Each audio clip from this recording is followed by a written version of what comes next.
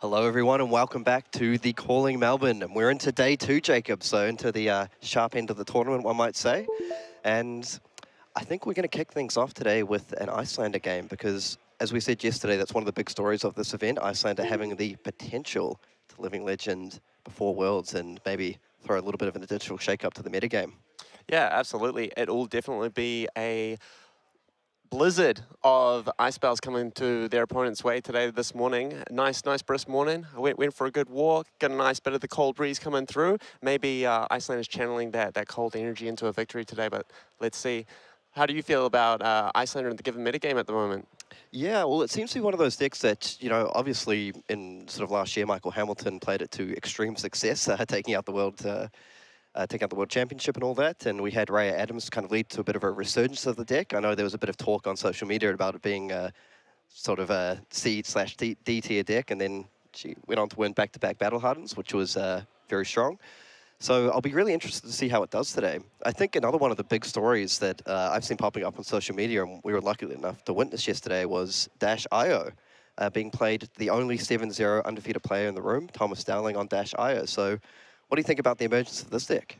I mean, it makes a lot of sense to me. When the biggest threat in the room is perceived to be Lexi, and it's shown by the representation that it got on day one for sure. Dash.io has got a lot of tricks to deal with the matchup. I mean, we keep bringing it up. I keep talking about it, but Boom Grenade, man, what a card. Off the top, 4 damage plus an action point, which converts to another 2 if you got enough counters on Symbiosis shot. It's a hell of a combo and really able to push through large chunks of damage in very short time frames. And also with the dash specialization so powerful, Teklo Core and especially Spark of Genius, really nice synergy with the new crank items coming out of Bright Lights. Just being able to, for effectively a zero cost action, as long as you've boosted, you get to search for a zero cost item, maybe a Boom Grenade. And if you crank it, replaces the action point that it costed, or if you feel a little bit tricky, you want to go for a +1 on that as well, you can get a Teklo Core, still pop the Achilles Accelerator, and then just keep on going. It replaces itself, it draws you a card when you play it, gets the item that you need, ticks really all the boxes that Dash.io wants, and yeah, it can be a very powerful deck in the hands of a skilled pilot. A lot of deck manipulation, a lot of information manipulation, getting to check the top card of that deck allows you to set up really wild plays, maybe play a cheeky defense reaction or 2 in some builds if you want to slow roll things a little bit more, or even just being able to play 3 Tome of Fienda on your deck to really bring the power of those extra action points through. Some really strong plays available to the deck, and obviously did pretty well and was a very good choice for day one. But how do you feel about it going into day two?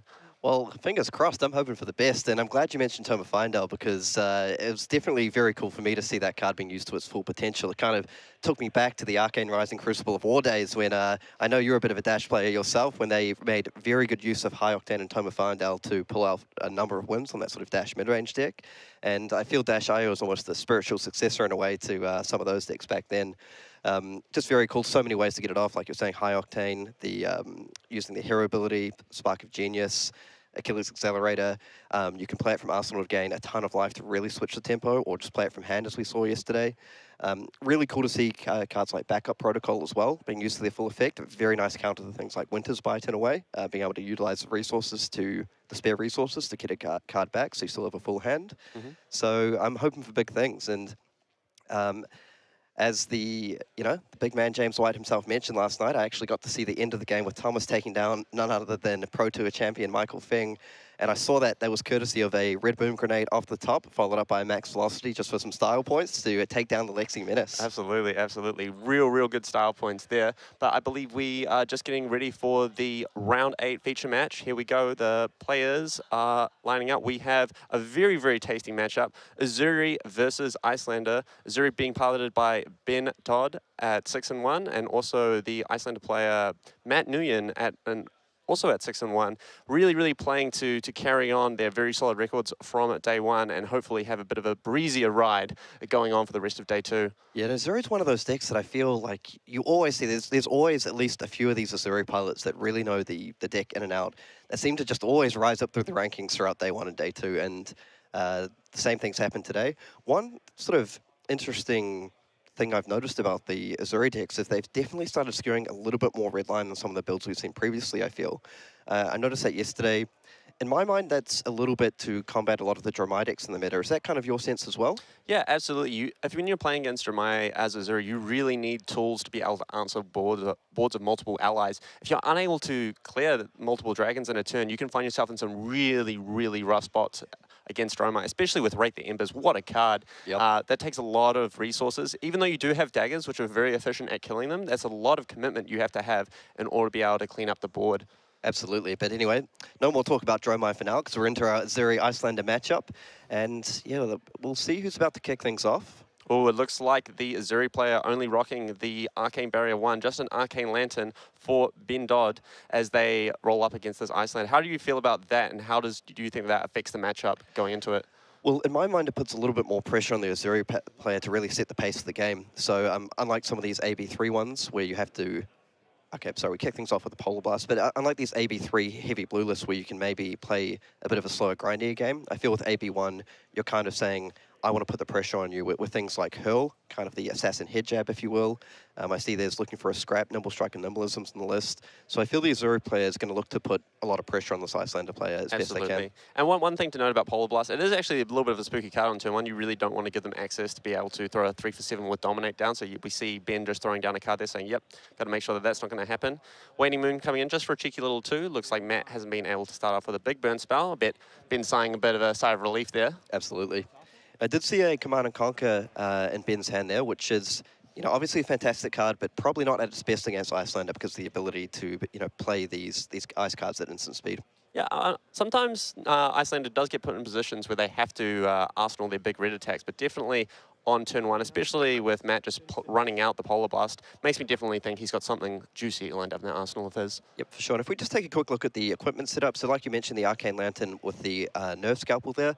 So the Nerve Scalpel, very nice with the interaction with Flick Knives into things like defense reactions. So when they play the defense reaction, before it resolves, you're able to flick the Nerve Scalpel to sort of reduce its defense by 1, which we may see come to play probably a lot later in the game. You don't want to give up your only dagger early, do you? Absolutely. No, you really don't. But like you were saying, it can be a very, very strong Hail Mary play in the late game, especially if you put your opponent on multiple defense reactions, or if they're staring down lethal, you're just like, hey, I'm just gonna flick this knife.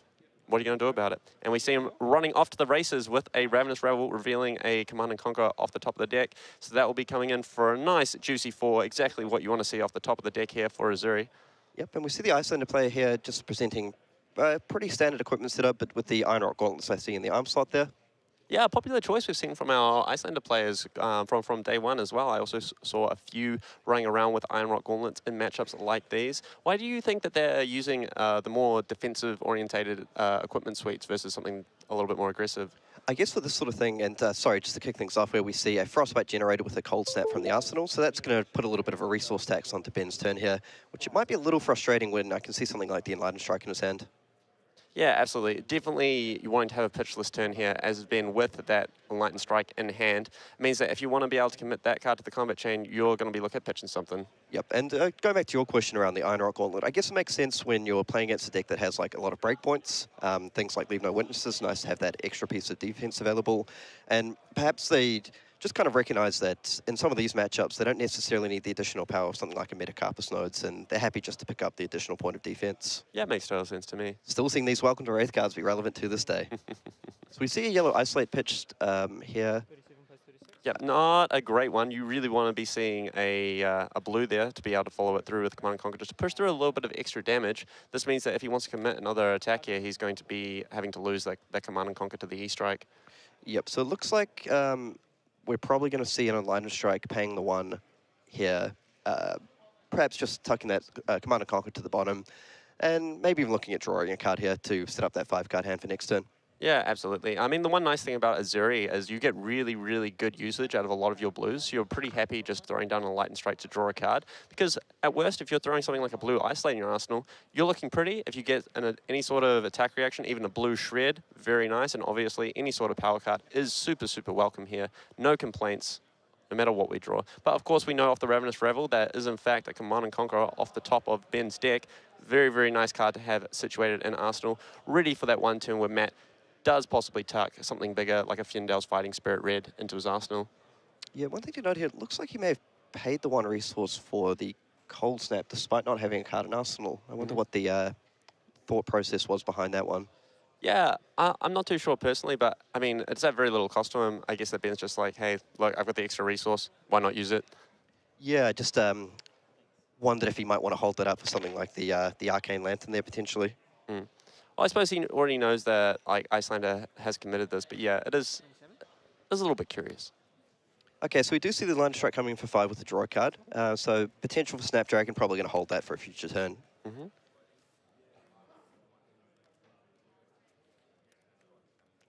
Okay, now I feel like the Icelander player here is probably hoping to pull something off like a Wounded Bull or a Fighting Spirit, but just going to kick things off with Winter's Bite to begin with. Yep, absolutely, totally reasonable, forcing Ben to lose a card from hand.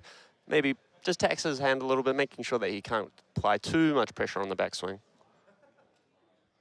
Absolutely, and one sort of interesting interaction to look out for this game will be the Codex of Frailty, how that interacts with Icelander. Icelander does play some number of attacks, and also they like to utilize their arsenal at sort of that instant speed. So we'll see if that how that comes into play with the Codex, if Ben tries to take advantage of a correct timing window in order to get a card out of Matt's hand to put the pressure on. Absolutely. I mean, that card can be absolutely devastating for Icelander. Just forcing them to lock out their arsenal and then overcommit resources back into you can be really strong, because if they're forced to keep 3 cards in hand, if they're wanting to go pitch, play the attack out from arsenal, if it's a costed attack, and then having to have the extra card in arsenal in order to be able to threaten something on the backswing. But we see a nice simple play here from Matt, just throwing out the Winter's Bite into a Command & Conquer. Tax them a little bit, then tax them a lot. I like it. Yeah, and we see there is a Sigil of Solace in Ben's hand, so I do see it's a shakedown there. Like, he'll definitely be looking for... Okay, so he does have the Crown of Providence to put this off, maybe suggesting that other card was a 2 defense card. Yeah, absolutely. He probably doesn't mind throwing away the Command & Conquer here. We're not at a point in the game where Matt's probably forced into arseling something big like a Fyendal's Fighting Spirit Red or any of the other attack actions he runs. So he's probably like, look, this Command & Conquer is probably not going to get too much value here. I'm just perfectly happy not defending out the CNC, shipping it away, and then having a big turn on the backswing. And we did see that he drew in a Lightning Strike off the top there. Very nice card for applying pressure, for sure. Yep, absolutely. And one nice thing here is we saw one of the strategies that the things like Guardian players went for back in the day was just playing one giant attack and not trying to give priority windows. Okay, but it looks like he's going to open up with Icelander. I wondered if he might go for the Enlightened Strike and to try mirror that here. Yeah, it looks like he's going to try spinning a shakedown here and hope he doesn't get hit by that defense reaction. Yeah, absolutely. I mean, totally reasonable line from Ben here. He really does not want to get punished from a random ice card from Matt's arsenal. It can just completely bleed out his line. He would not have the pitch card to be able to pitch to play the Enlightened Strike. So I really like this line here. Just a nice, simple shakedown, play the Sigil, arsenal the E-Strike, set up for a big tempo push the next turn. Really like the play. And it looks like this shakedown's going to connect here. So Ben doing a very good job of pushing through some of that early damage. I mean, the Ravenous Rabble and the Enlightened Strike were not defended by Matt on turn 1, so opening up that early life lead. Yeah, absolutely. It doesn't look like Matt's got too much damage on the backswing here. Assuming he doesn't have anything big lined up in his arsenal, he's probably just going to be throwing down a Aether Hail into a Waning Moon activation once this shakedown resolves. Oh no, yep, that's it. But he takes it, takes the play away. So resources are going to be a little bit awkward. Maybe he has to throw down the Emertus with the Tunic if he wants to be able to get the Waning Moon off. Yep, absolutely. And we just see the Sigil of Solace come out from Ben. So very clean turn there, going back up to 36 life, opening up that 12 life difference to give himself a little bit of breathing room. Yeah, there's a large life over here. Ben's done a really good job in the early game here, making sure he's applying a lot of pressure. Ooh, but we see a big spell in Arsenal for Matt Nguyen. It's a red Aether Ice Vein coming in, fused with the Frosting. That's definitely going to push some tempo back in his favor. For sure. So Ben will probably be wanting a blue here, so he can at least prevent one of the damage and pay the tax on the Aether Ice Vein.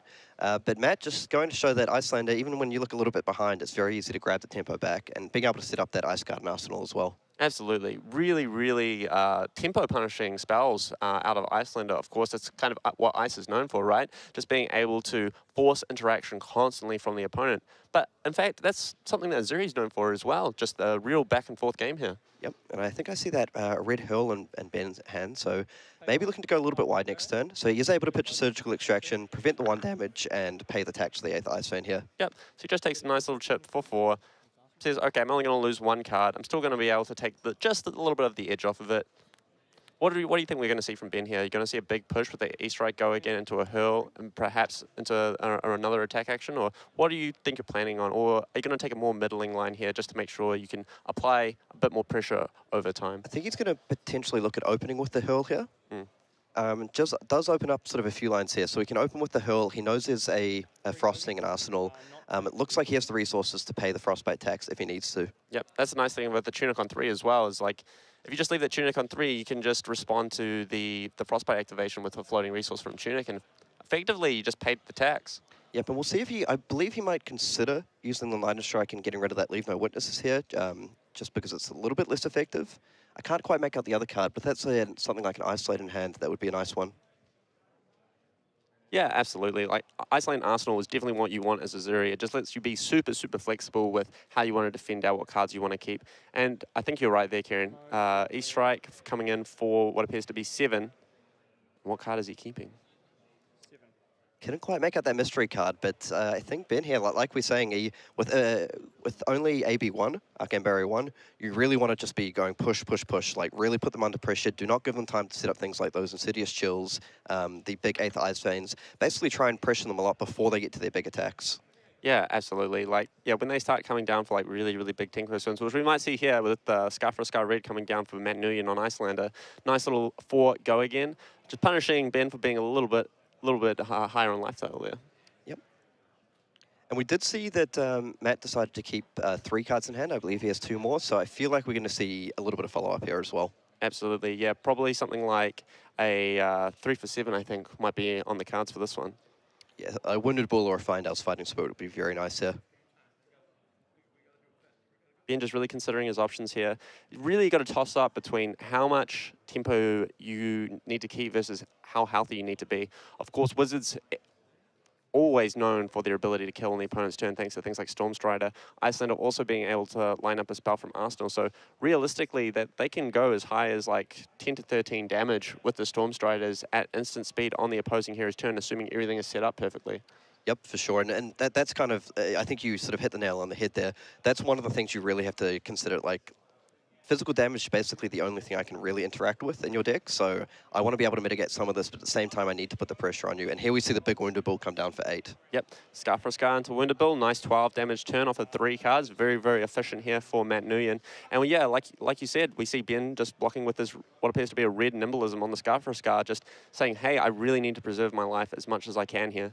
And this is exactly the position that Icelander wants to try and manipulate you into in a way, saying, I'm presenting 8 damage. I kind of want to get 2 cards out of your hand here. If you block 1 card and take 5, that's just setting up my arcane damage kill down the line. Yep, exactly. Okay, so we do see a Shakedown in hand. I wasn't quite sure, but I thought that Arsenal card may be an Isolate, so that potentially is the card he wants to hold on to. Absolutely. Yeah, if it's Icelander Arsenal, I think you want to keep Shakedown regardless, even if it is a Leave No Witnesses in Ben Todd's Arsenal, because it just lets you go, okay, look, I'm just going to play this 0 for 4 out. I'll Arsenal my 2 for 6, line it up. I believe he may have tucked the Leave No Witnesses for the Lightning Strike, but I'm wondering if it's potentially an Isolate sitting there at the moment. Yeah, yeah, absolutely. Yep, so he's going to open up with, indeed, the Isolate here. So he knows there's a Frosting. He does have that Tunic resource up to pay for the Frostbite if he needs to. Let's see if he wants to use that here. He does have a spare card in hand, so I mean, you could hold that. You could pitch that spare card even if it's not. You could pitch the spare card to preserve that resource for another turn on the Tunic. It looks like it may be a Codex. Yep, we see a Codex pitched here for Ben. You know, one potential line, if you were being a little bit tricky, is you could remove that Tunic resource just to try and bluff something like Shred. But I think sort of resource efficiency is the name of the game here, isn't it? Absolutely. That Tunic on 3 is actually a very, very valuable resource for Ben, just making sure that he's able to effectively counter the Frostbite whenever he needs to. Yep, and I don't think I see a defense reaction in Matt's hand here. So we'll see. It looks like the Shakedown probably is going to connect. Yep, certainly looking that way. We see a few valuable cards like the Insidious Chill, which could be a pretty nice target for the Shakedown.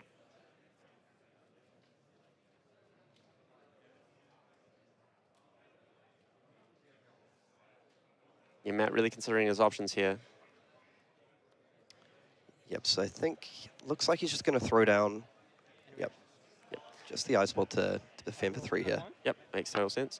That's the thing about playing against Zuri as well. Just no matter what you're playing, you're always playing this guessing game, especially when it's something like an Isolate. You're like, look, what is my opponent's range here? What's the worst situation? What's the best case situation for me? And we see him, yep, just flip in that Shakedown. Matt Nguyen He's getting mugged. Yep. Said he's going to drop the show me what you got now and say, let me see your hand. I suspect he'll be choosing blue. I mean, there's an outside chance he says something like red for an attack, but I feel generally you're going to stay blue here, aren't you? Yeah, it's just such a safe bet when you're versing Icelander. They run such a high blue count. Yes, sometimes you might want to just pinch a card when you think that they've perhaps have a 3-7 in hand, but it is such a soul read. It's so much safer, especially when you feel like you're in a reasonable position, which I believe Ben to be in the spot. I think, yeah, you just say, look, I'm just going to take the damage card. I'll let you set up an Insidious Chill if you want to, but you're not going to be pushing any damage back into me, and that would let me keep a 5-card hand with you having no arsenal if you want to go for that. Yep, and Matt electing here not to use the Waning Moon, I think that makes sense because he wants to set up the Insidious Chill, but this definitely opens up a window here for Ben, doesn't it? Because Icelander now does not have an arsenal card. Yep, no arsenal card, no taxing effect, unless they want to pop the Storm Striders. But if they're popping the Storm Striders on a no-kill turn, that's a lot of security. That's a big security blanket that you've got there as Ben. Yep, so now Ben just has to worry about maybe a card like Blizzard, but we see the Nimbleism, so this could be a pretty nice turn if he has some sort of go-again outlet, or potentially even wants to look at using the Snapdragon Scalers here. Icelander's down to 14 life. This might be the moment where you say, look, if I can strip their whole hand again, I might be able to really sort of amp up the pressure. Yeah, and also, I've got to give props to both these players. This is a wicked pacer they're setting for what can be an absolute grinder of a match. Yeah, I was expecting it to be sort of slightly slower than it has been, but we're 10 minutes in, where life's 22 to 14. Yep, big plays to me happening, back and forth, back and forth. Like you said at the start of this game, though, it's really on Zuri to set the pace of the tempo in this game, right? Like when you only have AB1, there's only so much slow rolling you can do versus Icelander. Yep, absolutely. And I think Ben's done a very good job of identifying that. I feel, you know, Matt's probably would have hoped to see a defense reaction or two by now, but I think Ben just recognizing, look, like, this is what I have to do, like, try and kill them before they are able to stabilize the board. Yep, absolutely. We see a Nerve Scalpel coming through, just saying, hey, look, I can't play this Death Touch from hand, but what I want to do to do is make sure your defense reactions are not as good as they possibly can be. So a little bit unfortunate. I feel this is the turn he would have wanted to push the pace a little bit, but having to pitch, it looks like a Death Touch and an Nimbleism just coming with that Nerve Scalpel here. Yeah, it's definitely a little bit rough. We see another Death Touch in hand for Ben as well. Yep, and no second dagger available.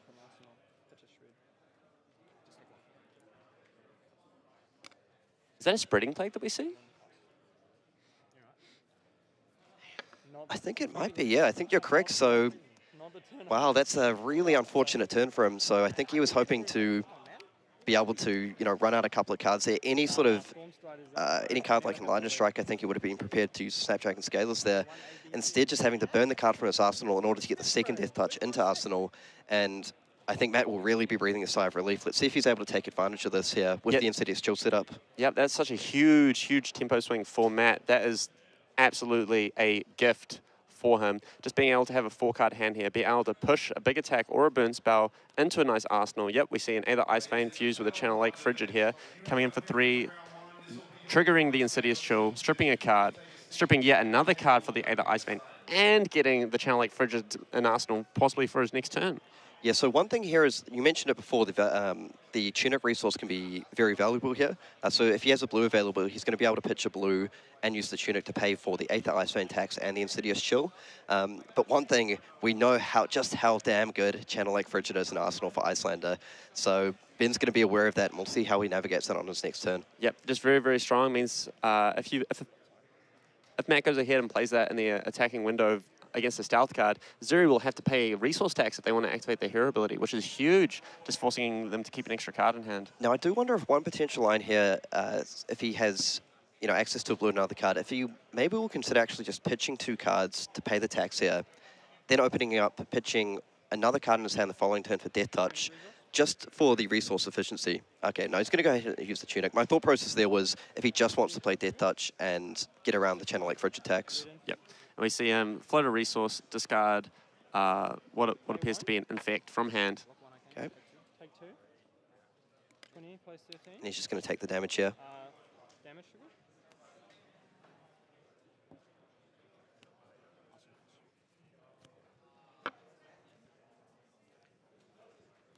Okay, so it looks like he's navigating towards maybe just playing the Death Touch on his turn and setting up an Arsenal card for the following turn. Yep. So, you know, Icelander's still on quite a low life total here, but I think that sort of, you know, we have to say it, a bit of a brick turn from Zuri has really opened the door for Icelander to try and stabilize the board a little bit here. Yeah, absolutely. Really, really punishing Ben for not having a very, very strong turn on the previous turn. Now having the Channel Lake Frigid whenever he wants it, and Insidious chill and play, it's just all gravy. One thing I like about this play here is that, so if Matt wants to play the Channel Lake Frigid here, giving him a Frostbite and taxing him for 1, he still has 2 resources available to play something like Shred. So he's able to represent a Shred here, saying I can pay 1 for the Frostbite, pay 1 for the Channel Lake Frigid, and still have that sort of line available to me. Yep, absolutely. And we do see that Ben has the Shred there. It's really, really huge here, actually. Death Touch being able to give a inertia token to Icelander can be absolutely devastating. Forcing them to have no interaction from Arsenal for a turn, especially when they have an Insidious chill up, is a really, really big deal. Yep, so just for our viewers who may not be super familiar with how Icelander plays, so the hero ability means you're able to play blue non-attack action cards from your arsenal as they were an instant, and whenever you play an ice card during an opponent's turn, you can create a Frostbite under their control. So that's just why it's we've been putting a big focus on the importance of an arsenal card for Icelander. So if he's able to connect with this Death Touch using the Shred, and to create an inertia token, removing that potential interaction, that might be the window that Ben needs to try and close out this game with something like the Snapdragon Scalers, potentially even a Flick Knife's no scalpel play. Absolutely. And we see Matt taking his time really thinking about this Death Touch, going through all the lines in his head. That is just how big of a deal that inertia token really is. He is representing Shred. He is representing real attack reactions here as well, which is absolutely devastating if Matt doesn't recognize that. Now we do see Matt has 3 counters on the Tunic here, so that sets up a pretty clean line of play of being able to pitch a blue to play that Channel Lake Frigid and set up the Waning Moon to put a little bit of pressure back on. Because we talk about Matt being on 13 life, but Ben himself is down to 20 here, and we know how quickly that life total can disappear with Storm Striders. Yep, and we see Matt come in with the Channel Lake Frigid here, giving Ben the Frostbite, setting up the Waning Moon possibly off the Tunic, still keeping a couple of cards in hand. The thing is, though, if he wants to keep this Channel Lake Frigid around, he is going to have to pitch an ice card on his turn. That's true, and he is going to defend for 6 here. Oh, is he going to get blown out by the Shred? Now, fortunately for fortunately for Matt, if he does have that ice card, he's going to be able to pitch that to Coronet Peak to sort of tax the card away from his hand and keep that Channel Lake Frigid in play. Yep, absolutely. Yeah, Ben going really deep in the tank here. And I think one thing is what you mentioned. Because of that, maybe he considers keeping the Shred here because that inertia token is just not going to be as valuable if he's expecting something like the... okay, so he's going to play a red Shred on the Command and Conquer.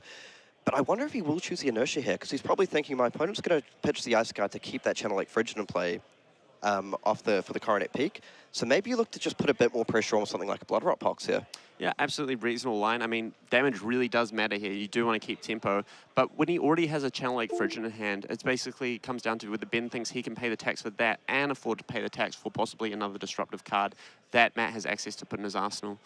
Yep, that's a good point. And one thing is, one option is here, like, you can just pitch an ISO card to pay for the Blood Rot, therefore keeping your Channel Lake Frigid in play. But, crucially, you can then not use it for the Coronet Peak. So it means I'm going to have a 4-card hand next turn. Yep, absolutely. Yep, we see Blood Rot Pox being the poison of choice for Ben here. Just really, really focusing, really prioritizing the damage to Matt Nguyen's life total. Just really, really wants to put him in a bit of a blender with attack reactions. That's the thing with Assassin and these other attack reaction-based heroes. When your opponent gets these low life totals, constantly asking them the question of, hey, I might have lethal here, and really, really can put them in some tough spots. We know that historically with Ninja deck specifically and Razor Reflex being an absolute classic with Kodachis. Yep. One thing I just want to note here is that I can see there's the Nimble Strike in Ben's hand here, and we did see him defend with the Nimblism early in the game. He's probably just checking the graveyard to make sure, yes, I did do that here. I suspect that Matt has chosen to go with the Coronet Peak and saying, look, getting a card out of your hand is more important. Okay, so actually choosing to get rid of the Nimble Strike there. Yeah. I can understand the logic because of that tax from the Channel Lake Frigid, you might just be thinking, like, yes, they're going against nice, but am I going to have the resources to be able to pay for everything on this turn? Yeah, exactly. And we see that he's got another Shred, I believe, in hand alongside what appears to be an Infect. Lines up very, very nicely with a pitch card, being able to play for both of them and play around a possible Frostbite as well. Although it's not very likely that Matt Nguyen's going to pop Storm Striders here. Like we keep talking about over and over again, that range at the end of the game is absolutely huge for Icelander. For sure. So he's opening up with the Infect, pitching a yellow Isolate here. Yep, lines up nicely with that Shred that he's got lurking in the shadows. And yeah, if Matt only respects this with one card, he's probably going to get shredded. He's going to take 3, get yet another Blood Rot Pox token. Yeah, and those Blood Rots start to stack up. I mean, Matt was very happy to take the other one to strip a card from hand. But if he were to take, say, 3 damage, go down to 5, and get another Blood Rot, that's when you have to start thinking, you know, am I willing to pay for this? Now, one small downside, if I can put it that way, is by giving them the Blood Rot, you do open up the line of them saying, okay, I'm going to pitch to my current at peak and pitch another Ice card to the Blood Rot in order. Oh, but he does have the Sink Below here. If it's a red shred, it lines up pretty beautifully into a sink. It does. So I was just going to say, if he gets the Blood Rot, it does give him the line of pitching an Ice card to the Blood Rot and then an Ice card to the current at peak as well to keep that Channel Lake around for another turn. It does appear to... So it looks like he does play Rainbow Shred, so we'll see what color this is. Yeah, it's really, really interesting here because Blue Shred does not really put in a lot of work.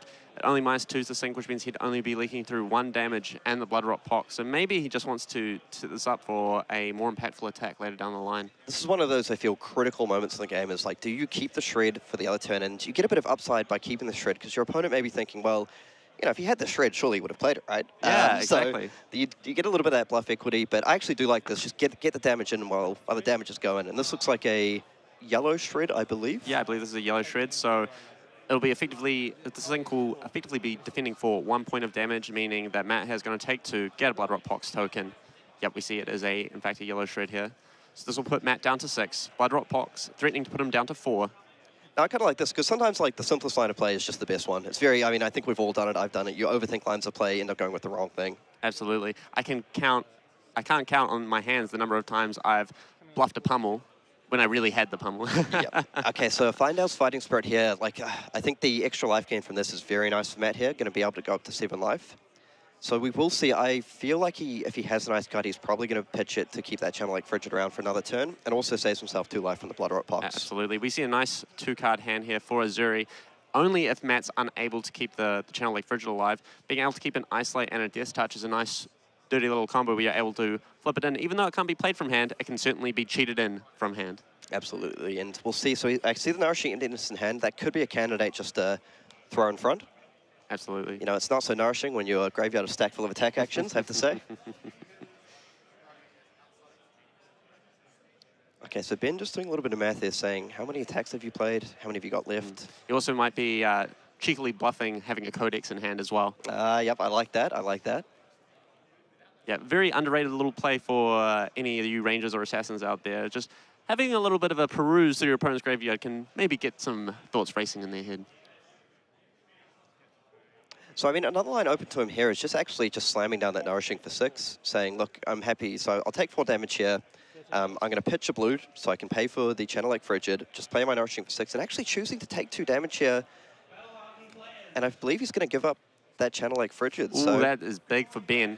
Being able to just put a nice, juicy 2 for 6 in Arsenal, playing out an Isolate with a Death Touch. I believe Tunic will be going to 3 here, which means that he's able to play around a Frostbite from Matt here. Now, I did see a Lightning Strike in Matt's hand previously. I'm not sure if that was sunk to the bottom of the sink below, but it's possible that he's trying to set up into that and Lightning Strike into a big attack to really rip away the tempo and set up the Storm Try to kill. Makes a lot of sense to me. But yeah, it looks like Ben's just considering coming in with an Isolate here, cheating in that Death Touch, pushing a lot of threat. Does have Dominate. If Matt doesn't have the defense reaction in Arsenal, he could be looking for a bit of a beating here. Absolutely. Now, do you think he might be worried potentially about some sort of like Storm Strider's Aether Ice Vein with the Insidious Chill coming through to throw off his plans? Absolutely. I mean, it's always a threat. Being at 13, it's still on the brink of you being able to live through it and still be able to win the game, but definitely a devastating line that could line up here for Matt. Now, I feel he's probably having a quick look through for defense reactions because he knows he's only seen 1 sink this game. And he's probably thinking, look, my opponent's playing most likely 3 sinks, potentially 2 to 3 Fate Foreseen. So if I commit to this play, do I get blown out? Yeah, absolutely. I mean, you are in a little bit of a predicament here as Ben. He started off very, very well in this match, but as time has ticked along, Icelander has really been able to press the advantage, especially with that 1 brick of tempo from Ben's side. It really changed the landscape of this game. Absolutely. I feel like that was a big turning point in this game. So here we come on with the Isolate. Blue Isolate coming in for 1, but it's not really 1, is it? No. Things are not as they seem with Zuri. Okay, so I think this is huge here.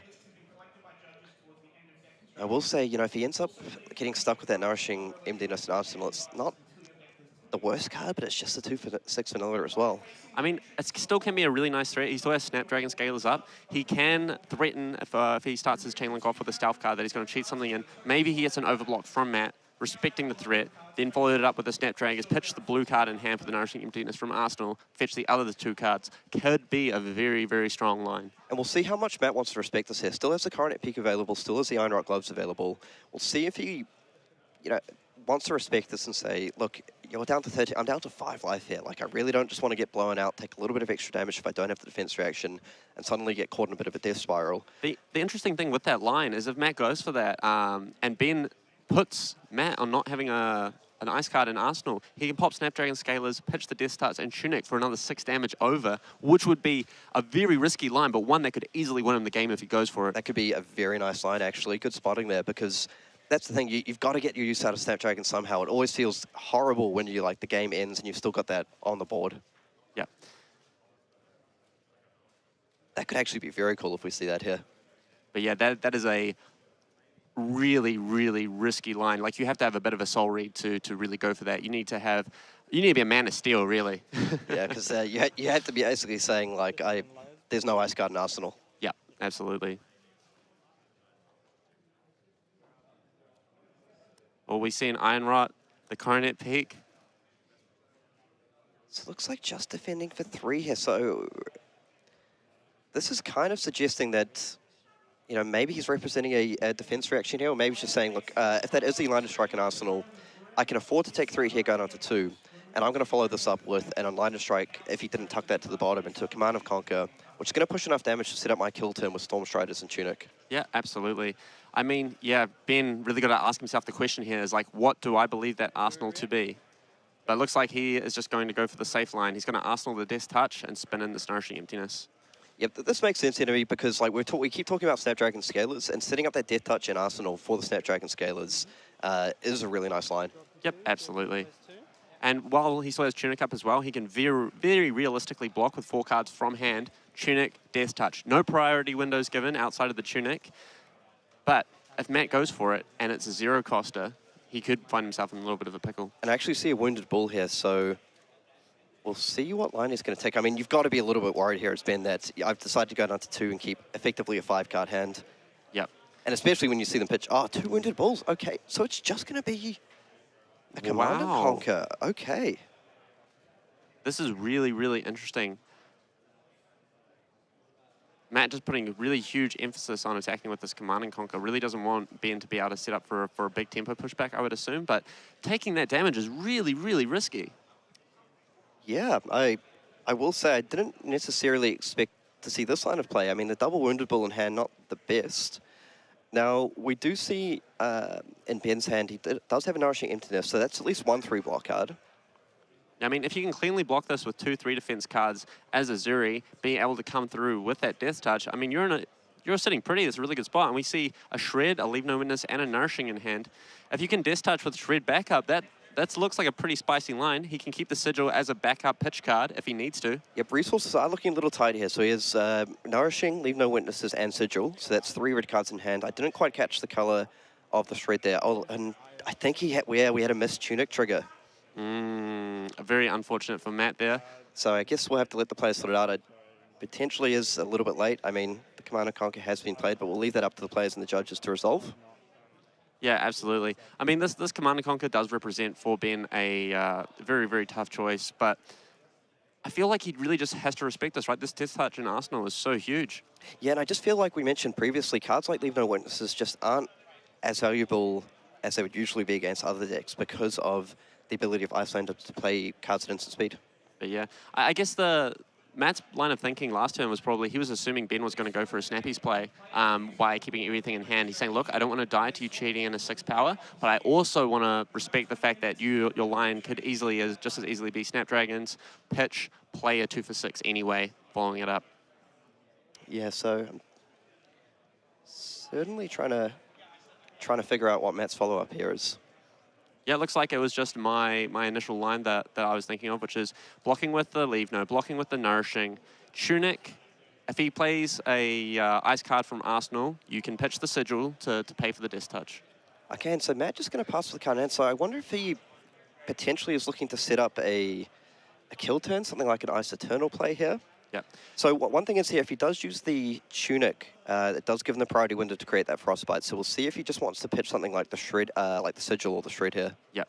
Yep. We'd be thinking Sigil pitch. Yeah, I'm thinking Sigil pitch here. You just really, really want to put your Matt in a spot where it's like, hey, if I have the attack reaction here, you could just be dead. And now this is a really scary moment for Matt here.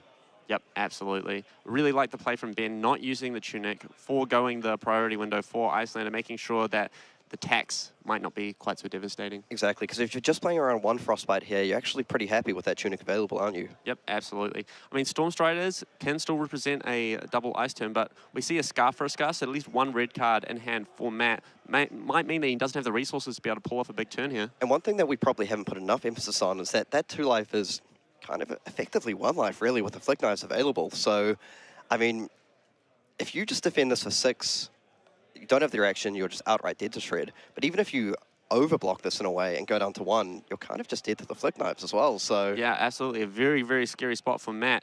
Ben really pulling this back together. Those death touches really showing how powerful they can be in this matchup. 1 for 6 is a hell of a stat line, and 1 for 6 with a devastating on hit is even better. Oh, and I see Matt as well has the Scar for a Scar in hand, and like that's the thing. You have these really powerful, efficient attacks, but they do defend for 2. We saw the double Wounded Bull hand previously. We see the Scar for a Scar this time. Tunic and Scar going to be pushed in, so I mean, it just has to be a defense reaction here, yep. right? If Ben puts his opponent on only having 1 defense reaction, Flick Knives, yep. Okay, so now we're up to 7, but Shred. It's a red Shred, so red Shred puts that back down to 3. Ben just tanking. Does he think Matt has another defense reaction? And Matt chose to take the damage last turn. Yep, we see the resource floating here for Ben. Looks like that resolves. And the red Shred comes down onto the sink below. It's 3 on 6. Matt's on 2. It's do or die. Does Matt have another defense reaction?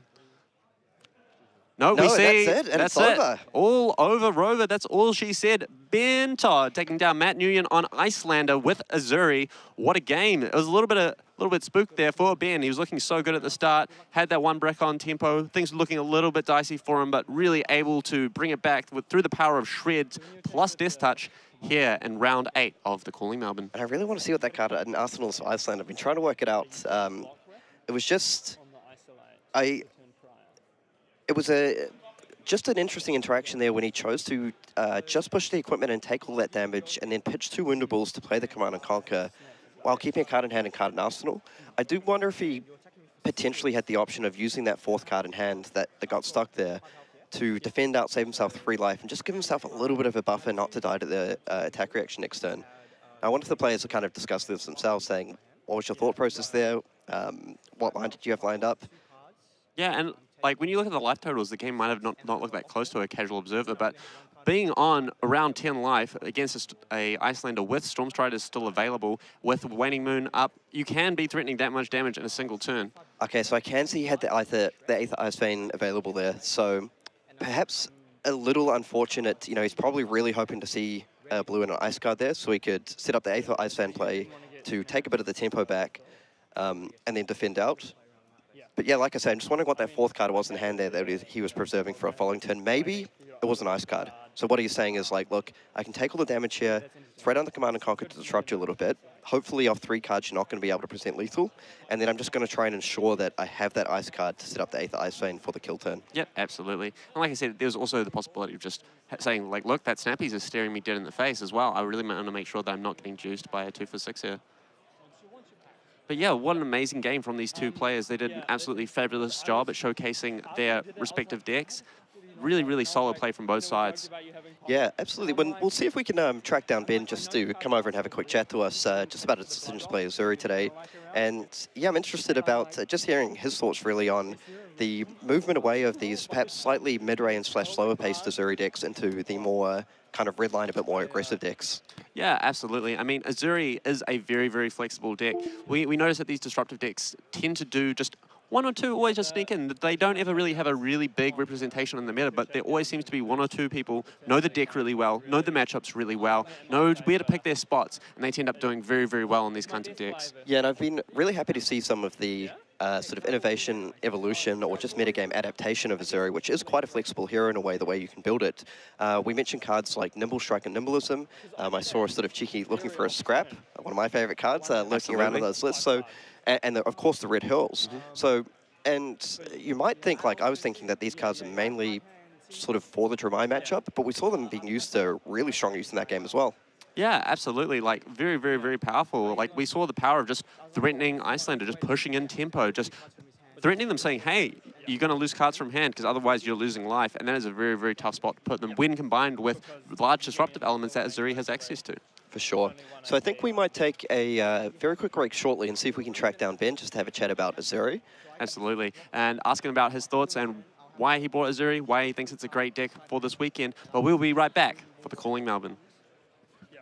Any flat arcane damage work.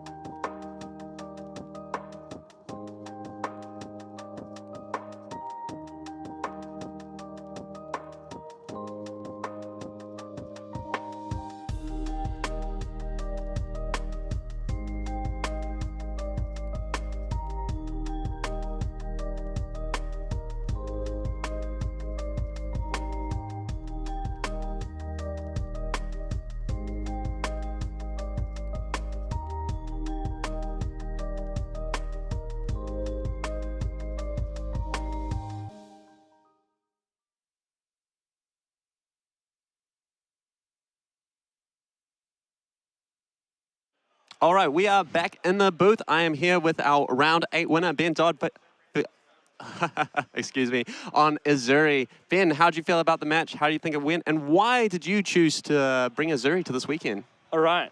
How I felt about the match? Bad going in. Icelander is definitely my worst matchup aside from Kano. But there's always a way. Yeah, where there's a will, there's a way. And you certainly put the gas pedal down and was pumping a lot of damage turn from turn. Apart from that one brick that we saw, you were able to present like a lot of damage and a lot of disruption to the Icelander player. And do you think that playing more than one AB helps the matchup, or does it not help it enough to justify the slots in the AD? If you saw, there was basically no turn where I have spare pitch. They tax you with the Frostbite, they tax you with Channel.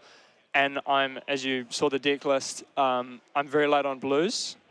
So the 2AB is good to make their kill range smaller because... You got Waning Moon, card from Arsenal, yep. Storm Strider's another card. Yep, absolutely. But 2AB doesn't help throughout the middle of the game. Whereas like Snappies threatens damage, Flick Knives threatens defense reactions, obviously Cop saves you from a CNC like we saw. Yes. Yeah. It all adds up. It's all these small numbers. But how do you feel like your matchups are into the rest of the field? I noticed that your list, like you said, is much more orientated on tempo, on threatening damage, on pushing like these more like heavier disruption turns alongside damage. And how do you feel your Zuri deck differs from the more standard, I think, where you run a lot more blues, play a lot more tit-for-tat kind of gameplay?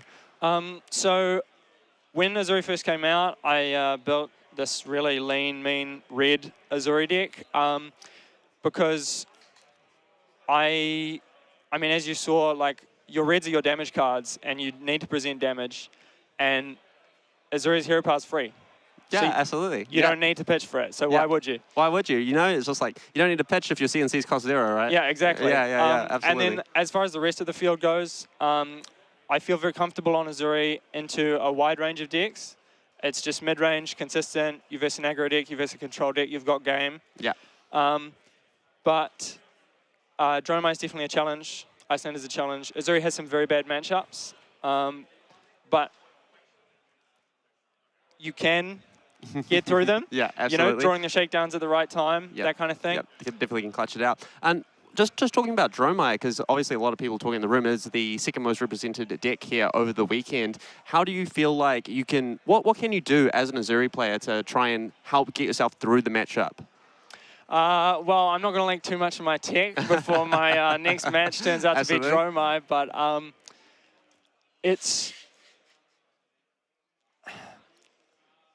the Dromai matchup takes a lot of reps. The hardest thing is they always present a question, which is, are you attacking them or attacking the board state? And that is a very, very hard to answer question.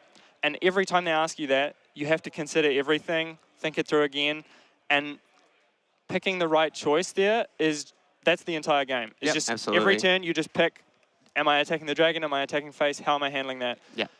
And that's just, you have to make that choice right every time. Especially because your deck's full of these disruptive on-hit effects, right? And it's really, really tough because it's, do I value this disruption, or is that dragon potent enough? Is it threatening enough? How many poppers do I have left in my deck? How much for give and take can I afford to give here? And especially with like a lot of these Dromai lists being a lot more aggressive these days, they can really put the hammer down and force you into these decisions a lot more quickly. But absolutely. But thanks for your time. Congratulations on your victory, and I hope to see you progress further well. I'd love to see an Azuri in top 8. I look forward to the rest of your matches, and good luck. Thank you very much. No worries. Have a good day. No worries. Oh, we'll be back shortly for our next round.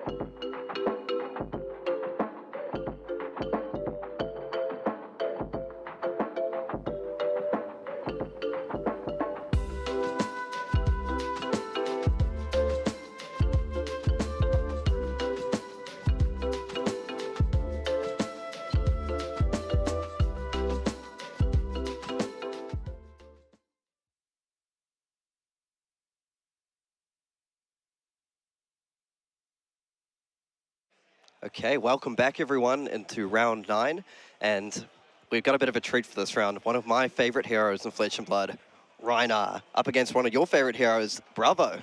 The star of the show. Well, not in this case. He's just a regular showstopper, but hopefully he will be the star of this show in this reckless rampage of a matchup. Yeah, absolutely. And we just had a quick peek at the deck list, and we have a few little spicy cards in some of these lists, don't we? And I noticed in the Rhino list, I saw a couple of Cadaverous Contrabands, which can be very nice for getting things like Bloodrush Bellow back, one of your most powerful cards. Yep. And I think I saw some Humbles in the deck list, a few yellow Humbles in there, which I'm a big fan of. Yep. And then Dig Up Dinner, one of our new cards. And of course, one of my favorite new legendaries, Scowling Flesh Bag, amazing.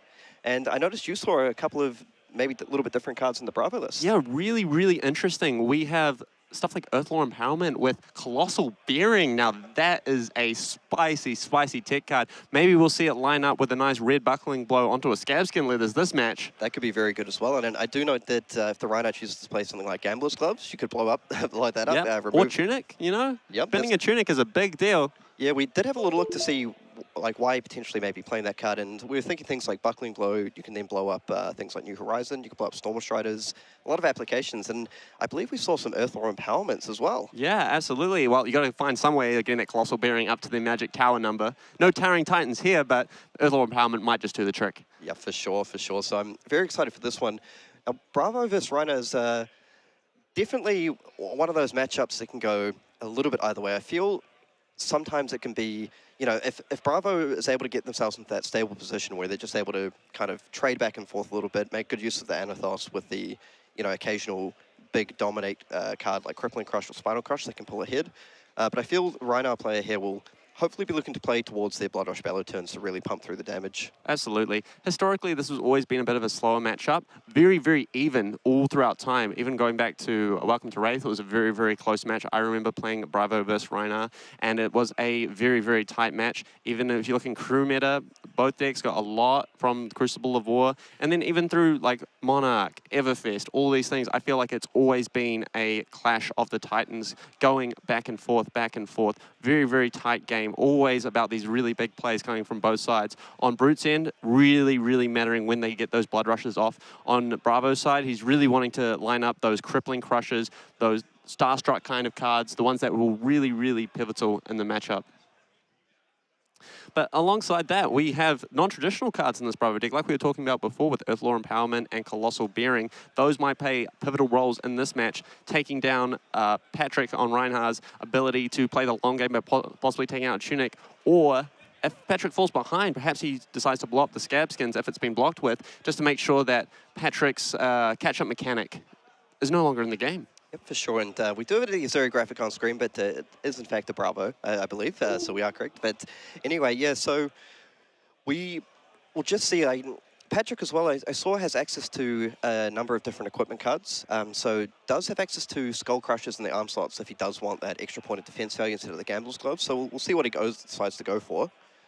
I'm expecting sort of the just, you know, traditional Bravo setup of the Tectonic Plating, Crown of Providence, and I do see we're running the new Civic Steps. Absolutely. Can be a bit spooky versus Brute if you choose to defend at the wrong time, but does line up nicely into some of the Blood Rush turns where you already know basically what they're coming with. Like, for example, if you know they don't have more resources, they're just going to come in for a claw and a claw, and that's going to be it. You can maybe block the first claw, get the quicken eaten up on the second claw, but also runs the risk if you don't put them in the right spot and they do have the resources to be able to play a big attack after the first claw, there is a real risk blocking with Civic Steps.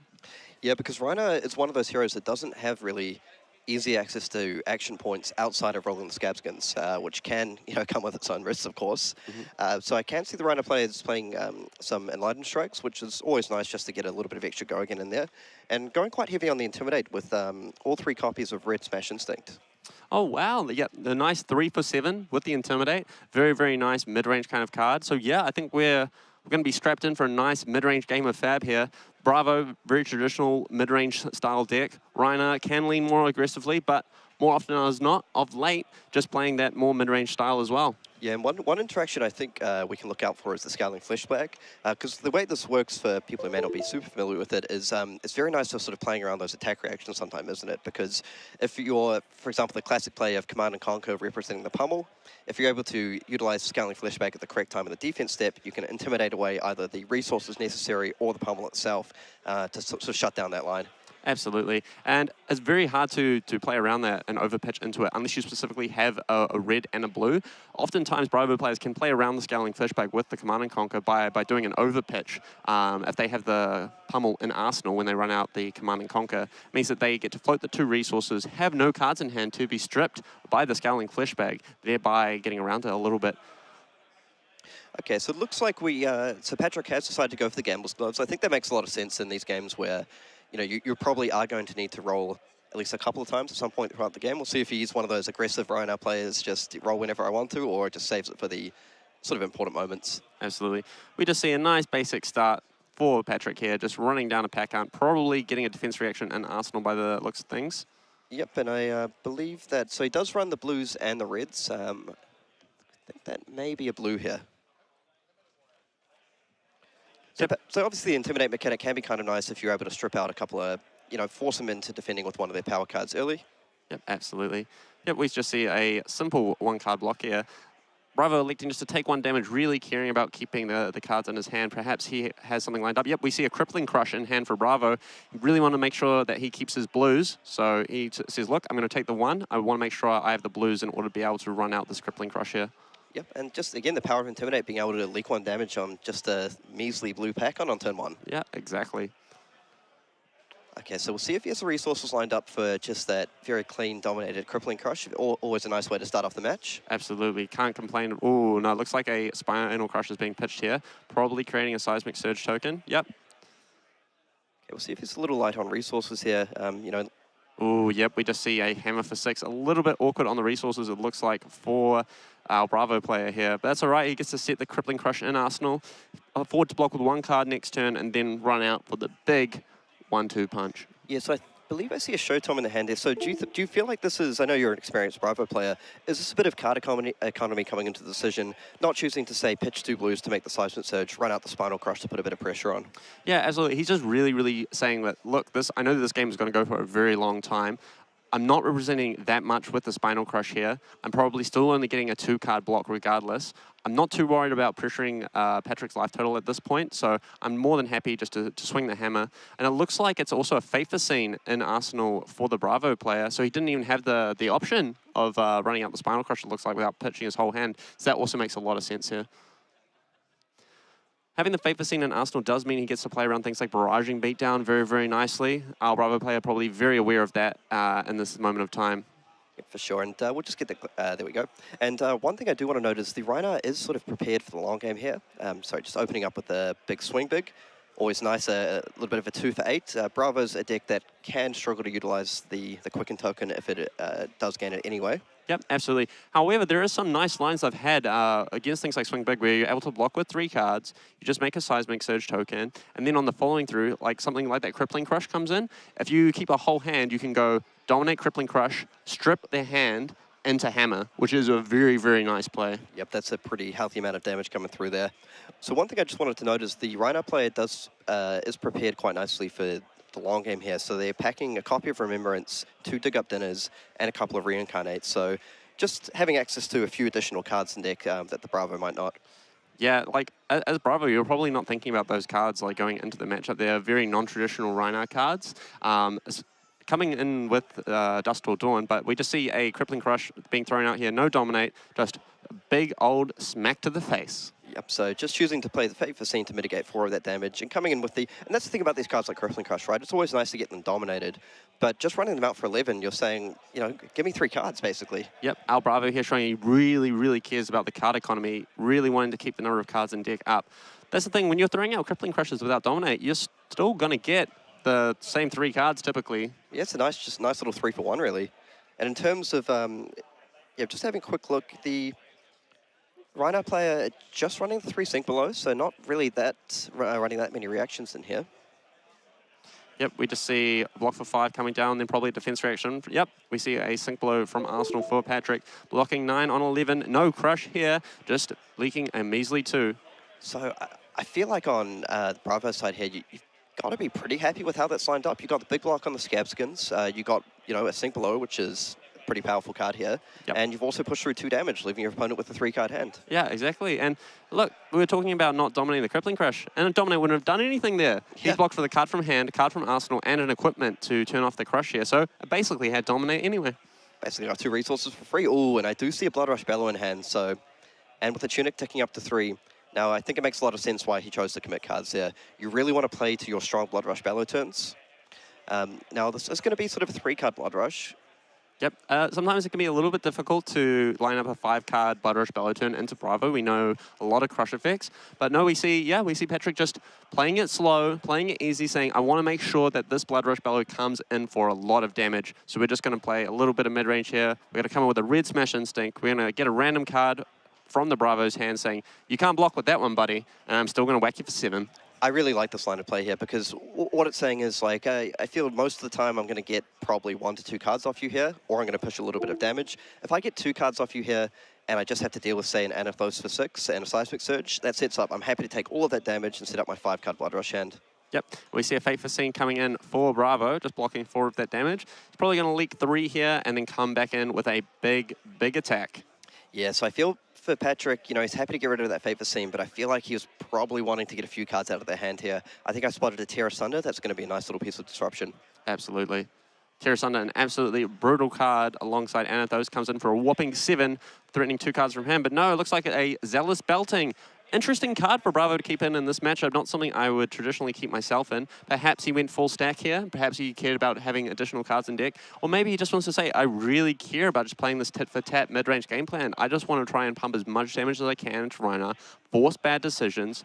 Like, we see Rinara playing cards like Remembrance and Dig Up Dinner. All these things are very, very good in the late game. But maybe this Bravo is just saying, like, hey, I'm just going to pressure you. You're not going to get to the point where those cards actually really matter. Yep, there's definitely a certain logic to that there. I mean, Bravo has a lot of redundancy in the cards that it plays, so hey, if I want to play all of them, they still will deal damage. So just choosing to defend with the blue pack hunt here, that is one of the downsides to playing these cards like Remembrance. I can see the Remembrance and the blue pack hunt in hand. Makes it a little bit harder to get off these Blood Rush Bellow turns. Yep. Oh, it doesn't look like it was a Terra Sunder. It looks like a Buckle was the hammer card of choice in Bravo's hand. But a Crippling Crush is the last card remaining in Bravo's hand. Will be a juicy little arsenal. I don't think Patrick is going to go for the Blood Rush here just based on the block with the pack hunt. Or maybe he was just trying to get one non-6 out of hand. Yeah, I think we might just see a 2-card block here and then potentially just pitching that Remembrance to attack with the Claw for 3. Makes sense. That lines up pretty well for Bravo here, though. If he only comes in for 3, Bravo still possibly gets to block with a card, then come up with a Dominate Crippling. We know that Patrick doesn't have the defense reaction Arsenal. That is indeed a Blood Rush Bellow, so it's in a little bit of a spot. Yep, and I think Bravo's going to be very happy with this. Just a Claw for 3. You can either just take the 3 damage, or choose the block with 1 card and come with that big Crippling Crush. I think I saw another Zealous Belting here, potentially opening up the line of Zealous Belting into a Crippling Crush. Now, that's a line you don't see every day. Yep, for sure. But yeah, he's opting just to take 3, say, look, I'm going to run out this Crippling, probably with Dominate, Arsenal the Zealous Belting, or like we said, if he really, really cares about just pressuring Patrick's hand, really just wants to strip the cards down, perhaps he does go for the super aggressive line. Yeah, so now it may depend on the number of blues in hands. Oh, interesting. Yep, doesn't look like he's got a ton of blues. So, but it's still going to be a Dominate Crippling. Unfortunately, he does not get to set up an Arsenal here because he did have 2 red cards in hand, but it's still Dominate for 11. We know that Patrick doesn't have the defense reaction Arsenal. There is a sink in hand, so with the equipment he has available, he could theoretically block this Crippling Crush out, but that would be losing his Fish Bag, his Tunic, and the last block on Scabson, which is a lot to ask from the Rinara player. And that's quite a lot to just take 3 damage on. I mean, I suspect we may just see the sink below and saying, look, I'll take the 7 and just come back at you with the Claw. Yep. Tuck my best card in my way so it can't be Crippling Crushed, and then just eat it. And honestly, I mean, not the worst spot. So he's going to take 7 damage here, drop down to 29. But his Bravo opponent is on 32. Having 1 card left available just to pitch in, come with the Claw. Say you're down to a 4-card hand next turn, and I'm really just playing towards a Blood Rush Bellow turn. Yep, absolutely. Totally makes sense. I mean, if Bravo was able to get an Arsenal here on top of the Dominate Crippling Crush, like Arsenaling something like the Zealous Belting, that would have been absolutely huge, because it's basically 5 extra points of free damage if he drew another blue on this turn. Yep, and perhaps one consideration here is that he didn't necessarily want to lead with the Zealous Belting, potentially get hit by the Scowling Fleshbag, and then not being able to follow up with the Crippling Crush. Yep, exactly. Although, to be honest, it's not the end of the world. If he threw in the Scowling Fleshbag there, it means that he would just be able to likely Arsenal the Crippling Crush and come in with the Hammer for 6. Yep. Now, a little bit unfortunate for Patrick here. He was left with the red from hand, so he's going to have to pitch the swing big and use that Tunic resources to come with the claw here. Yep. I mean, it makes sense, right? You still just need to apply something. Keeping the swing big in hand does line up kind of nicely with the Blood Rush, but you really want to make sure you got your resource cards in hand for Blood Rush Bellow. Yep. Now, I believe I spotted a Command and Conquer in Daniel's hand here, so we may just see the sort of classic Seismic Surge into CNC. Yep, nice, clean line. Surge, CNC for 6. Threatening that Arsenal, asking, hey, you're not really going to be able to get off a big Blood Rush turn here. I'm going to get an Arsenal card. I'm going to be in a nice spot. You're going to be left with 2 cards, not going to be able to threaten a ton. Yeah, and, you know, I've been in these spots as Rinara. It can get a little bit frustrating. You're just saying, look, just give me a turn with no disruption so I can get off this Blood Rush Bellow that I've been sitting on. Yeah, well, that's been in Patrick's arsenal for a while, but Daniel and Bravo has done a good job of just presenting some form of disruption every single turn. This game's looking pretty even, though. Both players on 29, no Blood Rushes played. Bravo having slightly superior equipment at this point with the 1 block and Scabby's gone. Yeah, so we see Bravo has a full fridge along with those Civic's Footsteps, one of the new cards coming out. Yep, absolutely. Like, it all adds up, right? You got three effective block on boots, 3 effective block on arms, 3 effective blocks on chest, and a cop. That's 11 extra points of defense over the course of the game, which really does stack up. For sure, and the Crown of Prominence can be very nice when you're playing into Blood Rush turns as well. Just making sure you have the extra card in hand can be absolutely clutch, especially when they have something like a barraging beatdown. Yep, and Patrick just playing very patient here. I like the style. I'm wondering if he's going to open up with the barraging into just the claw swing to try and get 2 cards out of the hand. I think what he's really trying to play towards here is just his opponent going for, okay, so we do see the barraging played down.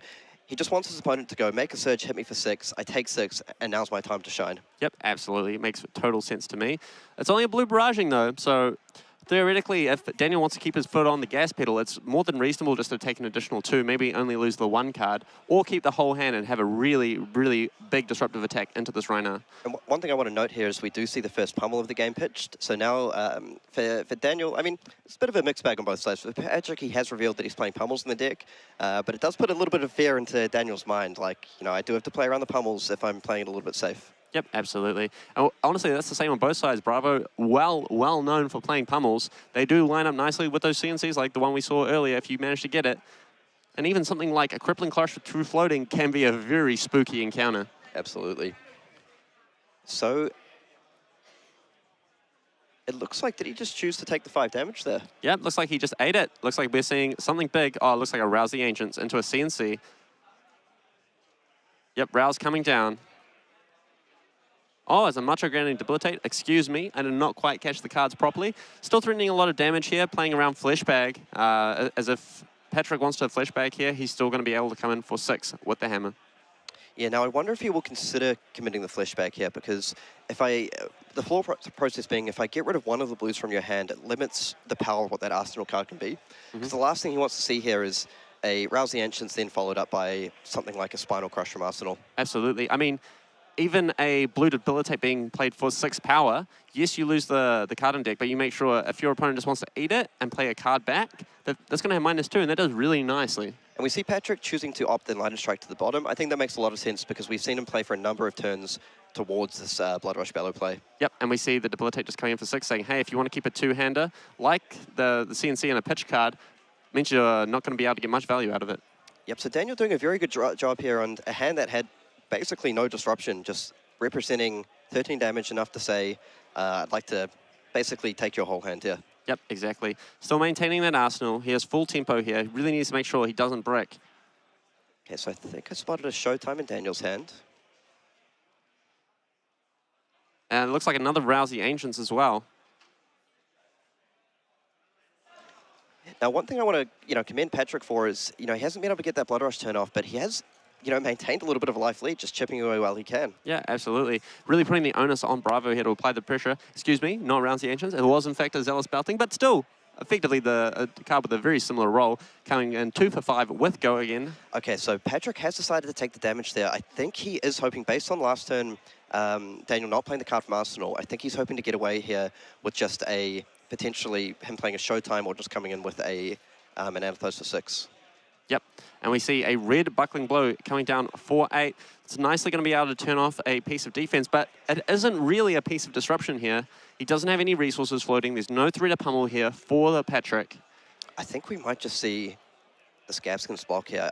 I think on Patrick's side, I think he's finally happy with his hand. His Tunic's about to tick up to 3, and he's saying, look, if I take 7 damage here, drop down to 17, I have a 5-card Blood Rush Bellow turn.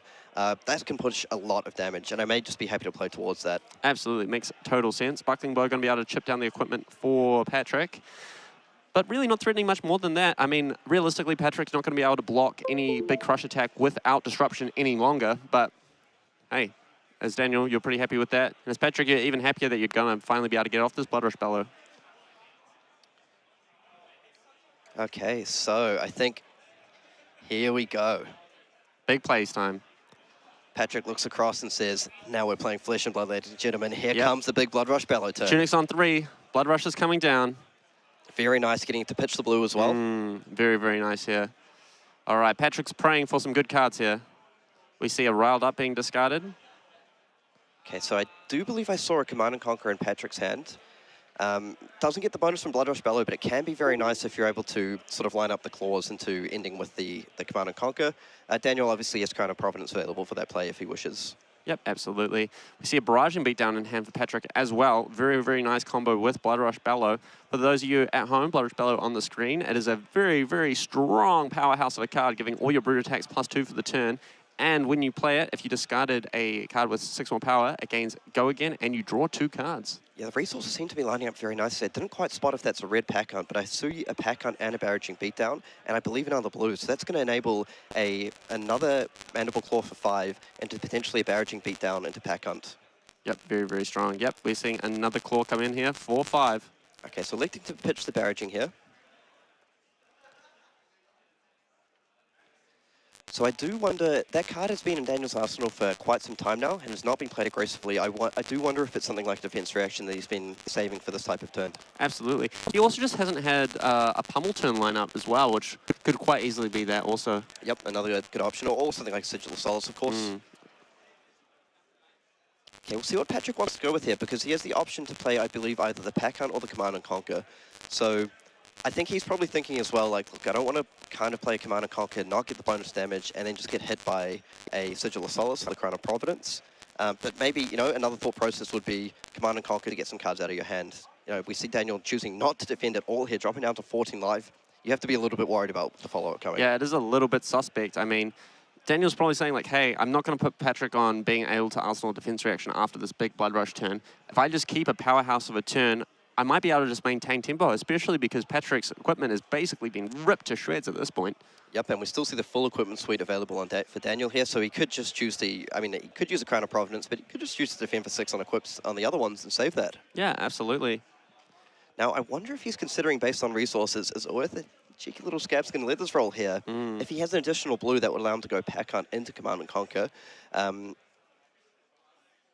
But no, just choosing to go with the Pack Hunt here. Yep, nice, stable play. Looks like, is that another Barraging Beatdown in hand for Patrick? Couldn't quite make up the last card in hand there. But I like this play. Your opponent's on 14 life. I'm coming in for 8. I mean, if you want to take 8 damage, I'm probably okay with that, dropping you down to 6. Now, we did see... Okay, so choosing to defend for 6 here is going to push through 2 damage. So there we see the power of the Blood Rush turn. Life total is now 17 to 12, and Patrick was able to get the 2-card block at the end here. So Daniel's going to be playing off 2-card hand plus Arsenal with no with no Seismic Surge. Yep. Oh, we're just seeing just the hammer come in. Is it 4 or is it 10? That's the question. Yeah, so he chose not to make a Seismic Surge. My guess is it might be a Sigil here. I feel because of the life totals and because of the efficiency here, it's probably not worth giving up the Surge just to be able to bluff the pummel, but we'll see if I'm wrong. Yep, or could also be something like a Starstruck in hand as well. Yep, true. But no, it is a Sigil coming out from Arsenal, setting another card in it. Yep. So I feel it does make sense based on the play patterns here. Absolutely. Okay, so I feel Patrick's got to be very happy with how this turn has gone. So I think making the correct call not to play the Command and Conquer would have got blown up with the Sigil of Solace. He may have identified that based on the play patterns here. Now we'll see, does he have a way to go a little bit wide? I think we may see a potential Scabson rolls if he doesn't. Oh, and a second Blood Rush Bellow. Ooh, back to back. You love to see it, ladies and gentlemen. If you were Patrick, back-to-back Blood Rush is something Brutes only dream of. So we are off to the races. So choosing to play a little bit conservative, not deciding to pitch the Sink Below for the Blood Rush Bellow, probably identifying that, like, I've got a bit of a life lead, so let's preserve that a bit. I mean, Daniel still has access to Cop here if he wants the extra card in hand to play around some of this Intimidate. We do see a Crippling Crush in hand for Bravo, meaning if he's able to survive this onslaught, he will have a big tempo swing on the back of this. So pitching the Beast Within, probably wishing he had that to discard to the Blood Rush for a bit more shenanigans. Yep, very, very strong card. Beast Within saying if you discard it to one of your Brute effects, you get to basically hit cards from top of your deck till you hit a 6 power. You lose that many life, but you get another card. Yep, absolutely. So we still see the resource available and resource up on Tunic here. 1 card in hand, 1 card in Arsenal. So Daniel being very disciplined with his equipment here. We'll see if he decides he wants to push some of these in now. Yeah, we see a block with Civic Stick saying, hey, I know you're probably going to claw for your next attack, so here's a Quicken token. This could backfire, though, if he has a resource card in hand. Or does he only have 1 card in hand? Does he have the Savage Feast? That would be massive. Oh, here. that would be huge. Ooh, Okay. just a Skull Crack. Still a 2 for 8. So Skull Crack with Go again using the Tunic resource. So I think a pretty heads-up use of the Civic Footsteps there. It's going to be difficult for him to fully utilize this Quicken token. I mean, I think we're either going to see an Arsenal or a Mandible Claw, and he could have led with the Claw anyway. Yep, exactly. Very, very good timing for the Civic Steps for our Bravo player. So he's going to be able to pull out the Crippling Crush here as well and push 2 damage. Yep. Bravo just being like, look, this is your second Blood Rush. I only have to deal with 1 more most likely before the Remembrance comes out to play. Yep, and we did see the Remembrance pitched maybe 2 or 3 turns ago, so it's going to be gonna be a while. It's going to be a while till that comes back. Oh, it looks like the Brute hit him with the Sniper Rifle. The Bravo player with the Sink Below is the last card in hand. That's not something you can pitch to a hammer. Oh, that's very rough, and that's I keep on going on about the power of Intimidate. Just you know, it's not only a card from hand, it's really disruptive at times, because instead of being able to hammer back here, he's probably just going to have to make a Seismic Surge and pass, unless he has the magical Sigil and Arsenal. Yeah, if he has another Sigil and Arsenal, he'd be more than happy. I think Daniel just here is like, do I need the Seismic Surge token? Is this something that's going to set me up, or would I rather have the better defensive card in hand? Yeah, but I think everyone's played against Brute and saying, you intimidated the 1 perfect card. Yep, exactly. Yeah, we saw everything else in Daniel's hand, apart from the Crippling Crush, able to be pitched to a hammer, so he was 50-50 on that. And choosing actually to just pass and keep that card in hand, probably recognizing his life total is running a little bit low here, and wanting to be able to park that Sink Below in Arsenal for, you know, potentially. Oh, and we see the first Scabs can lead the roll of the game. All right, is he going to hit the legendary 1 in 36 of double ones? Let's find out. Personally, I hope not, but we'll see. Well, you know me, I've always got Bravo's back. Yeah, exactly. Yeah, we kind of got the battle of the beefy boys here, Bravo and Rinara. Yep, just 2 absolute bastions beating each other down. Okay, shaking the dice. Oh, that's a 3. 1 action point for Rinara. Oh, is he gonna? No, I was gonna say, you know, just full YOLO, crack the gamblers. I mean, you're a bigger man than me, mate. I would definitely not have the presence of mind to do that. So just for our viewers, I believe he made that play because he had the Savage Feast in hand there, so he would have been able to pitch the Fateful Scene, I believe he has in hand, to go Savage Feast, would have set up an absolute monster turn to be able to really keep the tempo going. So as it is, this turn's going to be a little bit weaker. We might just see something like the Riot Up played out for 6. Yep, which sets up nicely into Bravo, either able to just block with the Sink Below, set up their hand for a nice big crush card, or simply just block it for 6, coming back with the hammer, very clean. Oh, we see a high roller played. Now he really wishes he rolled a 6 there. Yep, so the high roll here probably just being used to make sure he gets rid of some cards from hand. And like we mentioned, he probably knows he has a defense reaction because he chose not to do anything last turn. So if he can isolate that card again. Ooh, CNC's really good here. I believe he drew a second Sink Below as well. So if he's stuck with 2 Sinks in hand, we might have to see some equipments committed here. Looks like there's definitely 1 in hand for Daniel. Probably going seriously, man. You intimidated the Sink last turn, lifted it this turn. Yeah, we see Crown of Providence come down. Yep, 2 Sinks in hand for Daniel. That is a rough, rough time as Bravo. What a well-timed CNC for Patrick. And still choosing not to commit the equipments here. So Patrick's got to be absolutely thrilled with this turn. So, like, leaving you stranded with 2 Sink Belows in hand, pushing through 4 damage, and getting the Crown of Providence. Massive. Absolutely brutal. Daniel really needs to have a power card here, otherwise he's going to be falling far too behind. Yeah, Patrick's probably thinking, geez, thank you very much, Fab Gods. Like, I kind of got away with murder that turn after missing on the Scabskin rolls. Yeah, absolutely. All right, we see Buckling Blow pitched. Surge. What's he got? That We see a Sensi. He does have enough juice in hand to be threatening a pummel. Now, I wonder if we will see the Scowling Flashback moved in here, depending on his hand, because this would be, I mean, he may not have the pummel, but this would be quite a nice time to use it. When he kept that card and didn't pitch the previous turn, that probably indicates something either like a Sink Blow or some sort of red card. And pummel could be one, if you've already set up the Command & Conquer and Arsenal, Patrick's thinking, it makes a lot of sense for you to hold the pummel rather than pitch it to make a seismic surge here. Yep, especially when you're just blocking with Cop, choosing to ship the Arsenal, not respecting the rest of Command & Conquer's damage, dropping to 9. That definitely screams pummel to me. Yep, so I believe Daniel has 2 cards in hand here. Now, Daniel appears to have 3, I believe. He has the 2 sinks and 1 other card, it looks like. Okay, so just choosing to... Yep, we see the flashback just being thrown in here, just to see if he can pinch the pummel. So it is 3 cards, so a little risky here because now you're saying, like, I've got to intimidate the perfect card if I think you have blue and a pummel. No, it doesn't look like he has it. Arsenal pass for Bravo. So I feel the last couple of turns have really gone Patrick's way. Yeah, I think it's definitely Patrick's game to lose at this point. The Fab Gods have been smiling down on him. Back-to-back Blood Rush turns. Very, very brutal Command & Conquer into a nice, juicy 2 for 8 here. Swinging for the hills. Swing big. 2 for 8 coming in. Amazing 2-card hand. One of the best in the game. Just saying, look, here's 8 damage. You deal with it. Yep, exactly. And I feel he's thinking, look, I honestly don't even care about giving you a quicken token here. I've got a lot of tempo lined up. Okay, now we see the 2 Sink Blows, the one that was stranded and the other one in hand. And honestly, if you're Patrick, you're probably okay with this. I mean, if you happen to get towards the 3rd Blood Rush Bellow, you've now, stripped away another 2 Sink Blows out of the deck. I can see Bravo coming back in here. If he has something like a red Buckling Blow and 2 blues, oh, we see a Colossal Bearing coming in. Unfortunately, just vanilla, unless he's got something like a pummel backup, but I don't think Daniel has enough cards in hand to be able to threaten that. So potential to actually utilize the Quicken token here, because you can go Colossal Bearing into pitching another blue, coming in with Anathos for 6. So potential to present 14 damage here. Which is not nothing. Yep, so from Patrick's side, I can see he has the Fate Foreseen and an Enlightened Strike. So this does open up the option of, I think we might just see Fate Foreseen and then go Enlightened Strike into Claw or Enlightened Strike into a card from Arsenal, just to keep a bit of the pressure on. Yep, makes a lot of sense to me. Yep, we see a Beast Within and a Fate Foreseen being blocked. Gonna leak a little bit of damage. Bravo probably gonna come in with a hammer here.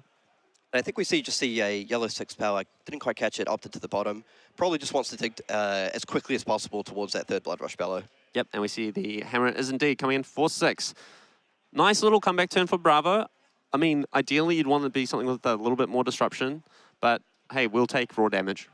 Yep, so now Patrick's got a bit of a decision to make. Do I take the 6 damage drop down to 11? A little bit risky if I don't have that defense reaction in Arsenal, but I feel like he really wants to get that E-Strike down for 7 here. Yep. My opponent's on 9. I'm probably going to get at least 1 card doing this. Yep, exactly.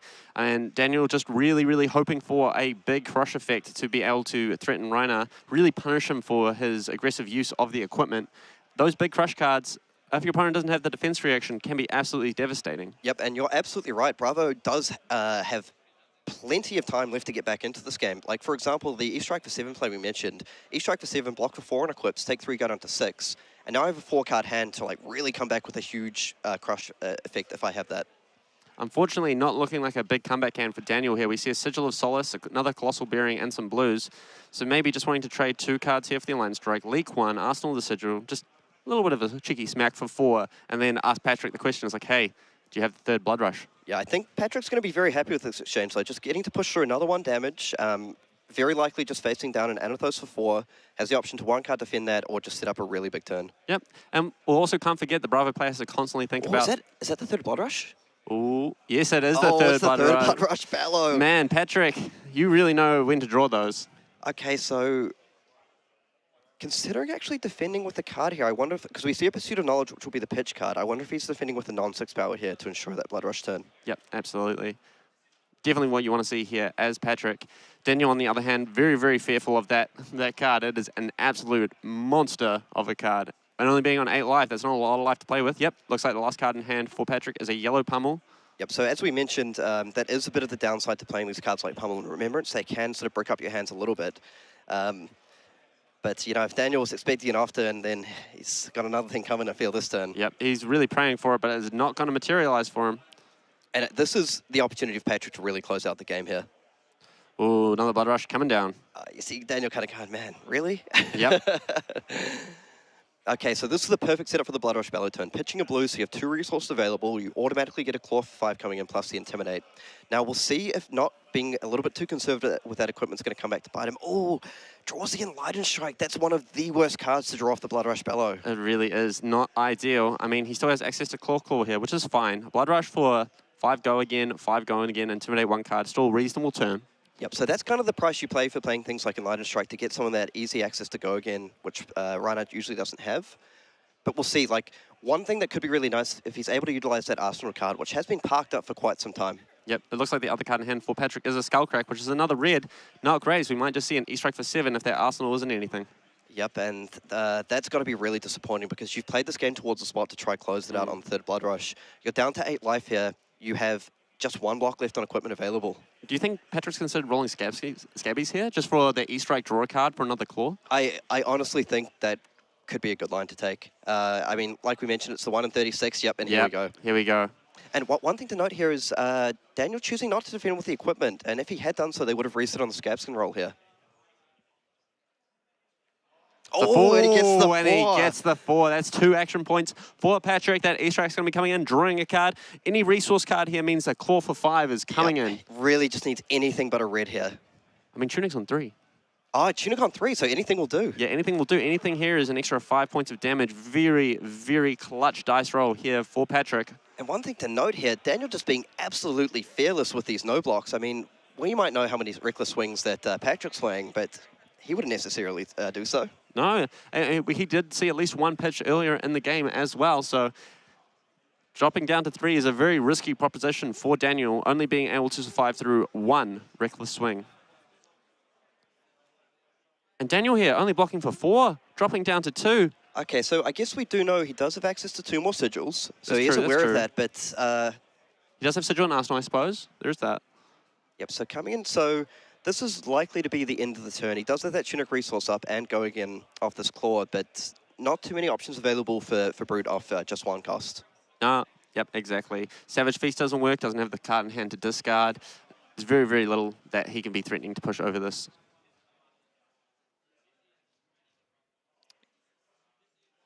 Definitely a bit of a rough spot for Daniel here. At least he could breathe easy, knowing there's no more Blood Rushes in his future. Okay, so we've seen both the equipment's pushed in. I wonder if he's finally found that big turn he was looking for. So with access to potentially up to 3 blues plus a card in Arsenal, 1 big, you know, dominate crush card here could really get you back in the game. Absolutely. Even something like a Hammer for 6, bluffing that you don't have Sigil, and maybe Patrick goes for a greedy reckless swing play and gets blown out by the Sigil. Yep.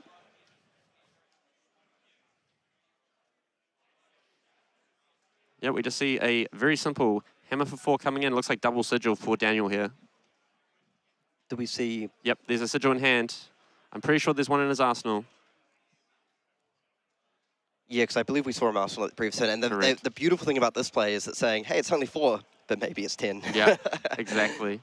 Very, very cheeky. Yep, we see Patrick is just respecting this 2 cards considering to be thrown in front of the Xanathos here. And I think the fact he has 2 sigils makes a lot of sense why he's happy to go down to 1 there. For example, just like you were saying, to potentially get that the blowout there from the reckless swing. Yep, we see 2 sigils played up. Daniel goes from a very lowly 1 to a very healthy 7, and this could be anyone's game at this point. All 3 Blood Rush Bellows gone for Patrick. Daniel still got 2 points of defense on the equipment. Patrick still has Tunic and Gamblers up. So I feel this has just completely changed the tenor of the game now. So with your opponent being down to 1, being like, I can just play towards reckless swing, I can trade pretty happily. Now your opponent's back up to 7 life. Yep, and we see a very simple card. Cadaverous Contraband, is that how that card's pronounced? Cadaverous Contraband, very yes, close. all right, good. Bit of a tongue twister, that one. But deceptively threatening this card because this is almost as close as you can get to a must block because it's threatening to put that Blood Rush Bellow back on the top of the deck, and that's not a card you want to see. Yeah, I mean, C's get degrees, and I obviously never went to English school, but this Patrick player certainly knows what's up in his Brute deck. Cadaver Contraband, what a card. You know, we have CNC, and this is the CC, I suppose. Yep, exactly. I mean, this card also, we see in Patrick's list, all those pummels. Canaverous Contraband with pummel runs really, really nicely. We have seen that card be in Arsenal for a very, very long time. Now, we have seen a pummel pitched and a pummel defended with. So, I mean, if that is a pummel, it's beautiful here because having to play around the third one, very difficult. I mean, I think Daniel's kind of smiling, being like, really, mate? I guess if you got it, you got it. Yep, absolutely. And we have seen Bravo play a number of defense reactions already. Yep, and we see a Icelander in hand for him as well, so he really does not want to respect this Contraband if he doesn't have to. Yep, so it looks like he's going to definitely get at least 2 cards here. Ooh. Blocking for 6, but committing both the quips and the pummel. Okay, and he's going to get away with it. Oh, that would have been an absolute blowout if Patrick did indeed have it. Keeping 2 cards in an arsenal could have some big plays here. But I feel, again, Patrick's got to be pretty happy with how that exchange ran out, right? He got the last 2 pieces of equipment, and he got one of the pummels out the deck. That's huge. That is really, really big. Wonder if we're going to see something like a... Oh, I see a Fate for Scene in hand. Yep. Interesting. Playing around the pummel there.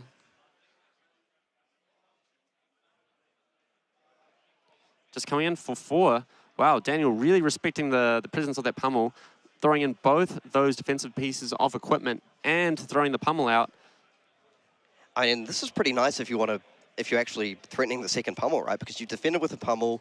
I mean, we know it's a Fate for Scene, but he doesn't know that. Yeah. An interesting line that Daniel could have taken as well is if he didn't respect the pummel from Patrick here, he could have easily just thrown in the 2 pieces of equipment, said, look, I'm just going to play this Fate for Scene, clean this Contraband up for 6, and then I could have keep my arsenal and still threatened Anathos for 10 here, which could have been a massive tempo swing if he didn't respect the pummel. Yep. I guess so. In Patrick's mind, he is still representing the pummel for 10. Yeah, absolutely. Sorry, the Anathos for 10. Yeah. One thing I just want to note as well, I'm pretty sure I caught a glimpse of a Remembrance in Patrick's hand, which means we're back to the original pitch. So we're back into the second cycle. And I wonder if he's just going to go for that aggressive Remembrance to just immediately shuffle the 3 Blood Rush back in. Yep, I think it's definitely key to Patrick's ability just to close up the game against Bravo. He only really needs 1 more Blood Rush Bellow here to close things out with his opponent being on 7. 1 decent Blood Rush turn would seal the deal. Yep, and we've seen at least 2 Sync Belows played. I believe some number of Fate for Scenes. Yeah, I believe the Fate for Scene in Daniel's hand is the last one available to him. So I do wonder if Daniel, what he's got in Arsenal. Maybe this is just threatening the pummel play, and he's very happy to hold on to the Fate for Scene if need be. Because from Patrick's side, you are able to just put 1 card in front here and say, look, I mean, I'm not dead necessarily if I get hit for 10, but you really don't want to be going down to 1 life against the Bravo. Yep, going down to 1 life means that every hammer hit is threatening your Tunic and a card from hand or 2 cards, which is absolutely huge.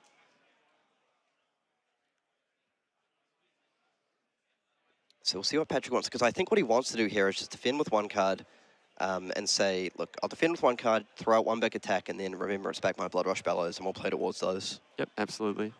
We can also see if he wants to put pressure on, going for a bit of a Scabskin rolls. Yeah, we see just a dig up dinner coming in. He's asking, do you got the pummel? Daniel says, no, you're just going to leak 1 here. And we're going to reset. No tricks up Daniel's sleeve here, getting really punished for playing around that pummel on the previous turn. Yep, and it looks like Patrick does just have the, something like a Smash Instinct, pitching a blue high roller here to come in. Yep, very nice. Just a clean 3 for 7, it looks like. Oh, a yellow one, 3 for 6. Yep. But again, at this point in the game, that Intimidate can just be so valuable. Can just make the difference between, for example, if he's able to Intimidate the Fate for Scene, that would be massive here. Just stranding him with a, looks like he didn't quite get the Fate, I think. No, the Fate's still in hand for Daniel. The Brute Sniper Rifle malfunctioning a little bit this time. So it does open up a line here. I believe I caught a glimpse of a Terra Sunder, just being able to Fate for Scene, take 2 damage, and then come on with the Terra Sunder for 7. That'd actually be very, very nice here. Yep. Patrick doesn't have the equips to be able to cleanly block that. Does threaten cards from hand. Would be a very, very nice play here for Daniel. So it could be, I mean, that card could be a defense reaction, Patrick's Arsenal. It's been there for a very, very, very long time. I believe we've just seen the one, maybe we've seen 2 or 3 defense reactions played this game, so that would make a lot of sense. Yep, absolutely. Pummel coming in here. I mean, Daniel blocking with his last pummel. Unfortunately, has not been able to get off a single one of those nasty little pummel plays this game, but Fate for Scene will clean up the rest of the block value here. Nice clean, 6 on 6. Fate's a card to the bottom. And I like the little check of the graveyard there, maybe just representing, you know, potentially being like, oh, I'm going to look through how many defense reactions you have to really, like, say, hey, I could be threatening pummel here. Yep, absolutely. And like we were saying, we see the Blood Rush Bellows being shuffled in here for Patrick. I'm going to take a wild guess and say the third card's also going to be a Blood Rush Bellow. Although one thing to consider is the number of 6 powers left in the deck. I mean, the decks are getting pretty thin. You do discard, play, and defend with a lot of them. I mean, I think almost certain you get the third Blood Rush Bellow, but I think he's just making sure that his deck composition is high enough to be able to support that. Yep, I mean, Beast Within, reasonable card to put back in here. Swing Big, also reasonable card. Yep, okay, so just choosing to go with the simple and, in my mind, correct way of going for these. Yep, you just really, really want to have the ability to see it. A blue Wrecker Rump, yep, that makes sense as well. Yep. Make sure that you have your blues, make sure you have your 6s, make sure those Blood Rush Bellows are pumping. Yep. So, actually, I do like this, because like you mentioned, it's very tempting just to slam in the 3 Blood Rush Bellows, but one thing to keep in mind is a lot of cards that you're pitching are things like these high rollers, these reckless swings, these non-6 power cards, your dig up dinners. You kind of don't want to get stuck at a point where you draw a hand like reckless swing, high roller, 2 Blood Rush Bellow, and then it just gets more and more and more awkward to support these. Yep, absolutely. And we see an absolute grinder of a game like we predicted. 13 minutes left on the round, both players at 7, but this game still has a lot of action to go. Yep, and one thing we do have to keep in mind is Rinara's deck count is definitely getting a little bit thin here. Like, still plenty of juice left to close out the game with the Blood Rush Bellows, but, I mean, it looks like Bravo has plenty of cards left. Yeah, I have a sneaking suspicion that Bravo submitted more than 60 cards. Yeah. Yep, Surge coming in. Icelander being pitched, and just simple 6. Nice and clean, easy peasy. Is representing a pummel, but I do believe that he's blocked with at least 2 of the pummels. Yep, I believe so.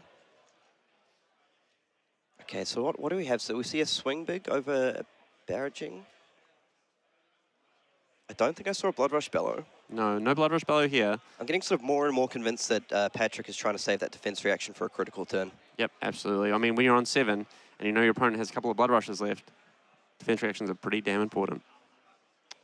Yeah, also on Rinara's side, sorry, I believe he may be trying to just preserve that, because I think what he's trying to play towards here is saying, look, the vanilla damage I don't really care about, by that I mean damage with no on-hits. So what I want to do is protect my life total. Oh, when we do see the pummel. The last pummel come through, going over the top for 4. This would put Patrick to 3. I think I did spot the Fate for Scene in Arsenal there as well.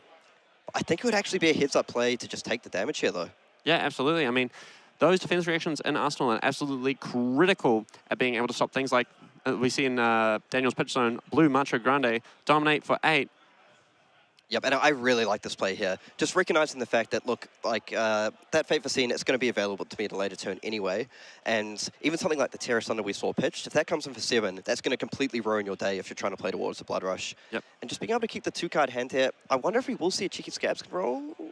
No, playing a bit conservatively. Yep, Patrick does not want to risk losing this game. He thinks he's in a commanding position. And honestly, I don't have to disagree with him. 2 Blood Rushes left in deck.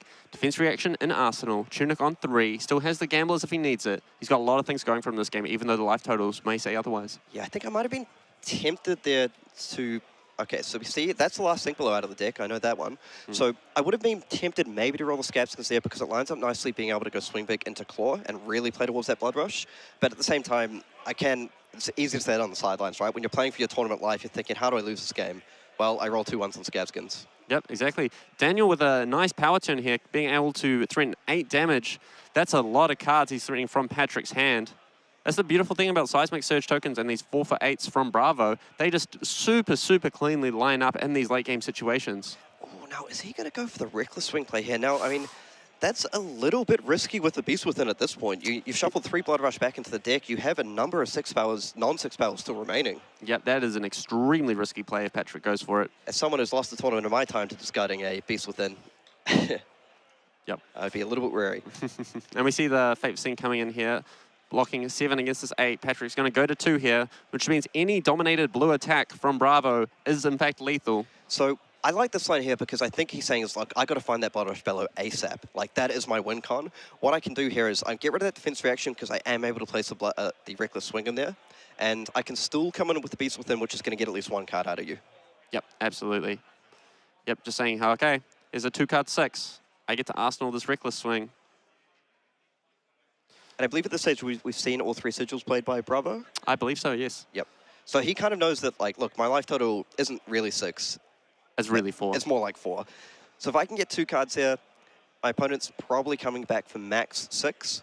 And, you know, that sets up... I I mean, it's getting dicey. I mean, a little bit harder and harder, to be honest. if Bravo has another 4 for 8 here, he's able to block with 1 card, go to 3, dominate an 8 power. Oh, critically, he has no Seismic Surge, so won't have the availability for 4 for 8 for this turn. Oh, he will. If he has 3 cards in hand, 2 blues and a 4 cost. Oh, right. You're saying if he blocks 1 card. Yes, Yeah, I exactly. understand. Exactly. This one's really going down to... This is a classic Rinara versus Bravo game. I'm so glad we got to cast this one. Yep, right down to the wire. A lot of back and forth, a lot of key components of this game going on in the background. We see a 2-card block come out from Bravo saying, look, I respect the damage. I need to make sure I keep myself relatively healthy, play around those reckless swings. We see token 6 lightly coming in here for Bravo. That's exactly what we do in Seed. Now, and then I believe that might be the Spinal we saw pitch at the start of the game. Yes, it was. We're back to the pitch stack. Yep, we're back to the pitch stack here for Bravo. Okay, so now it's like, this is the slightly unfortunate thing here. It's like now we're back to the, you know, we've got the Blood Rush Bellow in hand, but this is going to have to be probably a 2-card block, and the Reckless is just a little bit awkward here. Yep. I don't think you can afford to Reckless this Hammer. I think it's just a simple look. I have to block 2 cards. I have to go Tunic, Blood Rush, discard the 6 in hand, and just hope to draw resource cards off the top. Yep. I think it's played toward that quite nicely, and I mean, it's not a play you love doing, particularly because you're probably going to have to discard that something like the Blue Wrecker Romp here. I think at this point you're probably pretty confident that you filter through a lot of the reds in your deck, but you also know that like if you do this and draw another Blood Rush, you're not going to be able to play it, which is a little bit awkward. Yep, absolutely. And you know that you're not going to see it for a little while. But at the same time, you kind of know, like, look, if I get the Blood Rush off, if I Intimidate a card, I'm coming in for 10. I'm probably pushing at least 1 damage. And then I just need to get, like, 1 more Blood Rush turn to try finish things off. Absolutely. Yeah, we see Patrick coming in with likely a clean block for 6.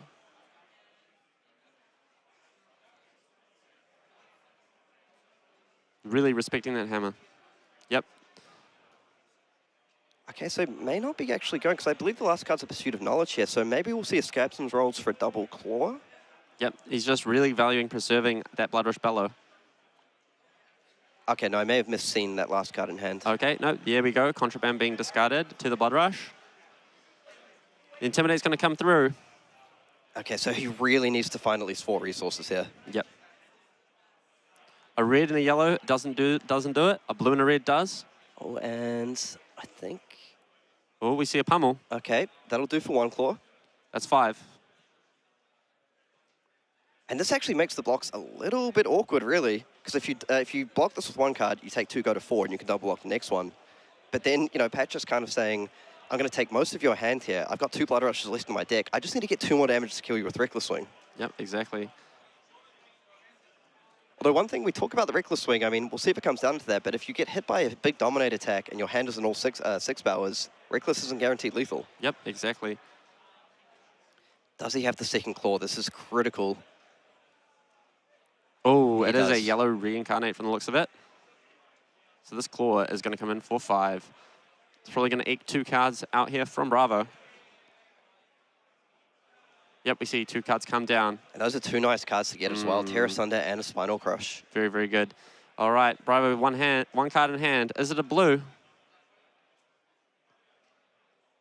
Oh, it's Warmonger's Diplomacy. That's actually very nice there, being able to... so not only does it shut off the Scabs and Leathers opportunity, but it also prevents you from going something like Blood Rush into Claws, because you have to choose one or the other, right? Yep, exactly. This stops Patrick's ability to be able to block with 1 card on the hammer, leak the damage, go to 1, and come back with a nice 3-card hand. Yep, so you know, we said the Intimidate variants went a little bit Patrick's way before, but I feel like it very much went Daniel's way on that turn. Yeah, absolutely. That brute sniper rifle was definitely malfunctioning on that one, just, whoa, miles off. Yep, that's got to be very, very frustrating for Patrick here.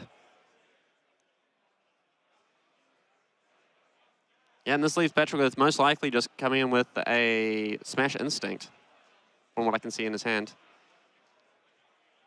Yep, looks like we're just going to have to... On his CNC, saying like, look, if you've got defense reactions, I'm going to make your life awkward. Luckily, at this point for Daniel, he has filtered through most of them. Looks like he's going to be able to keep a card and a CNC and go, hey, token 6.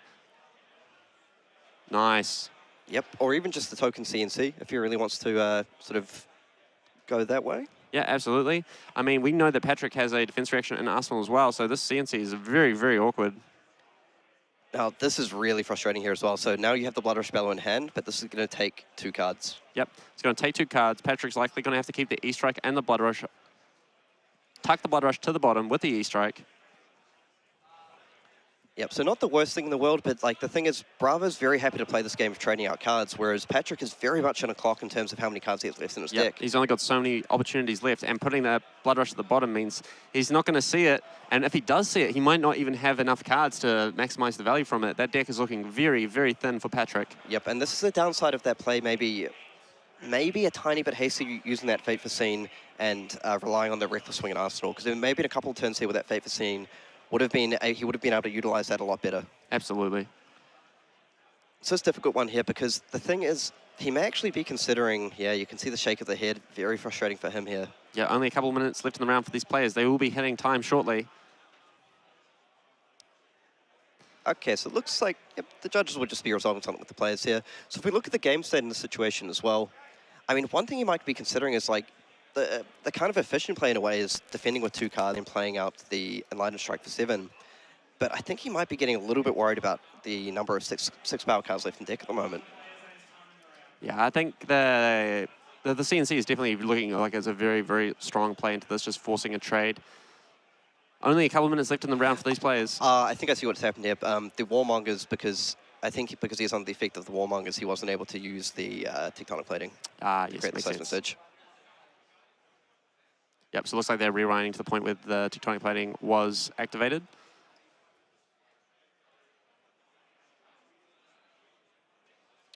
Yep, so we'll leave them to sort that out. But yeah, I am starting to get a little bit concerned for Patrick how he's going to look to close this game out, because he is starting to get in a position where, because he has that Reckless Swing in Arsenal, it's coming back to bite him a little bit, because it's making it very hard for him to keep multiple cards in hand for that Blood Rush Bellow. I mean, we could see him play towards that turn again where he wants to go get Tunic up to 3, Blood Rush Bellow. Yep, and we see the CNC coming down again for Daniel. And like, don't get me wrong, I completely understand why he played that Fate Foreseen on the previous like 4 or 5 turns back as well, because he wanted to strip cards to set up his following turn. It made a lot of sense, so don't want to just look at it with hindsight and be like, why'd you make that play? But just looking at the ramifications of that going into the end game. Yep, not a lot of time left for these players left in the round. But it looks like they got a 2-minute time extension from the judge, so at least they have a little bit of buffer there, so that 1 minute 45 is really 3 minute 45. Yeah, it looks like about 7 cards left in the Rhino's deck here. Patrick really considering his options here. This is definitely a pivotal turn for him. Maybe considering just blocking with 2 cards, possibly blocking with the E-Strike. Interesting, all right. Tunic's coming in here. Tunic block, perhaps forgetting that he can't Reckless Swing this one. Yep, absolutely. So I honestly think if this wasn't a Command and Conquer, there'd actually be a consideration of going defend with the E-Strike and taking a gamble with the Reckless Swing here. Yep, absolutely. Allowing yourself to set up that Blood Rush and Arsenal. All right, Patrick, what kind of play are we going to see from you?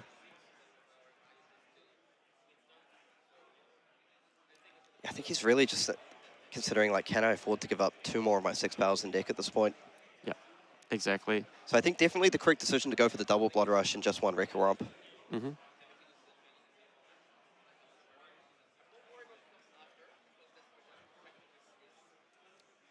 And the Enlightened Strike for 7, okay, so is choosing to give up those 2 6 powers. The Enlightened Strike for 7, the nice thing about that is that if it's just 2 cards, it does chip 1 more point of damage. Yep, still out of Reckless range, important to note. Yep, but one thing that does line up really nicely is if you do get the Blood Rush turn into your opponent's 4-card hand, it probably lets you chip at least 1 to put them back into the Reckless range. Absolutely. Oh, Scavskin roll coming down. I think this makes a lot of sense here because... If he gets the E-Strike off with draw a card, it means that he gets coming for 8 instead. Oh, the 1! Oh, the 1. Okay. Oh no, I'm sweating. This could be game over for Patrick. I'm on the edge of my seat here. It's a 5. Oh, Patrick does it. 2 action points. Woo! You know what we say? 5, stay alive. Yep, 5s, stay alive. All right, E-Strike coming down, most likely drawing a card here. Doesn't need anything but a red here. Okay, putting on the poker face. That is massive. That is so huge here for Patrick. That means only a hammer for 4 here for Daniel if he draws a yellow or a blue. Yep, and he's probably pretty confident based on the number of cards left in deck that... Yep, we see a block for 5 come down and a pummel pitched for a claw. It's going to strip one more card from Daniel. Actually, I suppose he shuffled in back 2 Blood Rush Bellows, so there's only 1 remaining, the one that he pitched Yep, now? the one Sorry, he tucked to East Strike. Yep, he's not going to be able to see another one for a little while. Yep. So the slightly awkward thing about this is you're kind of setting it up nicely for your Blood Rush turn this turn, but it's going to be 1 more turn. Yep, it's going to be 1 more turn after this. The hammer's coming in for 4. He's going to take at least 1 card here from Patrick. So here we see, you know, he's down to only 1 6-power in hand here, so this would not have been a good Blood Rush turn anyway. Yep. Yeah, it's getting a bit rough. The deck quality for Patrick's looking very, very low here. Yep, blocking for 3 with the Skullcrack. He's going to take 1, down a 1. Okay, so he's kind of really living and dying by the Scabskins here. Yep, absolutely. Scabskins or bust. Because I did consider if he might want to defend with the... I kind of wondered if he might want to consider defending with the High Roller there. But maybe he just wants to line up double Pursuit of Knowledge. Yep. And... What is it? It's a 4! He does it again. That's another action point. That's another 2 card strip for Bravo. This is huge, because now but with the Tunic, he gets to play 2 Pursuit of Knowledge. Absolutely massive here. Yep, really, really big here for Patrick. But does he have the cards left in deck for the Blood Rush Bellow? I think he has just enough. I think he has just enough. It really depends if his opponent wants to give him a 5-card hand here. I think he knows that the defense reactions are pretty thin to non-existent, I want to say, for Bravo at this stage. Yep, absolutely. Those 4 Breakpoint Pursuit of Knowledge is really showing why they are in Patrick's deck here. But the other part is, does he have the hand pitched up to actually confidently Blood Rush? Wait, 1, 2, 3, 4, 5, 6. I mean, here's the thing, though. We know at least one of those cards is a pummel that he'll be... Yep, he'll be drawing into. Yeah, Daniel recognizing the fact that Blood Rush Bellow is still in his deck, saying, hey, I'm going to go to 3 here. Because I suppose the Pursuit of Knowledge thing here, if you draw 5 cards, you're only drawing 1 off the Blood Rush. Exactly, So. yeah, exactly. He's saying that the cards don't really matter. And yep, a second Pursuit of Knowledge coming in here. Daniel is at 3. Only 45 seconds remaining in this round, though. So that's going to get 2 cards. Yep, it's going to get 2 cards.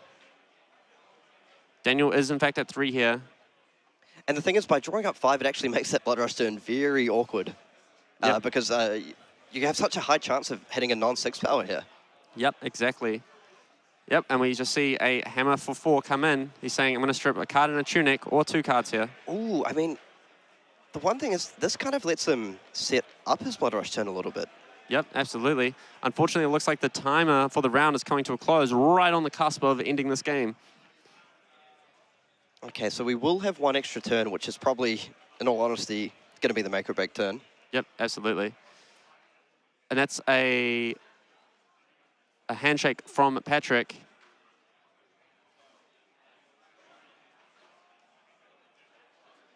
So, okay, we'll see what happens. Okay, well, we'll just let the players continue playing. I wonder if that's 2 pummels in hand? Yeah, I believe I saw 2 pummels in his hand. I don't think Patrick has a 6. I thought I saw a Reincarnate in there. Or maybe there was 1 left in deck.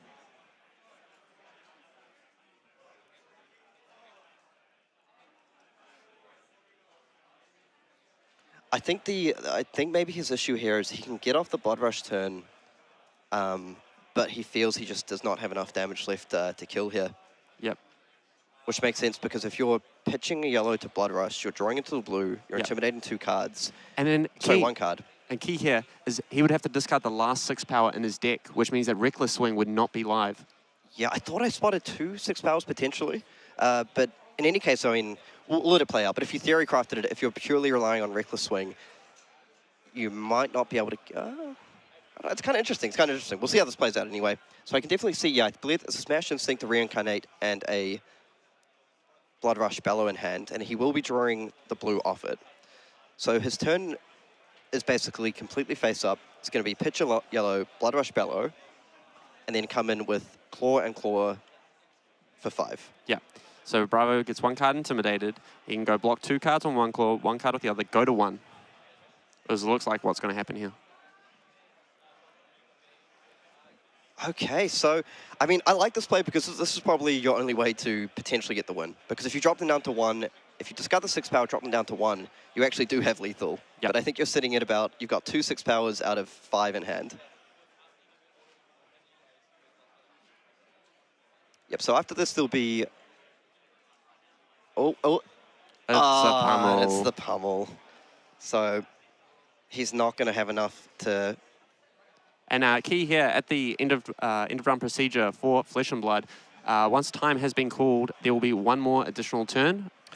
Actually, here we go. If he... Does he have enough resources to... Looks like Smash Instinct is discarded. The last card is going to be drawn from deck. He has one floating, which means I don't believe he's going to have enough resources no, here. he's going to be a little bit short. So if he had discarded the 6 power, I think he would have had just enough to get lethal. Yep, just enough. Yep, we see a High Roller and a Reincarnate in hand for Patrick here.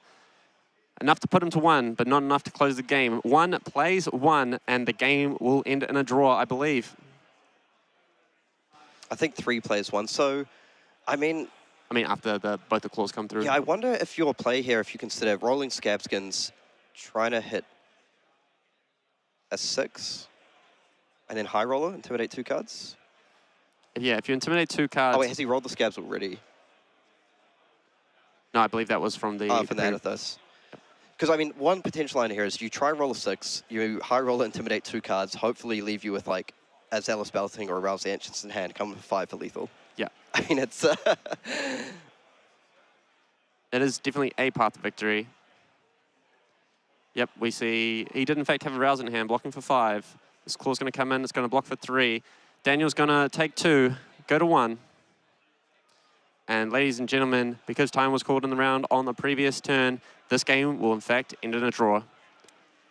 All right, so kind of the absolute grind fest that we did expect in the end. Unfortunately, players just running out of time in the end there. Yep, absolutely clutch game from both players, going all the way to the end. And just actually pointing out there the interaction that we may have missed. If he discarded the Reincarnate to the Reckless Swing, that would have been very nice. Would have been able to draw the 2 cards off it. Yep, exactly. And would have been enough to finish the game.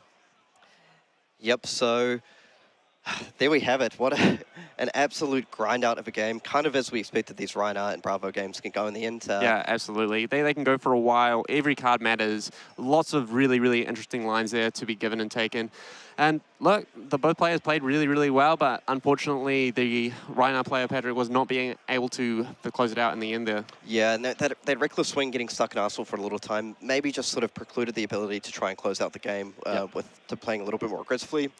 I did kind of appreciate his Reckless Swing turn at the end there. Just saying, like, look, you know, I know I'm like, what, roughly 40% to hit here, but if I do this, this gives me the opportunity to actually win the game. Yeah. I think, like a pure Theorycraft sense, if they had infinite time, maybe he does get there with the Reckless Variant, but like, you know, you have to play to the clock, you have to finish the game within the round timers. So a little bit unfortunate, but I mean, honestly, that was a really fun game to watch for me. I really enjoy watching Rinara fight against Bravo. The big beefy boys battling it out, the Scabskin rolls. The Bruiser Cruisers. The drama, the excitement. But I think what we're going to do is just cut away to a quick break while we get set up for next round. Don't go anywhere though, we'll be right back with some more Flesh and Blood action shortly.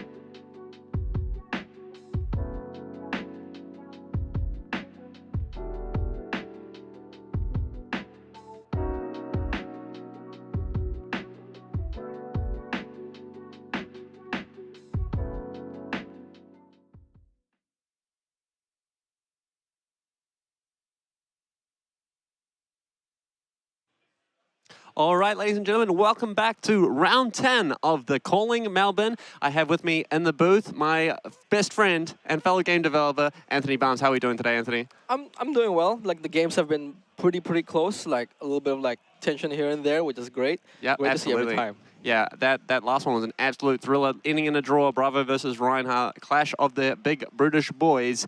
But we got something a bit more hype for you this afternoon for round 10. A special little treat. My man, Max, the Hype Nitro, coming in for round 10. How do you feel about Max and how he's done over this weekend? Very few players piloting him and Dash.io, some of the new Bright Light series, but they seem to be doing really, really well from what I've seen around the tables. Yeah, I think so. Like Max is very good in terms of like pushing damage with the mechanoid game plan, which gives them like essentially a toolbox to combat the Guardians and like people who like to block a lot. Absolutely. And so it does pretty well. Yeah, and it also has the hybrid game plan of just being able to boost the bloody house down. Like, they can really, really pump the damage. Sometimes they have two hyperdrivers in play. They're like, hey, I'm just going to go 0 to 60. T-Bone, maximum velocity out of nowhere, just off of a 4-card hand. No 5 cards needed here, no fancy tech low cores, none of that business. We just got pure bred hyperdrivers. Yep. That's exactly how like mech's supposed to be. Just go fast and go hard. And then, you know, when they get caught off guard, then they just get run over. Yeah, but you know, even though he's a bit of a hype man, he's happy to hit the brake pedal, you know, slow down. He's like, you know what? I don't need to burn my hyperdrivers up. I'm going to sit here. I'm going to use my wrench. I'm going to work on them. I'm going to recharge my hyperdrivers. I'm going to boost some crankshafts, put some big berthas in the back, stack up my hyperdrivers, and then maybe a cheeky mechanoid just to finish the game. Yeah, I think so. It's like it's a very, very good game plan. Not a lot of people can block overpower, which is quite cool, with especially with high octane, being able to stack multiple times. And from what I hear, out into the open world of the calling here, we have an undefeated Dash.io player. Amazing. That man completing the streak after his excellent run on day 1 of being undefeated is still, to my belief, undefeated here on day 2. So putting up a really, really good showing that Bright Lights is really bringing home the business. Yeah. How do you feel about Dash.io? I'm really excited that Dash.io is doing really well. It's a very, very complicated hero, so like it takes time for them to be able to crack the code and be able to figure out like, oh, what items should I bring, how much boost things do I need to bring in. And yeah, so I think I'm not that surprised that it's doing well, but I'm kind of surprised it's doing this well. Yeah, absolutely. I mean, it hasn't been out for a long time. The players don't have as much experience as they have with old heroes. Like, you look at something like Bravo, been here since the beginning of the game. Alpha, welcome to Wraith. Bravo was here. He was still swinging that hammer. People learnt the nuance of all the little plays that Bravo has access to. Whereas something like Dash.io, very complex. You have a lot of information, constantly checking the top card of your deck.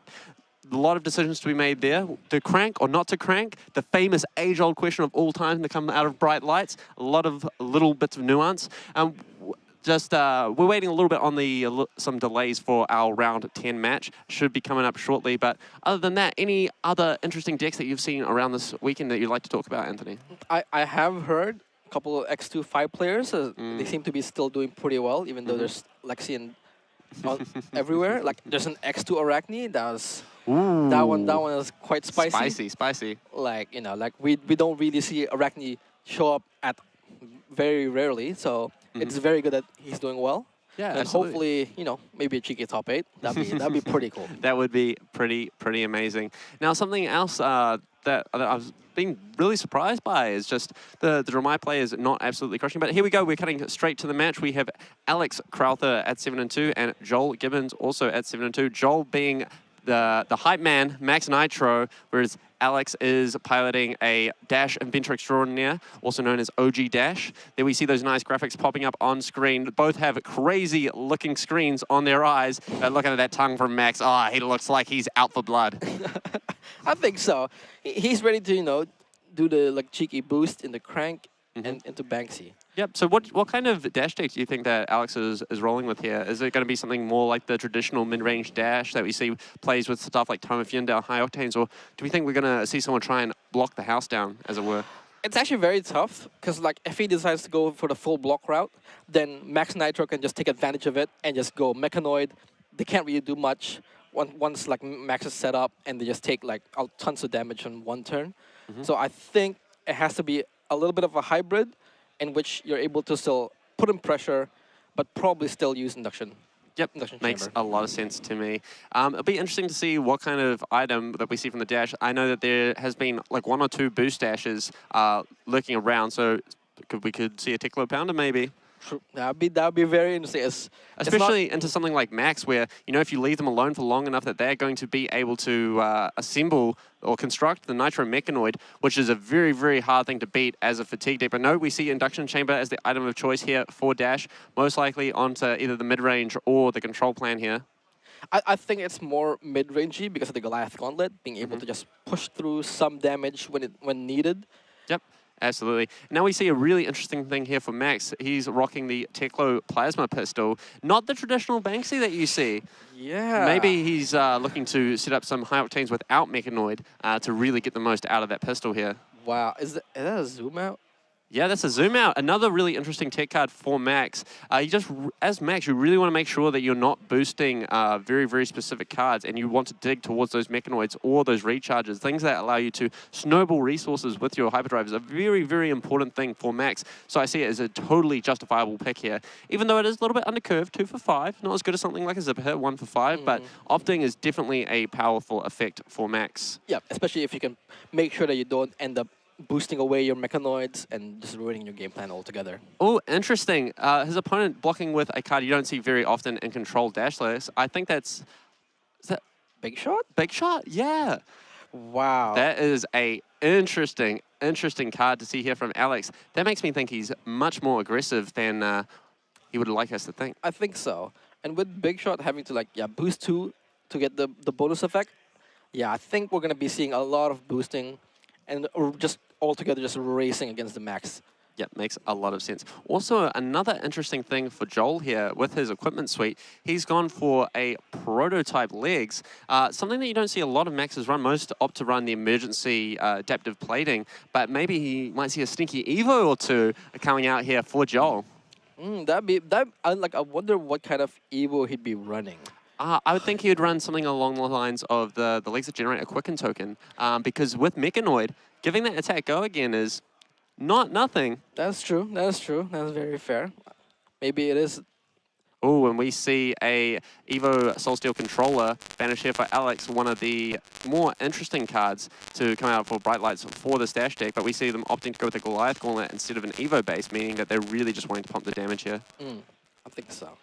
It's very interesting right now, like very, very unconventional Dash and Max decks. The one that we've seen so far. Absolutely. We see this Max blocking with another interesting card, Firewall, as just a block for Mechanologist card. I mean, you don't really want to run defense reactions as Max, so this is maybe a concession for Lexi, where you're just like, hey, and the boost aggro matchups even, where you're like, hey, I just need some extra block value in my deck to get me to Mechanoid faster. So totally understand it.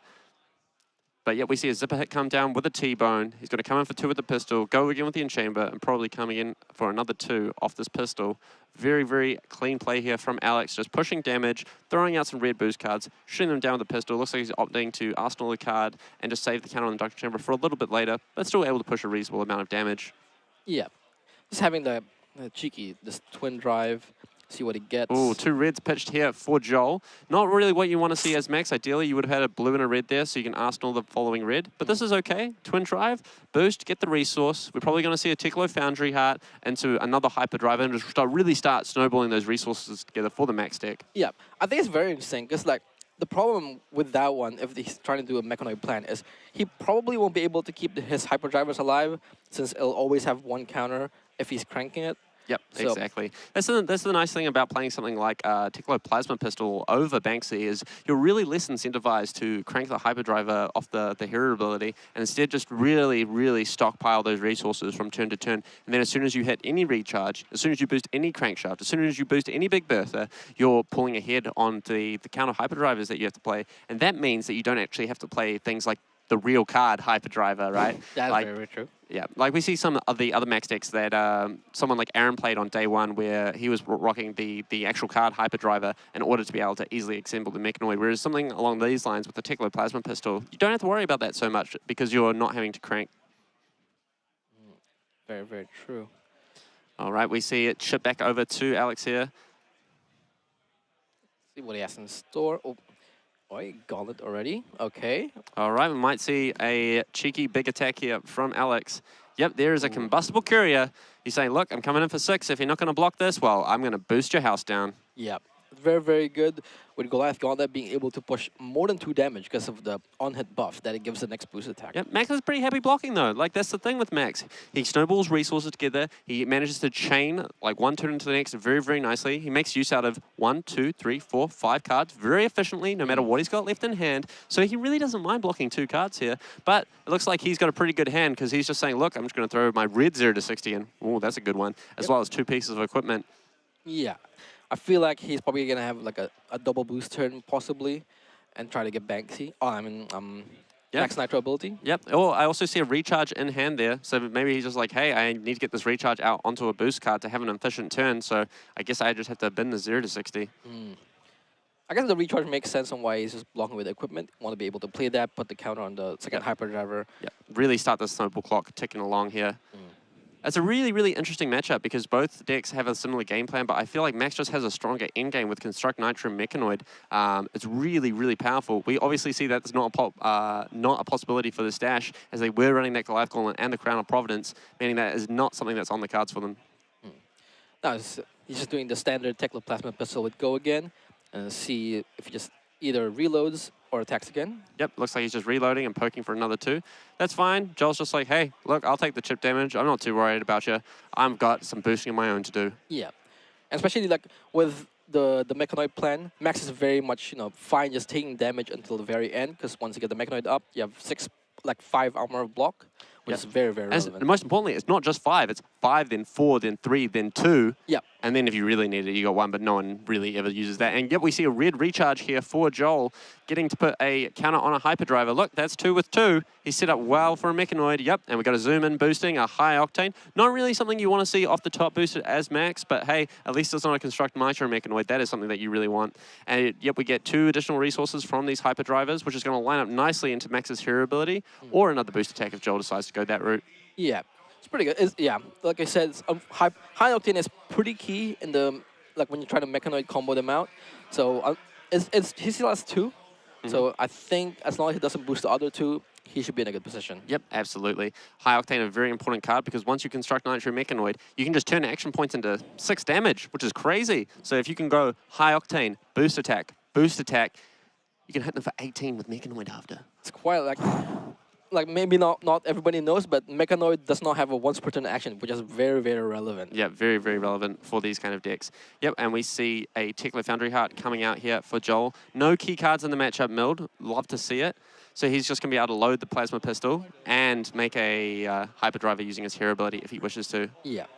And it's a little bit unfortunate that he banished the Big Bertha not on the boost, so he missed out a little bit on the value for the Hyperdriver for that one. Absolutely. Oh, it looks like he's opting to crank the Hyperdriver here. Do you know what this screams to me, Anthony?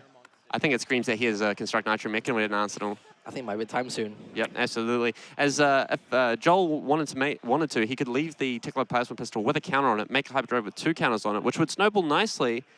But if he has a Construct Nitro Mechanoid in Arsenal, I think I know what he wants to do. True. Would you ever just play Construct Nitro Mechanoid even without the high octanes yet? Yeah, absolutely. I mean, you really just want to get that card on board. It represents so much power from turn to turn, gives you so much block value. It completely changes the tempo of the game. I feel like once it's in play, Alex here is just going to try and block Joel out, minimize the counters, because pushing through all that armor is incredibly hard. I've seen games with Maxes make Construct Nitro Mechanoid against Lexis when they're on 1 or 2 life and the Lexi's on 20+, and they'll be able to eke it out. Because once you get to those end games, like against decks like Lexi, or even against like an aggro dash deck like we see here, you can really realistically be like, hey, you can only present like 12 to 15 damage a turn. And if you're only presenting 12 to 15 damage a turn, it's like, look, I block with 3 cards in my Mechanoid, or 4 cards in my Mechanoid, and then I whack you for 6. Yep. And we rinse, we repeat. It's got overpower, so you can't block me out. You're just leaking 3 a turn, baby. Yeah. But yep, we see a zipper hit coming down, followed by a 0 to 60, pushing through some poke damage into Joel. Joel saying like, look, I'm happy to block with a couple of cards. I only need to keep 2 cards in hand to make a Mechanoid. But wow, this is a lot of damage here for Alex. Another 0 to 60 red coming down. That's 5, 4, 4, 2 resources floating. He's got the counter induction chamber, so he's going to be able to end up and close this combat chain with a 2 and a 2. Yeah. It's a very, very, very, very good turn for pushing damage. Yep, we see him close the combat chain because he loaded the pistol. Attacking for 2, most likely going to go again and for another 2 here. So yeah, Alex here able to push a 17 damage turn, which is nothing to shake a stick at. Yep. Thankfully enough, like, you know, he didn't end up with recharges that blocks for 2. Like, good thing that his hand was pretty much blocked for 3 all. Oh, it looks like Joel unfortunately drew a hand of a lot of reds here, so he will most likely not be able to make a Mechanoid. It's fine. There's always next turn. 24 life is still a pretty good, like, life. And we see that come through for Joel here. Joel just saying, like, look, I would like to preserve my life total. I'm just going to save 2 life. I'm going to block with the 0 to 60 because I believe Mechanoid is just that powerful. Because Joel could have opted for the play here of just attacking with the 0 to 60, not boosting, maintaining the hyperdrivers in play and just poking for 4. But he's just like, no, I value my life total more than that. I value just getting that Mechanoid in play. Like, as long as Alex doesn't have a crazy, like, boost, max velocity turn, like, I'm clearly ahead in this game. Oh, but that's a card. Twin Drive. Now, that's a strong card for setting up a maximum velocity turn.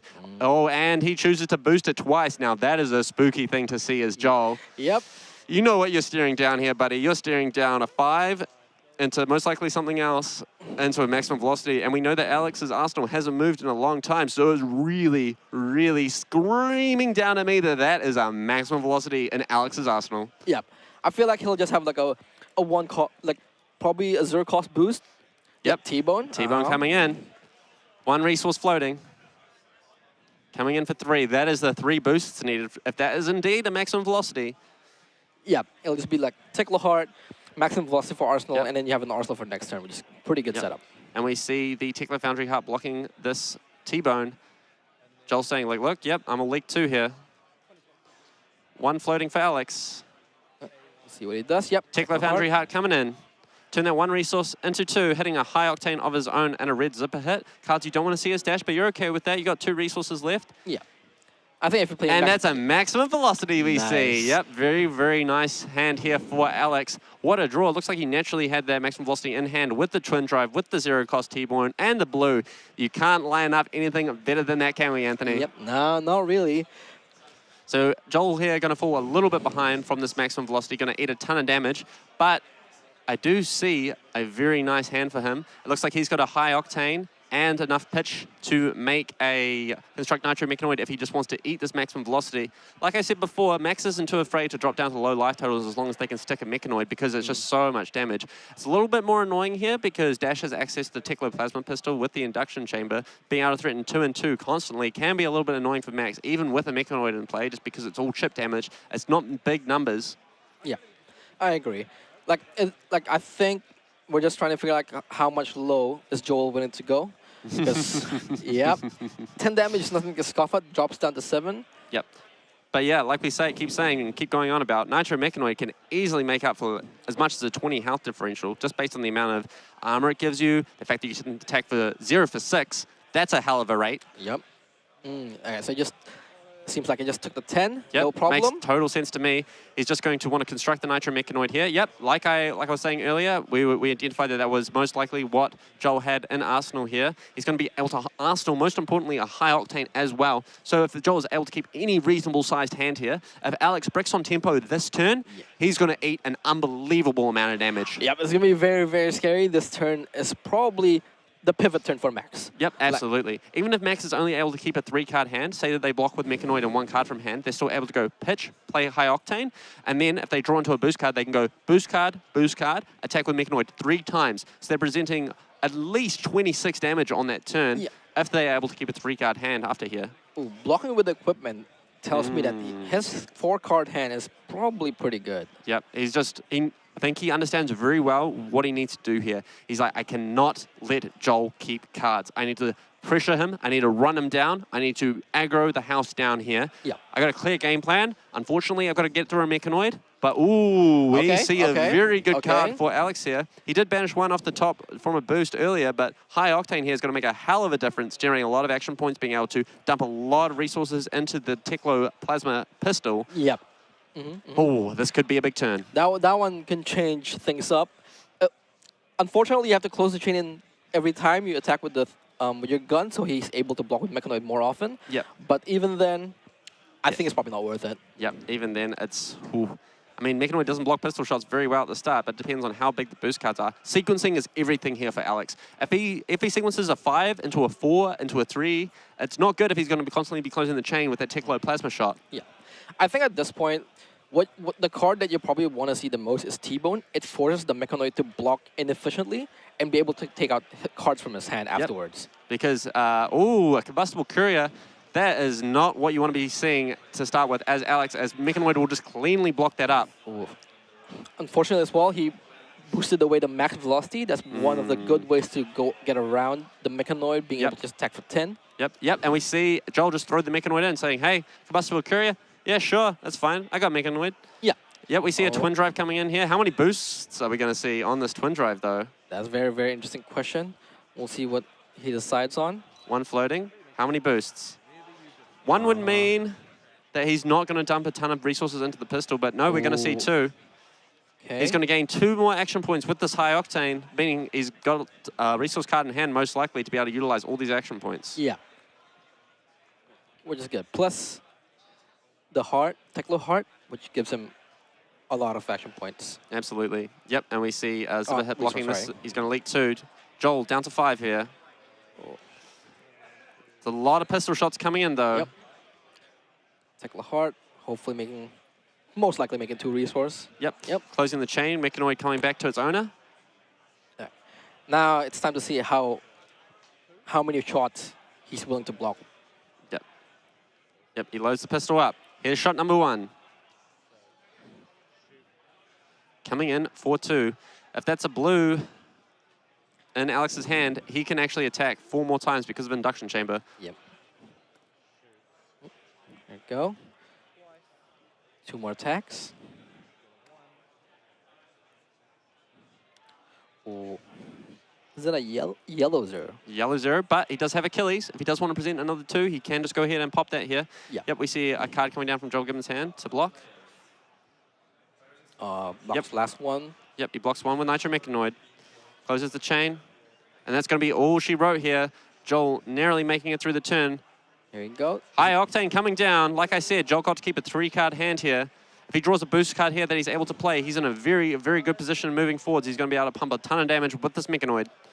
Yep, Twin Drive. Ooh, that's a clutch one to have here, comboed with High Octane. That's going to give him 3 action points. That's 3 attacks with Mechanoid. That's a whopping 18 points of damage. That is a lot. That wow. is a lot. Now, that's what we're talking about. That's how you close a game up. That's how you get things nice and close. Love to see it from Joel. Was a big couple of turns there from Alex with a Twin Drive, max velocity play, and a few other really, really efficient boost attacks. But Nitro Mechanoid just showing how dirty it can be. Yep. It's very, very good at what it does. That's why max players decide to play it. Yep, absolutely. He makes hyperdrivers the most efficient way you can, and Nitro Mechanoid definitely showing what a powerhouse it is. Yeah. All right, now we're trying to see how much damage Alex is planning to block.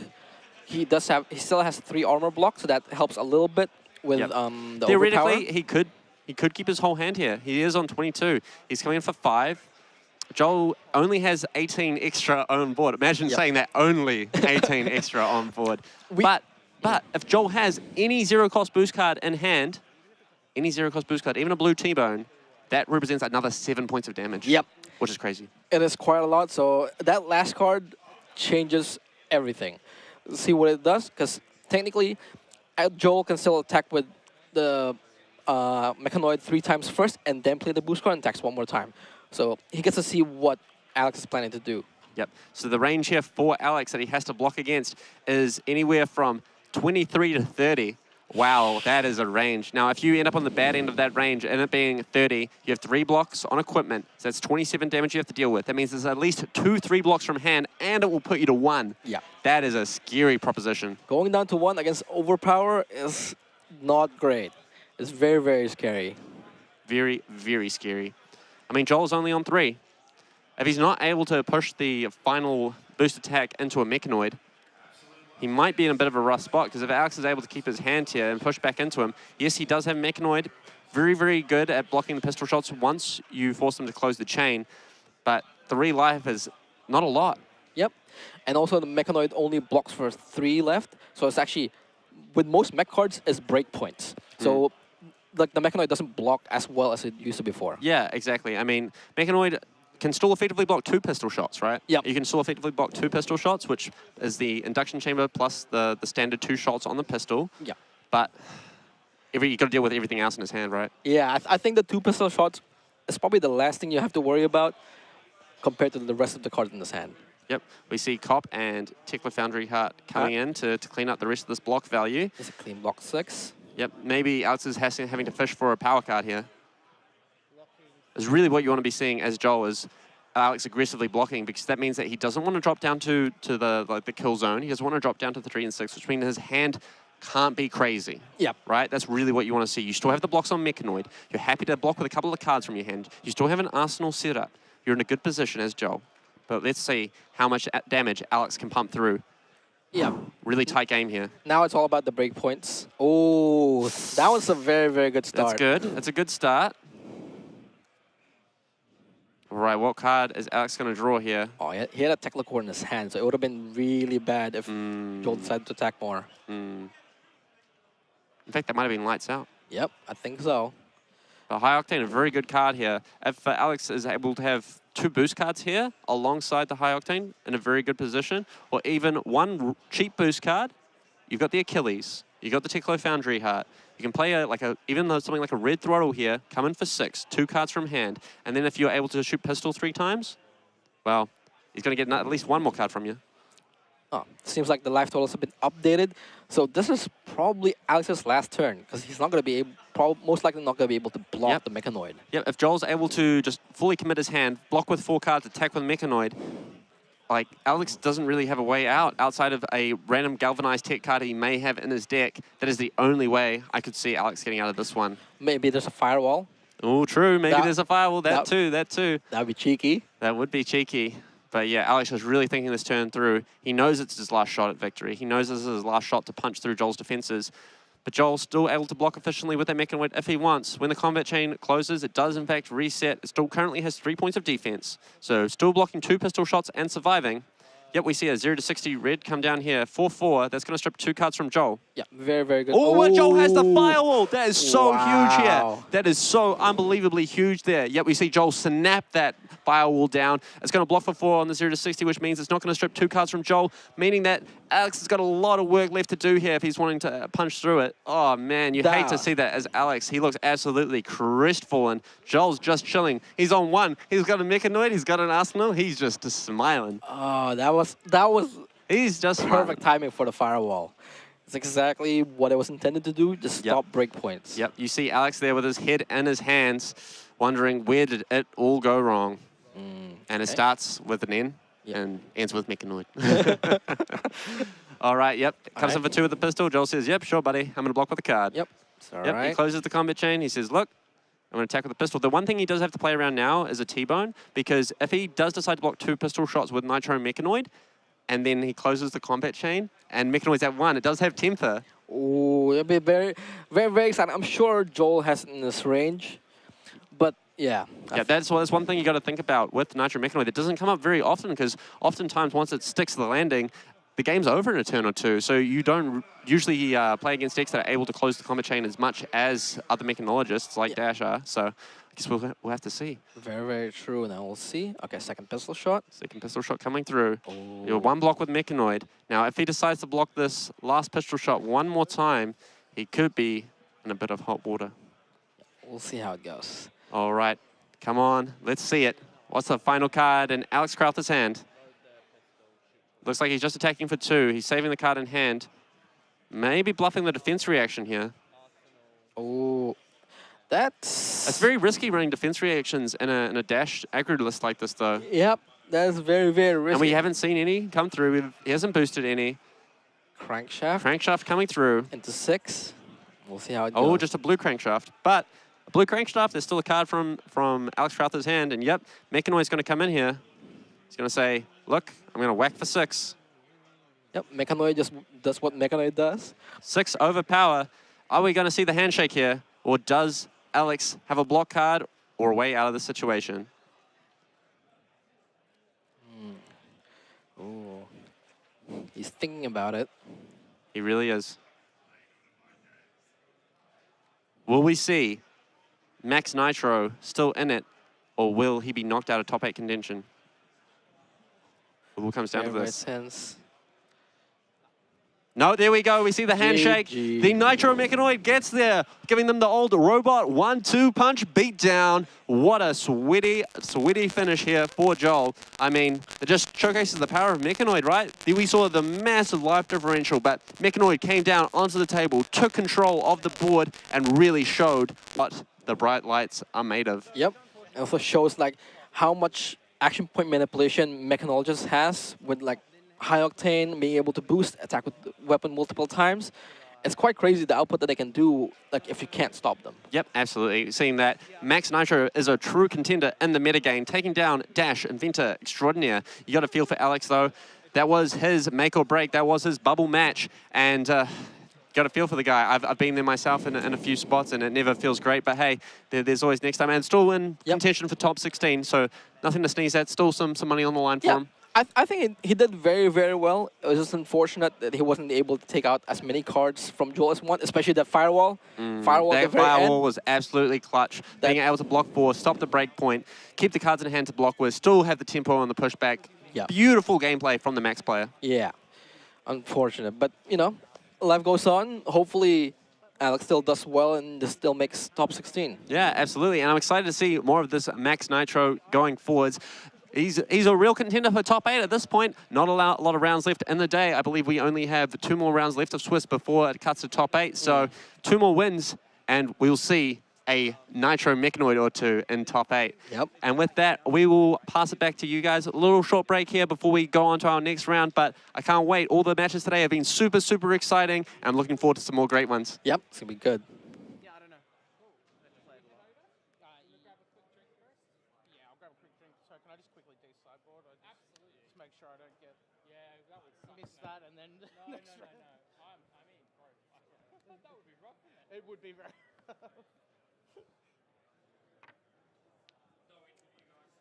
All right. Okay, sure. Just take a quick sip of water. Actually, you're a madman. EX2, still. You can leave that there, it'll be safe. Like that. Leave it there, it'll be safe. I tried to play Max Nitro and I could not possibly beat Jeremiah. Take a break. It's a race between Mech and Tomahawk. I found. Oh, you're the Mechanoid. Okay. Cool. So I can chill. X11. But whatever. Landing a draw's a bit awkward. Landing a draw's a bit awkward. Merrimack. Is that still like a long grinding one if no one high rolls on the tones?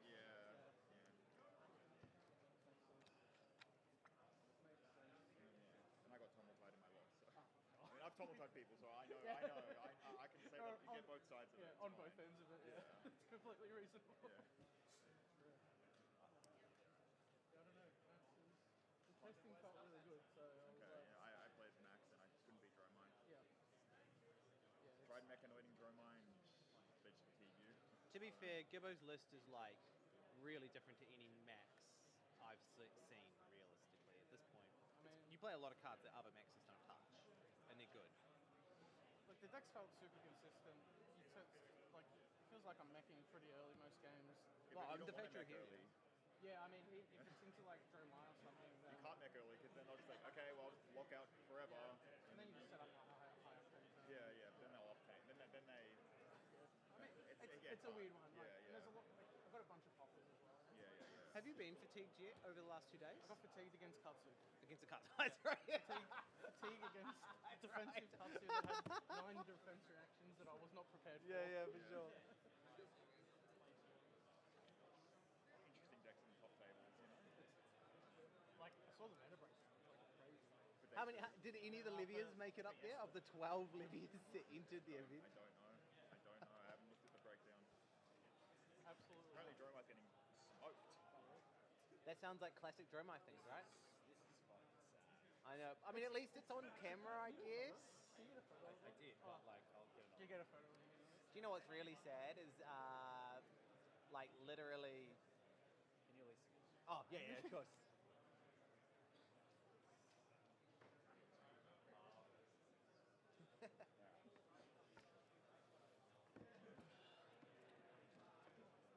we can leave now, right? Oh, look, if we both keep winning, this would have just happened next round, right? So, whatever. Look, it sucks.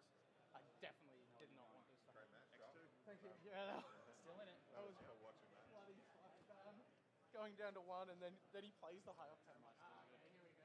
I hate it. We'll see what happens. Too little, too late. Good work as well, Alex. Thank you. That was a good match. That was a great There was match. definitely a moment early in the game where like I sandbagged that twin drive and it lined up perfect, I'll and tell I was you like, what. I'm doing it. Do you I'm know- gonna get him. Remember when you max velocity me and I'm like, and I'm sitting there for ages deciding what to do? I have the high octane in hand. I'm like, do I save 3 life or do I bank this high octane, hope you have a shit turn, and I get to play And I didn't the high actually, octane? I didn't have a shit turn at all. Like that was the thing. I don't think I ever had a bad turn. Your turn that let me, I open my hand, it's a blue twin drive and then 2 random cards. I'm like, if I get the 3 card block here, go down to 1, happy days. And Yeah, that's it was exactly I what think, happened. I think games like that take me back to what this game's supposed to be about, right? Like, it's full action, full noise, like playing Quake or something. Yeah. Always after. You know, Yeah. it's not like the old games where you're That, like, that was, oh, cool, I'll just have a break to, sip my coffee while Yeah, cool. they play I'll them. sit here and die. Thanks, Oliver. that was pedal to the metal. No, it was awesome. Good stuff, mate. Thanks, mate. It was a great game. It was because it came down to literally 1 health. Okay. Like I was on 1. It was I pushed him to 1. I even like used his line.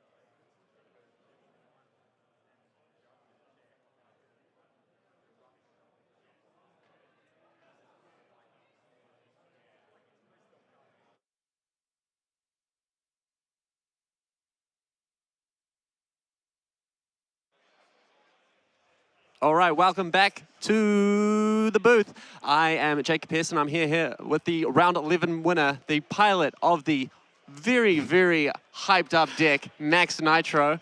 Please just give us a little bit of background. Tell us, what do you like so much about Max? How you felt about some of the little deck building decisions? But maybe some people at home are curious. No Banksy, a Teklo Plasma Pistol, but firewalls and an aggro deck? How does this make sense? Give us a bit of a rundown. All right, so yeah, my mate Harry, who is a good friend and good testing partner of mine, he sent me a list 3 weeks ago, something like that, and he's like, I think this deck's like secretly busted. And he's been known for building decks that look aggressive but play very defensively. So usually he sends a lot of stuff, and some of it's good, some of it not so good. And like everyone in the chat was like, oh yeah. And then I gave it a go, and I'm like, I played 10 games with it. I went 9-1. I'm like, you might be right. Yeah, it might be something to this. There might be something to it. Business, so yeah. And then since then, I've been working with a couple of friends, James and Harry and stuff like that, and been refining the list. Started with Banksy. I tended to bait myself into cranking hyperdrivers and attacking with Banksy too often. So I was like, I'm going to move to the pistol. You can cheekily get a couple of damage here and there, which does help in some of the matchups. You know, I got to shoot the pistol in that matchup, and the 2 damage mattered at the end of the game. Yeah, so. Absolutely. It really, really does add up. How do you feel about like Max Nitro being positioned in this meta in general with a lot of Lexi, a lot of Dromai? How do you feel about Max going into decks like those? The Lexi matchup feels really good. The testing has suggested that it's pretty favored for me. Yeah, you get to block out a lot, and if they're not setting up like 6-card hands, you tend to be able to block them out pretty effectively. And once you mech, you've got an extra, 15 life or something like that. Exactly. So, no, I even saw one game in Swiss yesterday where a Max player went to 1 life, constructed Nitro Mechanoid, Lexi was on 23, and they pulled out the game. Yeah, it happened quite a few times in the testing process where you'd get to make the mech on, sub 5 life, but it doesn't matter because once they have to start blocking the mech, they can't push through that damage. And I mean, it's really, really hard to fatigue the mech, right? Because of the overpower mechanic. It's just 6. You're going to take at least 3 probably. Yeah. And 6. Yeah, exactly. And then once they start blocking, you get to keep cards, and the pretty good rates on the mech cards. Exactly. So you get to push some damage, and yeah, you generally just break through. The Dromai matchup's a little dicey. It's Tumultai. It's basically a race to Tumultai, but I figure that they have 1 Tumultai and I have 3 Construct Nitro Mechanoids, so it's a good bet. Yeah. Well, moving on from that, when you choose to play Max, what are you scared of? What do you really not want to see in the next couple of rounds moving forward? So something like a Zuri, a bit of a miserable matchup. I know they can play cards like Already Dead and Shred that can be a bit dicey when you block with your Mechanoid. You have to be super careful against the Zuri. If you get blown out by Already Dead, you'll just lose the game. You need to also be careful about arsenaling Construct Nitro Mechanoids. You get blown out by Leave No Witnesses and stuff like that. You tend to slow down a bit because they're not going to kill you too quickly. But you can also just take the aggressive route if you feel like the Construct Nitro Mechanoid plan isn't going to get there. You can start getting a bit aggressive. We tried Sync Belows in the deck, but after I twin drived and boost 2 Sync Belows, I decided that was not the play, and then the firewalls came in. That is really the problem with some of these sometimes aggressive, sometimes control-focused mechanologist decks, right? Is like, as soon as you try to be a little bit more defensive, as soon as you try to play things like Sync Below and these other defensive tools, like, yes, they can shore up some of the deck's weaknesses, but they're really just taking away the core essence of the game plan, right? Yeah, it really did. It was, when it was good, it was really good, but when it was bad, it was game losing. Yeah, and exactly. If a card is game losing on the spot, I can't justify playing it. Yeah. So. Especially when you're playing a tournament like this, right? You have so many rounds. You're going to see every card in your deck so many times over the course of the days. Yeah. And like sometimes, like when I'm playing Max personally, I feel like some matchups you have to submit the full stack into them because you really need to make sure that you've got the number of cards in your deck. You need to make sure that you actually have all this material to work with. And as soon as you play cards like Sync that you're forced to play, sometimes it can get a little bit rough, right? Yeah, it gets dicey. And I mean, that's where the Plasma Pistol comes in handy, so you can throw away some cards when you don't want the cards in your hand, you get stuck with them. So that's always a nice thing to have. But yeah, outside of the Zuri matchup, the Azalea one's a bit tough. they dominate the attacks and you can't block as effectively. So that one's a little rough, but it's not too bad. Yeah. It's still passing fine. Yeah, and then the wizards. I don't want to see wizards. don't show me any wizards, please. Yeah, no, fair enough. Well, thank you very much. It was lovely to meet you, mate. Thank you. All the best. Appreciate Good luck. it. Hopefully we'll see a Construct Nitro Mechanoid in top 8 with you piloting Max Nitro. Fingers And with that, crossed. we'll pass it back over. Next round should be starting shortly. Stick with us.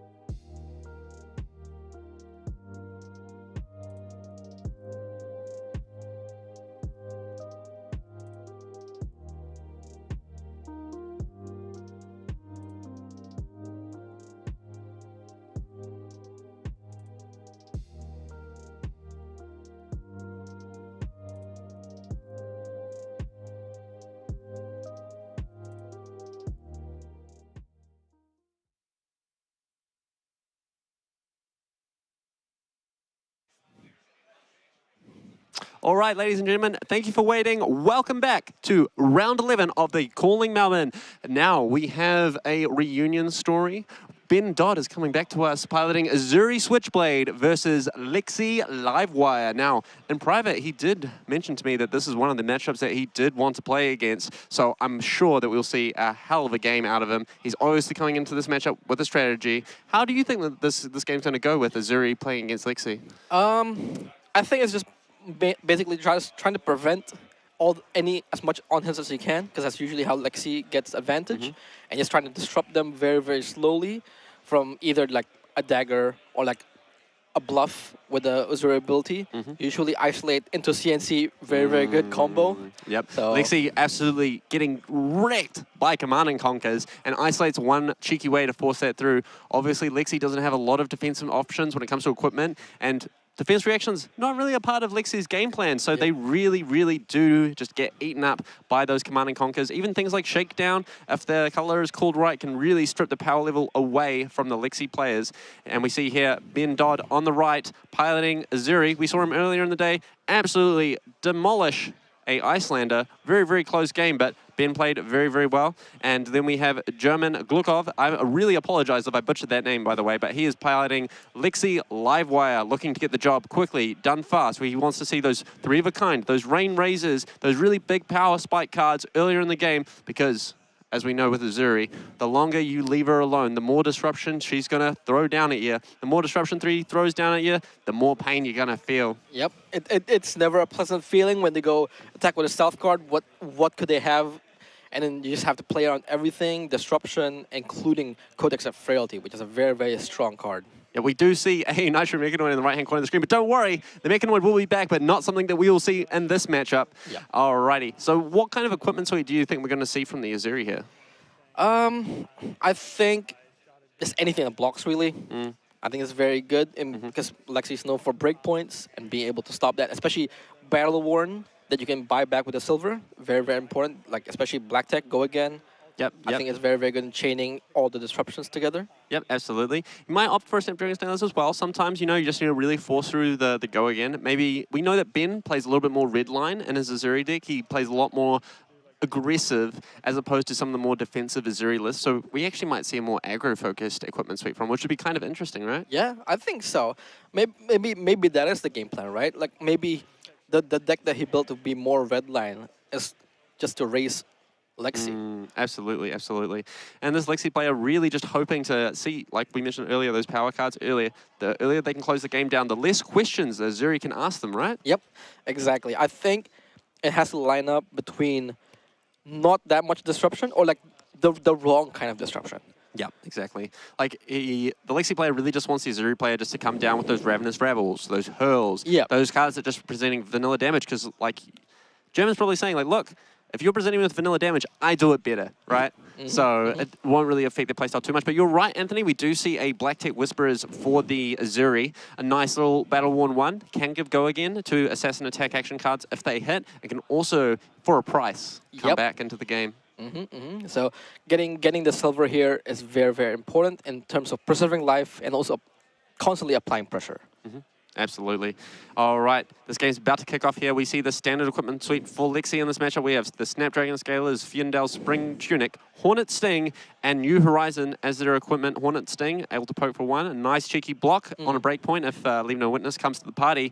On Ben Dodd's side of things, we have a Crown of Providence, a Flick Knives, a Tunic, and a Black Tick Whisperers with a Nerf Scalpel alongside a Spider's Bite. So key weapons in this matchup, Spider's Bite, obviously being able to tune down their arrows' defensive abilities. Nerf Scalpel. Now, that's an interesting one for the matchup. Why do you think that Ben would be bringing Nerf Scalpel in this matchup? Unfortunately, looking at his list, he really only has one dagger, one Spider's Bite. I think, I believe it's just like a concession that one Spider's Bite is actually good enough. Since Lexi losing one card is already stopping him. Absolutely. Now we see Ben Dodd lead off with an E-Strike for 5. Looks like it's go again. But Ben Dodd said, yep, that's fine. I'm just going to keep my hand, 2 cards in hand, and just pass it over. Now CNC and Arsenal for Ben, Shred in hand. Not a bad place to be as a Zuri. Being able to go Spider's Bite, CNC is absolutely devastating into Lexi. Spider's Bite, making those attack action cards block for less. CNC destroying the Arsenal. It's a 1-2 combo that Zuri really loves to see. Yep, exactly. Now we're going to see classic 3 of a kind, okay. Yep, premeditate, 3 of a kind, 3 cards in hand. Now, notably, the Lexi player can no longer play cards from the hand, so things like Rain Razor, out of the question here, like we see that one of them picked up. Codex of Frailty, also out of the picture, something we see that German has picked up here. But look, still going to be able to fire some arrows with Voltaire, still going to be load up, be able to shoot. Let's see what kind of power arrows that German managed to find here. Ooh, battering bolt. That's a big boy. Very, very interesting. Very, very interesting. It is kind of coming for 9 here, but it doesn't look like he's going to be able to find a second arrow with the Voltaire. Yep, it's coming in for 10 here. No go again in sight. Snappy's obviously, you can't use down a battering bolt. It costs 2. Yep. So just threatening a big old arrow here. Ooh, that's interesting. If he didn't follow him in with the E-Strike on turn 1, he'd have access to this Nourishing Emptiness here, but that's fine. Saw 2 for 6. Yeah. He's going to be able to block this battery bolt down the house. It looks like there's a Sink Below in hand also for Ben here. It's good enough. Yep, blocks for 6. Says pass over his reactions, and yep, we see the Sink come down, blocking a nice clean 10-on-10 action. Zuri not taking any damage here. Ooh, being able to maybe come in with a pitch a card, come in with CNC, clean up the card in Arsenal, or threaten some cards from hand. This is what Ben likes to see. Not having to take any damage on a 3 of a kind turn, huge. Yeah. Being able to come back with tempo, even huger. Yeah. And I believe German Arsenal a Rain Razor. So we'll see how much he's actually willing to block. But with the CNC, it'll probably be blocking a lot. Yep, And just absolutely. waiting for the time where Tunic becomes 3 counters and then try to go off then. Yep, absolutely. Unfortunately, no Tunic up for Ben here. And really nice play with CNC for Zuri can sometimes be pitch a Spider's Bite and then Tunic CNC. So yeah, we just see him come in with a Leave No Witnesses here, opting to keep that as the last card. Still threatening 2 cards or a card and equipment for that Arsenal card. Yep. Still doing his job. I think that's exactly what the Hornets stay for, just to solve Leave No Witnesses, since every other disruption is a clean block for 6 with 2 arrows. Yep, absolutely. Leave No Witness is so awkward, especially when they Codex of Frailty. Which is probably why, that's what he's going to do right now. Yep, there we see the Hornet Sting coming in with a drill shot. Top card is in fact an arrow, so Ben's just going to get poked for 1. Yep. A little bit of a Hornet Sting, one might say.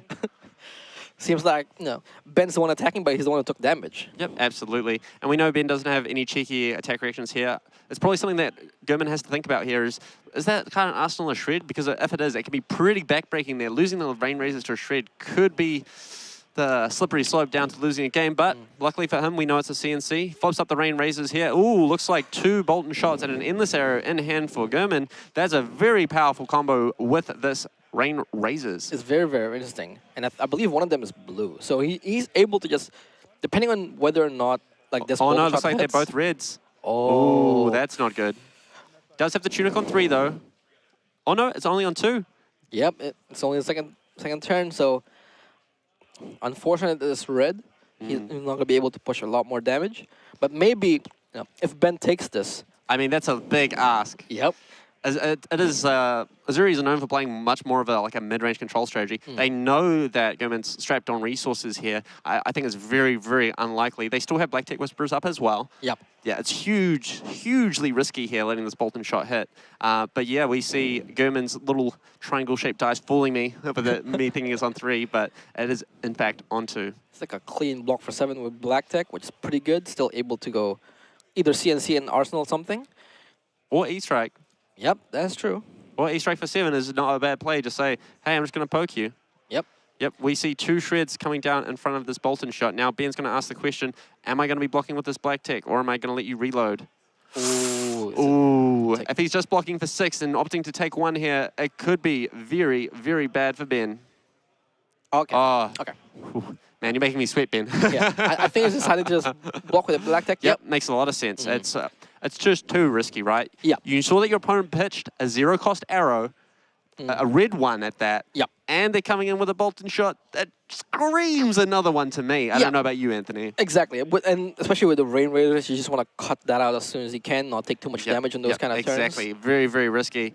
And especially, as we know, it was an endless arrow, which means he's going to have to block another 2 cards on it, or it's going to be still an Arsenal anyway. Ooh. But yeah, we see the Spider's Bite come in. It's probably going to be a Tunic CNC after this. Like I was talking about earlier in the game, a very punishing play for Lexi. Lexi's just like, no, I don't care about this, but you're going to care about it in a second, buddy. Yep. Exactly. It's going to be very, very relevant soon. Being able to go Tunic, CNC, Arsenal, the E-Strike. Very, very good. Gorgeous. You love to see it, Anthony. Just shivers my timbers. Yeah. Now he has to block with 3 cards or potentially lose the Endless Arrow. No sunken treasure in sight, but hey, my timbers can still be shivered. Fair enough. But yeah, it's an interesting tech choice that some Lexi players choose to play into something like a Zuri with a lot of Arsenal disruption, just because they're able to cleanly play around CNC and stuff. But yeah, it's the Spider's Bite's doing the dirty work here. He's blocking for 4 here. He's taking 2. I think Goemon might have forgotten about the on-hit from Spider's Bite, declared his block preemptively, and he's going to leak 2 here, lose his Arsenal, be left with 2 cards in hand, and you got to feel for the guy. That is pretty rough. That's actually quite interesting. What do you think, like, how important do you think Endless Arrow is in this matchup? I mean, it's just raw damage, right? Like, you have so many on-hits in Lexi, you really just want to promote as wide a turn as possible, and Endless Arrow really facilitates that alongside something like Snapdragon Scalers, where you're just being able to, hey, like, I'm going to go arrow, arrow, snappies, arrow, which is just beautiful. And especially if you can line it up with something like Rain Razors, it can be absolutely devastating. But unfortunately for Goemon, he has not been able to put any pressure on the board. Just a double Arsenal setup turn off of the Tunic, leaving Ben Todd with a absolutely wickedly aggressive turn for an Zuri deck. Nimblism, red, into Enlightened Strike. That is a powerful, powerful swing. And we see E-Strike coming in for 8, most likely go again here, into another threat from the Zuri player. This is what you really want to be seeing as Zuri. Just constant pressure. Ooh, and it's a red Isolate with Dominate. Now, what could this Zuri be cheekily bluffing? Ooh, and here we go. Activate the ability. Yep, it's a shakedown. Lexi's getting mugged, getting taken down for all of her worth. Now, what color do you think you're naming here, Anthony? I think blue. Because I believe that cutting off their power, like their resource card, is much more important than their power cards. Okay, 3 blues and a red. Let's see what color Ben took. He chose red. Well, he chose right that time. He's stranded Lexi with only blues in hand, no real power cards, and pushed a ton of damage. That's the action you like to see as a Zuri. Yep, that's probably why, like, you know, we're casting and they're playing, because these kind of like lines that we don't expect, like, oh yeah, the red card is probably the right one. Yep, absolutely. I mean, Lexi does traditionally play a lot more reds than blues, so maybe Ben's just playing the numbers game. That's very, very true. All right, we see a Nimble Strike in hand for Ben. Very nice for that Nimblism he played on the previous turn. Going to be able to pump a lot of damage if he wants to just take this Falcon Wing. There is a large life differential here. Goemon at 23 playing against Uzuri's towering 39 life. What do you think Lexi's avenues to get back in this game is, Anthony? It'll have to just be a chain of 3 of a kind plus a Rain Razor in the arsenal to be able to get back into the game. Otherwise, because he hasn't really, German hasn't really presented a lot of on-hits that is relevant in the matchup. Like, Drill Shot doesn't really do much. Red Falcon Wing into a blue Drill Shot is a pretty depressing turn for Lexi here. Not really threatening a heck of a lot. I think Ben pretty happy just to say, like, look, I'm just going to take this too. You sure, you get to put a -1 counter on my equipment, but I really get to pump some damage back. Yep. Exactly. Like the Frostlock would have been nice to be able to just attack with it and fuse, but I don't think it just output. The output is just not good enough. Yep. I mean, Ben doesn't have the most aggressive hand here, so we might just see him block with a card. Like, he might just go, pitch a blue, come in with the Nimble Strike, banish the Nimbleism. That's 5 go again. And then I'm going to play Surgical. I'm probably going to strip 2 cards from your hand, also very nice, and then maybe getting set up for Isolate in his arsenal. But no, he's just saying, like, look, I don't really care that I don't get to push too much damage here. I'm just going to block a card because I expect you to fire another arrow here. Yep. Searing Shot blue coming in for 2, threatening 3 if it's unblocked. Ben's just pretty happy to take it at this point, I think. He's just like, look, like, you're not really doing a lot to me. I'm happy to play a really slow game here. I have a large life total. I feel in control. I don't want to lose that control. I want to maintain my high life total. I want to make sure that I'm able to stay nice and healthy for those big, big turns that Lexi can pump out. Yep. And we see a Frostlock coming in to end this chain for 3. Now, that's a lot of go again. There's a lot of blue arrows coming in. Lexi making good use out of a lot of blues, but not a lot of damage, sadly. Yeah, unfortunate. I think for Ben, he's just going to dagger in the arsenal. No, that's an Isolate and a Surgical. He did block with 1 Surgical, but he's got a second one. Now, that is nasty. That was pretty good. Ooh, I would not feel good as German here. That Isolate hiding a very, very sneaky Surgical. Yep, German says no blocks, no respect, but Surgical Extraction is definitely going to extract the best card from German's hand here. And look, it's just getting absolutely decimated by this Zuri. Not particularly throwing a lot of damage, but this disruption is key here. He might just be able to devastate German's hand. We see a Bolted Shot, a Winter's Bite, a Premeditate, and a 3 of a kind. I think you just take the 3 of a kind here, Ben. Yep, and we see him just snap it up. He's not going to be able to produce a lot of damage here. If he wants to really produce anything, it's going to be a Premeditate into a blue Bolton Shot, but that's really not that scary as Zuri, is it? Yeah, no, not really. Like, you can have the Ponder next turn, but like Zuri is very, very good at hitting your arsenal, so the Ponder might not even be that good. And we see a nice hand here for Ben, featuring a Frailty Trap, a Fate Foreseen, and what appears to be a Codex of Frailty. So he's going to be able to block out here, maybe play a Ravenous Revel. Do I see that? Yep, a Ravenous Revel. So yeah, if he's just able to block this with his 2 defense reactions, he goes Rebel, Codex. Yep, he's checking his graveyard. He's saying, like, what can I Codex for? Unfortunately, not a lot of power cards here. He's going to have to keep a card in hand to pitch or get 2 resources floating somehow if he wants to make use of that Codex. But he could also just Ravenous Revel, pass. You know, just Ravenous Revel, arsenal the Codex. Rebel at the top. Okay, he knows what he's been doing next turn. Yep, well, he knows his Rebel is coming in for 4. He could also just Rebel for 4, close the chain, Codex, Rebel for 4. He knows he's got a Rebel on top, which is a nice card for his arsenal. Yep. So very, very clean line for Ben here if he wants to have access to it. That Fate Foreseen, clutching it up, knowing what card is on top of his deck, it will really reward him here. Yep. We see it coming for 4 with the Rebel. It was also very, very important that he stopped the Ponder last turn, because otherwise his Codex would not be as good. Yep, exactly. I mean, German's got a lot of work here. Ben really been in control of this entire game. Yep, we see this Heatseeker coming down to block the Ravenous Revel. Lexi understanding that their life total really matters. They need that time to set up a powerful turn, and they need Zuri to not have, like, any answers for it. But we see the Nerve Scalpel being flicked here. Ben's just saying, like, look, I want you to not be able to defend my next attack, and I'm just going to poke you for a little bit of damage here. Yep. Yep, we see Codex of Frailty coming in. What's he going to fetch?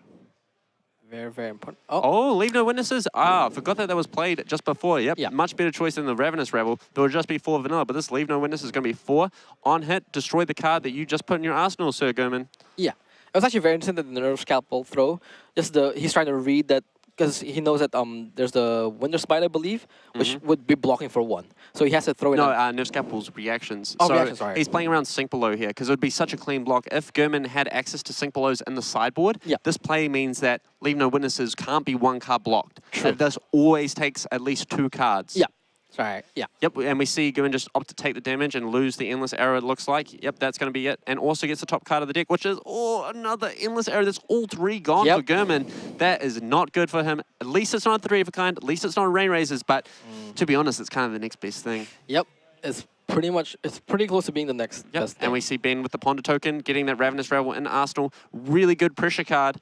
German, life total getting really pressured. Just a Arctic Incarceration. Ugh, no damage here. 3 Frostbites could matter. Ben's deck is a bit light on blues, so if he rips a quad red here, he could be in a bit of trouble here. And from what it seems like, I think it is a quad red hand. That is a bad time to draw it.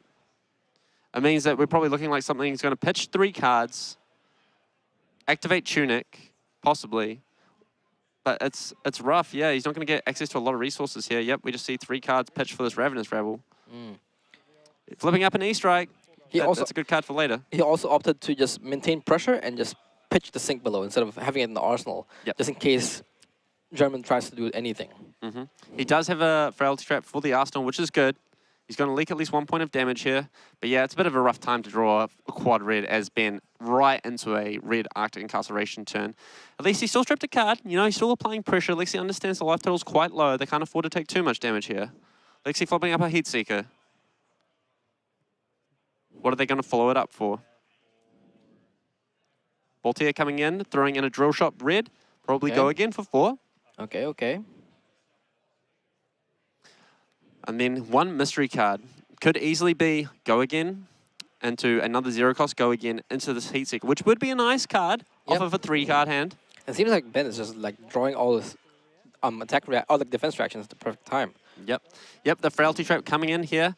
Frailty Trap, very, very good versus Lexi, as we know. If it defends an attack with go again, it will give them a Frailty token, which Frailty says the attacks from Arsenal have -1, and all arrows have to be played from Arsenal. So all those arrows are going to get -1, which is why it does fully block that drill shot there on the first chain link. Here we have a hamstring shot coming in for a measly 4 from the Frailty.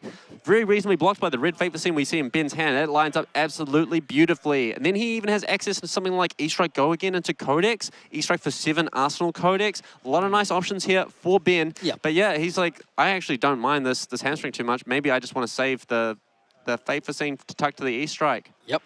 But yeah, we see the Heat Seeker come in here, 4-4 rather. And we see the Fate Scene clean that up instead. Just saying like, look, I don't mind paying the tax on the hamstring shot. I'd rather just block the Heat Seeker and make sure that you're not getting a free card in your arsenal. Makes total sense. Yeah, it's a very, very clean block, given that the Frailty was pretty clutch there. Otherwise, he would have been forced to block with 2 cards. Yep, so we might see a Tunic, Tunic is going to add the resource that's going to pay for the hamstring shot. Beautiful, beautiful work here from Ben. Nice use of the Tunic. It's 5 go again, and we know for a fact that this has a Codex on the backswing. Codex probably going to fetch up maybe a Leave No.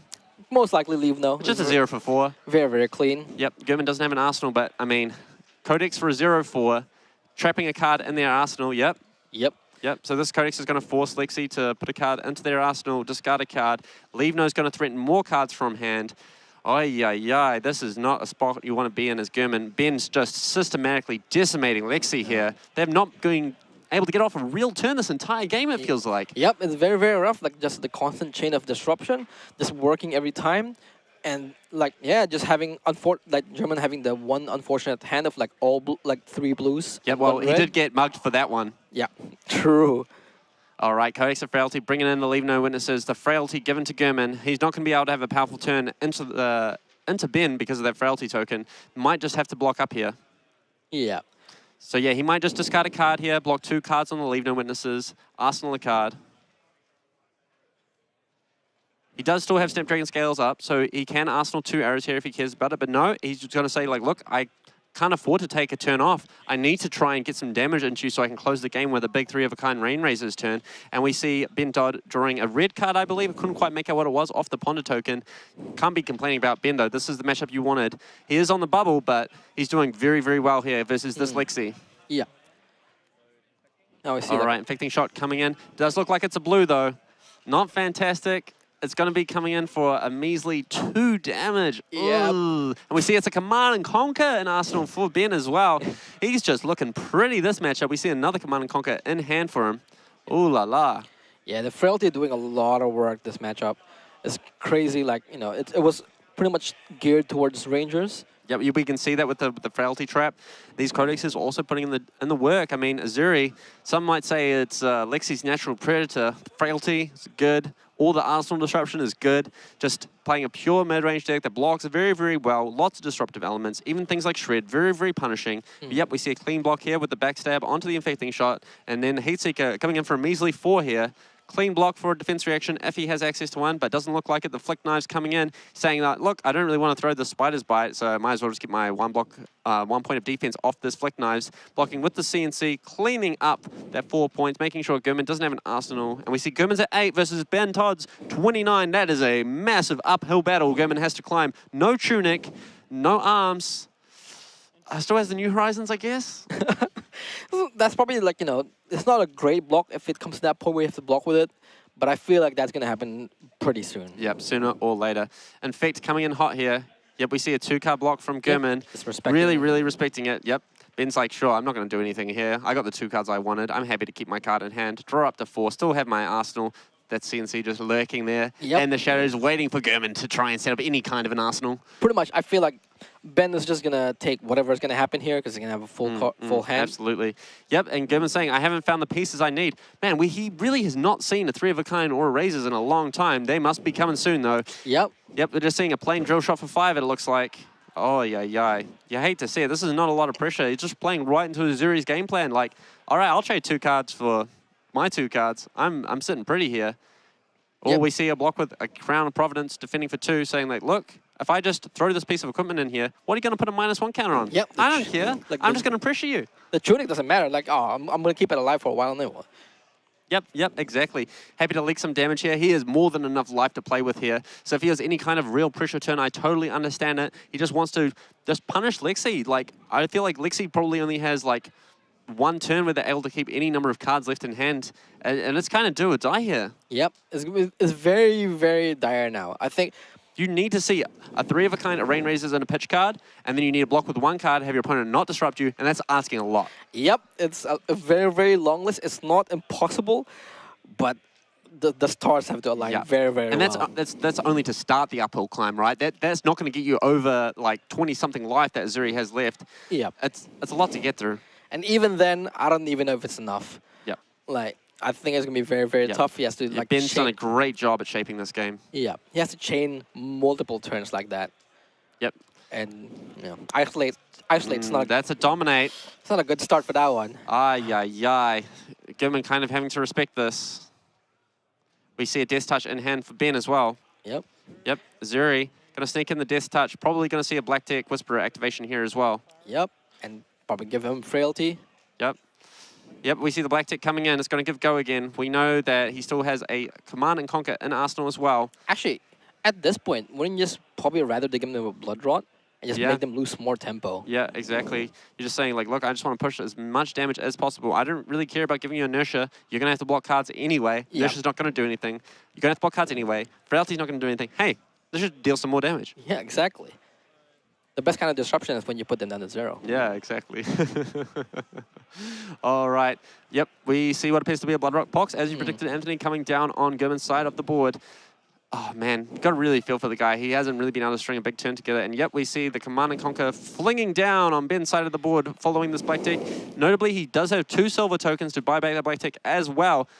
He's not really losing anything from this equation. Yet we see the New Horizons block coming in. Yep. You know, as a Lexi player, you're going to have a bad time when they just attack you with a CNC with no arsenal. Yep. And they don't care about the disruption anymore. It's like, well, I'm just going to deal you tons of damage. Gurman going all the way down to the bottom of the sea here. He's going down to 1 life with the Blood Rot Pox token in play. He's going to have to pitch to prevent the damage. Arsenal 1 card. Zuri 4 cards in hand. Gurman on 1. Can he find anything to push him over the edge?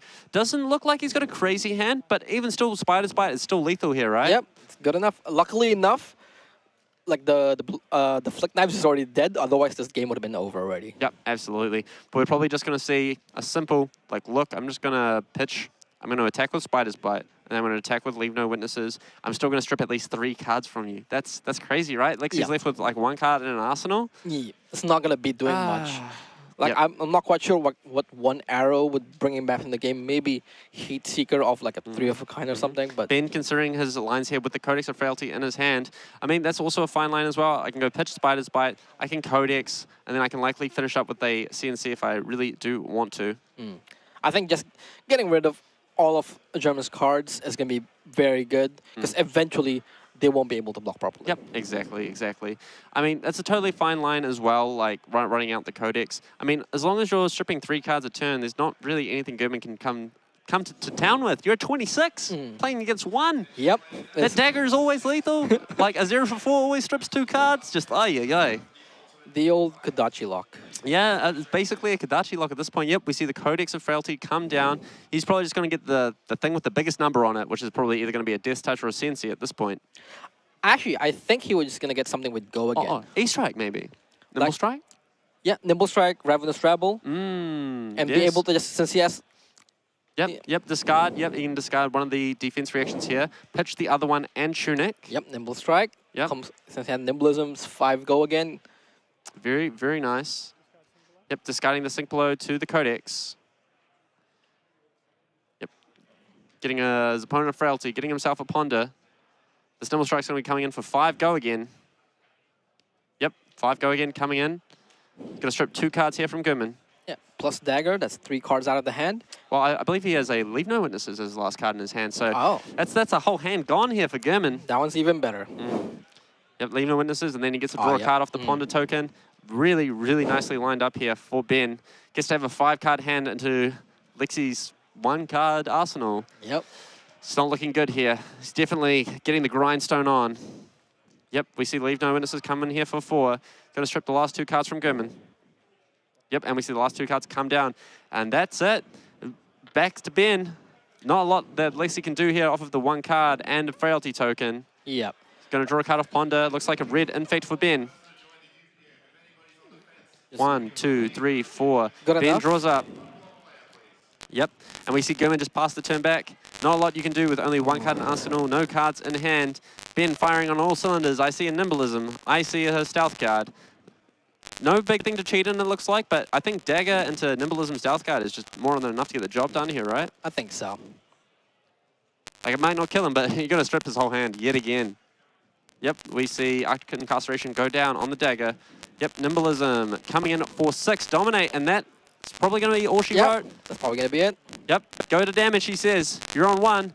Yep, and that's going to be it. We got the knuckle, we got the handshake, and that's all she wrote. Ben Dodd taking down Gurman Glukov in round 11. This man really showing how well he can pilot Zuri, doing a fantastic job decimating that Lexi. He did say that this is the matchup he wanted, and he really showed why, right? Yeah. Zuri maintaining the tempo of the game, punishing Lexi at every single corner, not really allowing any real plays from his opponent.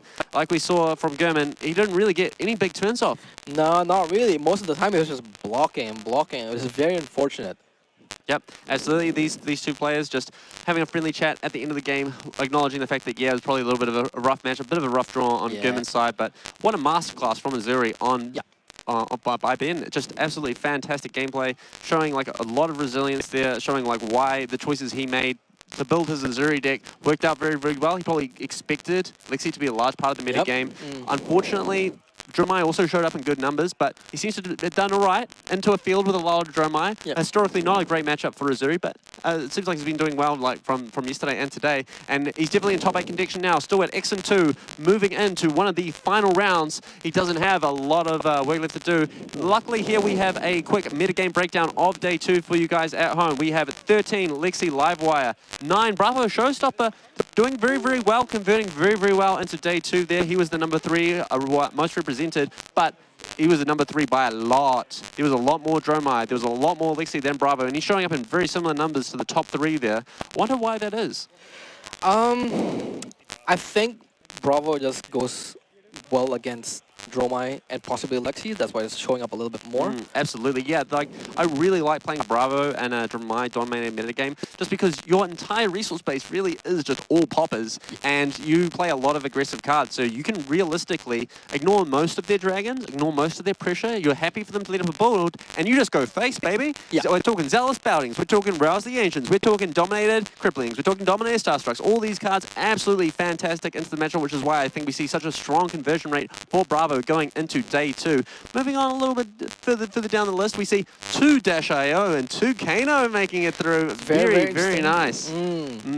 Like, along with some other smatterings of like a one-off, the Arachne is still here, the 1 Levia, and 1 Riptide. That one, I'm actually I Yeah, need to check I'm what the rank for that curious. one Yeah, is. yeah. I really want to see how he's been doing on day 2. I really love these really cheeky one-off decks and making it through to day 2. Yeah, we've seen a lot of these decks on stream today, actually. The Rinara, unfortunately drawing against the Bravo.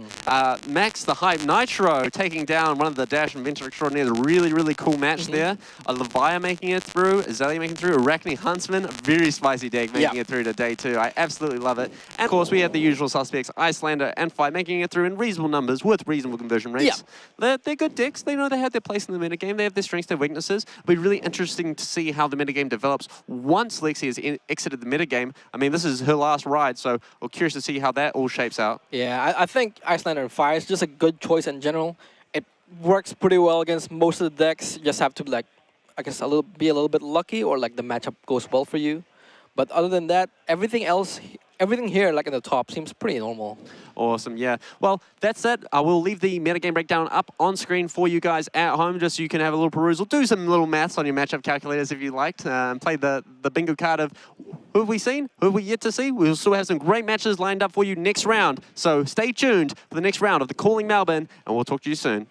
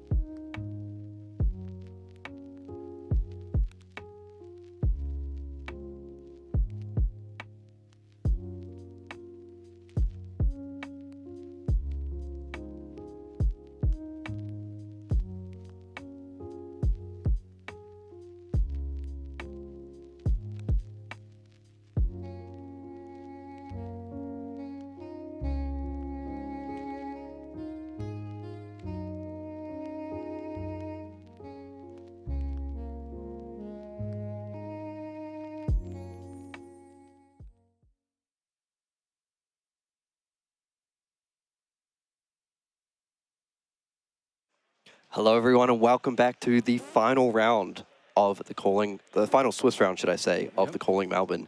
And we've got a bit of a cool match lined up, Anthony, don't we? We have the Battle of the Bright Lights. Yep. Max Nitro versus Dash IO. And this is pretty cool because the Dash IO is looking to go for the clean sweep, go for the 12-0. That would be very, very impressive if they can do that. Like, nobody expected Dash IO to do this well, but top of the tables. Yeah, absolutely. I mean, I feel the hero is, we saw a few rumblings of people saying this hero seems pretty good, but I feel it's fair to say, like, initially people were a little bit skeptical about the hero, and I think Thomas has definitely swept all the doubts away with this incredible run. It's very, very rare for someone to even for calling winners or people winning events, it's very rare for someone to just completely sweep the Swiss, so Yep. I think he'd love to add that little feather in his cap here. And it's like, it's actually a very, very good achievement already. It's like, it's crazy, especially with a very, very new hero, where it's like, it's not very established yet. And he seems to, maybe he's cracked the code. Yeah, absolutely. And on the other side of things, we have Joel bringing Max to the table. Again, one of the new heroes there, just really showing the power of the Nitro Mechanoid. I mean, I was watching along with probably everyone else in our online audience that game against the original Dash earlier. An absolute thriller, went down to the wire. Very, very close. Almost got there. Max living up to his name, he is the hype. Yeah, exactly. And I'm really interested to see how this game goes. Yeah, I think how this game is going to go, it's dictated by Max's equipment on whether he's going to go for Mechanoid or not. Now, yep, seems like it's got the usual package for a Mechanoid. Yep, so it looks like he is just committing to the Mechanoid game plan, because we can see, he does have access to things like Goliath Gauntlet in certain matchups, if he really wants to go like this, but I think he's just saying, yep, I'm pretty interested in committing to my game plan. So just kicking things off, pitching 2 cards, going through for the Red Throttle. Yeah, it's quite interesting, because I feel like he's just trying to see if he can catch Thomas with 3 items in his hand and be able to hit him for extra free damage. Yeah, for sure. And the way the resources line up here, it looks like he just wants to get down a bit of damage and then set up that Hyperdrive to really kick things off next turn. Yeah, Hyperdrive, very, very important for the Mechanoid plan, because it is one of the conditions for Mechanoid. So, yep, so just Mechanoid, 2 counters, no problem, an Arsenal card, pretty good. Yep, absolutely. So, so just, a pretty casual start to the game, just pretty standard, setting up my Hyperdriver, 2 counters. Okay, now, I mean, I think one of the big stories of this game is going to be, are we going to see those items off the top, the boom grenades, things like that? Yeah. We'll see how much Joel respects these. He does have access to, a good chunk of equipment blocks here, as does Thomas on his side. Yeah. I think looking at Thomas's hand, there's one very, very important card in this matchup is Pulse Wave. Being able to pull out the Mechanoid or the High Octane from their hand is very, very key in trying to leverage the advantage in this matchup. Yeah, absolutely. So with Nitro Mechanoid costing 4, he would need a pretty nice chain to get that off, but with things like Twin Drive, a whole lot of zero-cost boost cards, definitely achievable. Yeah, so starting off with a Red Throttle. Oh, mate, I'm getting deja vu. Pretty good. So players just exchanging some Red Throttles here. Spark of Genius boosted away. He won't be thrilled to have lost that card, but, that comes with the territory when you're boosting. Yep, exactly.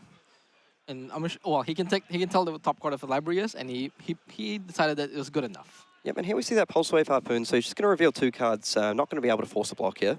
Yeah. Still boosted, and still coming in with, I want to say he has a Boom Grenade in his hand, so he might just play it and set it up for, never mind. Oh, getting that Teklo Core off the top. That's pretty nice to set up the resources for his turn. He says, look, I see your Hyperdriver. I'm gonna one-up that with my own Teklo Core. It's pretty good. You don't need to do anything, it's free. And just nicely cleaning up the Symbiosis shot to come in for 2 here. Yeah. So we see Joel as well. Looks like he had a blue heavy hand, but I think he showed in that last game where he played against sort of the OG Dash, if I can call it that, Yep. that he's pretty happy to play a bit more patient because he knows he's building towards this very strong sort of mid to end game of the Mechanoid. Yeah. I think how fast he can get the Hyperdrivers up and running is very, very key to see how how this matchup is going to go. Yep, and just here we go. I really like the efficiency of the max resources. So we see he has a full blue hand here, just coming for 0-60 to 2, gets a resource off the Hyperdriver, and now he can cash that into the Teklo Foundry Heart to make a second Hyperdriver if he wants to. Yeah. Which is quite good. The 2 damage, it's nice. It's not necessarily going to be very impactful, but he just wants a Hyperdriver very badly. Now let's see, is Thomas figuring out, yep, just take the 2 damage, no problem. Yep, not too threatening here. So he does have the option to come in with a pistol for 2 as well, but I think we might see him go for the hyperdriver here. Oh. Look at Thomas' hand. He's got two zero cost boost cards in the max velocity. So we could probably see like some max velocity shenanigans in the next couple of turns. Absolutely, particularly with that Teklo core getting those 2 resources available. Unfortunately, his last card is an item, so it doesn't quite translate into the max velocity this turn. But if it was another boost card, whew. Yep. And we'll definitely keep an eye on those Colgo Space Leagues as well. One of the new cards from Bright Lights. Yep. Just being able to, remove a counter from that to get an action point if you've boosted. And I'm pretty confident he'll be boosting a lot this game. Yep.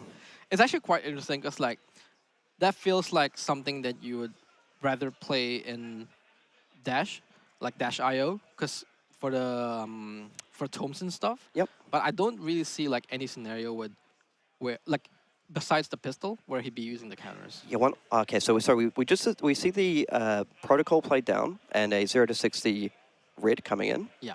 Boosting away a zipper hit, so he'll be fine with that.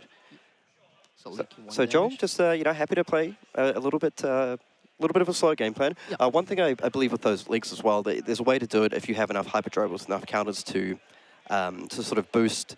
Use that for an extra action point when you Mechanoid, so you can get a double Mechanoid attack, which is kind of nice. Very, very true. I forgot all about the not once per turn. Oh, Throttle, very good card. And the other part to that is, and a red throttle coming in for 6 here. The other part is nice to be able to get that extra action point without having to actually destroy the equipment like the Achilles, because he really wants to keep those around for the Mechanoid. Yeah, I agree. All right, now we're trying to just double block, clean block, and then, yeah, now we're trying to see if it's going to be a pistol shot. Okay, so it looks like Joel's either playing a very patient game plan or a combination of just really respecting the power of those boom grenades here. So last turn we saw he had a very heavy blue hand. This turn he's choosing to, commit the red zip hit as well. Yeah. Like, I think, for most part, Joel's just happy to be able to just boost once, make it hyperdriver. And it looks like a very heads-up play there. There was, in fact, a boom grenade off the top, which it looks like Thomas is just going to choose to set that up for next turn. That makes sense. You're able to have the 5-card hand with that Arsenal card, plus almost 6 cards really with the Teklo core resources, and he's like, now I'm going to try get you. Yeah. All right. So now we're just coming in for a cheeky pistol shot, which is still good if your card, like with Banksy, generally you wouldn't be able to do this since you need to crank, but with a pistol you'll be able to just chip in for 2 damage, no problem. Yep, absolutely. And John, it's not a particularly threatening turn, and I suspect his opponent at times probably going to take that here, seeing as he wants to try and get that boom grenade trigger. But it's pretty nice, like, if you're playing towards Mechanoid, which can do a ton of damage all at once, these little chips for 2 in the early game can really come back to haunt you in the late game. True. Yeah. Now we're seeing... I have a feeling that Thomas is not going to block, since he's got two cheap boost cards, a blue backup protocol, and a blue card. So I think he might be able to set up a max velocity this turn with boom grenade. Yeah, the one he set that up in Arsenal previously, didn't he? Very, very important. So we'll see if Joel chooses to commit some of the equipments here, because traditionally, Dash-IO doesn't really have a lot of on hits per se, but you do definitely have those on hits with the boom grenade. So this might be a turn to look at pushing those in. Okay, let's have a look. What's he planning to do? Check the top of deck. Pretty usual. A T-bone also very good in trying to bait in the equipment. Yep. So I can see a T-bone and a zipper hit there. I'm not sure if he has the 3rd boost card just yet. I believe that may be a Magnetic Shockwave as one of his other cards. But if he has a blue boost card in his graveyard, he has the protocol to be able to just get one back. Exactly. So I think having the blue protocol, be able to dig for whatever you need is actually very, very key. And what makes Dash-IO so powerful, because she can just take advantage of that. Yep. And we've seen these protocols be used to excellent effect into decks like Lexi or Icelander with the Winter's Bite, just using those spare resources. Yep, exactly. Okay, so we're going to kick things off with the red T-bone. Boosting away a Heist. Now, again, not thrilled to lose that card. Yep. So is he just considering pushing in? I mean, he has to defend with 2 with the chest anyway, so we'll see if he wants to put the Galvanic Bender in. He does want to fully defend the south, probably because of the boom grenade. Yep. It's probably not going to be worth it trying to take 5 damage off 1 boost card. Okay, so you just throw it in. Yes, I believe Thomas plays the red and the yellow boom grenades here, so it's a minimum of 3 damage if he does manage to connect with an attack here.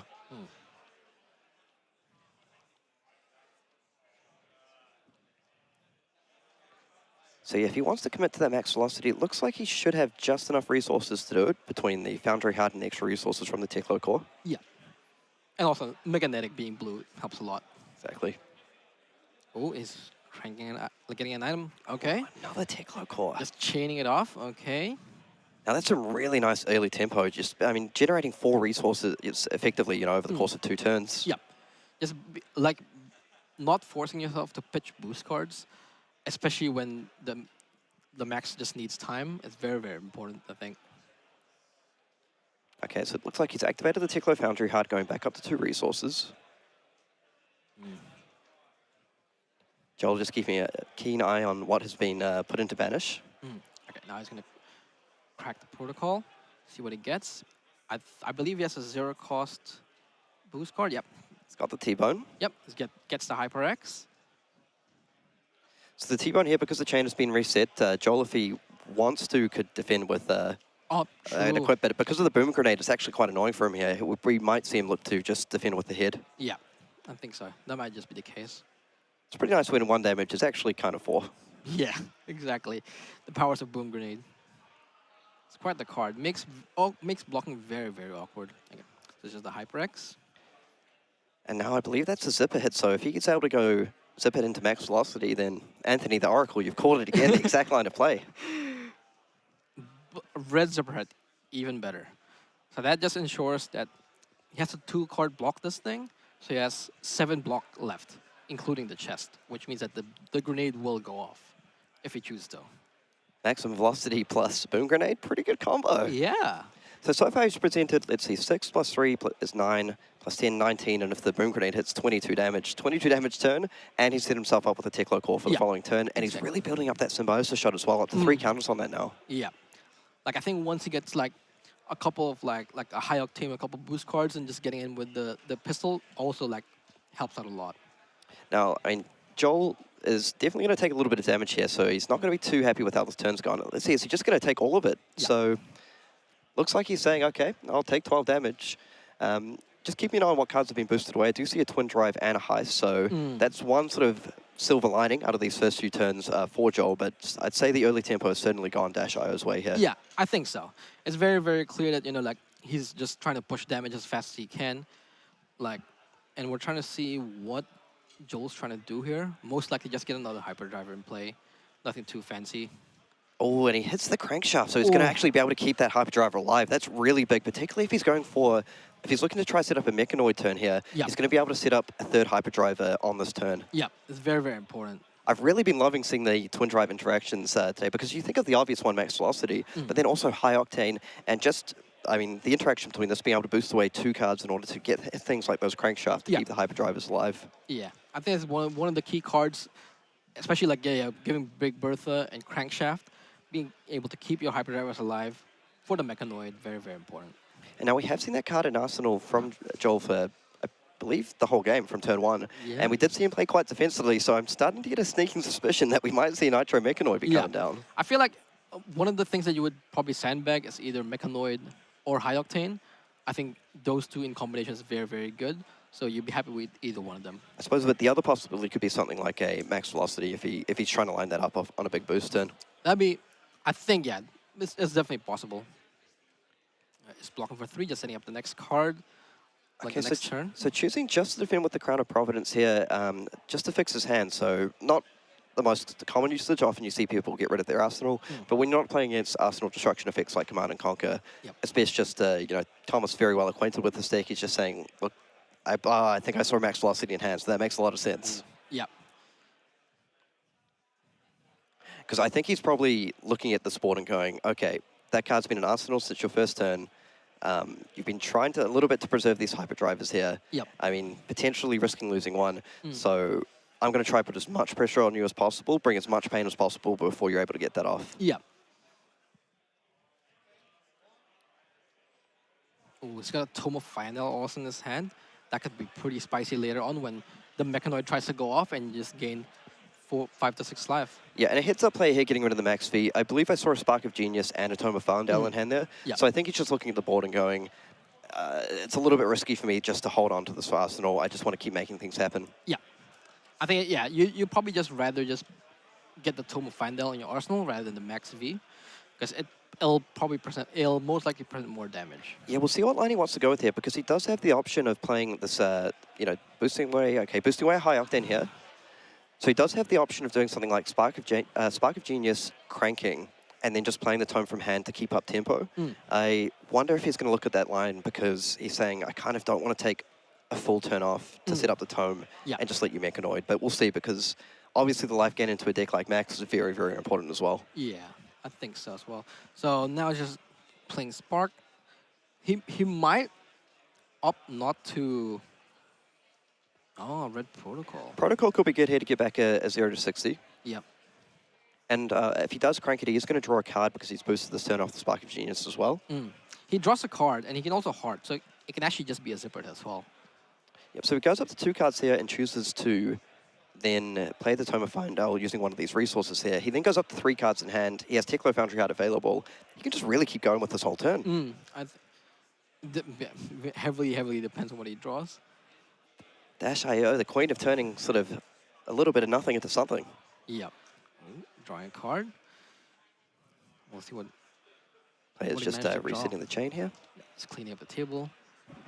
Another Max V. Oh. Okay, so probably not really what he wanted to see here, but I wonder if we will see the Tome play here now, because, I mean, a little bit tough to get off based on your resources here, but if you kind of really hit the dream of something like a couple of 0 to 60s. It does make it very hard, though, since if you have to pop the Achilles for that one, then you still have the 2 other Tomes, which might break you. Yeah, I believe he may have the extra action point here from the backup protocol, because he has cranked this one. Yep. I believe. But yeah, a little bit of an awkward draw there for sure. So he's going to keep fishing. Okay. Oh, 2 0 cost boost cards. That would have been nice to Tome and Max Velocity into, but... That would have... Yep, that would have perfectly converted into Max Velocity. So he does have the option here of just saying maybe a setup turn, cracking this with something like a Red Throttle, pitching away the Max Velocity, and then setting up the Tome for the following turn. Yeah, just applying more damage. But I think he's going to be quite wary of the fact that Joel has 3 cards in hand, 3 Hyperdrivers, and an Arsenal. Yeah, I feel like the impending doom is happening pretty soon. Yeah, so it looks like he is just going to go for that line here. Oh, he's still boosting. Yep, I guess he's boosting, so he's able to chip in a little bit of extra damage with the pistol here. True. Yep, Firewall. Recharge to the bottom. Recharge would have also been a pretty good card. Okay, so electing actually not to attack with the pistol there. So maybe he's looking to set that up for like a really big High Octane turn or something. That's true, but at the same, kind of makes not boosting, or boosting a bit weird, using the cards for nothing. I think a blue would have been pretty good at the top, especially since you have the Tome. Okay. Okay, so choosing so he not to boost here on the zoom in. He does have the last... Oh, dattling, you mean. Oh, sorry, my apologies. Yeah. So now he's got... What does he have? High Octane. Okay, drawing High Octane now with a Teklo Core up and the Tome in your arsenal is very, very good. Hopefully, the turn pushes a lot of damage and forces Max to be able to Yep, this is going to be a big turn. Yeah. So this is actually the perfect setup. So he's got all the counters on the gun that he needs to, and he's got the High Octane, he's got the Tome and Arsenal. I see multiple 0 to 60s and a zipper hit in hand. I believe that wasn't one of the Max Velocity pitch, one used and one banished from boost. So I'm not even sure if he actually has any more Max Velocities.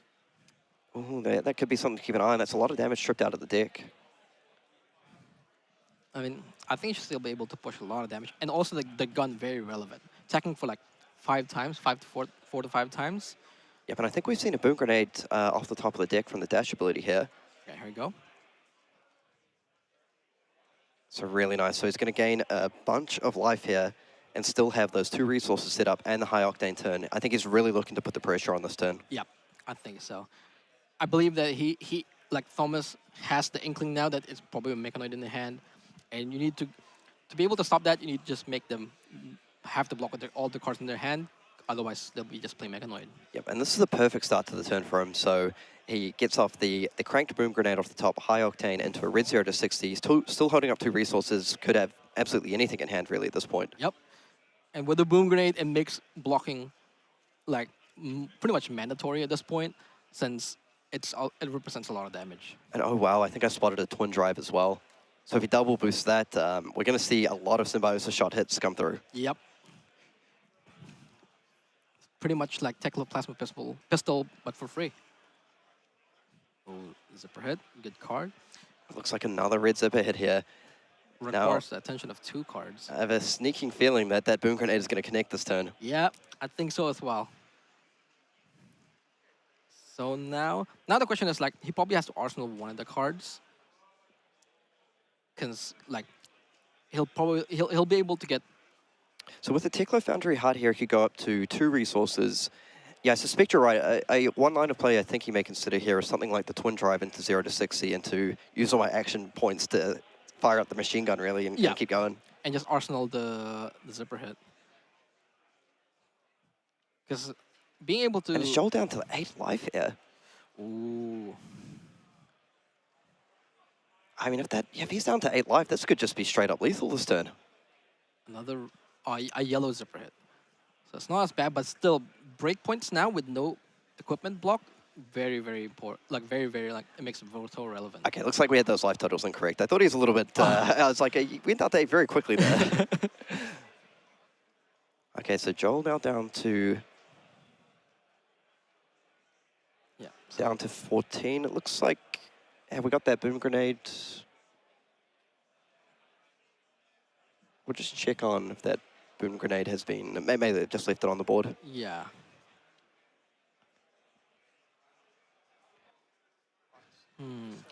So it's still attacking with twin drive, double boost for all the. Oh, they have Mechanoid in the hand. Okay, that could have been very, very relevant. If it wasn't such a low life, probably would just taken all this damage in Mechanoid. Yeah, but now we're going to follow up with not 1, not 2, not 3, but 5 Symbiosis shot hits. Yeah. You can tell here that, like, Thomas knows when to just crank items and not attack with a gun, because he knows that, like, when the high octane turn comes, he'll be able to maximize the power of the gun. Yep, absolutely. There was that previous turn when I was sort of questioning why he chose not to attack with the Symbiosis shot, and I think just a heads-up play there, knowing that if Joel's actually going to play quite defensively, and he identified that early on, then, like you said, I want to save up these gun hits for, like, just absolute maximum impact on the biggest turn possible. Yeah. And as we all know, multiple gunshots in a turn, like, with the old dash is pretty painful already. Down to 2. And this is looking very, very, very difficult for Joel. Like, Thomas on Dash O just firing on absolutely all cylinders at this point. Yep. Like, that card in the arsenal's been just chilling there for a while. Like, I don't think Joel can ever just keep more than 1 card in his hand. Yep, and now he's basically, recognizing that if he takes any damage, if say he wants to take 1 damage, he's dead to any boom grenade at this point. This is looking very, very tough. Yeah.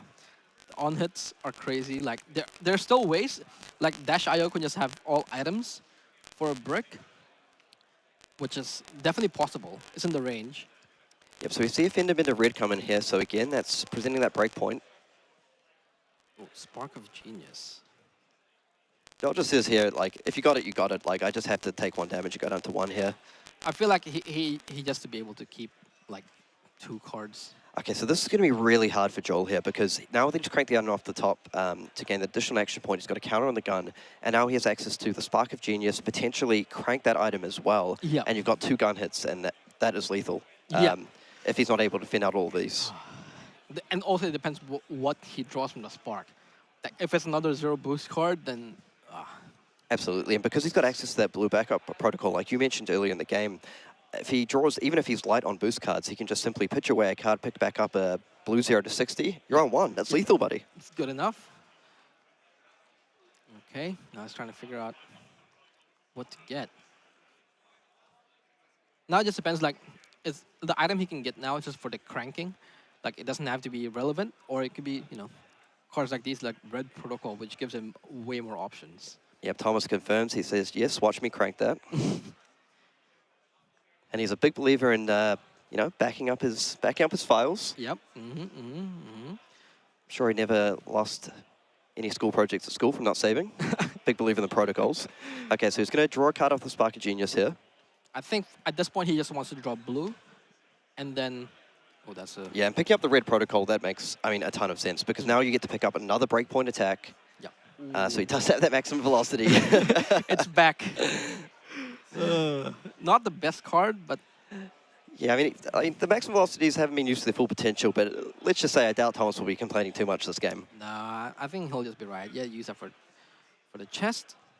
So this goes up to 2 resources now. So, I mean, one cool thing here as well, he can use 2 resources to crack the blue protocol to get a blue to go up to 3 resources effectively. Yep. Then he has options to do something like throttle into Symbiosis Shot, Symbiosis Shot. Yep. That's a hard card to say multiple times. Yep. But I think he just really wants to see if he can secure this here. He just wants to make sure he dots all the I's, crosses all the T's.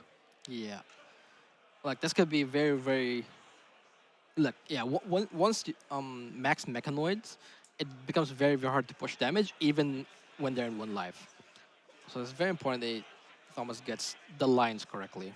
Yep, so I think he's pretty confident that he can get lethal here, but he just wants to make absolutely sure that there's no mistakes. Because like you said, the last thing you want to do is get a little bit too eager, mess something up, suddenly your opponent mechanoids, and we've got like a full-on game on our hands. Yep, exactly. So picks up the blue T-bone. So the option, I mean, he could just attack with this here as well, but an additional option to use for resources, which he is going to do. Yep. Protocol into protocol, baby. Yep, nice. Great call. So now...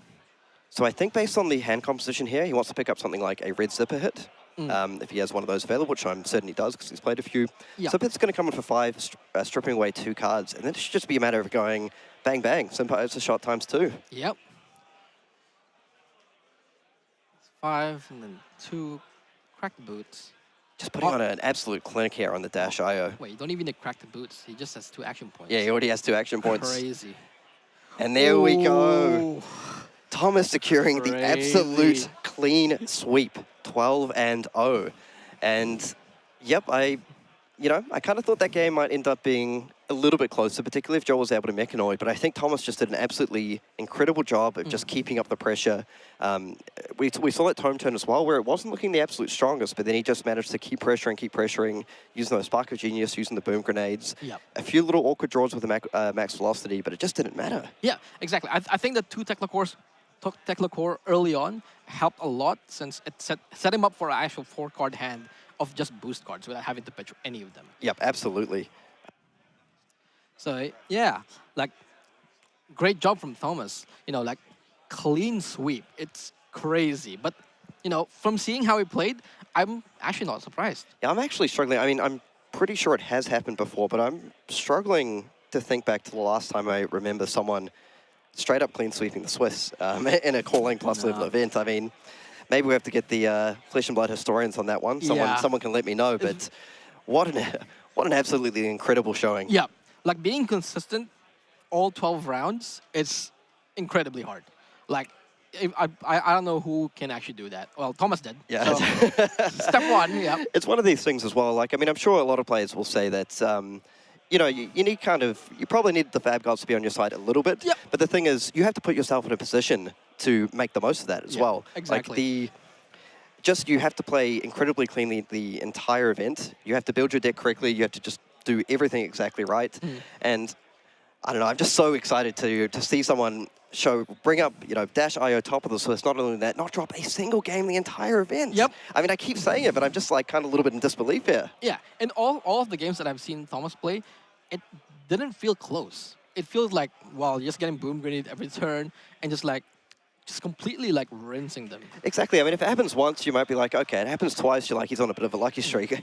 Mate, when it happens 12 times in a row. Yep. then you got something, you're cooking something. Then I feel like you're maybe onto something. Yeah. You've been in the kitchen doing up the deck. So I think we will get Thomas over here very shortly.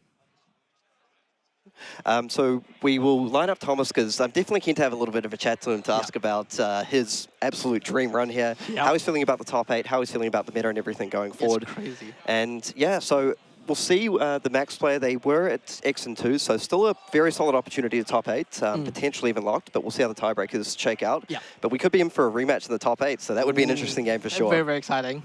Changing up the plans. All right, then. We will be back very shortly. We're just going to go on a quick break. We're going to grab Thomas and, yeah, sit down and have a little bit of chat with him about the hero.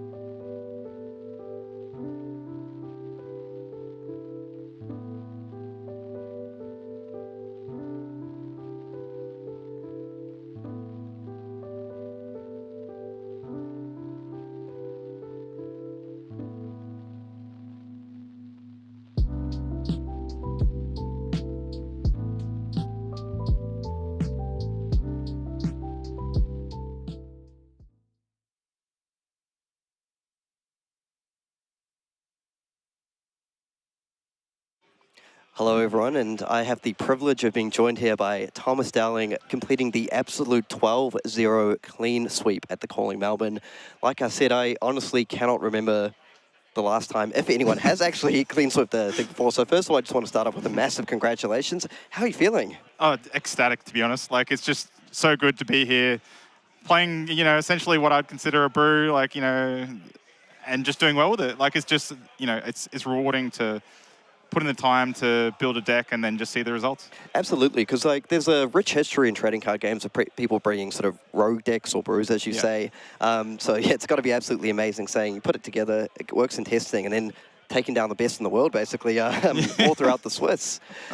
So I know I spoke to you about this last time, but you mentioned that when you saw Bright Lights come out and you saw Dash.io came out, you kind of looked at it and said, that's a pretty interesting hero ability. Is that kind of what really drew you to the deck?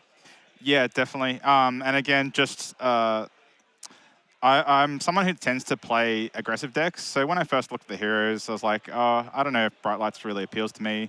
But the dash ability is strong. Everyone was saying that it's more like a Kano deck, there's just so much to it. And I said, you know what, I'm just going to put together some cards, see what the actual decks look like in reality. And the second that I looked at the Dash.io list, I'm like, wait, this is just another aggro deck. Yeah. So I like aggro decks. So I just started refining the deck. And just the hero ability was definitely a big draw card for me, because just having that extra information, on turn-to-turn cycle, having more information than the opponent is really something that is a payoff. One card I wanted to talk to you about in terms of skill expression is the backup protocols, because I've seen you throughout this tournament use the red and blue backup protocols to just incredible success, really. What are your kind of thoughts on those cards just in general? Because I know the blue one we saw you used to get an extra resource. Do you love the versatility of these cards? they're just the glue for the deck. So at the end of the day, Dash is just really trying to get extra action points. And they do that, but they also add value to your turn cycle. And if you can't use them that turn, then they might add value to your next turn cycle because you can crack them on your opponent's turn. So yeah, they're just really the glue. I mean, the blue one, obviously, you can split it over 2 turns, so it actually creates a resource. Or if you get it off Spark and you have 2 resources floating, you can crack the blue one, get an extra resource, and draw a card. I mean, that seems pretty good to me. So Absolutely. Another thing I wanted to ask you is for all the viewers out there who may be like looking at you just complete this incredible run that we talked about and thinking to themselves, you know, Dash.io is a deck that I maybe want to pick up and play at my local armory or all the way up to the Worlds. Do you have any advice for someone maybe trying to pick up the deck and learn it? Yeah, look, you know, you just got to get the deck, play with the cards. My kind of testing, what I do for testing, I don't really test with people. Yep. I build from theory ground up, and then I will just put through cycles of the deck, what hands look like, you know, what's on the top of my deck, how turn cycles work out, whether, you know, a card like Tomb of Fiandor is regularly going to be good, or whether it's going to be a brick. You just got to get some reps in with the deck. What I would say most of all, though, is, you know, the first half of the year, I didn't really attend, you know, many events. Like, someone who's considered, you know, you just go to ProQuest season and whatnot. Yep. And I just wasn't getting the results that I needed. And I started making a commitment to doing weekly events, just going to armories, Local playing armories? games. And I tell you what, like, that's the best way to sharpen your blade. Like, you get a bit rusty if you don't play often. I just recommend to anyone, just sleeve up the hero, go to your armory, have fun. Just playing the flesh and blood down at your local game store? Exactly. That's one thing, honestly, back before I worked for the company, I always found going to Armory, when you play against things like, you may play against sort of everywhere from the most casual to the most competitive players, but I always found you could actually just learn a lot of stuff from people. Or maybe they're playing a bit of a different card, maybe they take a different line, you think, hold on, I can incorporate it into my deck or my play style. Is that something you've run into as well? Yeah, definitely, and strategies change over time. Like, you'll see, like, the strategies that Lexi uses is significantly different from when she first broke out and was a refined deck to now. Like, you know, people are playing Icequake, like... Yep. Yeah. Well, one thing I did want to ask you is, in terms of matchups, we've spoken a little bit about Lexi matchup, Jeremiah matchup.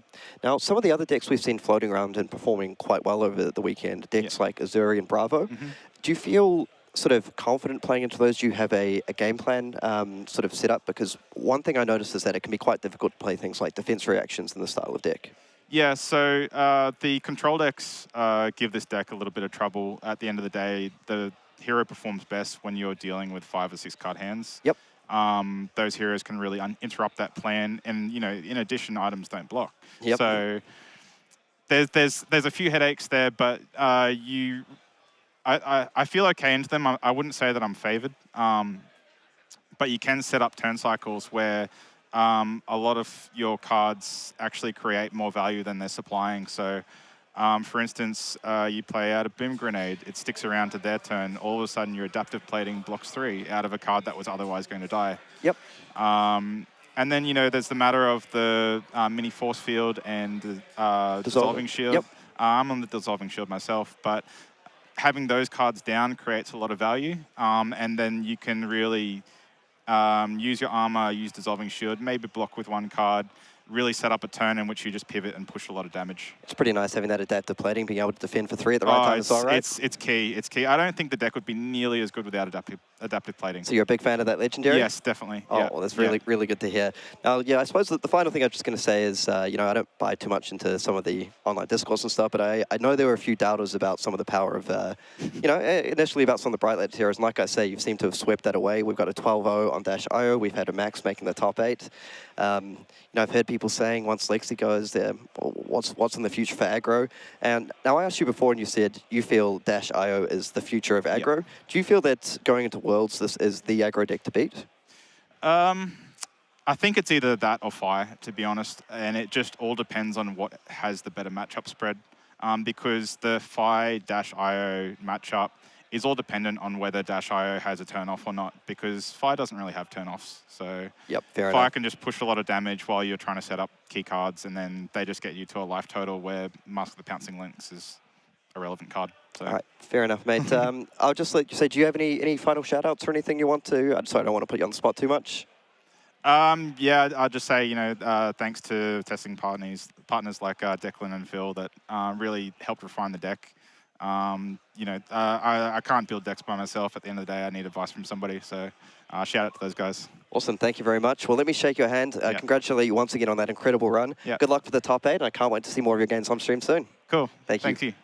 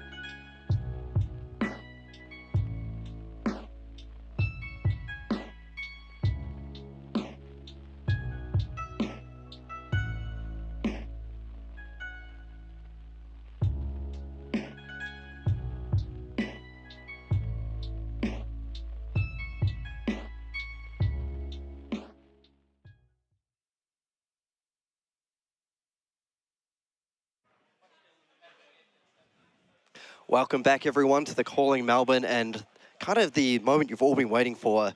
Top 8 Flesh and Blood. There's nothing like it. Nothing quite like it, Kieran. The excitement in the room is vibrant. I'm feeling it. We've got a great match to start us off with. We have Zuri Switchblade versus Dramai, the Ash Artist. How do we feel about this matchup here, Kieran? We got the Assassin from the Pits, the Draconic Illusionist from Volcor battling it out in the Flesh and Blood. I'm super excited for this one. I feel like traditionally the narrative for this matchup has been that it's very, very difficult for Zuri, and I think that still holds true to a certain degree. You have the board presence that you need to deal with, the constant onslaught of dragons, if you will. But one thing I'll be really looking for is how the innovations in the Zuri list help in this matchup. We've seen a lot of things like Nimblism, Nimble Strike, Ravenous Rebel's been played on and off for a long time. The Hurls too? Hurls, the Assassin Head Jab, and of course looking for a scrap. So I mean, Zuri does naturally play a number of poppers for some of our newer players. Poppers are 6 power or more cards that work against Phantasm attacks, which the dragons are. So, I mean, they run things like Command and Conquer, Shakedown. We've seen some Nourishing Emptiness. We've seen Humbles, all sorts of things. So, I mean, I will say, in general, I feel slightly Dramai favoured. But, I mean, we've seen Bet on stream before. He's putting on an absolute masterclass on this deck. So I'm looking forward to a really interesting game. So, as far as some of our other top 8 decks, do you want to just run us through what we've got in the top 8? Yeah, it looks like we've got 3 Lexi, not unexpected. We have 2 Zuri Switchblade. We have only 1 Dramai converting over to day 2 top 8. And then we have, of course, the legendary undefeated in Swiss, -IO, and the legendary hype man himself, Max the Hype Nitro, sneaking it in there for top 8. Yeah, so it does look like, unfortunately for some of our Bright Lights fans out there, it might be a little bit of friendly fire going on because we've got -IO playing against Max the Hype Nitro in one of our other quarterfinal games. For those just tuning in now, we had that matchup as the final round of Swiss, and it was a bit of a runaway victory for the -IO, wasn't it? Yeah, absolutely.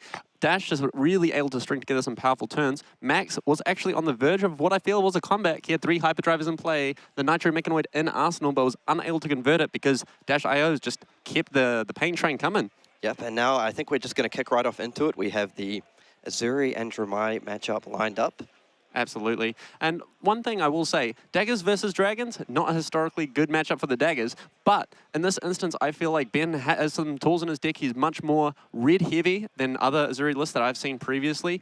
I think his deck does a really, really good job of being able to play the role nicely between disruption and damage. We saw that when Ben played earlier on stream versus a traditionally harder matchup for his style of a Zuri deck on Icelander, and he was really, really able to string together some powerful turns to really swing the matchup in his favor. Yep, and I feel like one of the poppers I forgot to mention was Death Touch. So if I have a look through Ben's list here, we see he's got the full 3 copies of Command and Conquer, Shakedown, Death Touch, and Nourishing Emptiness. So he does have 12 of those, 12 of these cards that can really help, maybe foil Quan Li's plans a little bit there on the Dramai.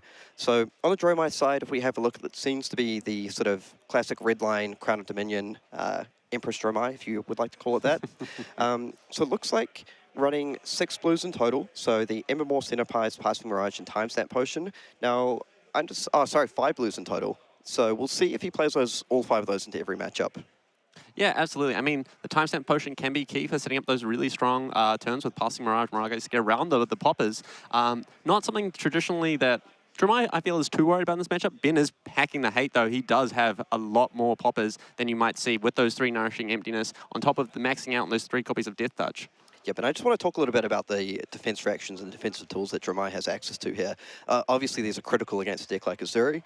So if we have a look here, we see it's got the full 3 copies of Sand Cover and 3 Sink Belows and 3 Fate for Scene. And also, I'm not sure if you played this against Zuri, but 2 Flicker Tricks. A little bit of spice that we don't see in a whole lot of Dramai lists, I feel. Absolutely. Flicker Trick not at its best versus Zuri, I feel. The attacks that they often cheat in typically have that 6 power mark, which means they just get over the Flicker Trick 5 defense. Also, they have access to attack reactions, which can be a little bit rough when you Flicker Trick a 4 power leave no witnesses, and they manage to get a cut to the chase or something along those lines to get it over the 5 margin. Yep, now there are open deck lists here, so both players will have full access to each other's decks, so they'll see and I will be curious to see if perhaps the Flicker Tricks come in just to deal with things like, maybe like a Ravenous Rebel, for example, just act as a pseudo Fate for Scene or Sink Below. Absolutely. But perhaps those are more push towards decks like Dash, for example. Yep, very exactly. very nice at blocking its up a hit. I mean, at least you can see from Ben's deck, he does not run anything along the lines of cut to the chase, but he does have the nimbleisms to push those 4 power cards over the 5-point threshold. Yeah, it can be a very awkward card if he gets stuck. Now, if just having a look at the equipment setup here, so I feel fairly traditional for both players. We have the Snapdragon Scalers, the Flick Knives, the Findale Spring Tunic, and the Crown of Providence on the side of Zuri. And looking over at Quanli, we have on the Dromai here, we have the Crown of Dominion, the Flamescale Furnace, the Wave of Reality, and Snapdragon Scalers. So I'll definitely be looking towards the Snapdragon Scalers on both sides for some explosive plays this game. Absolutely. Wave of Reality is a very interesting card for Dromai and in this matchup specifically, just because it's really good at shutting down early daggers, really good at making sure that you're able to weave in nice blocks, not having to worry about the debuffs from the daggers.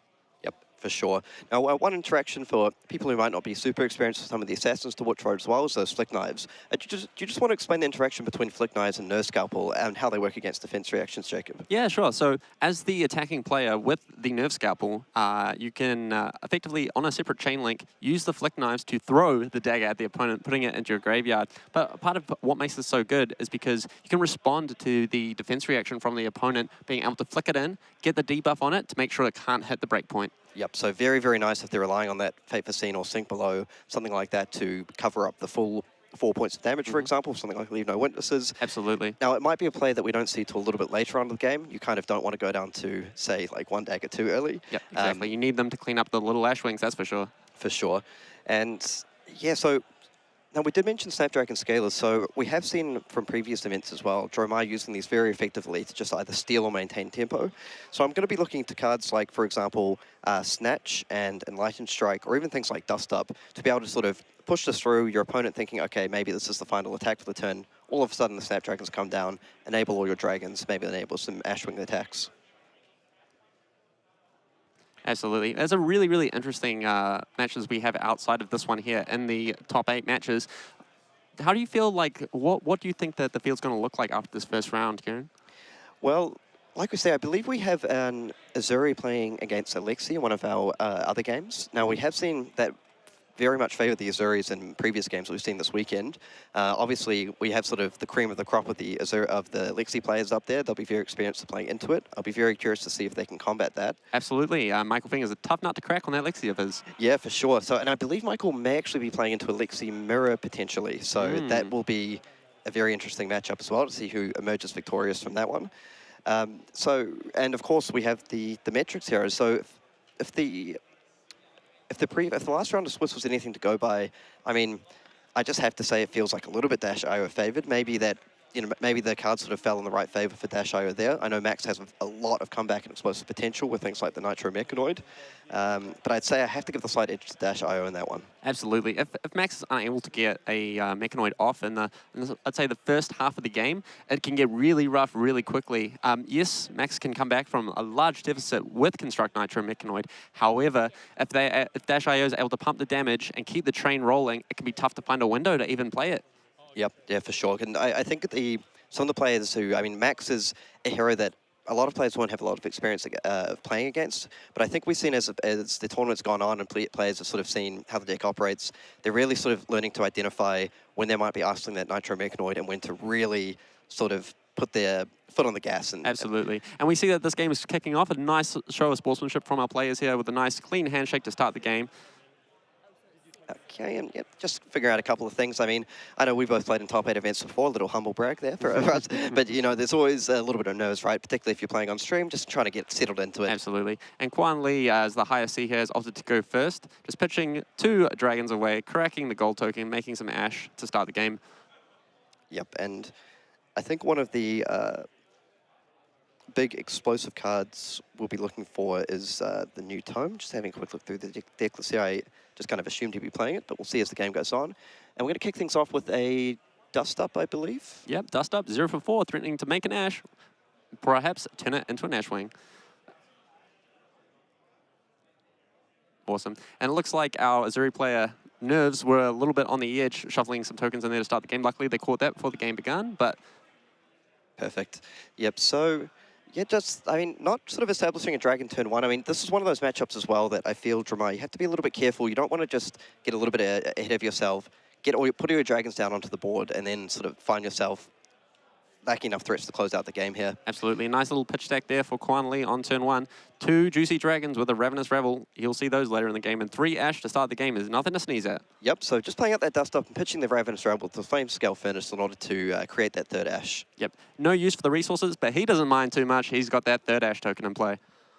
Yep, and now we'll have to have a look to see the power of that Wave of Reality. Like you mentioned, very nice for just being able to shut down multiple dagger attacks in the early game, or alternatively just stop a few breakpoints here and there. Absolutely. We see multiple Ravenous Rebels in hand for Ben Todd. Really, really nice into that Waves of Reality. Does not care If about he it. can hit the reds. Oh, that is devastating. You hate to see it for Ben. He doesn't run many blues either.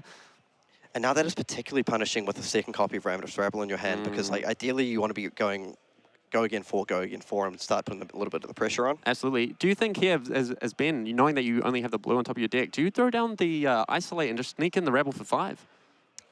I mean, yeah, that's certainly a possibility. I wonder if he might look to try and clear away the Spectral Shield or something like a Dagger Knight instead, opting to kick things off with a backstab for 1. Yep. Most likely seeing a cheated Rebel in here. Yep, so cheating the Rebel for 5 is, like you mentioned, a very nice way to get around the slightly unfortunate top of deck there. Yep. It definitely turns the debuff into, well, a bit of a buff. Yep. So choosing just to defend up with the Chromite here, I think, like you mentioned, we'll see the Rebel spun in off the Zuri hero ability. And then that sets up an Icelander Isolate for a following turn, which is a very nice card to have up your sleeve or in your arsenal. Absolutely. Ben probably also considering here just arsenaling the Rebel because he really wants to make sure that he's able to clear dragons. But no, it looks like he is just cheating it in, just opting to get the extra 2 points of damage. He does have access to go again here as well, but most likely wanting to keep the Isolate in hand, ready for his arsenal so he can make sure to hit a juicy piece of disruption on a following turn. Yep, so one thing we'll try and keep track of as the game goes along as some of these dragons go to the graveyard. I feel Chromite's a pretty nice one to get out of your opponent's deck early. Yeah, absolutely. You really want to see all 3 copies of that gone from Quan Lee's deck if you're playing as Ben Todd on a Zuri. The extra action points means that they can get around the poppers we mentioned previously very, very nicely, as blowing up a dragon only stops that particular attack. It does neg them the action point, but with Chromite, it has go again from the hero, from the sand, the Sand of Sandakai? Is that what Storm of Sandakai? Storm of Sandakai, there we go. Right, I was just distracted momentarily by that beautiful promotional Fateful scene. And one thing I do want to point out here is we see a Remembrance pitched here in order to play the Uvia, I believe. Yep. And Quan is rocking 2 copies of Remembrance, so very much prepared for these potentially longer, grindier games. Absolutely. Well, what a great start for Quan Lee here. Unfortunately for Ben, it doesn't look like he's got a lot of pressure in hand. I see multiple stealth cards and a blue shred in hand for Ben. Not really what you want to see in the face of it. At least you've got the backup of the daggers to clear away this Aether Ashling, but I'm not seeing anything that can get through the 6 health number on this Uvia. Snatch coming in for 4 here, threatening to draw a card for Quan Lee. Would be nice to set up a juicy arsenal for a following turn. Dromai known for playing a lot of red cards, and in this list we definitely see that. So this Snatch is really threatening to draw a premium card for Quan Lee's arsenal. Yep, and there is a possibility, of course, of the Snapdragon Scalers, but I believe we'll see that being saved for maybe a more explosive future turn. Yep, absolutely. Yeah, because that Uvia just, you know, it's a big body to get through. Yeah, absolutely. I mean, if Ben really wants to, he can commit both the daggers and this Leave No Witnesses in hand into the Uvia, but that is rough time. It means that you'd have to let the Snatch hit. Yep, so not probably the exact start Ben was hoping for, but, you know, just hitting that Rebel off top. But there's still a lot of flesh and blood left to play here. Yep, absolutely. We see Ben respecting this power of the Snatch there, blocking with 2 cards, opting to keep a blue shred and a Leave No Witnesses, it seems. Most likely here, we're just opting to clear away the Aether Ashwing and present 4 to our opponent. Yep, and Ben, yep, good man. Remember your tuna counter. Yep.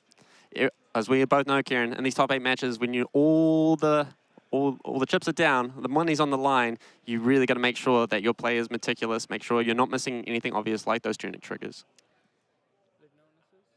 Okay, so we are coming in with the Spider's Bite into Leave No Witnesses. So no Arsenal card, and that's just going straight at the face. So just opting to leave that Uvia on the board for now. Yep, absolutely. Unfortunately, yeah, there's nothing really Ben can do there. It was either let the Snatch hit and Quan Lee have the arsenal, commit both the daggers and the Leave No into the Uvia, or like he's doing here, is just saying, look, I just need to present some damage to you, try and strip some cards. Yes, I'm going to have to leave Uvia around for another turn, but look, maybe I'll draw a 6 power next turn. Yeah, I mean, we do see the 8th Ashwing cleared off the board, so that's something. I mean, one thought that might be in his mind is sort of the Ash economy that Jeremiah's talk about. Like, if he's thinking like, hey, if you want to burn all your Ash into Ashwings, I'm happy with that, but I suspect he won't be too happy with that. Yep, absolutely. And we see Quan Lee take down the Ash, create an Aether Ashwing. Ooh, Miragai here, very, very nice, enabling Quan Lee to attack without the fear of being popped for 1 attack. Yep, now, I suspect we'll certainly see the Miragai come in. Now, I'm curious as to whether he'll attack with the Uvia or not. I feel like he may want to hold that back. It just represents so much, like 6 additional life almost in a way. Yeah, exactly. I mean, you really have to respect it as Ben, and it's effectively going to eat a 6 power anyway. However, it means that Ben actually has to commit the resources for the cost on the 6 power as opposed to just getting the pop for free. Yep. Now, we do see a pretty nice, if I'm having a quick glimpse at Ben's hand here, it looks like he's got multiple hurls and a Command and Conquer here. So this does set up a nice line. If he has a blue, one potential line here is you could dagger into the Ashwin to clear that. Dagger into Miragai, into Hurl, into Command and Conquer, into the Uvia. I mean, there's a lot of things he may just choose to attack directly, but I feel he has a pretty decent hand for clearing away dragons if he'd like to do so. Absolutely. There's not a lot of damage that Quan Lee's presenting here either. He's probably just going to come in for 2 off the Miragai, 1 off the Aether Ashwing. Only 3 points of damage here. As Ben, you're pretty happy to take this. Unfortunately, from what I can see in Ben's hand, it does not look like he has the resource card to pitch away to the daggers, making it a little bit awkward. Maybe we just see a Hurl going for face and then playing the CNC into the Uvia. That is rough, though. Yep, for sure. Now, he does have that Isolate in Arsenal, so that's one way to maybe cheat in that Command and Conquer if he needs to. Absolutely. Yep, might see something along the lines of Hurl into Miragai, pitch 2 cards to finish the 4th point of health off. Clearing the Miragai is definitely priority number 1 here for Ben. If you leave that Miragai in play, it just lets Quan Lee have a really, really powerful turn, especially if he draws one of the big dragons. Yeah, so these kind of like sort of phantasm dodge effects, if you will, cards like Miragai, cards like Passing Mirage, and to a certain extent things like Chromai, doesn't exactly do it, but gives you the extra action point. I think those are going to be sort of the top of Ben's hit list to try play through here. Yep, absolutely. Yep, we see Ben just opting to take the 2 points of damage from the Miragai here. Say, look, there's not a lot. I need to make sure I clear this board. The Ashwing's coming in for 1. Now, is there any consideration to Ben just popping this? I mean, I suppose he could. I feel because he has that Isolated Arsenal that he may want to just leave it around, like keep that Command and Conquer in hand in order to utilize it that way. Yep, absolutely. Yeah, we see Quan Lee respecting the power of the poppers here, not swinging in with the Uvia. Makes sense to me. Yep, exactly. So now Quan is down to 1 Ash. I mean, that's not sort of cause for alarm necessarily, but it does mean as far as being concerned, like at least he's not sitting across from 3 or 4, just sort of infinite Ash wings coming down. Yep, definitely means that something like a Rake is a little bit less threatening. Yep, so we do see the Hurl attacking into the Miragai here. Yep, it is priority numero 1. Yep, Tunic coming down, 1 resource. We do see that got the 1 copy of Nimble Strike in the deck in his hand here. No Nimblism in graveyard, I believe. Yep, might see that pitched away here for a dagger to clear the last point of health off this Miragai. So if he is able to, say, play that Isolate and clear out the Uvia this way, if he chooses to do so, then he would have successfully sort of cleared away the first wave of dragons. There's many more to come, I'm sure. Yep, many more to come, but he's done very well. Still at a healthy 36 points of life. Not too far away from Quan Lee's 38. Yep, we see the Spider's Bite coming in to finish off Miragai. Might see the Infect come into the Uvia, and then a cheeky Zuri hero ability activation. Yep, that's exactly what we see. Makes a lot of sense here, doesn't it, to save what we believe is the Isolated Arsenal, because you're not really making use of that Dominate effect here. Yep, exactly. Really want to save that for a pivotal piece of disruption. Leaving Quan Lee only with 1 measly Aether Ashwing in play and 1 point of Ash. He is staring down a 4-card hand, but not too threatening with only 1 piece of Ash, like you mentioned earlier, Kieran. Yep, so we do see a beautiful foil and Lightning Strike come out here. Well, absolutely gorgeous. Tucking away a Chromai for later, it looks like. Yep, so I was curious to see if he might consider playing out the Chromai for the action point and coming in with the Lightning Strike, but I think he's really sort of interested in keeping that card economy here. Yep, absolutely. And he gets to pitch to Flamestyle Furnace here to create another Ash token, if I'm not mistaken. And then Arsenal, what I believe is a defense reaction as the secondary card. I believe that's an Uvia and a Sink Below. Yeah, it looks like he chose 7 with 2 cards in hand. So, yep, just choosing to create that additional Ash and getting that card into Arsenal. Makes total sense. So I feel Ben is probably not particularly unhappy with how this game started. I mean, he looks like he's lacking a little bit of damage in hand here, but it's not one of those runaway games where Jeremiah just floods the board of dragons that you cannot deal with. Absolutely. I mean, 1 Ashwing on board. But we're just going to see a Infect come in for 3 at the face, perhaps threatening a Snapdragon Scalar's activation or an Zuri hero ability activation, maybe with a Shred backup. That's what I quite like about some of these Redline Zuri decks. Like the Infect for 3 here, it kind of suggests like multiple things, right? I mean, I could be spinning in something like a Shakedown, for example, a Command and Conquer. But on top of that, it's, I believe he has the Shred in hand here. It's just good at pushing a little bit of damage. And we see the one copying of Spreading Plague in Ben Todd's list. Very, very interesting card. If Quan Lee ever decides to overcommit to a particular block, he can really, really punish it with that card. Yep, absolutely. Particularly when you get sort of, you know, I'm going to protect this, so I'm going to block 3 or 4 cards. Dromai will have a lot of trouble paying for those blood rods. Yep. We see Quan Lee just throwing in a Ravenous Revel here with a Sink Below to back it up. And it looks like Ben's actually just going to pass priority here, deciding not to commit the Shred to this yet. Yep, makes total sense to me. You want to see Quan Lee force that defense reaction down. He's already 1 point over. He's already getting the Blood Rot Pox token that Quan Lee's probably going to struggle to pay for. So he said, hey, you know what? That's enough. I want to keep my card economy. I want to keep this Shred for later. Yep, and Quan just moving those arms to the graveyard because, as we all know, equipments, they don't flip face down. They go to the graveyard when they're destroyed. Yep, absolutely. Makes total sense to me. Yep, we see Quan Lee just opting to take the 1 here.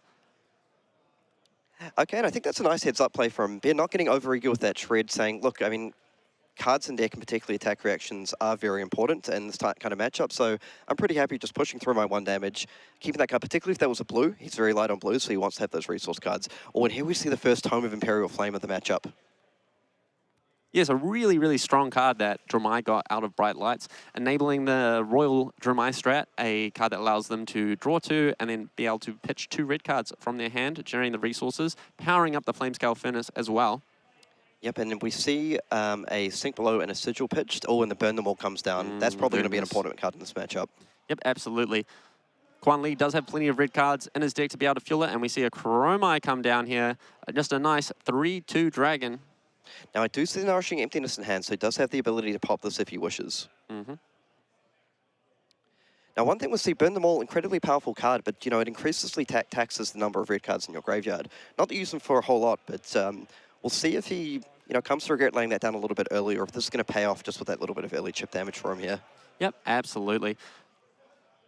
Chromai, a very threatening Dragon. Yep, it's probably just going to eat a popper here. Nourishing Emptiness, 6 power, thrown in front of the Chromai, and boom, goes the Dynamite. The Dragon goes to the bin. And for those keeping track at home, that's now 2 Chromais in the graveyard, and we saw 1 pitched very early, so we're not going to see any more Chromais for a very long time. Yep, exactly. Got to get all the way through that pitch stack, baby.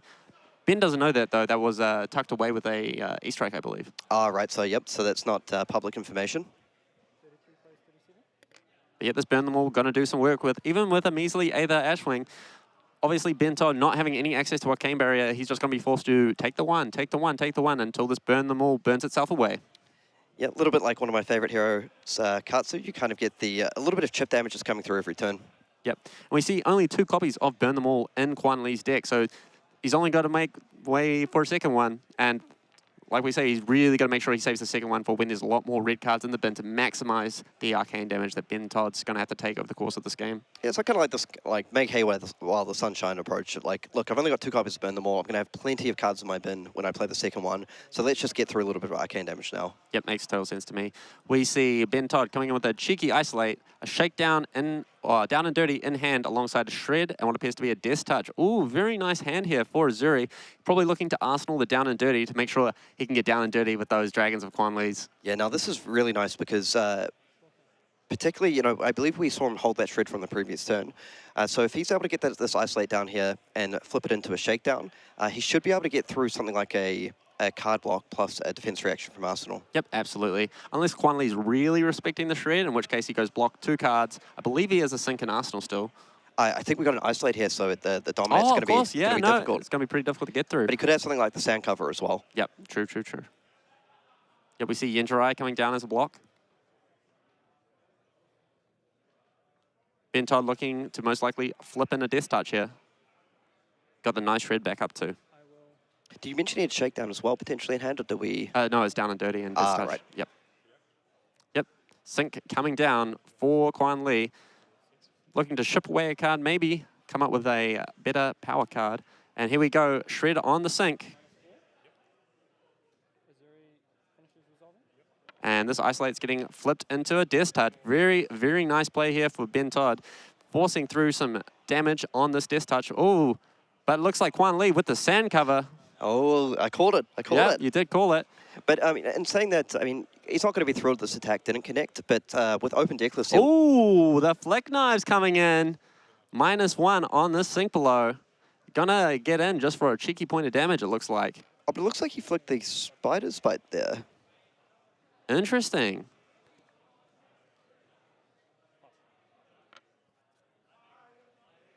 Okay, so choosing to throw away the spider's bite. We'll see if there's a little bit of method to his madness there. Absolutely. Okay, so we see the lightning strike coming down for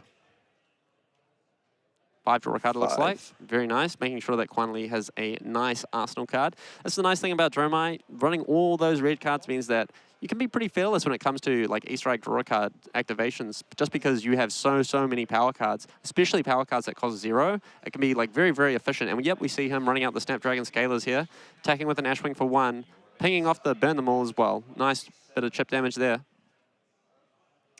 absolutely, and choosing to commit the Snapdragon Scalers here. Yeah, makes sense to me. Might have something like a Dust Up as well to finish up this turn. Would be very nice, threatening 4 damage and an on-hit, or even something as simple as another Dragon here. Yeah, so maybe with him seeing that one of those daggers is gone, he's kind of feeling this is one of the times where I want to just sort of start committing in some early damage. I mean, we have seen one in Lightning Strike played already. We've seen a Snatch played. There's only a certain number of cards that you get the full power off for the Snapdragon Scalers, so maybe just saying, like, now's the time. Yep, absolutely. Quan Lee doing a good job of getting poke damage into this Zuri. Zuri currently at 28 versus a very healthy 34 on Quan Lee's side. Yep, and we see the Burn Them All just chipping away. Yep, Ben just opting to take the damage, say, hey, look, that's absolutely fine. I'm just going to keep being aggressive, going to make sure that I can clear your board turn after turn after turn. Might have something along the lines of a dagger into an E-Strike into a CNC off the Tunic. Very nice little turn for Ben if he wants it. Yeah, and we'll see if he wants to commit the Snapdragon Scalers of his own, if he really wants to push a whole lot of damage here. Yep. We can easily see that come in here for Ben. So we see the Blood Rot Pox down on the side of Dromai, so quite likely that that's going to chip away for a couple of damage. Yep, absolutely. Yeah, we look like Dromai here is just going to Arsenal last card in hand, off to take the 2 from the Blood Rot Pox. So Quan getting very aggressive with the Snapdragon Scalers there, saying like, look, I'm happy to commit this just for an extra sort of 1+1 on the Ashwing plus the Burn Them All. Yep, very interesting line here from Quan Lee. Maybe he just wants to get this game done in as little turns as possible. Maybe he doesn't feel comfortable going into the long game with this Zuri. Yep, I mean, it's possible with the adaptation of Suddenly's list, with you know, a few of the dragons gone, him knowing he won't see another Chromai for a while, that he just figures, I want to establish a little bit of a life lead. Yep, absolutely. We see a nice E-Strike 4-5 here. So it looks like it is 5 go again. Yep, looks like he's opting for 5 go again here. Then he has the dagger to kill the Ashwing into a CNC if he wants it, off the Tunic. Very nice sequence here, I believe, from Ben. Yep, really nice turn, exactly what he wants. Clear the board, push damage, threaten the Arsenal, really ticks all the boxes. Yep, so I think what Ben doesn't want to see here is something like a Sync or a Fate for Scene from Arsenal. Just really lessening the effectiveness of that Command and Conquer. Yep. If Quan Lee waits too long on a defense reaction in Arsenal, could easily be punished by that Command and Conquer, maybe having to lose some key cards from hand for the matchup. Absolutely. Yeah, but Quan Lee really tanking on this E-Strike. And he did see a Moraga in hand as well, so it's probably not a card he wants to give up. Yep, there's Command and Conquer and the Flamescale Furnace going in to defend this in Lightning Strike. A beautiful Fabled Command and Conquer, I might add. Looks absolutely gorgeous. So just covering up the full 5 here. Yep, maybe just wanting to turn the Flamescale Furnace into a breakpoint later on, making sure he gets the maximum value from the 2 defense there. Okay, so it looks like he's going to ignore the Ashwing for now and just come with the Icelander. So we look like we're going to see the Command and Conquer spun in here. Yep, just really wants to punish that Arsenal card. So does he have the Sigil for like a little bit of a blowout? No, it looks like Quan Lee's gone straight to the life pad saying, yep, I'm taking 6. My Arsenal's getting blown up. And it looks like a Themai from what I caught. okay, well, I mean, any dragon's a good dragon to get rid of, right? Yeah, exactly. Themai's got quite a booty on it too. Yep, a difficult one to deal with. And we see a Moraga come down for Quan Lee, the dreaded anti-Phantasm Dragon, not what you want to see as Ben Todd, who has what appears to be a shakedown in hand. So yeah, this Moraga is going to do the job. It's going to come in for 2. 1 off the Burn Them All. So Zuri's been doing, I feel, a very good job of dragon control so far. Like we only see a Maragai and 1/8 Thrashwing on the board. Does have the option to potentially clear away that Maragai with something like an Enlightened Strike and then continue on with the turn. Yep, absolutely. And he's also got a Looking for a Scrap, I believe, in hand as well. Does he have any 1-powers in his graveyard to fuel it? I'm trying to recall. I know he's spun a couple away. I'm not sure if he's necessarily defended with one yet. Could be a very nice card to set up in Arsenal, though. Yep, absolutely. We know that Ben Todd with the down and dirty in Arsenal, but unfortunately, it's pretty hard to get down and dirty with a Maragai. Yep. Now, that down and dirty is going to do a lot of work at some point. We'll see if he wants to... I feel he's probably hoping to see another dragon to get rid of that, because he doesn't want to necessarily get it trapped in Arsenal. I mean, one option is here, he does have the option of just going sort of Enlightened Strike at the face into Dagger the Ashwing and declaring the Maragai. Just a way to push a little bit of damage while getting the dragons off the board. Yep. Ben Todd just quickly having a gaze at Kwan Lee's graveyard here, just checking, probably just doing a count of which dragons he's seen. Yep, I confirmed that that was a theme eye that he blew up out of Arsenal. Okay, so that's another dragon gone. We see a Kyloria pitched there. We haven't seen any of those come down yet this game. That's a very good thing for Ben. Kyloria can be absolutely devastating versus Zuri. Zuri doesn't really have the equips to be able to block breakpoints effectively in this matchup, especially without defense reactions from hand. Kyloria can be an absolute beating. Yep, so we've seen about 6 dragons hit the bin so far, and actually just committing the shakedown to get rid of that Aether Ashwing. Yep. I honestly, I respect this line of play. He's just probably going to throw down what looks to be a Looking for a Scrap and an E-Strike. Looking for a Scrap nicely cleans up the Maragai. E-Strike goes face. Beautiful. Yep, just a clean way to use fully utilize all your resources, presents 5 damage at the face, and get rid of that pesky dragon. Yep, absolutely. Still got the down and dirty in Arsenal too. Very, very key here. Can bop a dragon at whim from Arsenal, which is a very, very powerful effect. In fact, it's one of my personal favorite cards from Outsiders. Just love getting down and dirty. Yep. Oh, and actually getting rid of the dagger. So that actually explains why he may have wanted to Flick Knives to set up Looking for a Scrap at some point. Yep. Probably understands that in his deck, or 2 things. Firstly, he doesn't have a lot of resources to commit multiple dagger attacks throughout the game. And second of all, that Dramai doesn't play they play some, but not an absolute ton of attack actions necessarily. Absolutely, yeah. Makes total sense to me. Very, very heads-up play here from Ben. And we see the Tumultai committed to defending the Enlightened Strike here. So that's a card that's extremely effective in certain matchups, and particularly you kind of need that Tome of Imperial Flame to reliably get that off. Having played one time already and probably recognizing that there's not super high value targets, something like a New Horizon playing against Lexi, probably just pretty happy to get rid of that out of the deck. Absolutely. And we see Tumultai blocked for Kwan Lee, so there's going to be no blowing up of equipment from his side of the board this game, it looks like. For sure. And we see now a Dust Up played, there's no Snapdragon Scalers available, so it makes me wonder if there's potentially something like just wants to pitch the Flamescale Furnace or maybe a Sigil. Yep, absolutely. Most likely just being a Sigil of Souls here. But I can also see like the Ash economy for Dromai is a real thing. Wants to make sure that he's topped up so that when he has these big multiple dragon pop-off turns, he's got the Ash to supply it.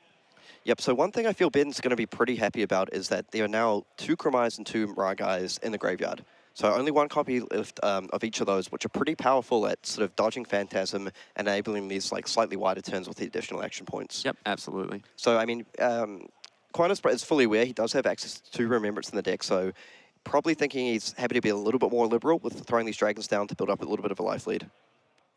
Yep, absolutely.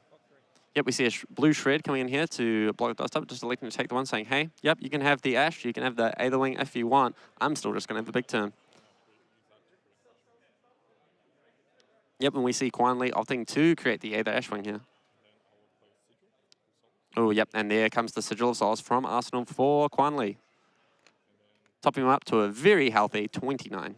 Yep, so we've been talking about dragon control a lot, but one thing Kwan's been doing very well is just maintaining that life lead that he picked up very early. So he's up to, he's pretty much consistently kept this sort of 5 to 7 life lead throughout the game. So it does allow him to pivot at some stage if he wants to. Yep, this Benimal really running low on resources though. When it starts to tick up to the 5, to the 6s, you're paying a large cost to keep it in play, especially when you're wanting to play a second one at some point during this game. Yep. It is sitting there as almost, I wouldn't say a decoy necessarily, but just saying like, look, you're going to have to commit some resources at some point to get rid of my my Ashwing if you want to stop taking the chip damage here. Yep, absolutely. We see a cheeky hurl for 3 go again. Like you like to say, it's the Assassin Head Jab coming in for 3. Yep, and the Sink Below committed here. Ooh, so, okay. I mean, I believe I did spot a Leave No Witnesses in Ben's hand, so he's going to be very, very happy to see that Sink Below gone. Ooh, but Kwan Lee does have the sand cover in hand as backup. All right, so that does make a bit more sense. Yep, Leave No coming in hot. Okay, so maintaining a card in hand is so really able to bluff something like Represent a Shred here. Yep. Unfortunately, Shred doesn't really line up very well into a sand cover, does it, Kieran? No, it does not. Yep, we see just the plain old sand cover. Ooh, sand cover from Arsenal, not from hand. Quan Lee with access to a second sand cover if he so desires. I think here is Ben, you're just happy letting this sand cover eat the leaf, no witnesses, right? You're saying, hey, like, at least I got an ash from you. Yep, for sure. So we just check that that ash will be ticked down. Yep, there we go. Down to 1 ash for Quan Lee, preventing the damage.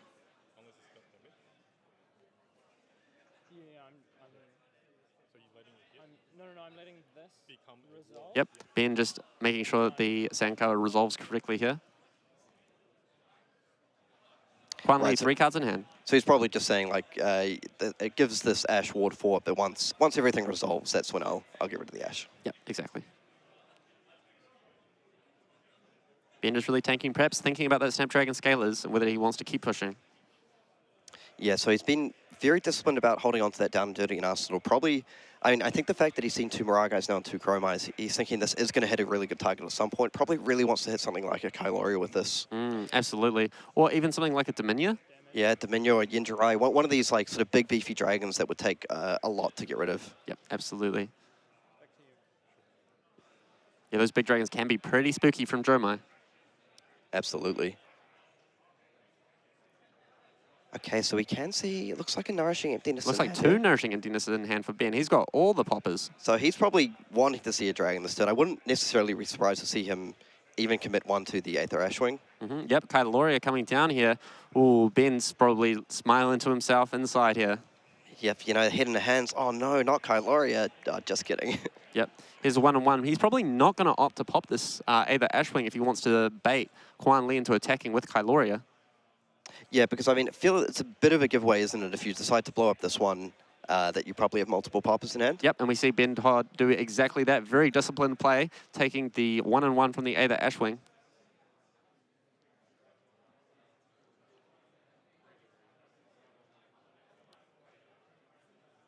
All right, here we go. Okay, and that Burn Them All damage just really starting to stack up though, isn't it? Like we talked about the Sly Fleet earlier. I mean, one thing we probably haven't mentioned enough is that, okay, so it actually does shoot to blow up the Aether Ashwing in there. He was just resolving the Burn Them All trigger before going to blocks. I mean, it makes sense. You just want to say like, hey, this Kailoria is on board. Maybe you get an attack from next turn. You clear the down and dirty out from your arsenal. Seems fair enough to me. Yep, so I think he was probably hoping that he might get another attack there because it's, I suppose you can just play the Nourishing Emptiness into it. It's not the end of the world. Sort of dagger for 1 into Nourishing Emptiness to get rid of the Kailoria if he wants. Or alternatively, just leave it on board. Say, look, I've seen 2 Miragais already. Like, do you have the 3rd one? Yep, we see the Isolate just come down here for Ben Todd. Yep, we see a Theme Eye blocked. Ben Todd, does he want the spin? We want this one. All right, here we go. Nourishing Emptiness coming in with a Shred backing up. It's going to be 6 damage to Quan Lee's face. Yeah, okay, so just firing off the Nourishing Emptiness. So playing the Shred first with the Assassin attack on the Chain Link, so he's able to use the Shred. Makes total sense to me. And that's another Thermai hitting the bin.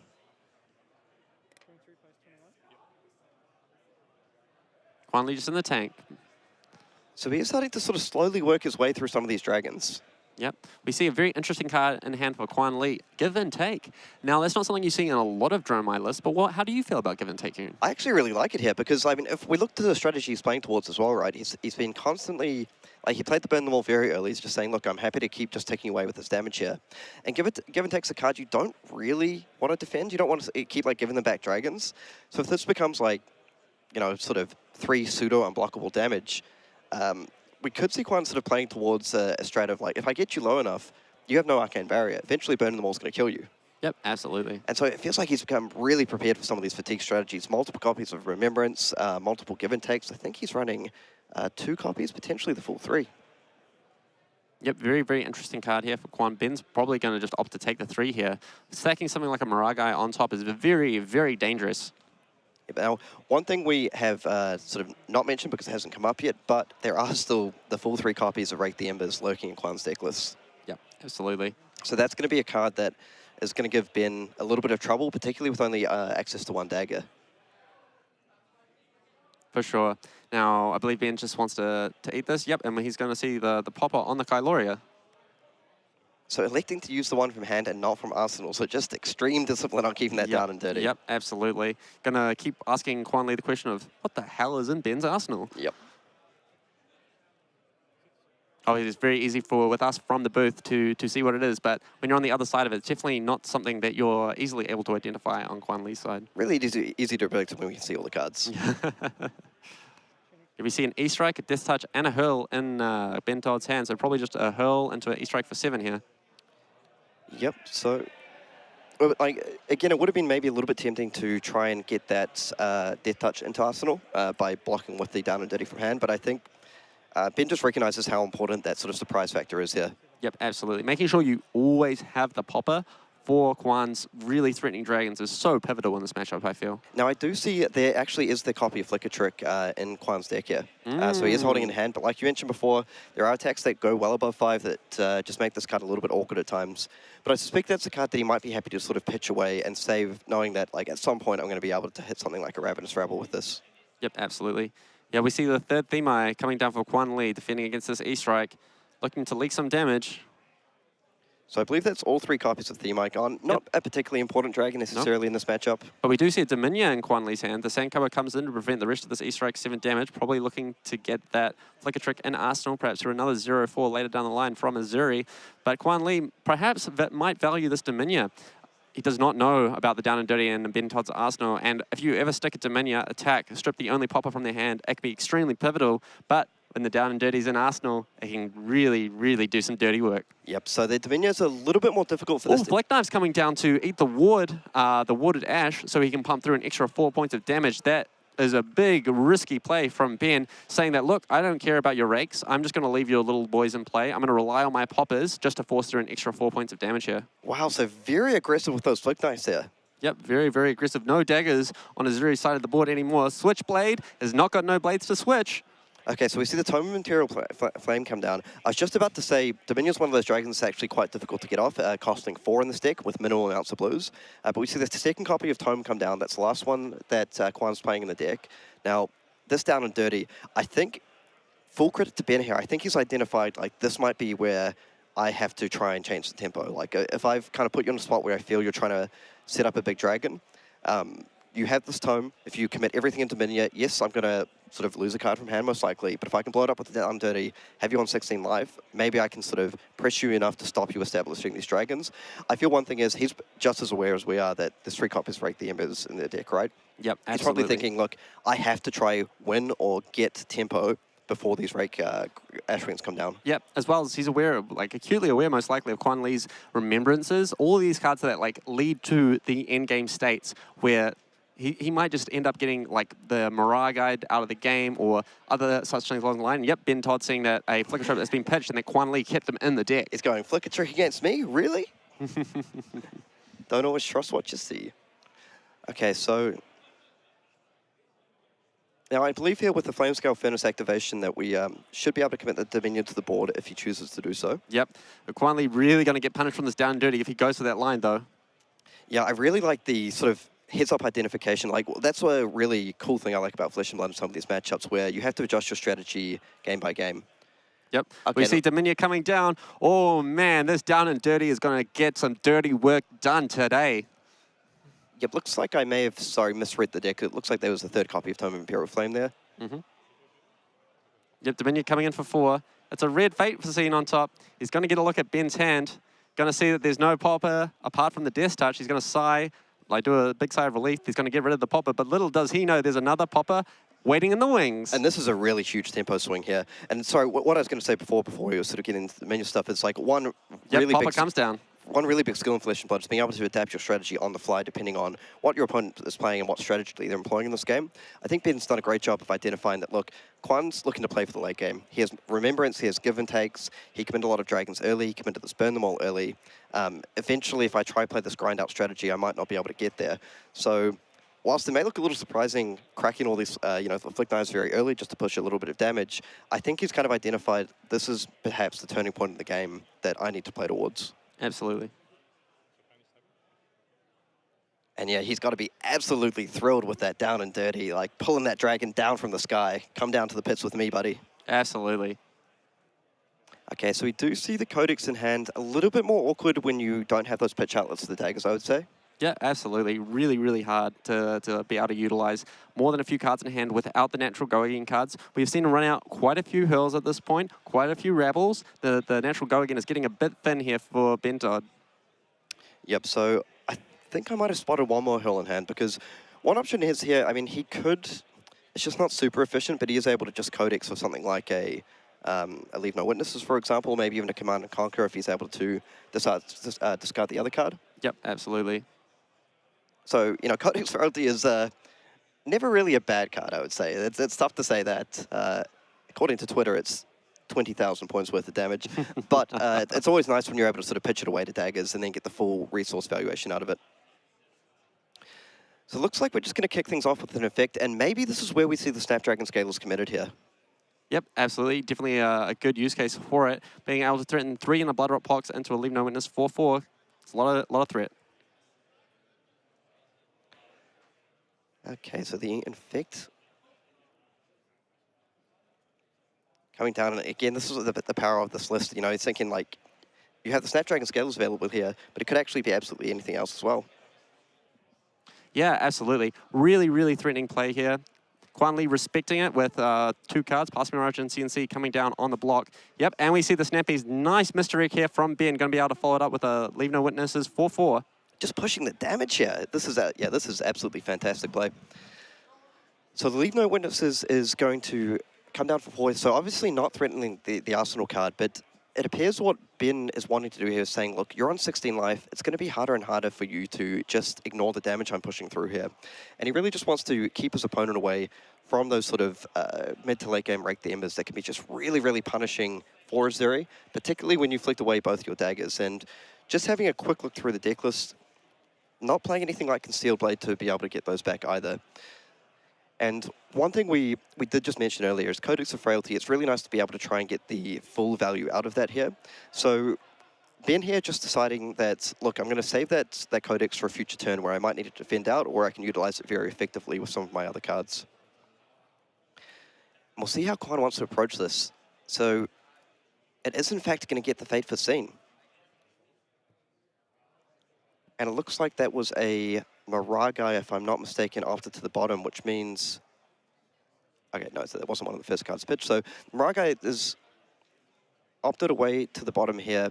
Now, Ben will probably be happy enough to see another one of those defense reactions hit the bin. We have now seen multiple stand covers, multiple sink belows, and multiple Fate Foreseens either pitched or played.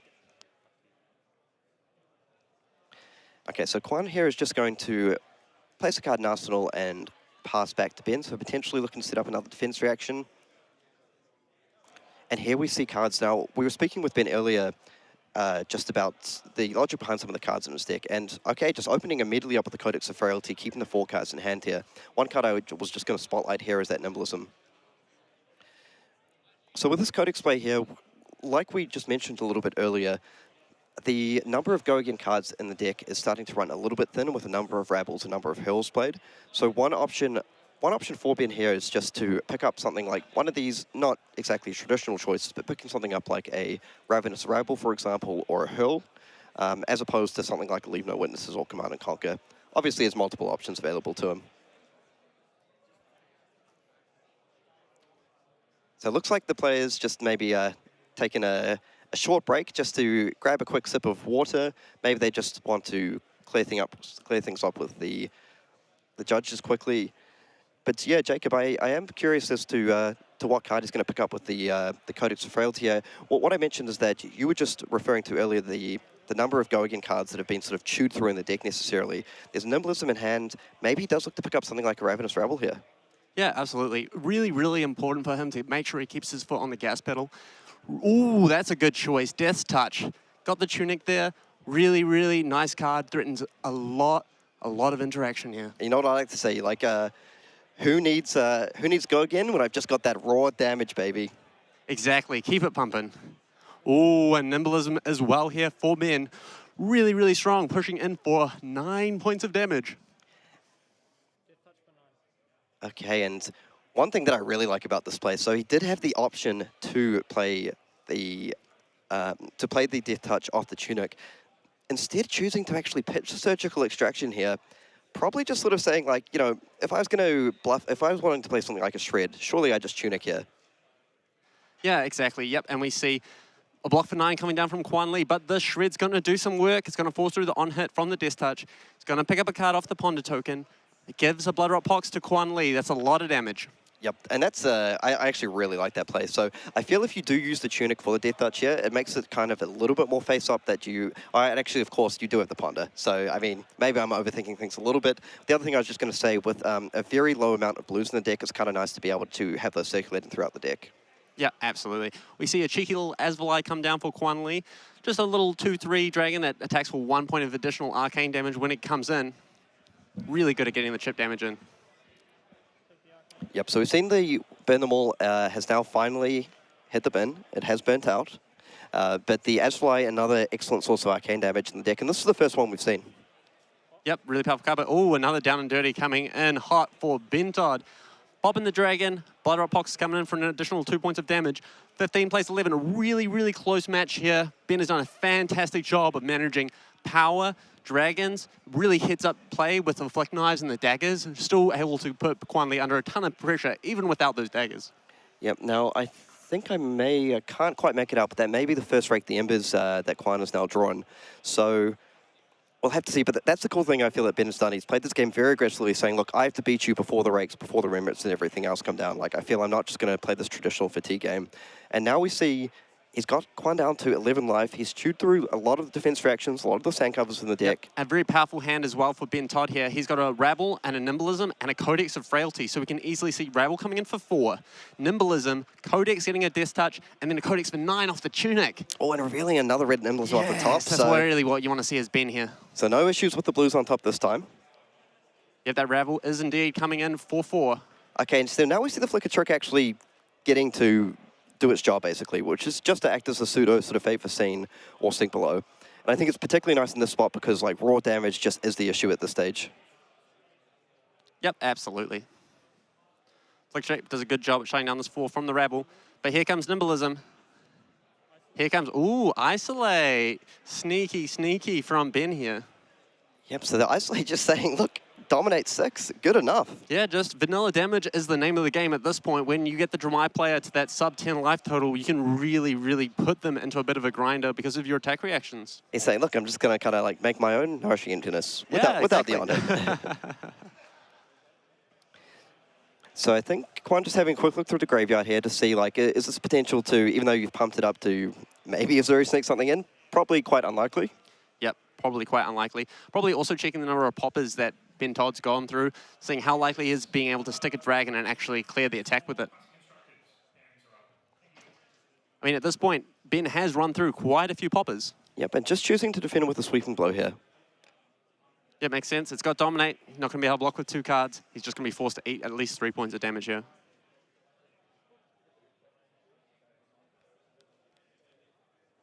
Okay, and we'll...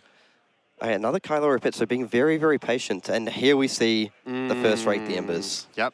This is going to put Ben on a bit of a clock. He's really going to have to rely on his poppers from here on out to be able to get him through the rest of this game. Yep. Now, I feel Ben's kind of in the position he wanted to be when these come down. And so by that, I mean, your opponent's on 8 life, so he's probably thinking, look, I doubt that I have the tools to deal with these Ashwings at this point, particularly now that I've flicked both my daggers away.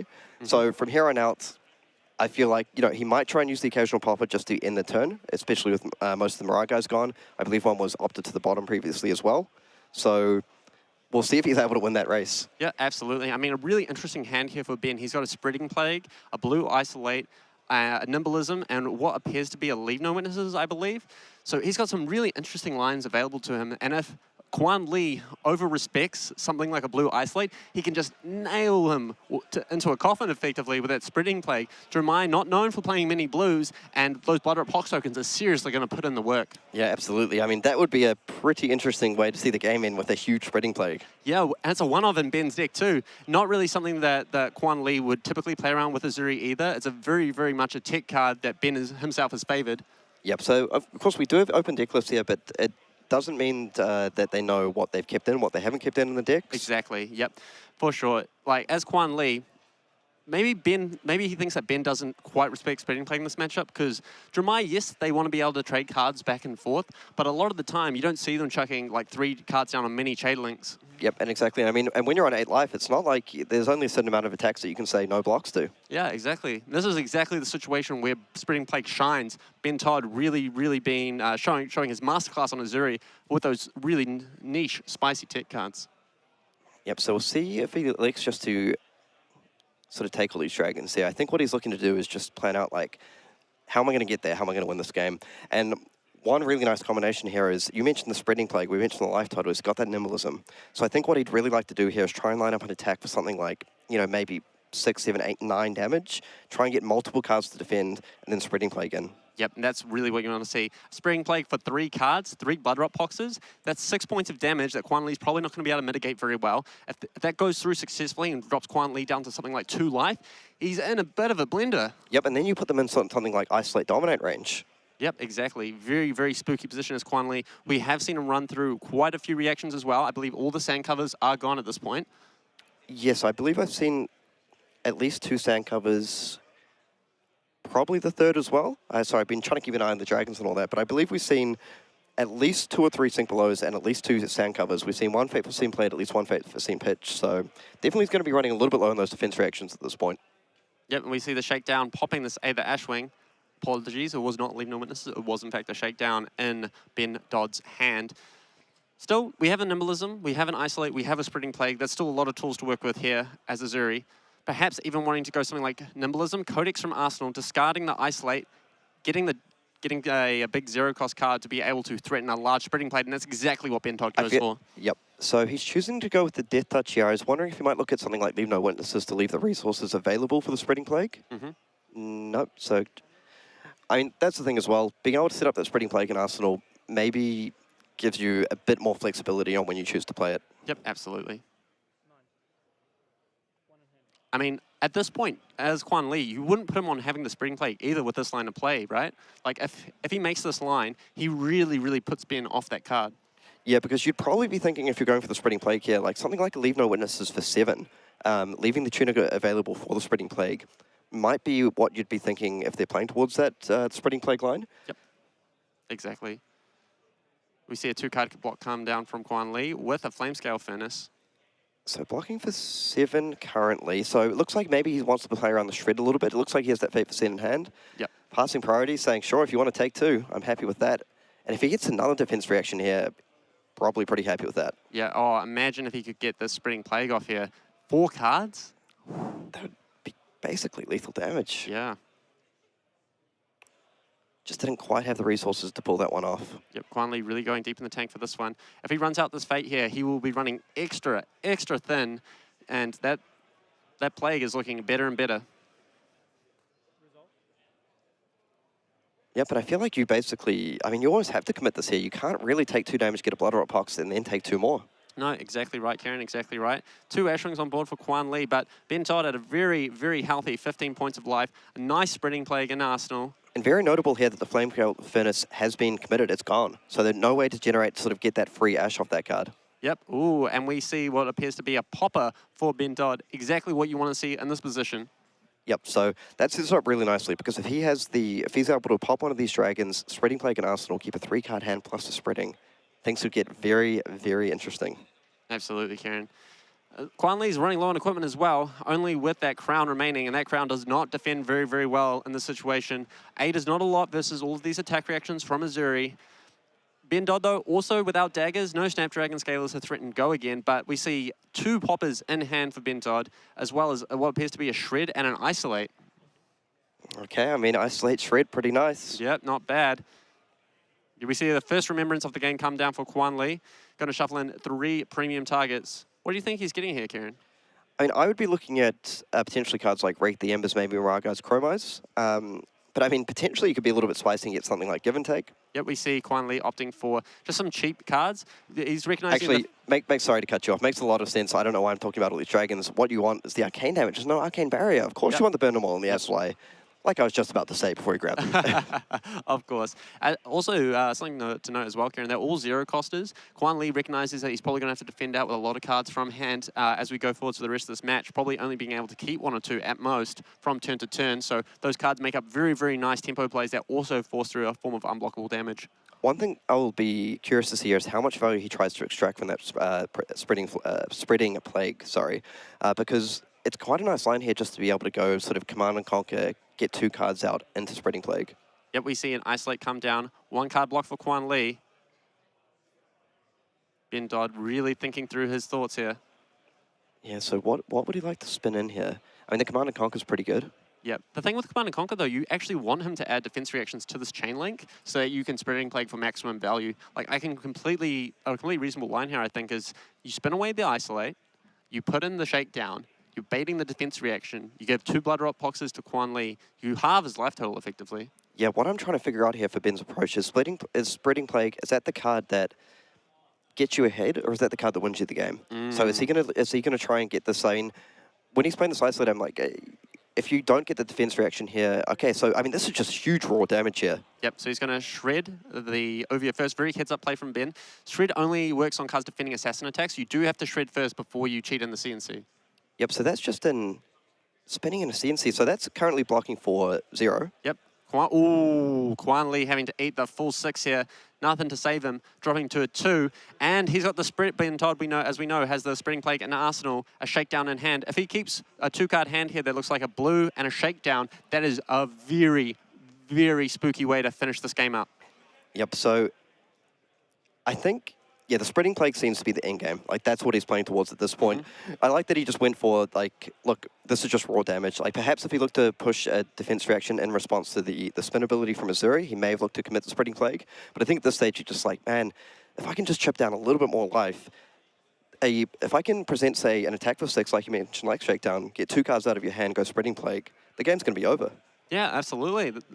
That'll be all she wrote, really.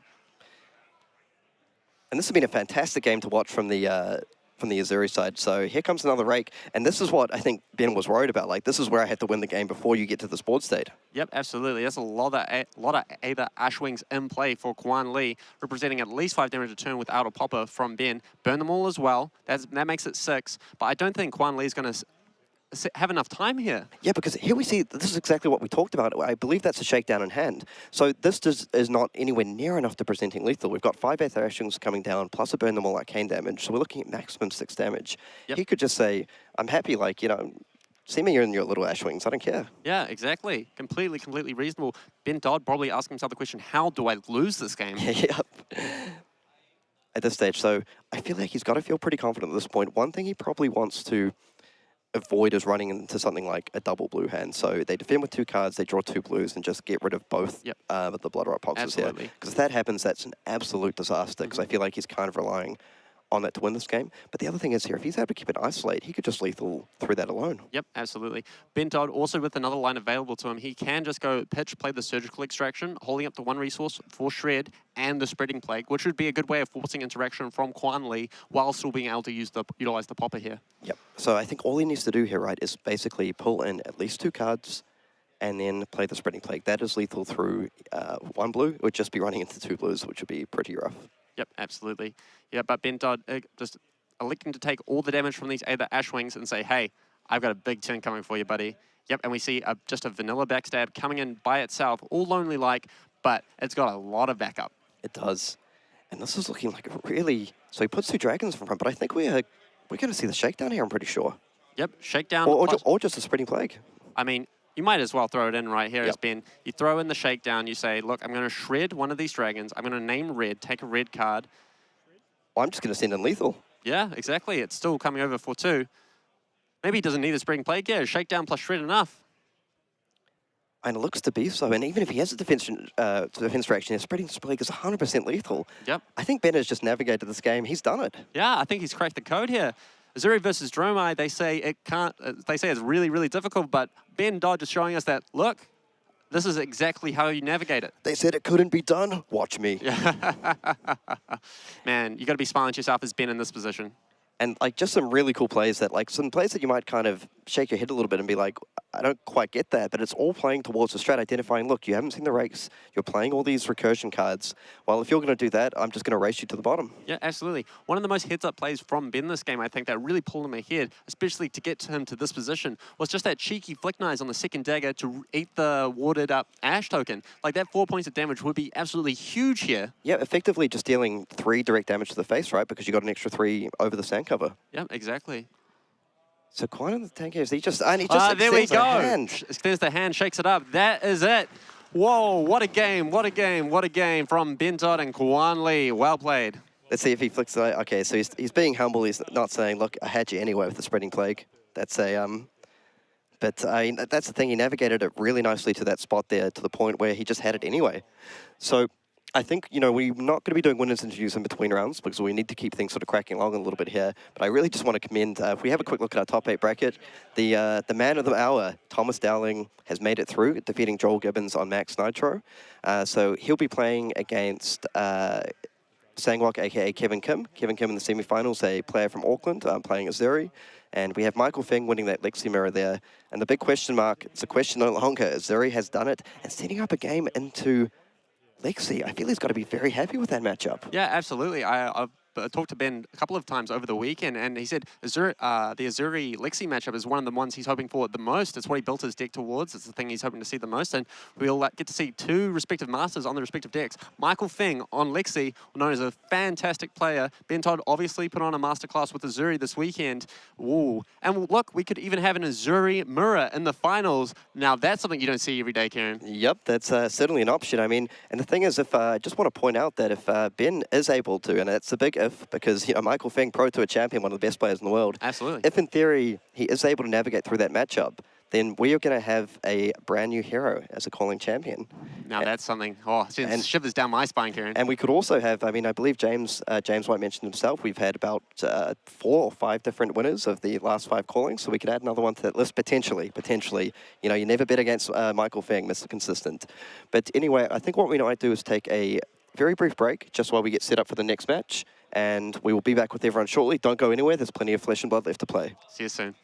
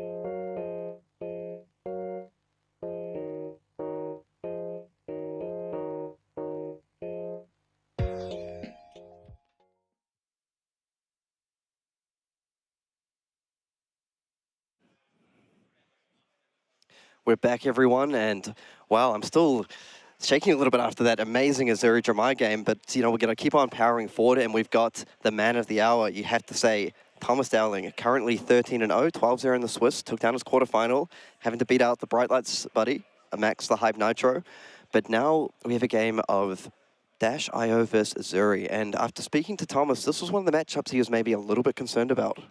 Yeah, absolutely, and you can see why. These Zuri lists pack a lot of disruption. They make getting off those high octane, the high octane tome turns, the high octane pew pew pew turns really, really, really difficult, right? Like you're thinking shakedowns, command and conquer. There's so many things there which can really, really stop you from having those really powerful 5-card hands. Even things like Death's Touch, like we saw in the previous match, can come in clutch with something like an inertia token being able to stop those, like I said, by those 5-card hands. Yep, even the frailties those can create as well, just making it really annoying to get off those big damage symbiosis shot turns. So just to talk a little bit about the players here, so we have Thomas Dowling, who we've had on camera a couple of times. You say he basically just sort of brewed up this deck with himself and a couple of testing partners. We asked him, you know, how did he get back into playing, how did he get into sort of playing competitively? Because he said he was in a little bit of a rut and then got back into it, just going down to his local armories, playing at the local game stores in the Flesh and Blood. And what a dream run. On the other side, we have Kevin Kim as he goes by. And, you know, maybe a player that not as many people as they should have would have heard of him, but I can tell you he's a very strong player playing out of Auckland. Was actually a New Zealand national champion finalist. Sorry, I probably said it the wrong way, but he made the finals of the New Zealand Nationals. I believe losing to Matt Rogers in the final a couple of years back. So a very experienced player playing one of his favorite heroes, Zuri.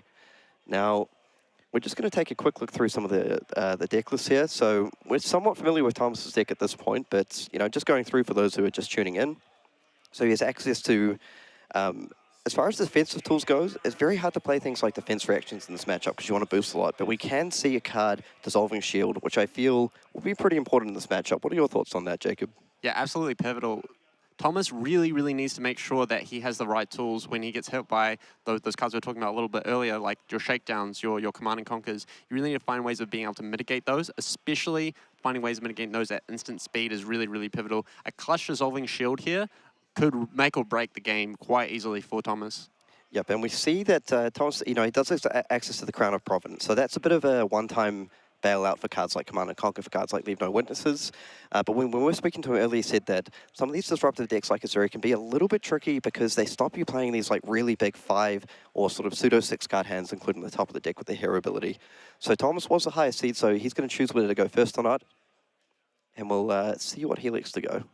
Yep, absolutely. Also, something interesting to note that we didn't see in the other Zuri list, I do see that the Zuri player is running Concealed Blade, which is a very interesting tool, utilizing Flick Knives to be able to effectively shut down some of Thomas's ability to block. Especially, I can see Spider's Bite doing a lot of work in this matchup. Mignologist has to run a lot of attack action cards in order to be able to utilize the boost, the aggro function of Dash, and that means that it could be a little bit rough. Yep, I'm going to kick things off with a 0 to 60 red boosted. So that's going to get rid of a maximum velocity, which, you know, that you boost a lot of cards, so cards are going to go down. But, you know, that is 10 damage gone out of the deck. And Kevin here just committing the sink below early. I think that's a pretty heads-up play, just recognizing that there aren't a lot of on-hits outside of the boom grenades in this deck, so he probably just wants to mitigate as much damage as possible. Ooh, very, very nice play for Thomas here, getting access to a Teklo core off the top using Dash.io's hero ability. Now that is a very, very strong card to see on turn 1 of the game for Thomas. Yep, and we can see he's going to follow things up with a Throttle Red. Boosted, coming in for a nice 6 points of damage. Going to force 2 cards from Zuri here.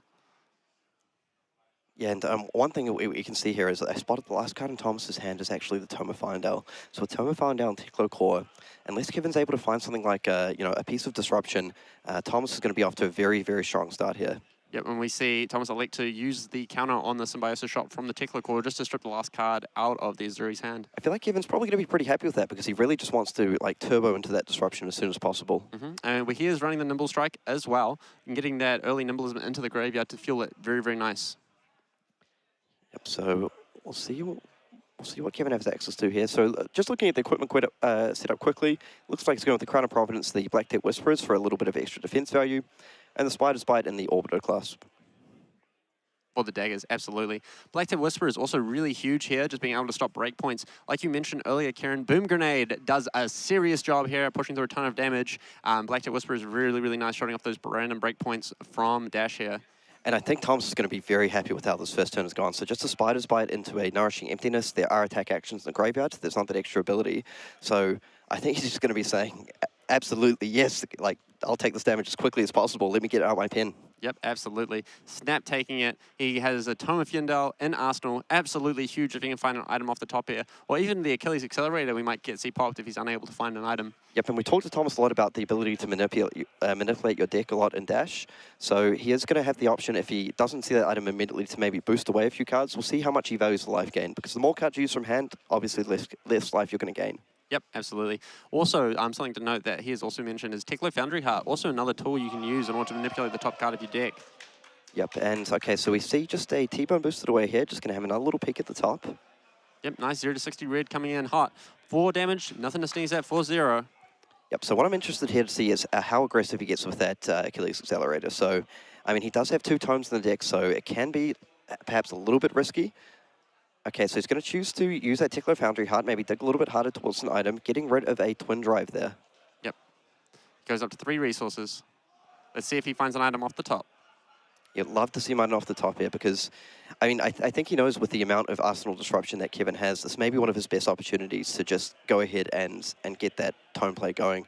Particularly with Kevin, I believe, electing to just take the 4 damage. Oh, and he has found an item. It's a Dissolving Shield off the top.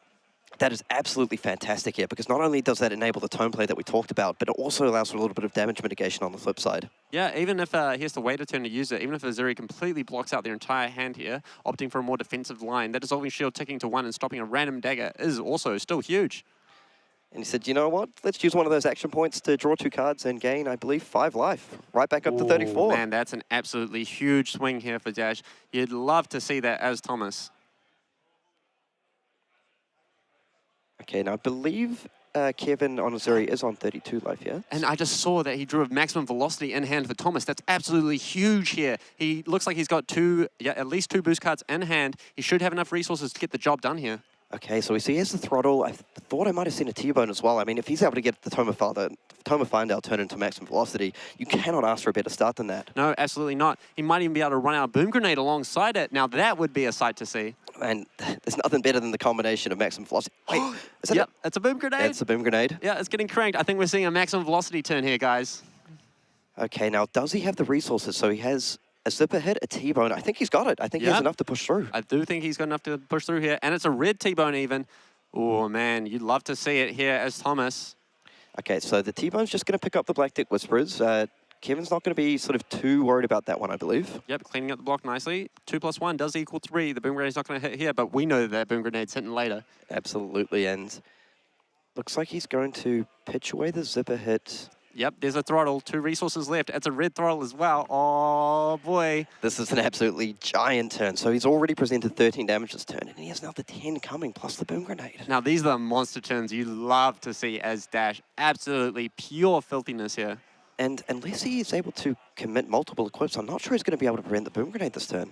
Yep, there we go. Zuri just saying, like, look, I know that Boom Grenade's going to crack. Might as well let it happen. Oh, there we go. Absolutely monster card. Maximum velocity. Maximum velocity has been reached. Boom Grenade has been popped. And that's 10 damage staring down Zuri right to the face. Yep, and in honor of Melbourne Cup Week coming up, a famous racing event in Australia, we are off to the races in this game for sure. Wow, what a turn 2 from Dash.io. Really showing why Thomas has done so well with the deck, right? Just these crazy spike turns that can come out of absolutely nowhere. Still has the Dissolving Shield up on the defensive side of things. Yep, and we'll get those life totals updated shortly. I have a sneaking suspicion that he's a little bit lower than 30 at this point. So all the way down to, that's half his life total gone, just instantly. Man. And you can't ask, look at the setup as well. He's got Dissolving Shield with 2 counters. He has the Teklo core set up for and there's another tome in hand for Thomas Dowling. Oh my God, if he can find another item next turn, that could be some serious, serious damage potential. He doesn't have to worry about Arsenal disruption here. Yep, we see the Codex come out from Zuri, probably fetching up something like, yep, the Death Touch coming through with the blue. It's going to threaten 6 damage and a Frailty token, but I don't think Thomas cares too much, to be completely honest. Yep, so the Codex is very nice nice here because, I mean, well, in one sense, I feel Thomas isn't going to be too concerned because he can get back one of his premium boost cards here. But again, you know, it does allow Kevin to push a little bit of damage and perhaps put in something like an inertia, perhaps a frailty even to slow down. Absolutely. But yeah, I think Thomas is going to have plenty of ways to use his action points next turn, so I don't think he's too concerned about the frailty. Yeah, but we have seen, like, not to get ahead of ourselves, we have seen Zuri, you know, go down, sort of come back from significant life deficits in the past. Very good disruption, very good at just making use of all their resources, all their cards every turn. Absolutely, and look, this Codex creates a frailty. It's going to set up a ponder for Zuri to make sure that they get an arsenal here. Death Touch is no joke. 6 damage plus a token of their choice is nothing to scoff at. One thing I just want to note here as well is the power of seeing some of these tomes early, because now that he's played one tome and he's drawn the second, he knows there's only one sort of boost brick, if you will, left in the deck as the other tome. So I feel he's going to be a lot more confident in cracking the Achilles accelerator if he wants to. Absolutely. Yep, we see Bloodrot Pox as the poison of choice here for the Death Touch of the Zuri.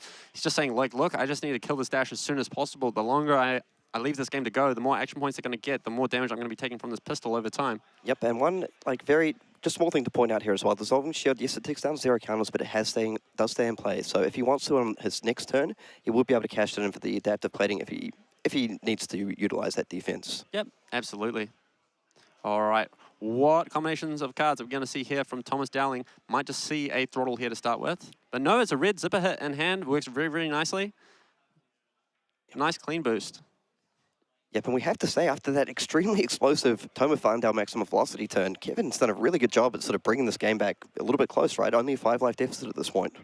Yep, absolutely.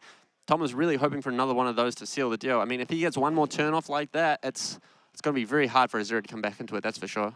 And that's one of the things that we've mentioned time and time again about these sort of new age Zuri lists in a way, that they do run a lot more 2-blocks in order to have these go-again cards to combat the Dramai decks and be able to just race some of these other decks. Yep, and we see Zuri just opting to take the 5 from the zipper hit here, saying like, look, I need to put some pressure on you. I need to make sure that I can chain some disruption. Oh, we see a backup protocol red come in here for Dash IO. That's an extra action point. And if he wants to, could he theoretically fetch up a max velocity?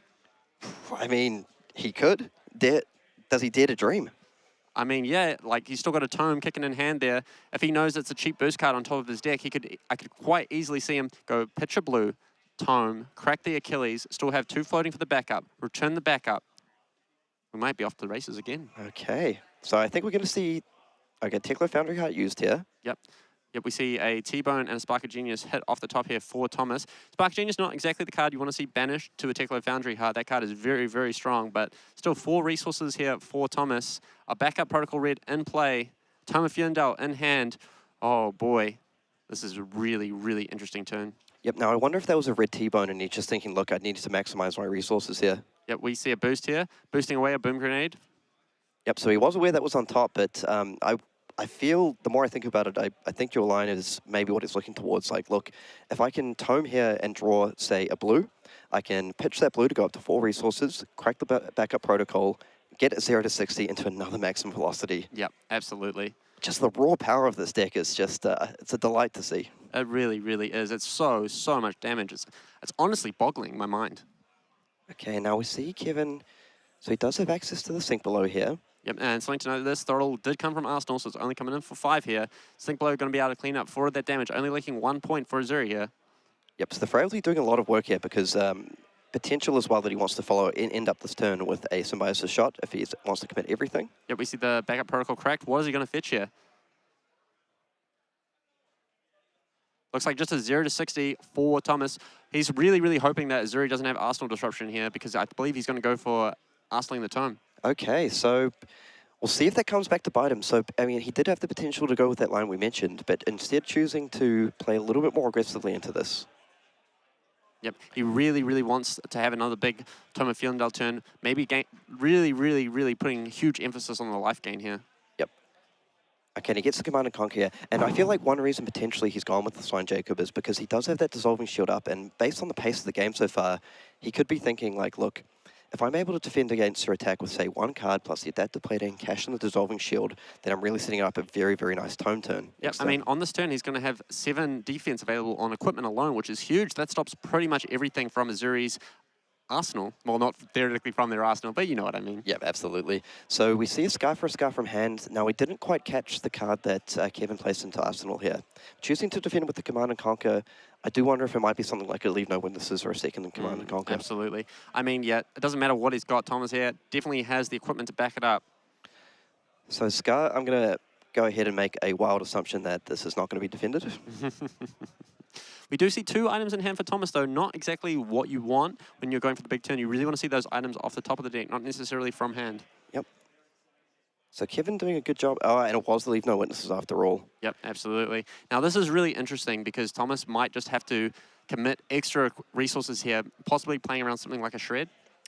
Yeah, so we do see the Tunic on 3 counters. If we just have a quick look through the list here, and both players are aware of these open deck lists. So 2 red Shred, 3 yellow, 3 blue. That's a lot of Shreds.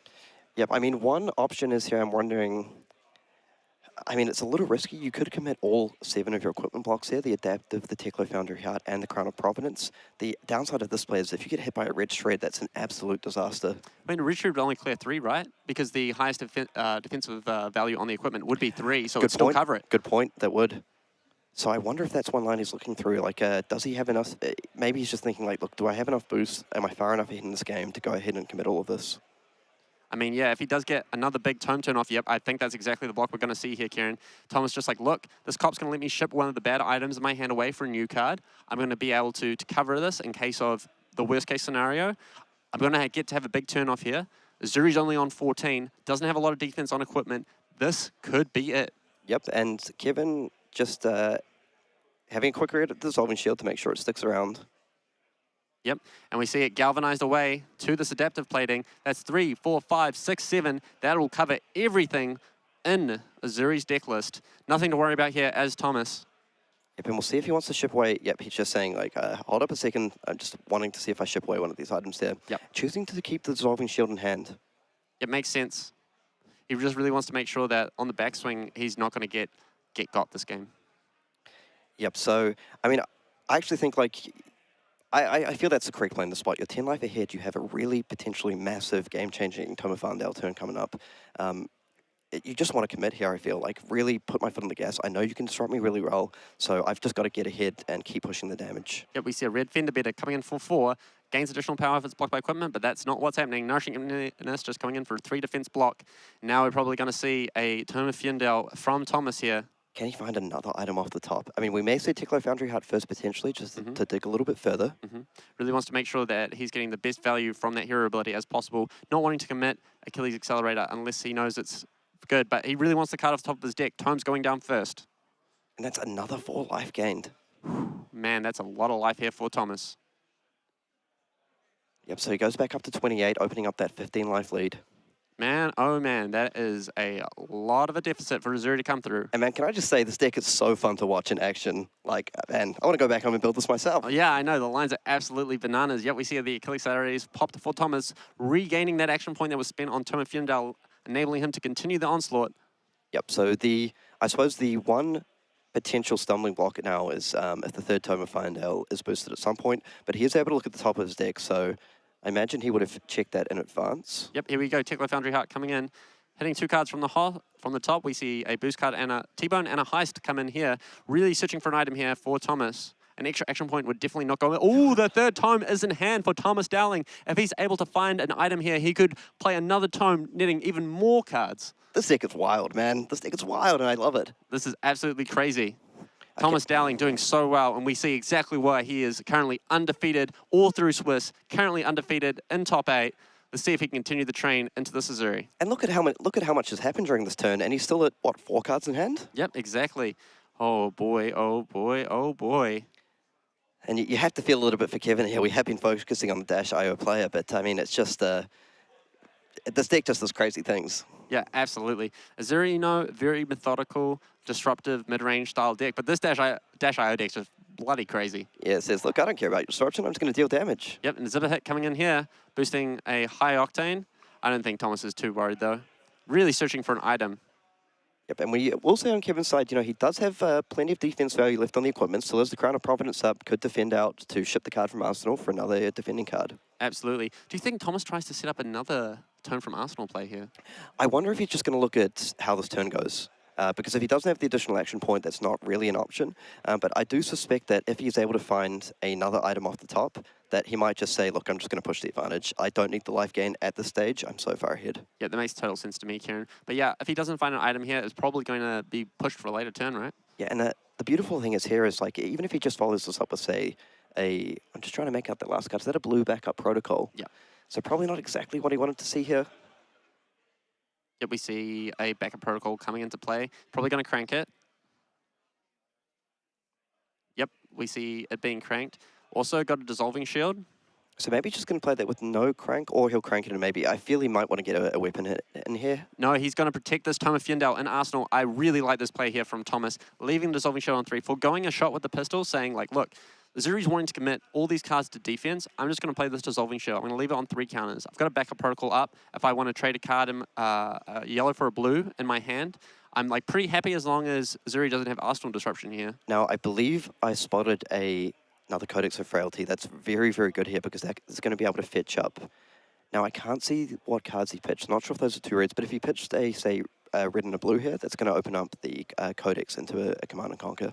Yep, absolutely. But the beautiful thing is here with that Dissolving Shield and the Teklo Foundry HUD is you can defend that with 1 card. Yep, absolutely, Kieran. Beautiful play here from Thomas. Yep, just having a quick look through my graveyard for no reason in particular. Yep, Command and Conquer are going to come in, but thankfully for Thomas, he did have that Dissolving Shield to cover it up. And now with the Teklo Foundry Heart and the 2 remaining counters on the Dissolving Shield, that means that he can clear the CNC with only losing 1 card from hand if he so chooses.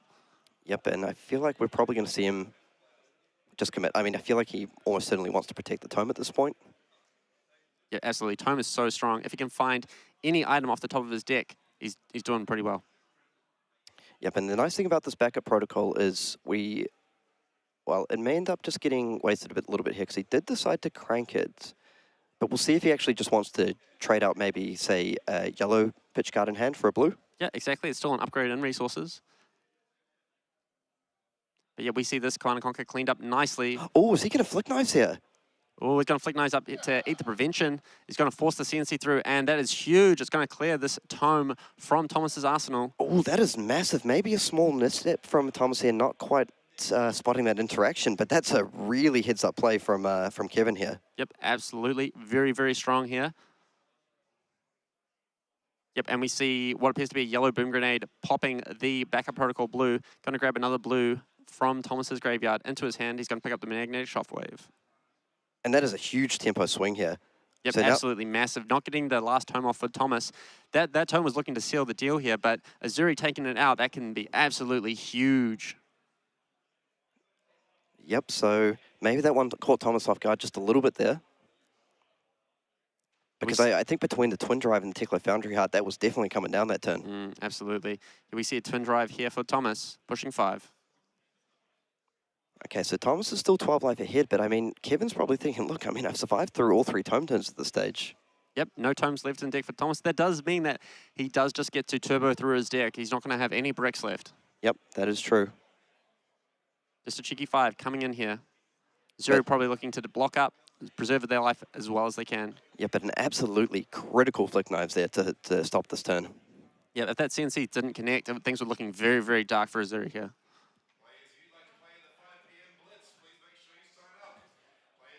All right, what are you thinking here as Thomas? What are you looking to find here? Like, what kind of plays are you looking to set up as Dash, do you think, Kieran? Well, I think he just wants to maybe just go back to his, effective boost damage plan. And, I mean, one thing is I feel he's boosted either 1 or 2 high octanes, so that's going to make it a little bit harder to rely on that Symbiosis shot in-game. Yep, and we see, unfortunately, Thomas has not been able to find an item this turn off the top with his hero ability, but still, Magnetic Shockwave coming in with a boost. He's going to force an equip block from Zuri. Unfortunately, Zuri still with the Black Tech Whisperers in play. Yep, that one just coming in for 4 here. So, I mean, now Kevin, between those couple of early codexes, has really done a great job of stabilizing the board here. Oh, excuse me, that Magnetic is not forcing anything because he broke the chain with a Teklo Foundry. Yep, combat chain based. So I think still a significant hill for Kevin to climb here, but I think what was, looking to be a potential blowout this game is now there's, now it's going to get a lot more interesting. Yeah, things are going to come down to the wire, I think. Yes, there is a 13 life deficit on the side of Zuri, but that can easily, that's not an unsurpassable mountain for sure. Oh, 2 CNCs coming down into this magnetic shockwave. Zuri really respecting their life total here, being like, look, I just need to try and minimize the damage that I'm taking. I need to make sure that I'm still applying a little bit of pressure, but what really matters is the amount of pressure left in Thomas's deck. Okay, so big card I just saw come up was the High Octane now in Thomas's hand. So that could be a card he really looks to push towards, but his hand's not looking that great. So he's got the backup Protocol Red, a High Octane, And a T-bone, it looks like. Yep. T-bone, something else. So, I mean, I feel he's going to be pretty happy just taking the 4 damage from the Leave No Witnesses here. Yeah, absolutely. I mean, Thomas is probably honestly looking to set up this high octane in Arsenal. He's seen all the CNCs, because 2 got defended with last time, 1 got played, a Leave No Witness is gone, a Codex is gone. 2 Codex is gone as 2 well. Codex is gone as well. That's a lot of the Arsenal disruption that Zuri has access to already in the bin. So you feel reasonably comfortable as Thomas, I think, arseling this high octane and really looking for that one huge spike turn to end the game, because that's really how you get the job done as Dash here. Oh, looks like, ooh, a Teklo core off the top. Very, very nice card for Thomas, especially if he can lead it into a high octane turn. Yep, that's a really nice find here, and obviously very much following that card, does not want it to go. Now, Kevin does have access to Black Tip Whisperers, but no, he's just going to take the 4 damage. I mean, you probably only commit that if you get something like the 3rd Codex into another Leave No would be pretty nice. Absolutely. And you might even commit the high octane this turn now as Thomas. You do have a Pulse Wave, Harpoon, and a T-Bone, and the high octane, which can all be played off the 2 free resources from the Teklo core. Yep, and I mean, if he's really probably just wanting to pick up something like a 1 or 0 cost boost card, isn't he? And then he can really start to ramp up the pressure with that Symbiosis shot. And thanks to being Dash, he knows exactly the card that's on top of his deck. Yep, so now we'll see. I feel like some of these Zuri lists aren't sort of built traditionally more towards fatigue, but Thomas is going to have to be very aware of the number of cards left in deck between the heavy amount of boost and the Teklo Foundry had activations. Also, the random cards like Leave No Witnesses, banishing the top card of Thomas's deck, does lead more towards fatigue game states. For sure. Yep, we see the high octane come down for Thomas. Must be happy with the card on top of his deck. Yep, we see a 0 to 60. Wow, that's exactly the card you want to see on a high octane turn. Yep, this is very nice now. So doesn't necessarily have to commit the Teklo Foundry out if he wants to, but we may see him dig for another item here. Yep, absolutely. Unfortunately, that does mean he has to close the combat chain, which means that Pulse Wave Harpoon would be only coming in with 2 effective cards boosted, as you would have to close the combat chain, but still very, very nice to try and find another item. I mean, if you get something like a Boom Grenade here as Dash, it's really, really looking like you're in a good spot. Absolutely, and we'll see. I mean, at worst, his turn here, he has access to 3 boost cards into... Oh, yep, we see a Dissolving Shield off the top. Probably going to crank it. Yep. Oh, you know, opting for leave the 3 counters on it, saying, look, I don't need all the action points this turn. That's completely fine. Okay, so interesting decision here. Looks like he's maybe just going to go towards the 2 boost cards into multiple weapon hits and try to set up that, maybe the Defender Bender and Arsenal. Yep. I believe it's Pulse Wave Harpoon. Oh, Pulse Wave Harpoon, sorry. I mean, I do understand this because I've still got a 9-life lead, but like what you mentioned, you probably just can't continually go boost, boost, boost, boost, boost, and not push any damage. So you're probably thinking here, look, if I get the T-Bone into a 0 to 60, into, like, you know, a couple of gun hits here, that might be enough to strip cards out of my opponent's hand and set up my next turn. Yep, we see just a spreading play coming down for Zuri. Cleanly blocking the 0 to 60. 3-on-3 action. Yep, Dash on 2 action points currently. It's going to go up to 3 with this T-Bone, and that's going to be 3 pistol shots. Yep, T-Bone coming down. Maybe only for 1 point of damage, but doesn't really matter. It's an extra pistol shot. And that's another maximum velocity boost, so I think Kevin will be pretty happy to see that. Yep, I believe that's the last one gone for Thomas. Yep, because he's played 2. Yep. Still has 1 in the graveyard. He does have backup protocols to get it back. Yep, so he is able to get those, but okay, so we're probably going to see 3 pistol, 3 Symbiosis shots, hits come in here. Yep, 3 action points equals 3 shots of the pistol. Does have a nice backup plan of Dissolving Shield here to prevent any shenanigans from Zuri. There we go, the 1 of Concealed Blade coming down. He's not going to be able to recur the dagger that he lost. Leave No Witnesses also coming down to defend. 1 card in hand, 1 card in arsenal. So we'll see if he wants to. It's a little bit awkward with that Faithless Scene if he isn't able to play out that card from Arsenal. So if we look at the options here, I mean, probably he could pitch the Fate for something like a Death Touch if he has that one set up. Yep, we say, yep, I'm just going to take the last bit. Could also be something like an Enlightened Strike, which would be pretty nice, just 5 damage draw card. Yep, absolutely. Still applying pressure is very, very important. He needs to make sure that he can, at some point, not allow Thomas just to have multiple turns of just setting up into him. And just coming in with the Isolate's a little bit of a bluff here, just coming in for one. Yep, getting to tuck that Fate Foreseen away nicely in Arsenal. Maybe Thomas has to respect something here. I feel on Thomas's side though, because of, I mean, I see a red heist in, I see a heist in hand as well, with the Teklo core active. I think he might just say, look, if you've got it, you got it. Like, I don't necessarily need to commit a card here. And like we were mentioning earlier, a lot of the Arsenal disruption gone from Zuri's deck. So not a lot of things that he could have here that he could flip in off this Isolate. Yep, I mean, maybe he's concerned about something like a shakedown. I think Kevin just really heads up play, trying to bluff him a little bit and say, look, like, I want to get a card from you, and now I can set up that Fate Foreseen into Arsenal. Absolutely. So Thomas really in the tank here. I mean, if you block with a card, you're effectively losing a card to shakedown anyway, which is possibly something that Thomas is thinking. He's like, look, this if it is a shakedown, I'm going to lose only one card. Yep. So do I want to lose that card by blocking, or do I want to just show me?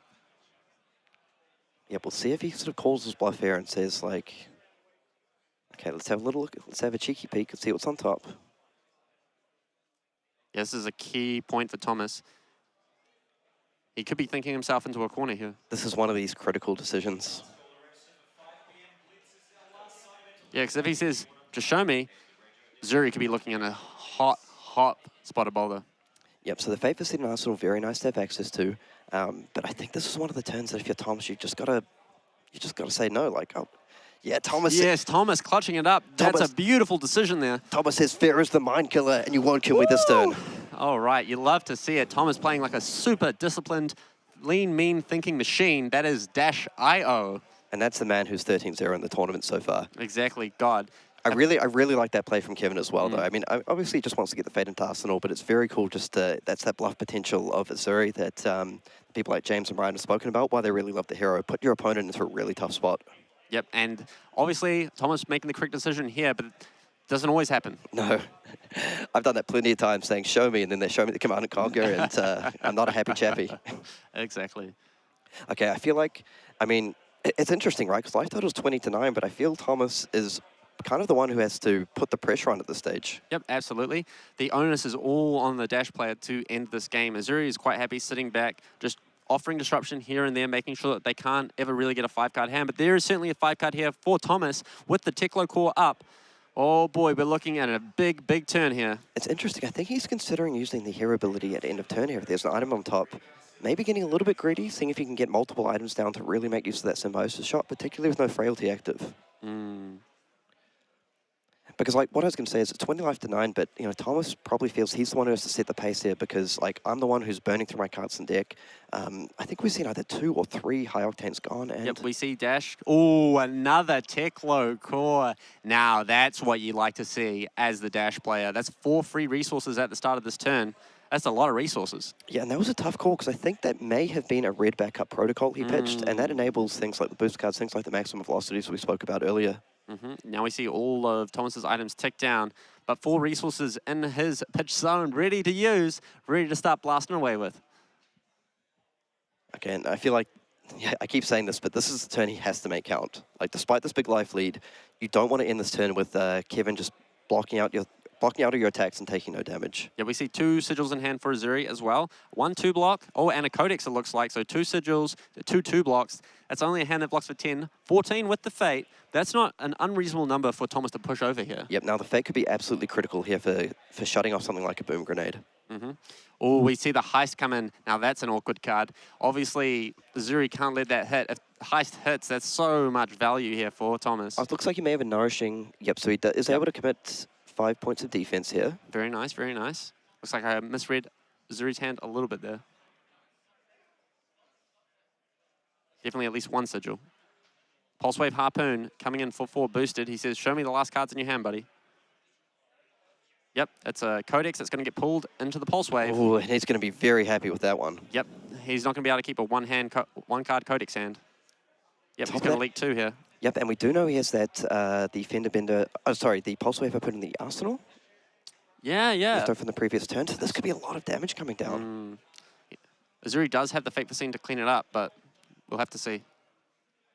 Yep, so we're going to see at an absolute minimum here the Pulse Wave Harpoon most likely coming down for 4 damage. That could get covered up by the Fate Foreseen, but then a pistol hit to drop Kevin down to 2-5.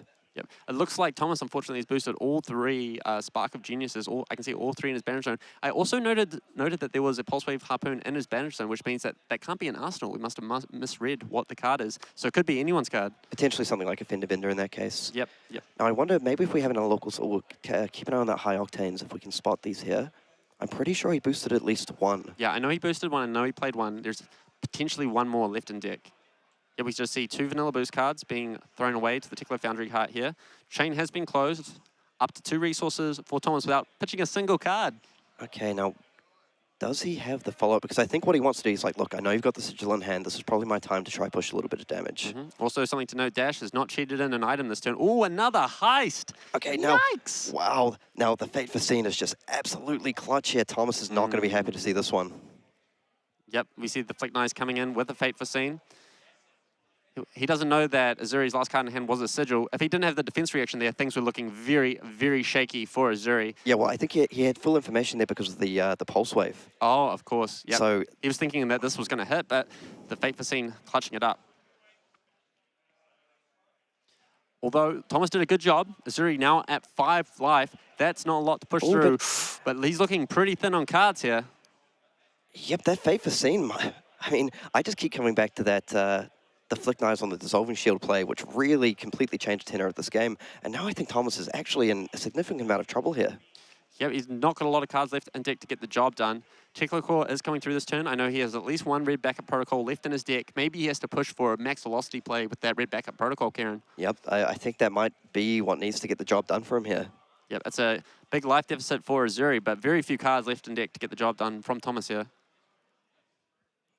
And Kevin, we have to give him full credit for navigating this game extremely well, especially after that incredibly explosive start from the Dash.io player. Yeah, that was absolutely crazy. Getting the tome from Thomas's Arsenal there was so pivotal into reaching this point in the game. And perhaps a little bit of regret from Thomas here, not choosing to commit that just on the turn and continue on the damage. Yep. I guess he just thought that I have so much deep points on defense here. There's very few things that can get me, but one thing is definitely that Flick Knives. Yep, and Kevin just running the 2 copies of the Fate for Scene.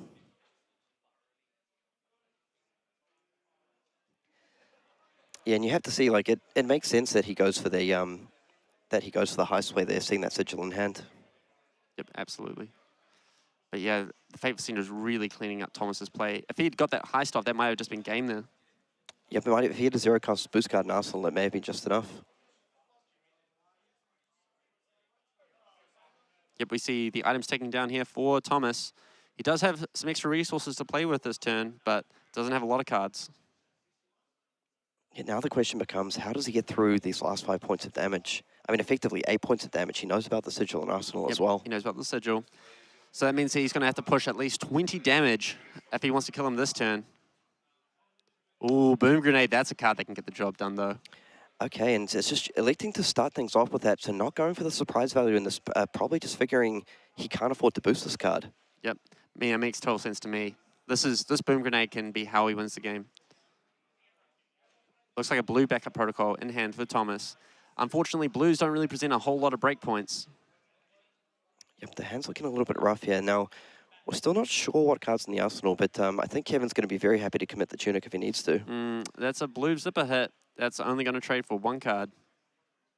You really want to see breakpoints here as Thomas, and blue zipper hit was really not the business.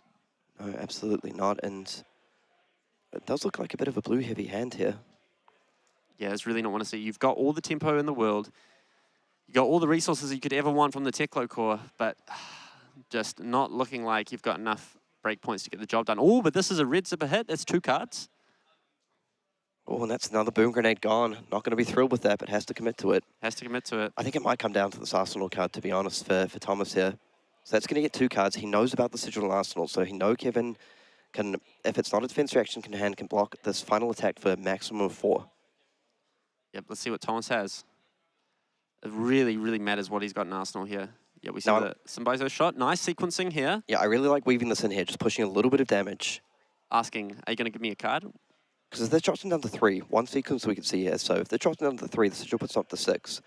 If he's able to, assuming that's a red Boom Grenade, if he's able to come in with a boost attack for 5, still not quite enough actually, drops them to 1. Oh man, this is turning So into a bit of tense. this is turning into a bit of a nail biter. So tense here. Yep. Zuri electing to make the smart decision, I think. He's like, look, I need to make sure I can cover an extra attack here. Thomas with blue zipper hit. It looks like it's a 2-block in hand for Zuri. Yep, it's a death touch. Does Thomas have the last attack in Arsenal to get this boom grenade off?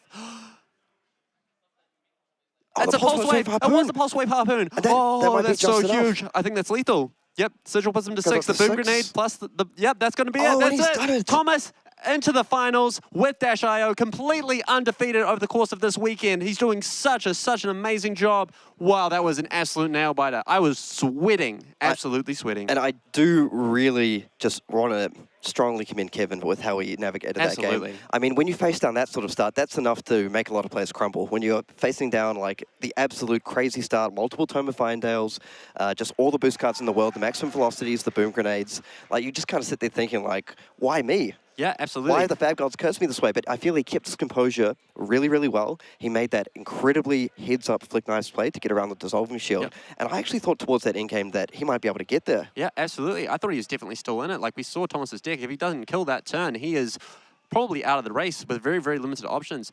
But yeah, like we saw, Zuri staying very cool, calm and collected, making very clutch plays to stay in the game, even through Dash.io's very, very explosive start. But yeah, we definitely see the power of Dash coming through in that game. And Thomas Dowling into the finals. On Dash.io. Yeah, so, I mean, again, like, commiserations to Kevin, like, played his absolute heart out that game, did everything he possibly could to stay in it. But again, I really just have to credit Thomas because those late game spots are actually really difficult to navigate on a hero like Dash.io where you have so few cards left in deck, where every single card matters. We saw him pitch away the backup protocol to get that boom grenade into play. We saw him boost away the yellow boom grenade, just saying like, this has to be the turn, this has to be the turn, and getting it done with blues in the end. Well, I mean, and the pulse wave at the end. Yeah, the cheeky 1 for 4 definitely helped at the end there. But yeah, you can see the power, even just those 1-3 zipper hits, the not having the 3 defense card for the Zuri really, really punching. Those 2 blocks really, really showing they can be a little bit dicey, and that's probably the reason why Dash has done so well this weekend. Everyone's prepping for Dromai. Everyone needs to make sure that they're able to clear boards of dragons. Everyone needs to make sure they're able to pressure those Dromais, but that comes at the cost of 2 defense cards, which versus stuff like Boom Grenade, versus stuff like all these breakpoints that we see and these huge damage numbers, they can really, really cause these mid-range decks to absolutely crumble under the onslaught. And one thing I want to say about Zuri, I feel it's at times been kind of unfairly pigeonholed in a way. It's like, oh, it's just the anti-Lexi deck. Like, oh, you only play Zuri because I just want to play 15 Lexis in a row and beat them. But I mean, I think we've seen in this top 8 that's just simply not true. We saw a Zuri expertly navigated to take down a Dromai, a very, very difficult matchup for that deck. Absolutely, very, very hard. And we saw Kevin like get very, very close to fatiguing out the unbeaten Dash.io despite that incredibly explosive start, the dissolving shields, Teklo cores coming down at the right time. I think there's a very bright future for Zuri. I know there's a lot of fans for it back home as well. And so, you know, maybe it's we still have 1 game left to go. We're not quite sure how that has gone. We have Michael Feng playing against another Zuri player there. Perhaps if Zuri wins, they'll have 1 more shot at taking down the title. Absolutely. Yeah, either Lexi or Zuri going to face down Dash.io in the finals of the Calling Melbourne. We'll be back with you soon with the final match of top 8. Don't go anywhere.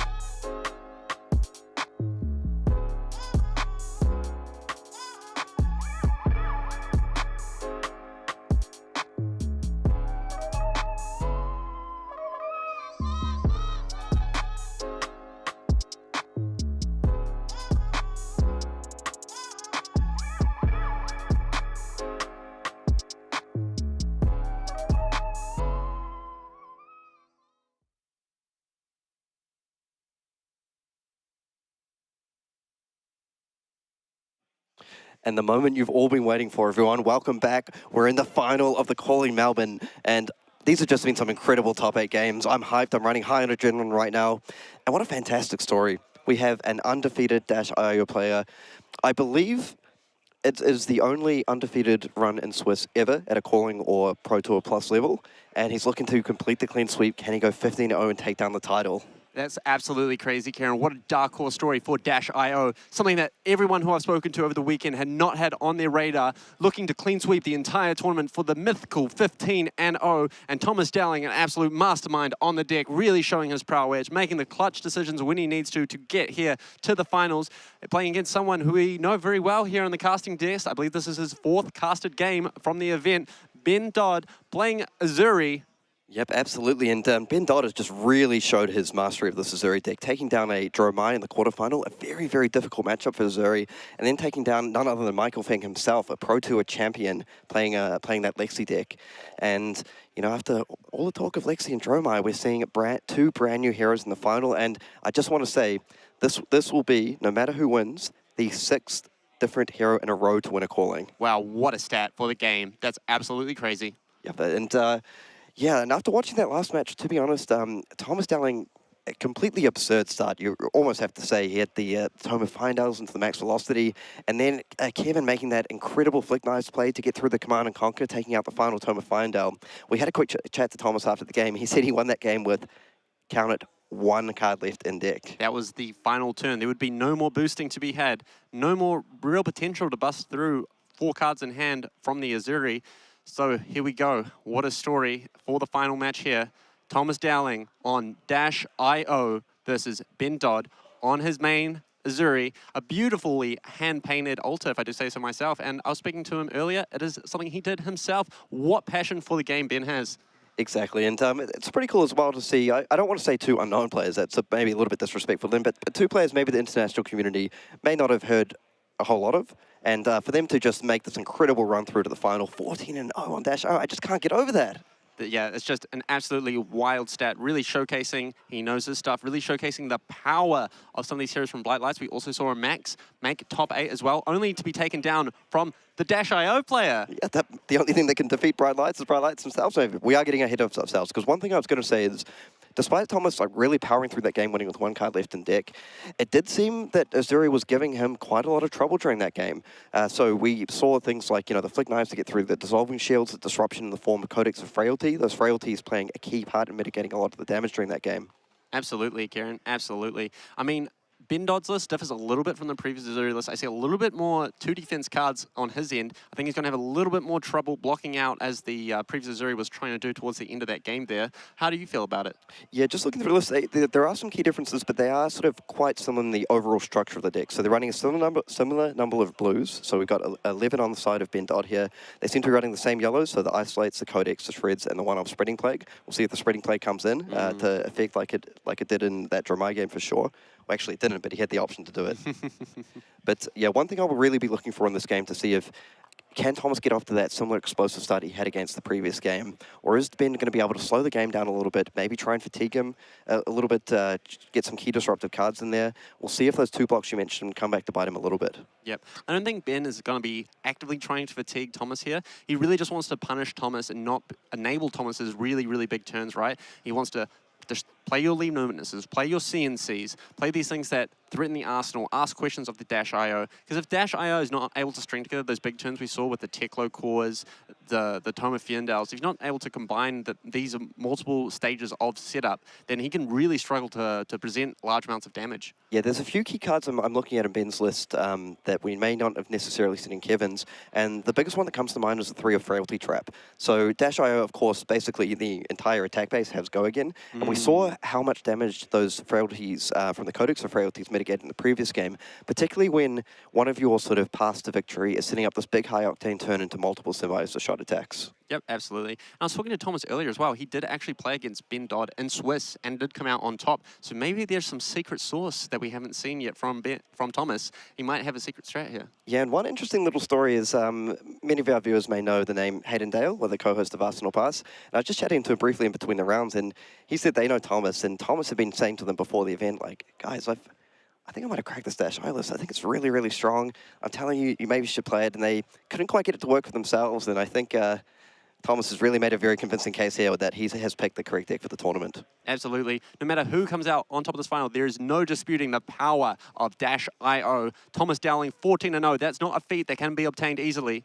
No, I mean, I'm trying to think, and yeah, like I said, I'm pretty convinced that it's the only time it's happened in a Calling Plus level game, Calling Plus level tournament in Flesh and Blood.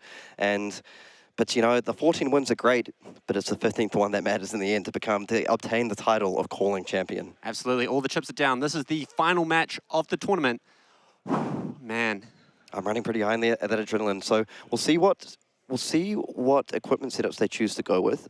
So I'm just having a quick look at Ben's list here as well. So he does have access to those Black Tip Whisperers, which I think will be quite likely to see here. Yeah, absolutely. We need to make sure as a Zuri that we're cleaning up a lot of the breakpoints from Thomas. The threat of Broom Grenade is real. The threat of just dying is real. We need to make sure that we are stopping as many of those juicy on-hits as possible. Yep, and yeah, so looking through it, it looks like one of those, as we talked about over the weekend, one of those more modern, if I can put it that way, Zuri deck lists with a lot of cards like looking for a Scrap, for example, Nimblism, Nimble Strike, Ravenous Rebels, a number of ways to get really strong Go Again. I've been really impressed by the impact of Red Infect, specifically this weekend as well. Just basically offering up that it's 3 damage, maybe it's 6 if I spin something in, maybe you defend for 3 and I throw down a Shred to get the Blood Rot puck through as well. So really nice seeing some of these lists develop, adapting to the meta over time. Absolutely. Yeah, the story of how good Zuri has been this weekend has been truly phenomenal. Not the craziest meta representation, but getting two very, very strong decks into top 8 is nothing to shake a stick at. Yep, and one card that we haven't seen come out of Thomas so far, I can see he's playing the one-off penetration script.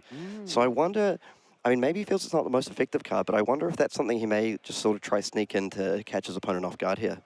Yeah, absolutely. I mean, I'd be really interested to see how many cards Thomas submits in this matchup. We saw previously that he went down to one card in deck in order to just clutch out the last game versus Zuri. Do you think he's submitting more than 60 cards here?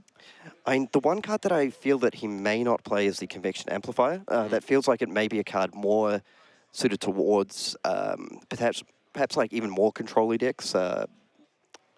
Perhaps off the top of my head, something like Bravo, if once you run the none of defense reactions and get through the equipments. For sure. But I would not be too surprised to see him submit basically the full stack aside from that. I mean, all the cards just do good things, right? They all feed the Teklo Foundry Heart to get that fuel to keep your deck going. Yep, all those items are just good. Crank items off the top, put counters on the pistol, give you extra action points. They do all the things you need them to. And here we see the handshake, things are just going to fire off. Thomas getting to choose as being the highest seed. Obviously undefeated, he will end up as the #1 in Swiss. Yep, and I think we'll see him elect to start similar to the previous game. Yep, just really want to get the items in play, right? Yep, I am curious as well for Ben, we talked about a number of cards submitted. If he chooses to maybe cut down on a few of those 2 blocks in deck, maybe something like the Sigils. Absolutely. I mean, just making sure you're able to block as many breakpoints as possible. I mean, you probably still want something like Death Touch just because it does interact very, very favorably, giving the option of the Frailty or the Inertia or the Blood Rot. All 3 options, very, very good depending on what situation Ben finds himself in. Yep, and the other card that I wanted to mention is Down and Dirty, to see, just to act as a sort of, not a true defense reaction, but just a one to catch your opponent off guard, saying, okay, look, they got no cards in hand, like I've seen a number of Stinks and Fates and everything, so maybe the Down and Dirty will come down as that little surprise value defensive card from Arsenal. Absolutely. We saw Thomas here starting the game off with a little fender bender action. 1 for 4 boost. Does turn off any equips, but Ben's probably just going to throw 2 cards in front of this, maintain some life total lead. Or if he's a little bit scared of a crank item off the top, he could just be blocking 1 card, preserving the cards in hand, making sure he can defend efficiently for the turn. But nope, that's it. We see 2 cards coming down in face of this fender bender. And one thing to note here is I believe that's 2 blues. And I mean, in a deck that only runs 11 blues, those are a bit of a precious resource. Yeah, for sure, for sure. Yeah, we see... Ooh, a Dissolving Shield. That's a very nice item to see on turn 1 for Thomas, making sure that he can protect his arsenal very, very well, making sure he can stop the Spider's Bite from rendering his attack actions unable to block. Yep, and we're not sure if he was caught off guard or if that was sort of a play when he got hit by that Command and Conquer last game, but I think he'll certainly learn from that experience. Absolutely. And yep, choosing not to crank here, it makes a whole lot of sense, right? You've already got the action point from boost. You really just want to get as much defensive mitigation onto the field as possible here. Absolutely. Thomas also looking to play an uncranked Boom Grenade, if I'm not mistaken, from hand, setting up for a very nice turn 2 here. Yep, so not the Teklo Core or the that we saw in the previous game just to kick things off, but a Dissolving Shield into a Boom Grenade, putting a lot of pressure on is a very nice start for him. Absolutely.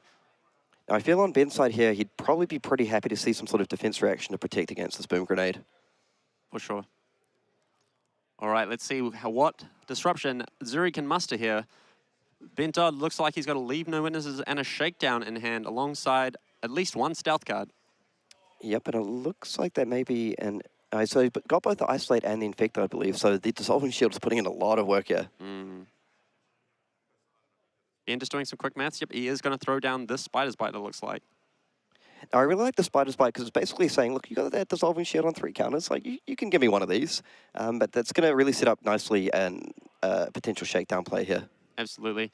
Most likely looking to come in with the Infect, can switch in either a Leave No or a Shakedown, but I think you're right, Kieran. I think Shakedown is the answer that you want here. Yep, so now this puts Ben in, you know, he's going to have to go into the tank a little bit to figure out how do I want to protect against this. Yep, a lot of things to think through as -IO. You know, the top card of your deck, there's a lot of nuance here. Maybe you want to keep the Dissolving Shield around so you can galvanize it on the following turn with the Adaptive Plating. A lot of these micro decisions do matter. Yep, because the one thing is if you defend with 1 card here and you get sort of shook down, if I can say that, then it's a little rough because you don't have that prevention point available to mitigate the full amount of damage there. But if you just say no blocks, then you're kind of leaving yourself open to something like Leave No Witnesses as well. Absolutely, yeah. Ooh, spooky. Yep, so we'll see. You know, Thomas has put on a masterclass in this deck, so we'll see how he decides to navigate this. Yeah, as Thomas, you really don't want to be losing cards from hand, but you can't disrespect this Infect either. Zuri has a lot of options here that he could potentially have. Command and Conquer, Leave No Witnesses, like you said, Shakedown, and Leave No in hand. A lot of options here for Ben. Yep, and I do see that Thomas does have both the Boom Grenade and the Teklo Core in hand, so probably not super happy to see 2 items just in hand right now. Absolutely. Particularly, like, he'll be wanting to get a bit of value off this Boom Grenade as well, so this is definitely a bit of a difficult turn to navigate. Yep, absolutely. It looks like a Shakedown is getting flipped in, absolutely. And I think I caught a Penetration Script in Thomas's hand as well, so that's a triple item hand, which is not what you want to see. Yep, that's a bit of a difficult one. But yeah, not a lot that Thomas can do here. I think he's just going to have to eat this Shakedown. And we've seen how important, you know, we talk about every card matters. We see how important all these damage cards are in Dash.io's deck. You know, winning that last game off with 1 card left in deck. It's going to be a bit of a difficult hit here to... It's going to be very hard to get that Boom Grenade off. Yep, absolutely. We see a lot of items in hand for Thomas and not a lot of damage. It is a little bit of a rough spot for him. Yep, and this is exactly how Zuri wants to start this game.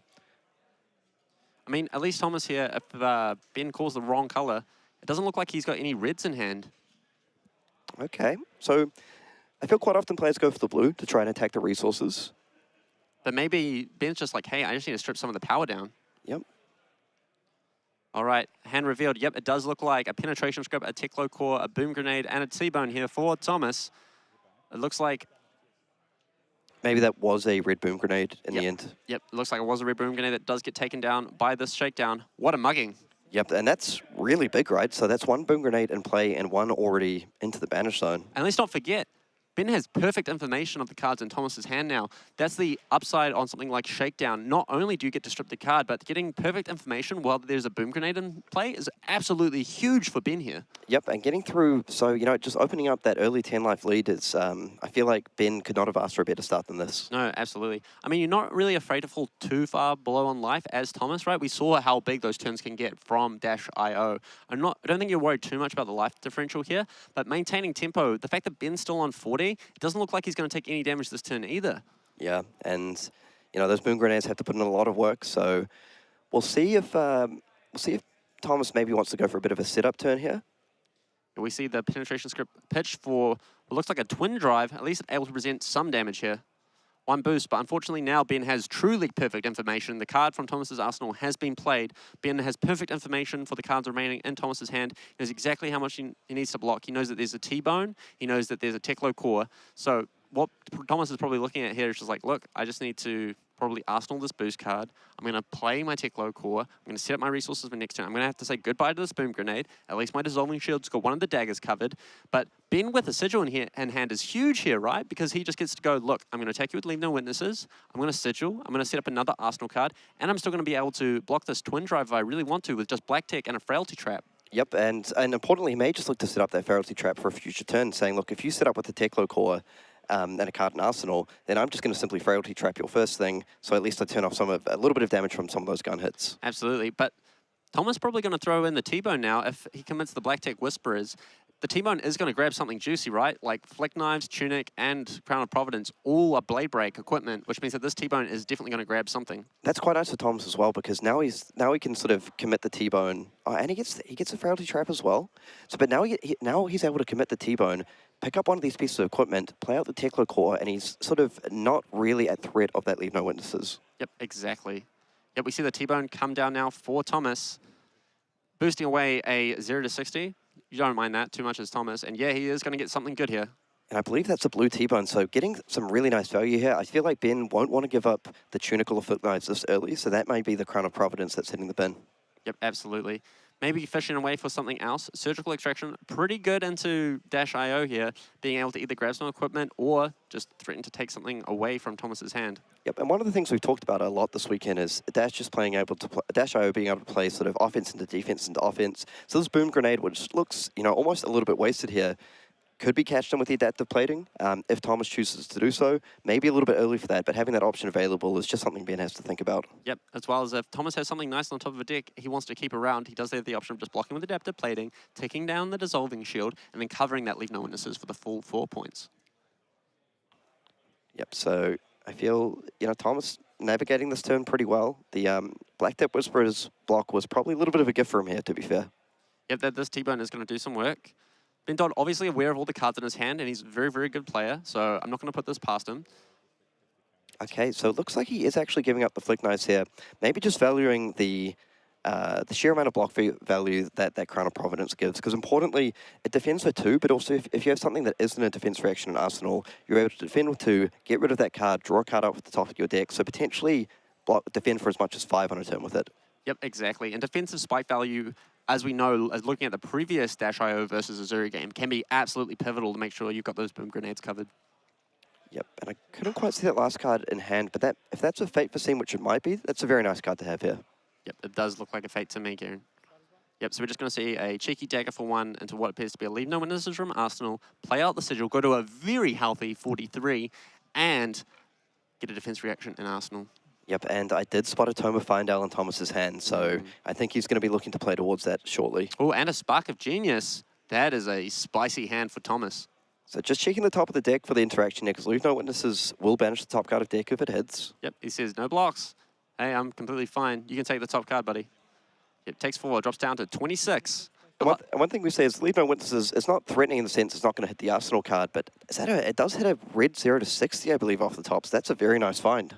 Very nice find, for sure. Thomas was probably going to be boosting that anyway, though, and he doesn't really mind 1 silver. The second silver is the one that matters. That's the one that hurts. Yep, Zuri going to 43 off the sigil, like we said. Arsenaling this Fate for Scene.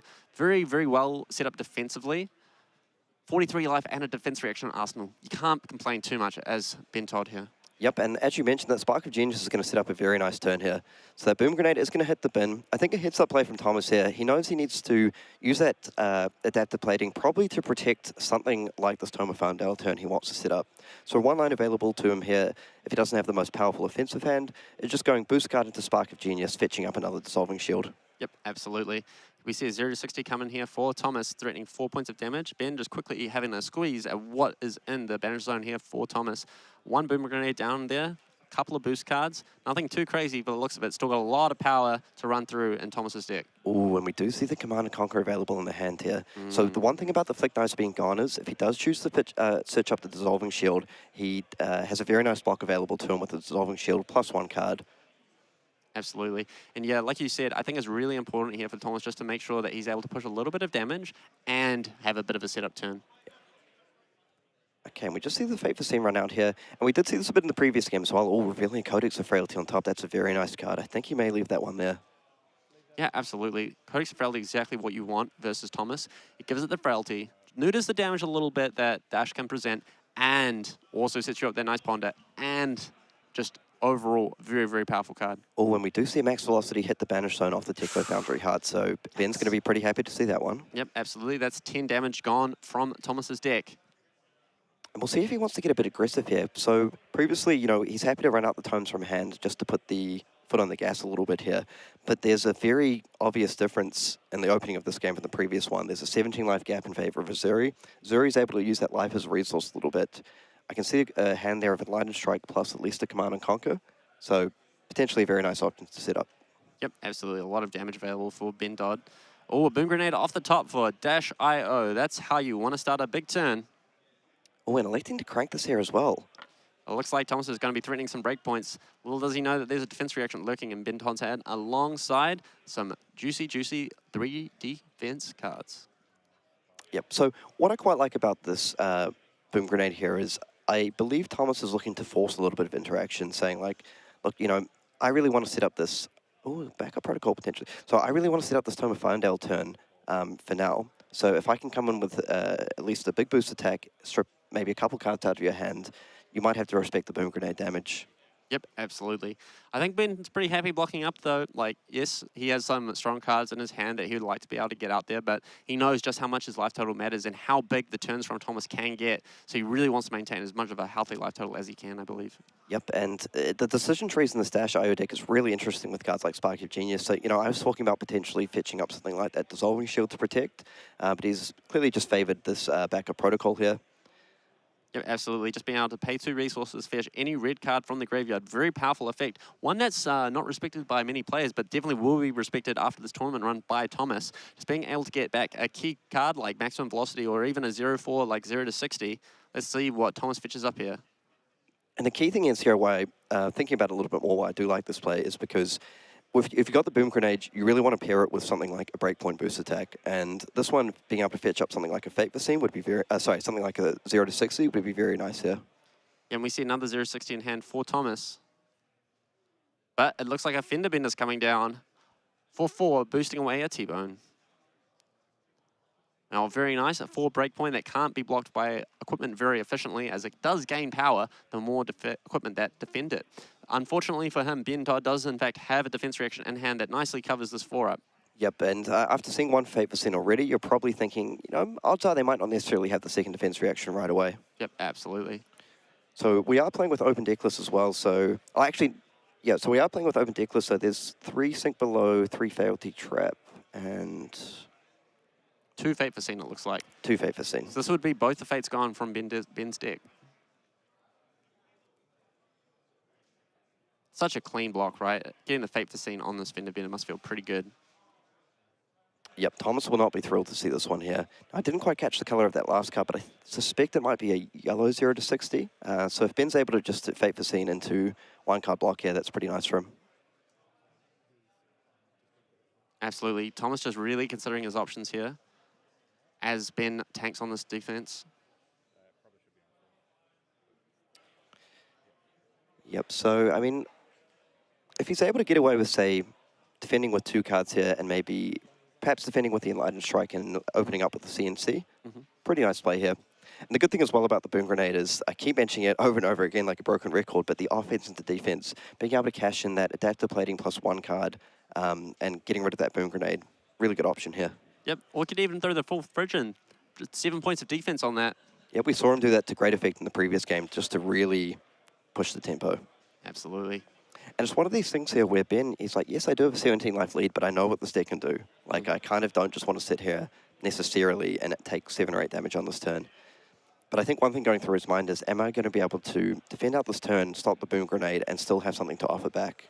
Yeah, I would say that Thomas really wants to push the point in this situation, but that is not a good card.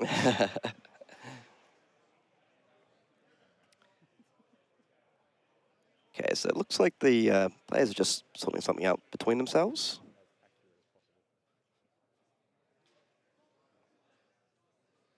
But I'm sure we'll be back to the action very shortly.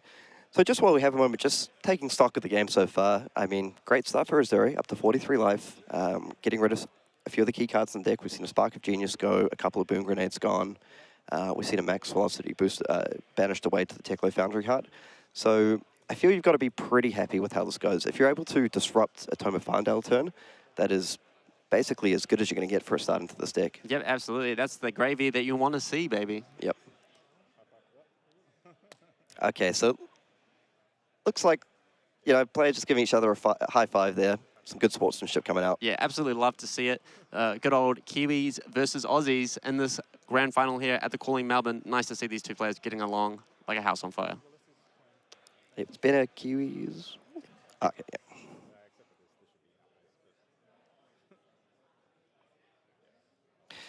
Okay, so we see, now I wonder what the follow-up will be here, because we do, if that is a yellow 0 to 60 like I suspected, it does open up the line of cracking this protocol, pitching the yellow 0 to 60, and maybe grabbing something like a red zipper hit to, you know, maybe threaten another couple of cards here.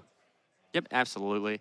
I mean, a lot of power being pumped out of Thomas's deck. Unfortunately, he's not being able to connect with anything thus far into Ben. Ben's still on a very healthy 43 points of life. It's got a lot of work cut out for Thomas here. Yep, so multiple action points are available in order to maybe, you know, come with a boost attack followed up by potentially something like another Symbiosis shot hit. And of course, Ben isn't aware that there is a Tome of Farndale that Thomas is wanting to preserve. So he's probably thinking, like, how many boost attacks am I going to have to defend against this turn? Yep, absolutely. As Thomas, do you have any consideration just to running out the Tome here? You do have the additional action point. You do have a live Boom Grenade. I mean, if he has a good boost card with a low resource cost on top of his deck, I can actually theoretically see him going for it. Definitely a consideration. I mean, one thing is I think you might want to see how this plays out in terms of Ben defending against this card, because as you mentioned, it is a break point. He's thinking, look, if he doesn't have a defense reaction here and is required to commit 2 cards to this, maybe I do really just, you know, keep going with the Tome of Farndale so I don't get hit by any disruption the following turn. I think one thing that might point towards him looking to set this up into Arsenal is just the life difference at this point. Like, you know, he knows that he's most likely the aggressor in this matchup, but there's only so many times you can say no blocks. Let's keep going. Yep, absolutely. I mean, Thomas Dowling is a man of steel. He's shown us that he's willing to take the damage. He's willing to take the hits. He's really willing to give them the old 1-2 with the pistol. But you're right, Karen. There's only so many times he can say that and be able to get away with it. And like we saw happen, he used almost every single card in his deck to be able to get through the entire life pool, and that was just 40. Ben Dodd had 43. Yep, so he does have access to 2 sigils. One of those has been played out, so potentially one remaining in the deck. So I think the big thing here is he's looking at, look, like, if this gets hit by a Fate Foreseen, maybe I do just commit to the backup protocol, fetch up my zipper hit, and try to get 2 more cards out of you. If I can do that and set up a Tome of Findale into Arsenal, I'm very happy with how this turn has gone. Yep, absolutely. Can't complain about that in the slightest. But on the flip side, like you mentioned, if Ben just goes, you know what, I've got a life lead, like, bring it on, then I think there is definitely consideration to commit that Tome of Findale and just seeing how much damage I can push this turn. Absolutely. I mean, we're looking at Ben's list, like we've seen earlier today, does have the Nimble Strike, the Looking for a Scrap, 3 copies of Nimbleism. That's a lot of like very, very fast, heavy aggression that Zuri has access to if they wanted to bring it in for this matchup. Yep, and so we do know from the Codex of Frailty. Sorry, I've lost track a little bit. Okay, so we're continuing on. Just choosing to defend this for 3 here, so maybe he's just going to say, I'll happy to eat the grenade. Wow, okay, Ben Dodd's like, he probably has more boost coming. I can't realistically afford it, but Thomas probably breathing a huge sigh of relief that this boom grenade's going through here.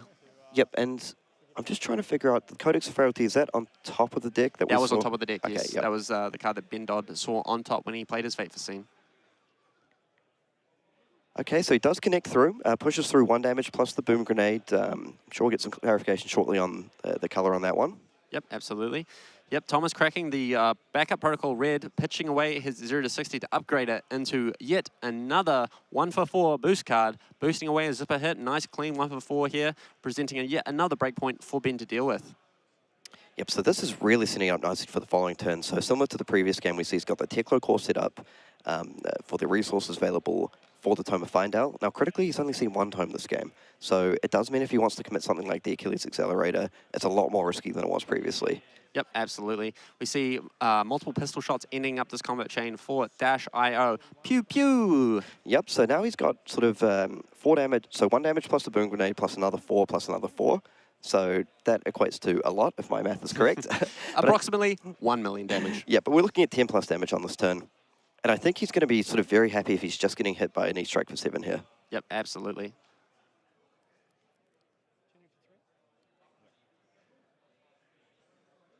All right, what's Zuri got for us here? Enlightened Strike. So very clean play here. Enlightened Strike for 7.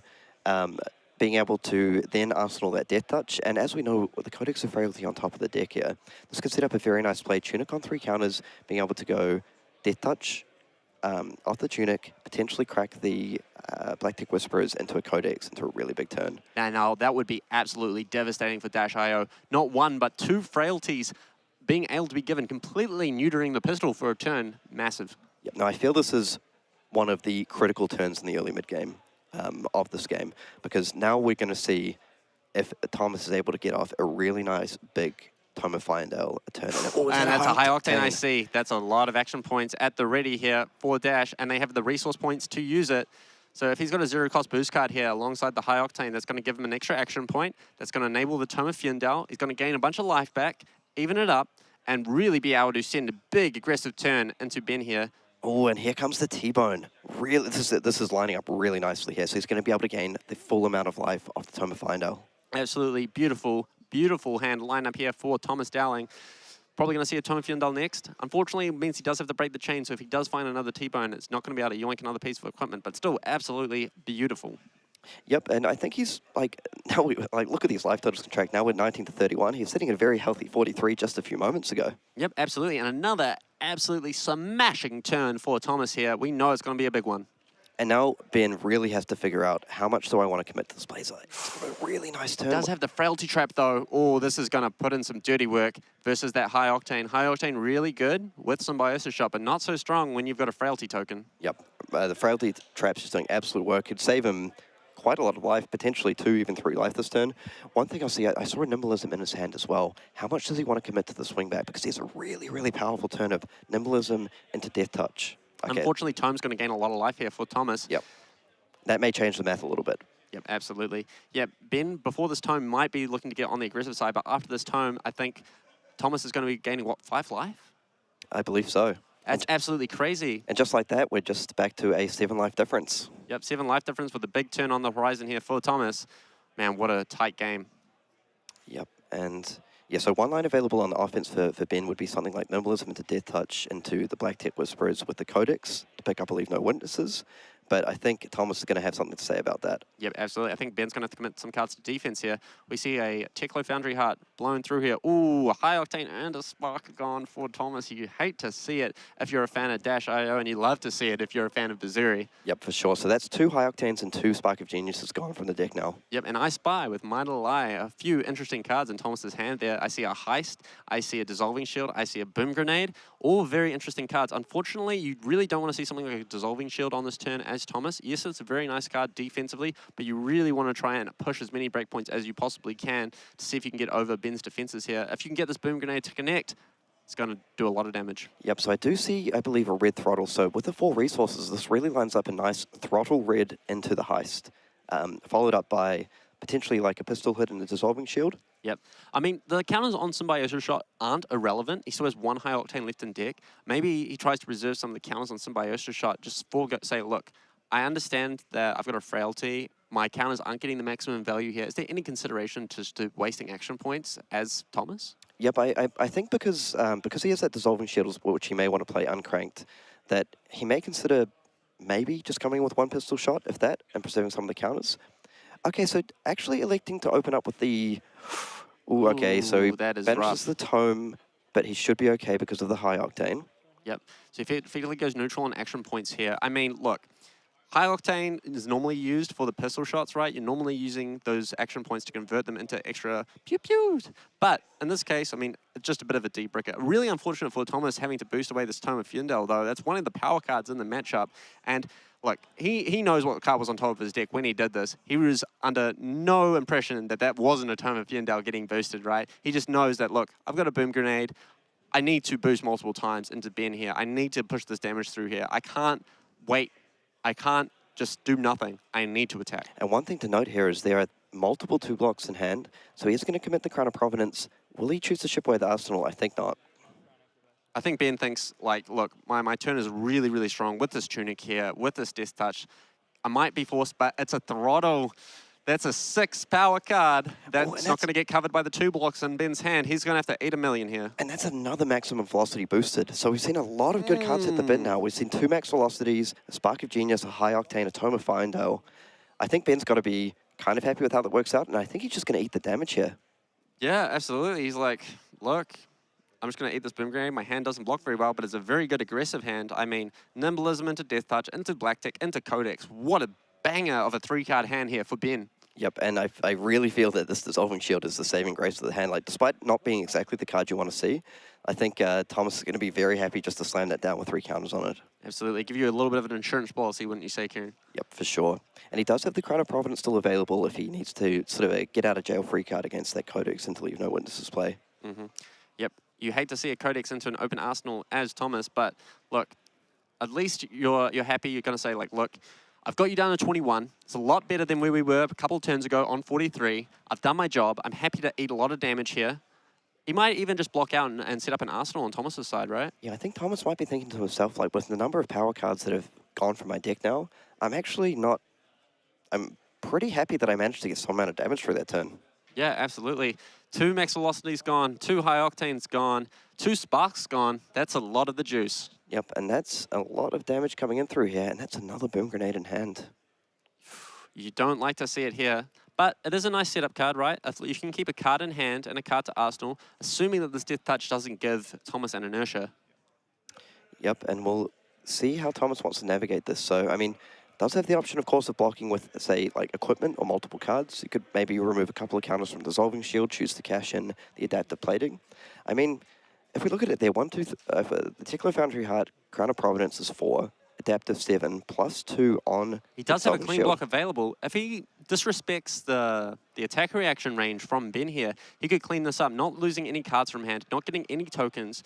Ben will have a Codex in Arsenal, but Thomas doesn't care if he's boosting the house down. Yep, I do wonder if he's going to consider defending this out here, because this is a big hit. If he takes 9 damage, drops to 13, gets followed up by a Codex into a Leave No Witnesses, with the Frailty token as well, so the attack that he gets back is getting reduced by that Frailty. Not a great spot to be in. No, absolutely not. The interesting thing, though, if Ben goes for this line, I did spot a T-bone in Thomas's hand. If he goes for the Black Tech line, he's only going to have one piece of equipment in play, and that's going to be his Fiendel's Spring Tunic, which will get eaten. Thomas fully disrespecting here, saying, look, I don't care, hit me for 9, give me a token. Let's see what the poison that Ben Todd decides on. Yep, so Thomas just saying, like, look, I mean, I only get to cash in these big equipment blocks 1 time per game, probably, you know, as I'm committing the full fridge. Unfortunately, though, we know that that's a Codex of Frailty in Ben Todd's hand, which is going to be absolutely punishing here for Thomas. Although, of note, he does get to fetch one of his best aggressive cards back from his graveyard. It's a little bit of a double-edged sword here in the case of Ben. Yep, so the Codex, with 0 resources in play, we're probably looking to Leave No Witnesses.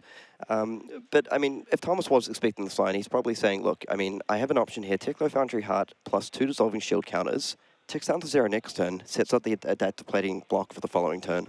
Absolutely. And Thomas able to block out this Leave No Witnesses for basically free with a piece of equipment and this Dissolving Shield if he really wants, leaving the Dissolving Shield on 1 counter, ticks down for his turn, Adaptive Plating still available to block on the next turn if he wants to. Yep, and as you mentioned before, if that's a red T-bone, very nice way to get rid of that Findale Spring Tunic. Yeah, I think you're pretty happy with being Thomas here, being able to clear away those Black Tech Whisperers, leaving that Tunic nice and naked, means that Ben Todd can really struggle to set up that Death Touch play like we just saw happen. Yep, so one thing about the Tunic, like, obviously it is a bit of a hit to lose this, but at the pace this game is going, if you're on Ben's side just saying, look, you know, I got the critical resource out of it that I needed. If I do lose it to a T-bone, it's not the absolute end of the world.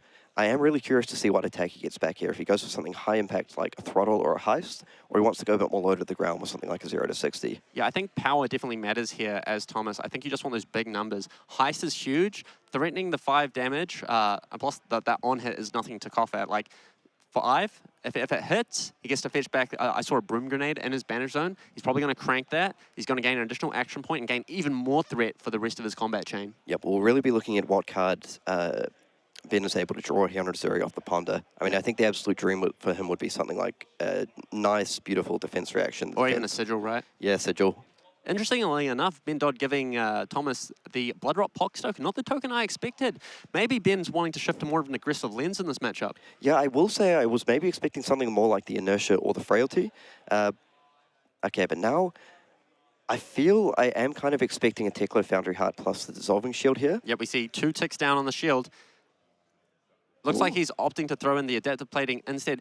Interesting. I mean, I kind of respect it. You're like, hey, he's probably going to try and block the house down. I'm going to have a big turn next turn. I'm not going to always have an item in play to galvanize with his Adaptive Plating. I'm just going to cash it in now. Yep, so I did think that he might consider saving that Dissolving because you almost certainly have that defense available on the following turn. Yep, absolutely. But yeah, maybe he just puts Ben Todd on being like, look, Ben is probably going to have to block the house down on this turn. I've got a Boom Grenade. I've got a T-bone. I've got lots of things going for me here.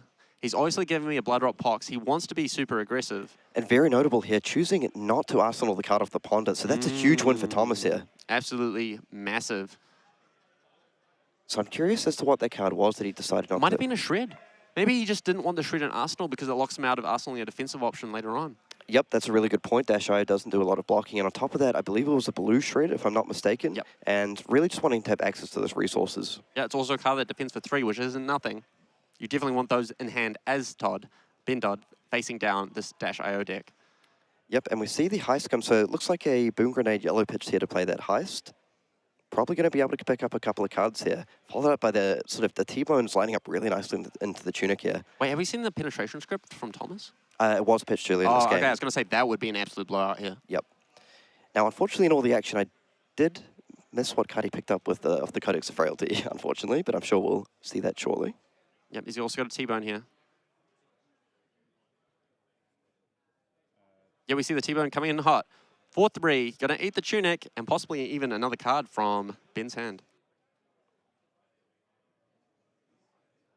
Yep, so just, I mean, The tunic's only going to mitigate 1. I think Thomas is kind of happy to get a couple of points of damage in here. Yep. And all of a sudden, I feel like he's navigated this game into a very close position. So it looks like Ben's turn most likely is just going to be pitch into CNC. And now... No, it's a Ravenous Rabble in Ben's hand. Okay, so it's looking like it's just going to be a Ravenous Rebel. Now, if Thomas maybe just wants to eat the 4 damage here, it's 8 light difference, but we know how much damage Dash can do. Yep. Yeah, Thomas opting not to shoot the pistol here as well. Very heads-up play from him. He knows that Ben is probably wanting to block the house down. He's not afraid of a 2-card hand from the Zuri. He's basically using his life as a resource here in order to keep more cards around. Yep, and he just keeps finding these items in hand. He's not going to be thrilled with that. No, we see a Ravenous Rebel come in for 4, revealing a Infect Red off the top for Zuri. Nice little cheeky 4 points of damage. Could also be threatening something like a Codex after this. We know that Ben has a CNC in hand, but Thomas certainly does not. Yeah, particularly the way he chose to defend or not defend out that turn. Yep, absolutely. But the range here is huge, right? Not attacking with Symbiosis Shot means that he didn't know whether Ben had a useless card stranded in hand, right? Yep, and now the deck count's starting to get, like, not critical, but starting to get a little bit thinner on Thomas's side. We saw Ben, you know, heads up play, make sure, look over and check how many cards more do I have to potentially survive through. Yep, we see another heist in hand for Thomas. Very, very good aggressive card. Always going to see 2 cards defended. Okay, so dropping down to 9 life here. I do wonder if we might see that spreading play come into action as well. Absolutely. Do you think he keeps it in this matchup? I do wonder if he might just keep one of those in just for that surprise value. Absolutely. Well, Thomas here, 13 life, playing Dash.io for his life, for the undefeated streak, the dark horse of the tournament. What a run versus Ben Dodd, an absolute masterclass Zuri player, putting on a showcase for us all over the weekend. What a game. I am seeing multiple items again in Thomas's hand here, so I believe I saw a boom grenade and a backup protocol. Yeah, it looks to be a red backup protocol, though. You don't hate to see that one. No. Yep, Thomas just electing to take 4 here. Totally understandable. Okay, a little bit of a smile exchange between players. He says, show me what you got. No Codex here. There's just going to be 4, Ben says, as he arsenals that Command and Conquer. So in terms of equipment, so still the big block up on the Teklo Foundry Heart and the Crown of Providence available, and absolutely nothing available on the side of Ben Dodd. Yep, completely naked, ready to be shot at. Okay, it looks like he has plenty of 3 blocks in hand available this turn. I see, I believe, an Infect and a Nourishing Emptiness at least. Yep. Also, Thomas with a nice insurance policy against that CNC and Arsenal for Ben. Still having that Crown of Providence up here is absolutely huge. All right, we see a boost here. Pulse Wave Harpoon in the bin for Thomas. Coming in for 5, though, that is going to get 2 cards from Ben. I would not be surprised. Yep, there we go. Nourishing Emptiness and Infect coming down in front of this heist. And not the greatest follow-up available for Thomas here, so... He's probably just going to crank this protocol into an uncranked boom grenade, right? Yep, there's certainly one option. Oh, and we do see another Codex of Frailty available. Okay. Ooh, another backup protocol red. Now, this could set up a very, very spicy turn for Dash. Having access to 2 protocols, possibly, and a boom... Oh, no, he pitched the boom grenade. But still, 2 protocols is absolutely huge, right? Like, you can set up a massive, massive turn with that. But no, we just see him going for a Teklo Foundry Heart activation. Ooh, eating the last high octane. You hate to see it if you're Thomas. You really don't want to see that card getting in the bin. Yeah, Ben's going to be very happy to see that card gone, particularly with some of these counters starting to stack up onto the Symbiosis Shot. Yep. Maybe... What does he want the 2 resources for? Do we know the card in Arsenal for Thomas? Not sure, but one line available is he might just want to get rid of that backup protocol, play something like a 0 to 60 and come in with a couple of Symbiosis Shot hits here. I mean, he is at 9. He has to respect the amount of damage that Ben can pump out here. Yep. The availability to just sit there and set up is not really present anymore. So there is one more Tome of Find Out left in deck. So I believe that's kind of one of the final few really explosive cards available. Yep, absolutely. Oh, look, Thomas here has... It's a really, really tough spot, right? Ben's on a killable life total, right? 19 isn't an unreasonable number for Thomas to reach for, but you really need to utilize every card in your deck. Do you think the idea behind getting the boom grenade and that protocol in the pitch zone is just saving it for later? I think it could be, because I believe there's at least 1 maximum velocity still left in deck. So that would be sort of a... You know, that's another potential sort of win con. Yep, absolutely. He's getting that blue protocol off the top of his deck, boosted away. 2 action points still remaining here for Thomas. No resources up, but he can just end up with 2 pistol shots here if he wants to. Yep, and I think for Ben's side, he's very tempted here just to take all the damage, go, you know, pitch into Command and Conquer, and then be able to set up that Codex of Frailty and Arsenal. Yep, absolutely. Yep, the Symbiosis Shot coming in for 2. Ben says, I'm going to eat that one too. So slowly just chipping him down. Yep, one more shot in. Another 2. And then I think with all the high octanes gone, he's very happy just to start throwing in these symbiosis shot attacks. Yep, absolutely. The counters don't matter so much when you know that all your massive action point generators are gone. You can still crank items. You can still crank items to get the 2 shots in, but those big, like 4, 5, 6 pistol shot turns that Dash.io is famous for off the high octanes are no longer available for Thomas. And a very different approach in the 2 games from these Zuri players here. Probably, to be fair, somewhat instructed by the start to the game each of them have had. Yep, absolutely true. Command & Conquer coming in. We're probably going to see Crown of Providence get in front of this if Thomas wants to have a big turn on the swing back. Yep, so this is one of these critical moments in the in-game where he's thinking, look, am I willing to go down to 5 life, push the Crown of Providence in front of this, and play a big 5-card hand? Do I have enough to threaten? Absolutely. Man, what a thriller of a matchup, though. Thomas Dowling, 9 life, not the best start, but he's managed to pull and cobble together quite the offense versus Ben Dodd on 11, threatening a CNC. And we do see the Crown of Providence come in for Thomas, shipping away the Arsenal. He's going to say, look, I'm just going to eat 4 points. I'm going to drop to 5. Still got Teklo Foundry Heart as backup. And I believe he would have looked at the top card before that, so he's pretty happy with the card he's drawing. Yep, Crown of Providence very strong in Dash.io for that very reason. Knowing the exact card you're going to draw when you defend with it is absolutely huge, right? Yep, now this is the big turn. As you mentioned, 11 is the kill zone. You can get it here. But the Codex of Frailty, if Ben's able to just defend out with 4 cards and follow up with Codex and to leave no witnesses, that's a very powerful play. I did see a tome in Thomas's hand, though. I saw a tome. It's just absolutely massive here. Kelly's accelerated up. He doesn't even have to find an item to crank off the top. And he has all the resources in the world here. Yep, we see a Zipper hit coming in for 3 boost. 2 resources floating. Not the most damage, but we know that Tom has the Tome of Fiendal, which has been the story of these Zuri games, I feel like. When Dash.io gets these tone turns off, he can produce so much damage. Ben's only on 11. That's a very, very doable number. Yep, now I did think I spotted a sink below in Ben's hand. A card he's going to be very happy to have here, particularly when he sees the tome come down. Absolutely. I mean, there's only so much damage you can prevent, though, right? If Thomas is able to string together the last maximum velocity in his deck on this turn, we could be looking at the finals of the Calling Melbourne right here on this turn. Yep, now, okay, so we've got the Teklo Core and Pitch 2 resource available, plenty of resources. I think it's just going to really come down to what he draws off this. He is really, really hoping to see a couple of red boost cards. Yeah, I'm absolutely shaking, Kieran. Yeah, I got shivers down my spine. This could be it. All the chips are down. Thomas has got a lot of resources available to him. He's got another blue card in hand. He's got another boost card, and he has that key Tome of Fiendal. And plenty of deck manipulation available here between the Tome of Fiendal and the Teklo Foundry Heart. He's going to be able to dig multiple times to try find an item here. I mean, even finding something like a backup protocol would be incredible with the resources available. Yep, absolutely. Backup protocol able to find the best card from Thomas's bin. Okay, now Ben, I think, really realizing the gravity of this turn. Like, this is the turn that could make or break his calling run. Yep, absolutely. This is the turn that could make him a calling champion. Well, this could be the turn that sends him home packing, coming second place. Okay, second fiddle to a dark horse. So choosing to take 3 damage, I feel Thomas is going to be pretty happy with how this has begun. Yep, absolutely.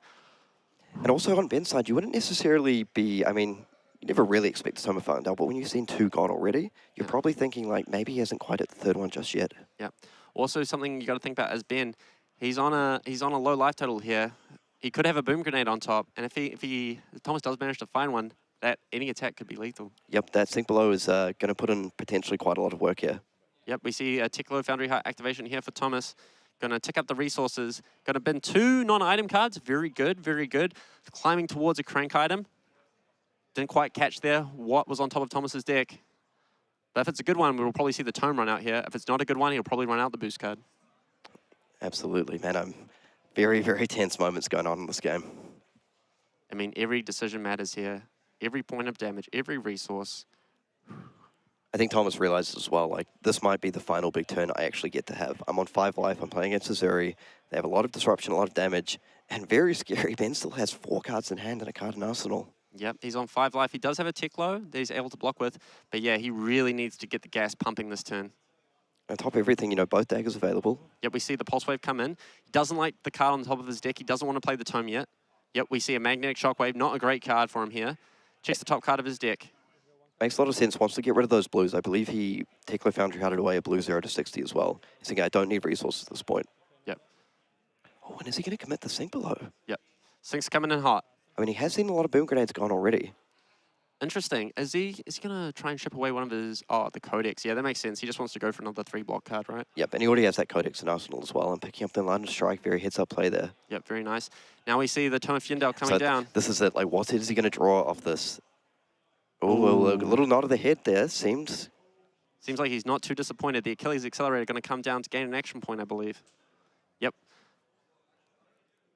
We see a Twin Drive. And a backup protocol. Was that a blue? It does though? look like a blue backup protocol, but it's a backup protocol nonetheless. It still puts a counter on your Symbiosis shot. You do have the access to pop it. If he has a blue 0 to 60 in his bin, that's not a terrible card to see here. No, not the worst. So Ben now down to 3 cards in hand. Yep, you really want to see an item off the top here for Thomas. If he finds a red protocol, that could make or break this game. For sure, because Ben has a really nice line available to him to here with sort of pitching a blue, coming with Spider's Bite, and Lightning Strike go again into Codex, into something like a Death Touch even as well. Yeah, it's a crazy amount of output for Zuri. Ben, riding or dying on this turn. Thomas, just thinking to himself after this tome, how can I produce the most damage possible? How can I threaten the most cards from this Zuri's hand? Yeah, we see the Achilles Accelerator come down. So he still hasn't used the Dash Hero ability. I think it might just come down to can he find the item off this Twin Drive. All right, he's playing a backup protocol blue from hand. Okay, so this can actually net him an additional resource if he needs this here as well, if he wants to get back a blue. Oh man, I'm so tense. Yeah, because the problem is it's very difficult for him here to... I wonder if he's just going to grab the blue for additional resources and just live or die by that Twin Drive. Desperately trying to find that item off the top here. Yep, an item off the top here for Dash.io could make all the difference in this game here in the grand final of the Calling Melbourne.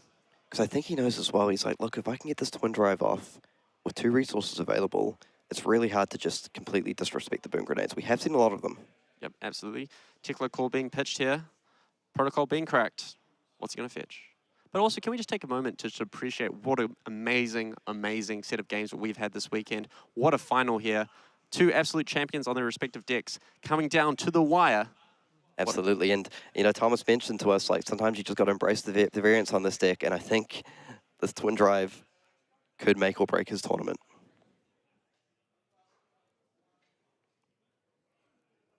So much tension in the air.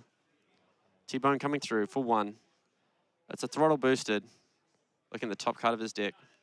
Ben probably just going through now, just going on a search. How many boom grenades have I seen? Do I need to respect this T-Bone or not? Because if this T-Bone connects with a boom grenade, it's going to drop Ben to a very, very low 3 to 5 life. And 3 to 5 life dies to a Twin Drive. Yep, so choosing actually just to run out the T-Bone here, I mean, I feel like Ben's in a pretty good position from this spot.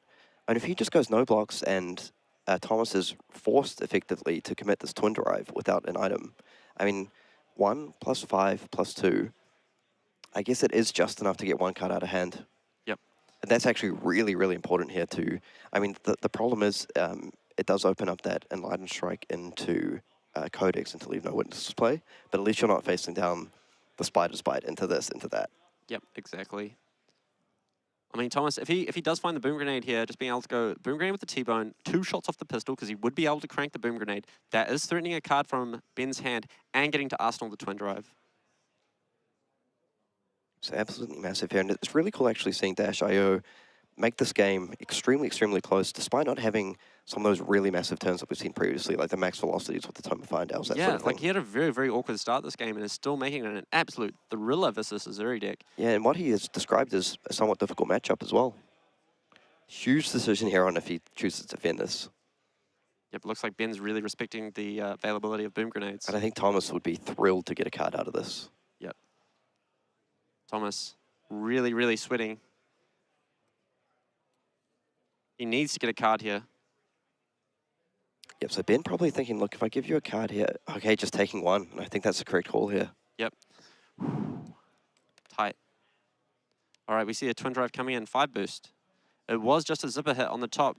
Thomas, even after all the deck manipulation, multiple boost cards, Teklo Foundry Heart activations, all these things, and still unable to find an item to crank off the top. And he played a tome too, right? Yeah, he just really, really needed to find one more big boost card there. Instead of the blue backup protocol, there needed to be a backup protocol red, something like a zipper hit, just something to force a few more cards out of hand. Can you imagine if that was a maximum velocity he found instead of that blue protocol? We'd be looking at a very different game right now. Absolutely. But yep, just a lonely twin drive for 5 into a shot for 2. He is still going to be able to get 1 card here from Ben. Ben's going to have to put a 3 block in front of this twin drive, take 2. Probably eat 2 from another pistol shot. That'll put him down to 3. Yep, so he is able to strip at least 1 card here.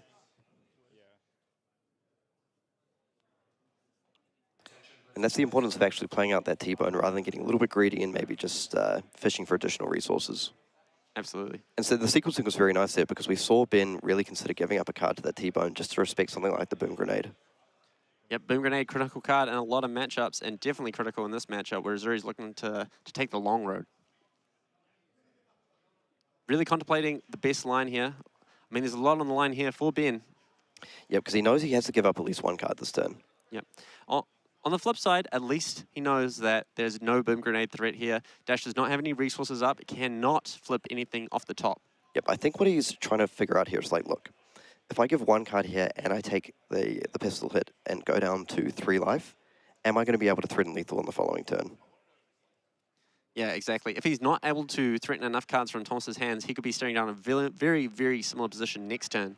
Yep, because obviously that we, so Thomas has been very disciplined with that Teklo Foundry Heart. So we'll see if that comes back to bite him because he doesn't want to die with that stuck on 1 counter. But I think, yeah, what Ben is probably considering here is like, okay, I have no equipments left. If I Codex, I am giving my opponent back something like potentially a heist, which I may have to commit multiple cards to defend against.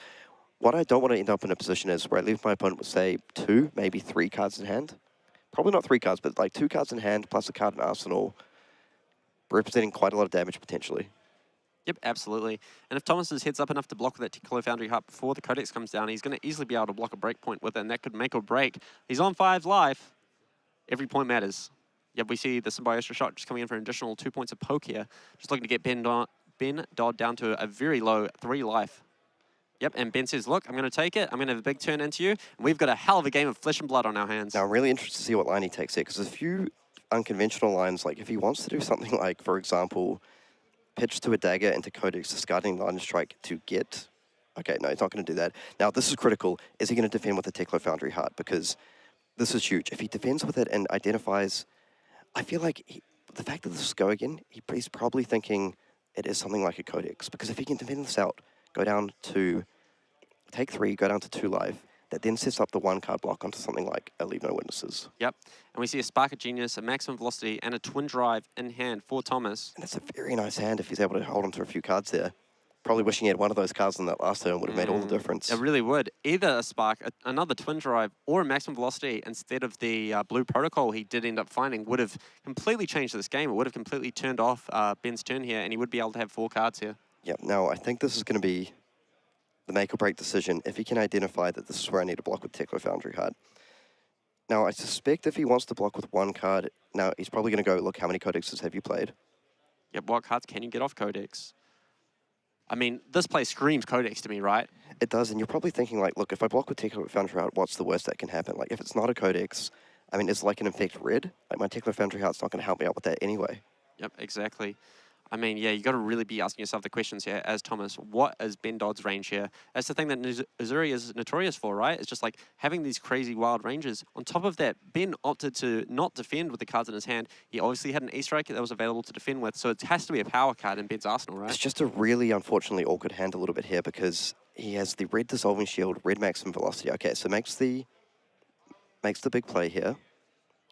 But one thing is here, for example, if the Codex gets something back, that it might actually unlock his hand. Because if he's able to get back a 0 to 60 here, that completely unlocks the Spark of Genius, which is currently a little bit trapped based on his hand composition. Yep, he can very, very easily go discard the Dissolving Shield to the Codex, fetch a 0 to 60, keep the Spark. 1 card block, maybe the Max Velocity. Yep, the Max Velocity or the Twin Drive.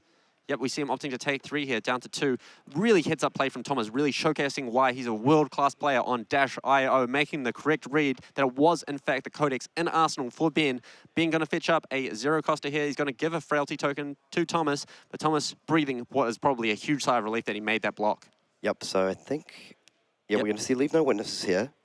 I think we are going to see the Dissolving Shield discarded. And does he have a red... I believe he does have red 0-60 available. And yes, it is only 3 damage with the Frailty, but that's still lethal. Yep, it still threatens lethal damage. Aye, man, this Dash really making us sweat, eh? Yeah, this game is going down to the absolute wire. So it feels like the natural discard would be the Dissolving Shield, but I mean, there is a consideration maybe to hold that because you're on 2 life. Yep, absolutely. I mean, I feel once again, we said it last time, that card that hits off the ponder could be the difference between taking home the Calling Trophy or taking home the runner-up. Yep, absolutely. So many small points of nuance here in this matchup. It's been an absolute thriller, Kieran. I couldn't ask for a better finals game, to be honest. It's been so close. Both players making a lot of really, really tight decisions. Both playing absolutely fantastically here in the Calling finals. Yep, and for what it's worth, I feel Ben definitely took the correct line here, but it's just going to unintentionally unlock Thomas's hand, but because purely off the back of that Spark of Genius. Yep, absolutely. Spark of Genius, fantastic card. I mean, it replaces itself, it gets a crank item, it does all the business. Okay, so I think he is eyeing up that red 0-60 here. Makes a lot of sense. Man, this is going down to the absolute wire. What an amazing Calling final we have. Very fitting for just the incredible slate of games we've had this entire weekend. Yeah, it really has been incredible, hasn't it, Kieran? So many fantastic matchups showcased on stream. Lots of amazing games out of Dash.io. Even Max Nitro, the Bright Lights heroes really showcasing that they've got what it takes to contend with the top heroes of the meta. Yep, now one thing we have to, so dissolves discards the Dissolving Shield here. I believe we're probably going to see the maximum velocity pushed into block. Yep. Now, one thing we have to note is the Frailty token, as we mentioned at the start of the game, is doing a lot of work here, particularly with the Spark of Genius potentially getting a cranked item, enabling multiple gun attacks. There's only going to be coming in for 1. Yep. God, this Thomas on this Dash.io desk is an absolute mastermind, though. If he blocked, not with the adaptive plating, if he blocked with the Teklo Foundry Heart on the previous turn, he would not be able to make this play here. Good point, you know, like, look at me second-guessing it. It's easy to easy to do so from the sidelines. Absolutely. Okay, and I believe I saw a shakedown in Arsenal. Yep, that is in fact a shakedown for Ben. It's a good card, but I think there could have been a lot better ones. Oh, and we do see the Sink Below here. Sink Below might clutch this up. 3-on-3 action. The Frailty token taking the 0-60 down to 3 points instead of the usual 4, as it was played from Arsenal. Oh, man. What a tight game here. And that Sink Below might actually be an incredible saving grace for this hand because, okay, so he's going to Spark, get a massive draw step here, depending on what he draws. Yep, notably he does have to search for. Thomas does not know what card's going to be on top of his deck after he shuffles. Looks like he's eyeing up a red backup protocol. So the Sink Below is absolutely massive here because it means that if he's able to Sink Below that Twin Drive, he only takes 1 and goes down to 2, and the 2 pistol hits will only take 1 more card out of the hand. Yeah, that is huge here. It means he gets to come back for the 2 for 6, stripping 2 cards back from Thomas. As we know, Dash.io not operating the best off of limited cards. Yep, because if that was a 3 block, for example, that would have taken 1 card drop to 1, and then the pistols to strip 2 cards from hand. So that's absolutely huge here. Yep, and something to note as well, Thomas not able to fetch up something like a Teklo Core here if he wants to continue on the turn. He has to fetch up a crank item to replace the action point that Spark of Genius takes away from him. I wonder if he still has access to... Oh, a Boom Grenade would be pretty nice. Particularly if you want to strip multiple cards out from hand, that really actually... A Boom Grenade would be massive here, actually, because that strips away all the benefit you get from that Sink Below. Yep, exactly. You're not able to take break points when there's a Boom Grenade on play and you're on 3 life. But no, it does look like Thomas does opt for the backup protocol, saying like, look, I need some extra power cards. Now, this is absolutely huge. What card gets drawn off the Spark of Genius? Oh, man. I'm ready for a drum roll. Are you, Kieran? Yeah, here we go. What's he going to find? I feel like he probably... I mean, he does have access to the Twin Drive, but, I mean, if he finds, say, a blue here, that really opens up an incredible line, because I think he can then go pitch a blue. What does he find? What does he find? Oh, is this a bad? Is it a blue?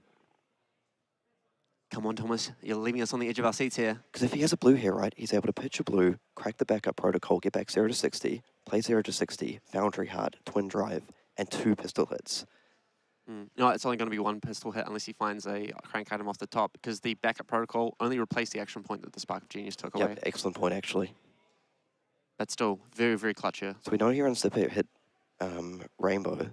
Could literally be any color. And I feel like he did Tickler Foundry Hideaway 1. Still unable to make out the color. Man, that color means everything here.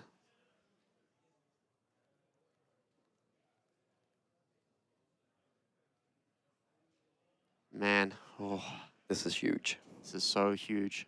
Come on, Thomas. Show us what you got. So it looks like he is going to be able to get, potentially only one more card out of the hand. Yep, only one more card. I mean, he can also save this backup protocol for his next turn. He can convert any yellow or blue into a 0 to 60. I think that might be a yellow zipper hit. Yellow is really not the color you want to see here.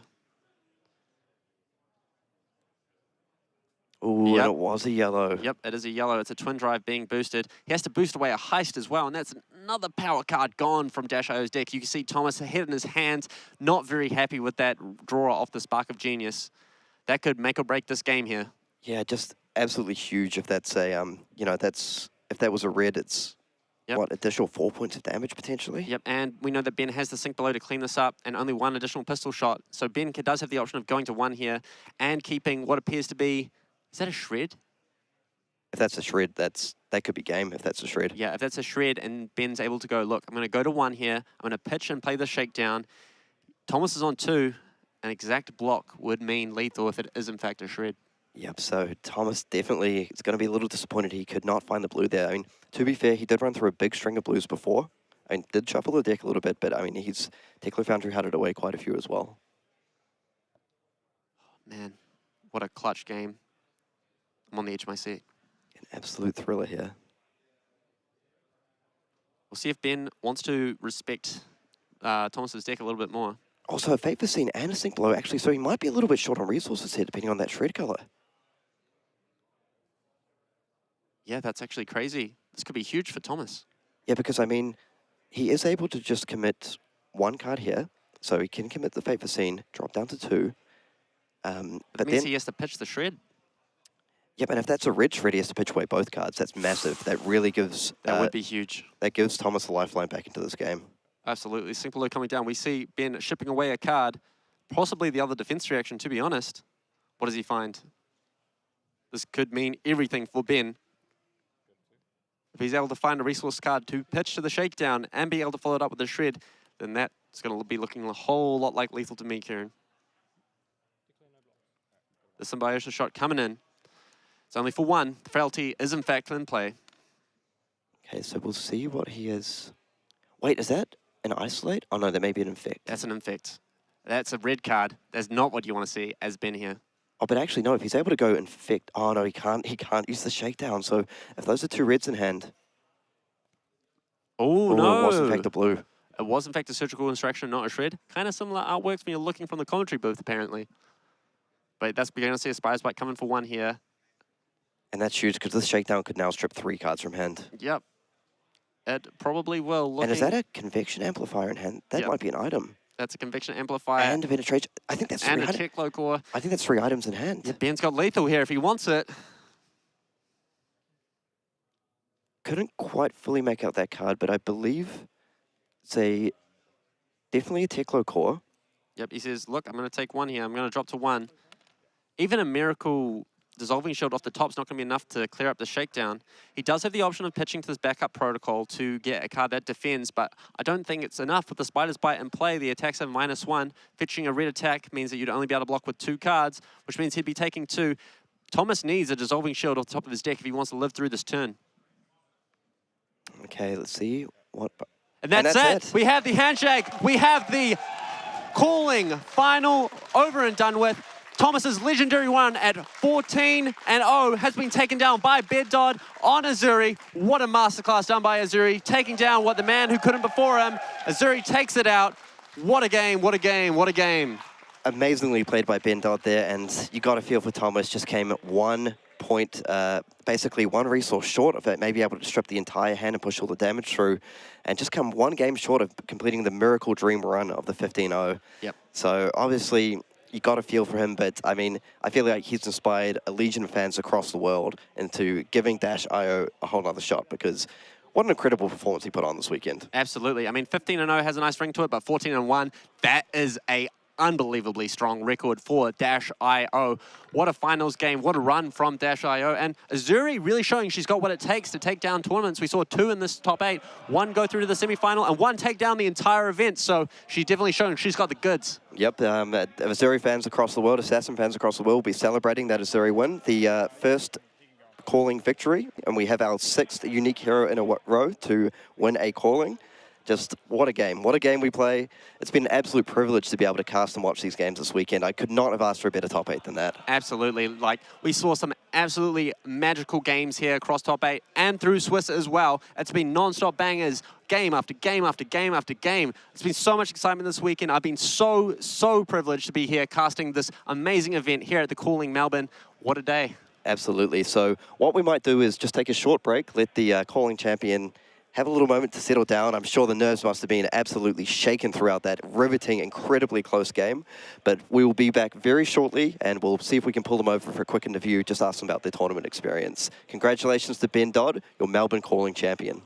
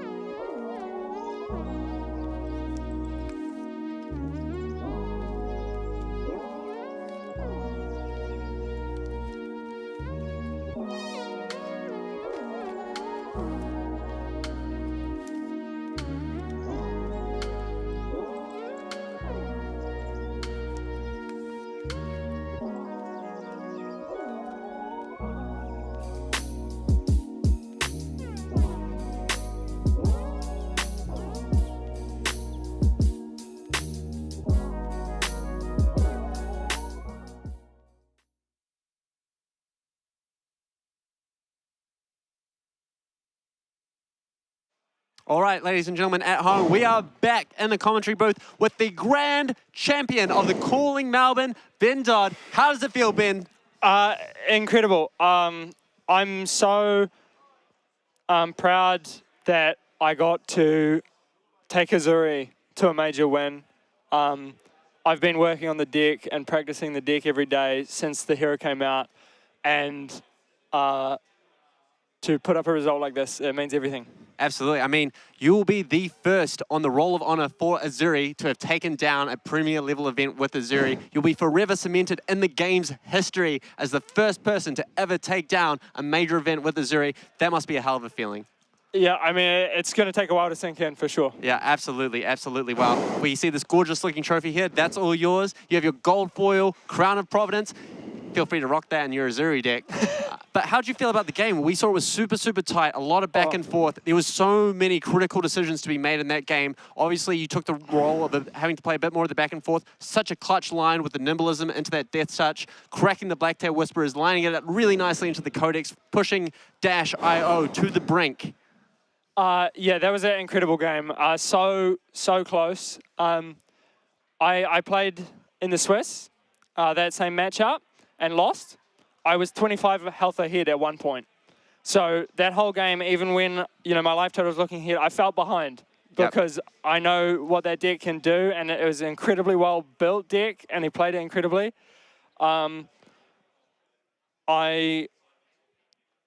Yeah, I mean, not much else to say. That was one of the best games of my life. Yeah, absolutely. And definitely it was a great joy to cast it. Lots of super, super exciting moments. You both played extremely, extremely well.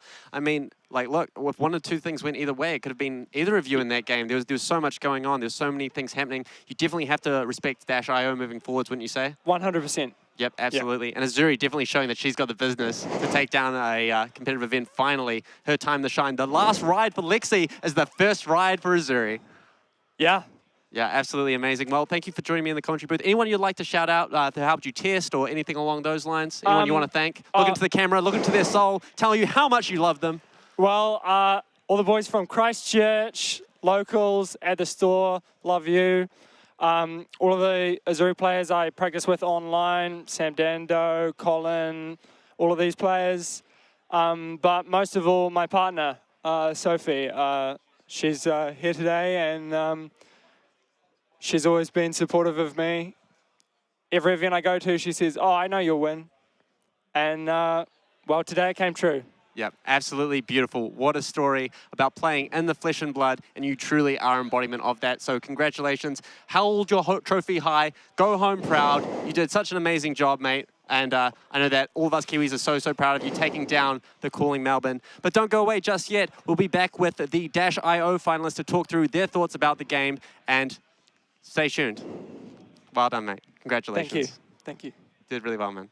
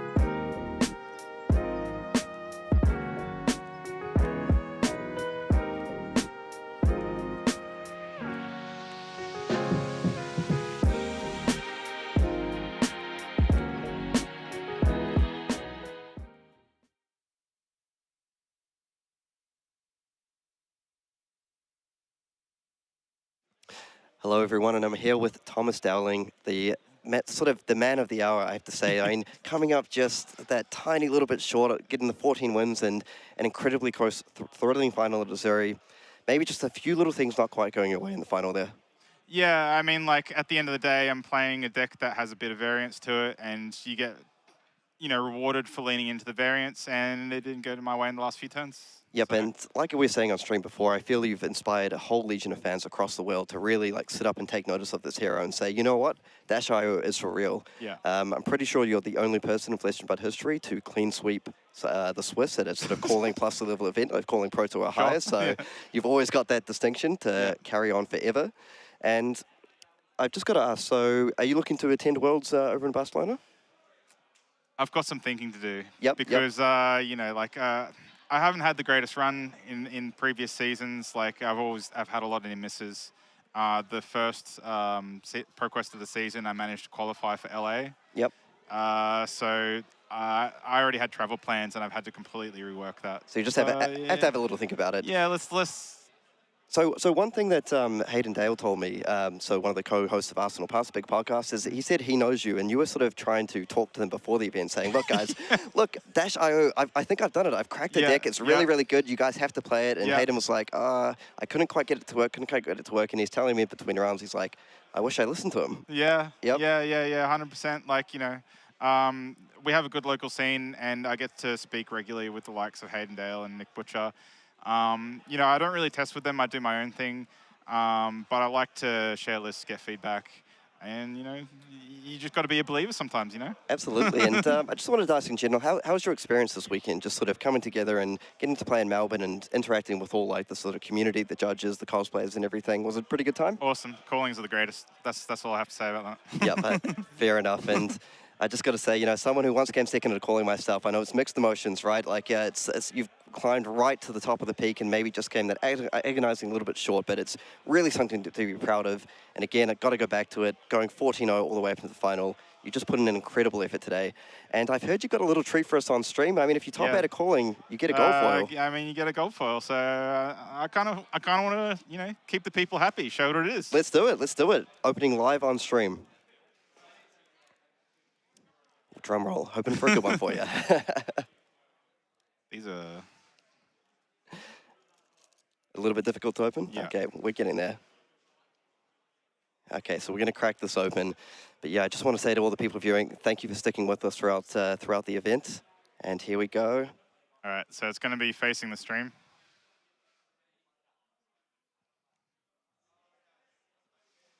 Soulbound Resolve. Oh, Soulbound Resolve, so a bit of a Bolton card. Yeah, I mean, I'm a Bolton player, so this works for me. Oh, well, there we go. And, there we go. We've got a sleeve to hand over for you. Thank you. And, Bolton's certainly here. A lot of people have been experimenting with, so maybe they'll give you a little bit of inspiration to give him a go at some point. Let's just get Icelander rotated so that I can play the hero. Yep, fair enough. Anyway, I won't hold you up too much, but I just want to say thank you for being a fantastic ambassador for the game. Thank you for blazing a new path, playing, taking a bit of a risk, taking a leap of faith, playing a deck you brewed up yourself to incredible success. And if you do go to Worlds, or even if you don't, I wish you all the best in the future. You're a legend. Thank you very much. Thank you. Thank you for having me.